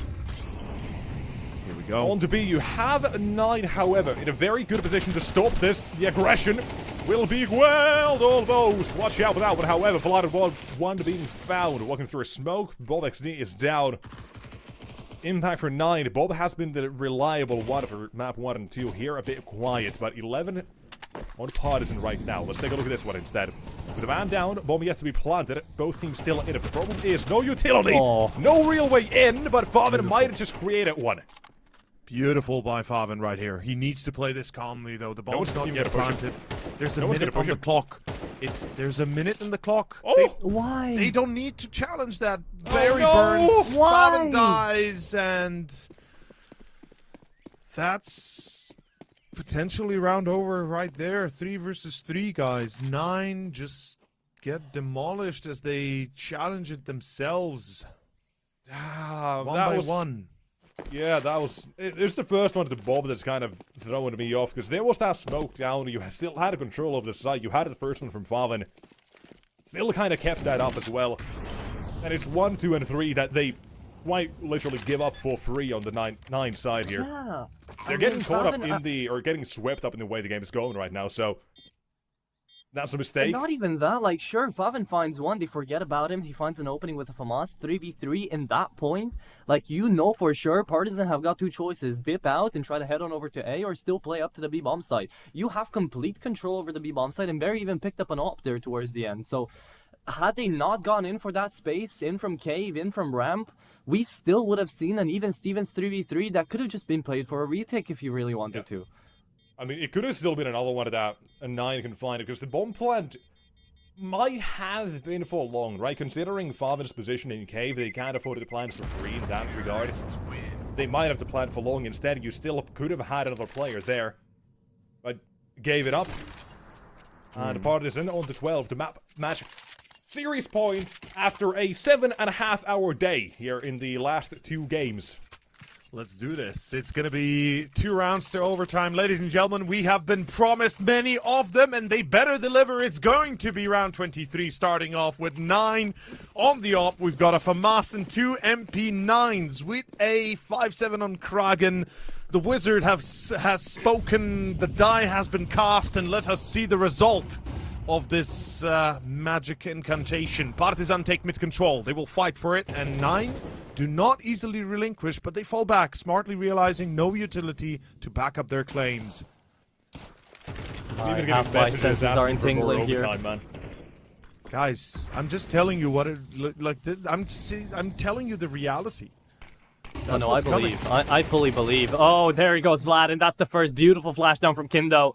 That's going to be the man advantage. Now, I just want to see them play up to this, right? They have the man advantage, hit and run, play together now. Partisan are in mid, they're pushing up, and it will be 9 trying to bounce back away. Now, you do still have another player in towards main, takes up a lot of that space, so the only unknown factor here for 9 is going to be lane and mid right now. They just have to play with it, and it's really up to Kragan. If he can take down Dragon here, picks up an AK, still doable. 3-man in towards Favins' way. If he gets out with a multi-kill, the round is still not lost. There's the first, there's the second almost, but down to 9 HP, he stays alive. Vladen takes one down more, and now 2v4, 2v3, Bob 6D from middle, still keeps it up, and Kragan's a dead man. That's the round. It's done. The bell, surely it's this one. 1v3, you can't let this one go.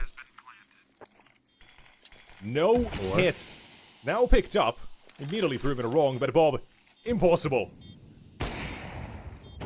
They can pot shots, he knows. Man. It's taken us 6 maps, but finally we're not going to 24 here. Triple overtime, nothing here. It is Partisan to take it in one hell of a series. This one and the last one. Please give it up for every single team we've had for this one, for the shift here. It has been an absolute baller of a game. It's been a pleasure. I'm so goddamn happy we get to see these. But commiserations here to 9. They make it a close one. It's one mistake toward the end there. Yeah. You give up the 3-on-3. You'll give up the round. And with that, it is no overtime. I'm so sorry to tell you. We don't get to see more. It's our first map of the day here for us, boys, that we don't go the full 24 rounds. We go 23, still close, but we don't make it 6-4-6. Nexus, you are finally right at the end of the day. You didn't fully jinx it. You had to double jinx it to make it work. It was a magician's show indeed, and Tio, that is going to be the end of that. You tried, man. I mean, it worked out for a while, but how cheeky can you get, you know? I cast my magic as much as I could, but I guess this time I just didn't roll that nat 20. And they did instead. Partizan take the series, they take the win.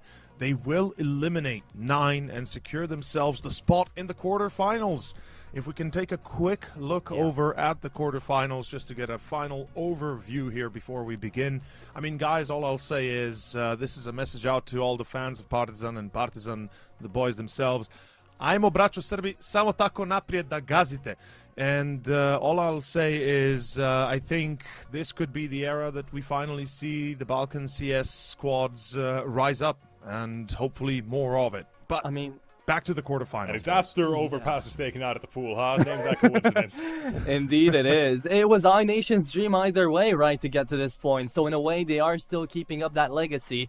But let's not get too far ahead of ourselves. We see the playoff brackets. We see the quarterfinals. These have been the round of 16's best of 3s out here for the day and for yesterday. It's been a long while, and we've seen it's been a long day out here for us. We have to agree. We do have our 4 best of 3s there for tomorrow, ready in front of your very screens. With that being said, though, that is going to be marking the end of the day, the end of the broadcast, and the bell has struck midnight either way. So there's our MVP. Dragon definitely deserves it, man. He was insane. Kills. That is masterful. For 3 maps, that is almost an average of 30 per map. Yeah. And it's insane. 75, actually, the correct number. 25, 25, and 25 he drops. Oh, okay, 75. Damn. Still, very respectable. Consistency. Yeah. Absolutely insane. It's been a brilliant best of 3 for not only Dragon. I mean, we saw others stroll up to the occasion as well. Bob XD, Favin. We definitely have to give props to them. And it's sad. It's tough to see that they fought so hard and so long for this best of 3, and 9 still don't manage to go through ahead and actually, you know, get another chance. But maybe they will into another CCT series. The 19th one is still being played right now. The Polish organization, from what I do remember, right, is still going to have 2 more chances until the season closes up. But until then, guys, I think this is going to be marking the end. Thank you guys so much for watching. Nexus has got one more thing to say. I'll give you guys at home one little thing here. I can actually read out the matches, the schedule for tomorrow here. I've got a little bit of a cheat sheet here. And the games in order from 10 p.m. CST starting. 9 Pandas Eklot, first game. BC game. Partisan up next. For the evening shift, CR Deny coming back. Cybershoke versus Bait. And at Navi Junior Gun 5 to close out the day. So take notes, those are the games for tomorrow, so pick and choose whatever one you want, but it'll be HLTV nonetheless in a little bit. Also on the CCT Twitter, you can find those as well in a little bit. Yeah. But that's it. That is it indeed. That's going to be the schedule, and that's all from us. Thank you guys so much for watching. GG's to all the teams that took part today. Very enjoyable games indeed. I hope you guys enjoyed it. Thanks to production for being absolutely amazing out here today. Thank you two boys for pulling through like soldiers out here on the day and giving us an amazing cast. And I hope that everyone at home enjoyed. See you guys later down the line here at the CCT. The playoffs will continue. Quarterfinals tomorrow. Don't miss them, because we'll be back.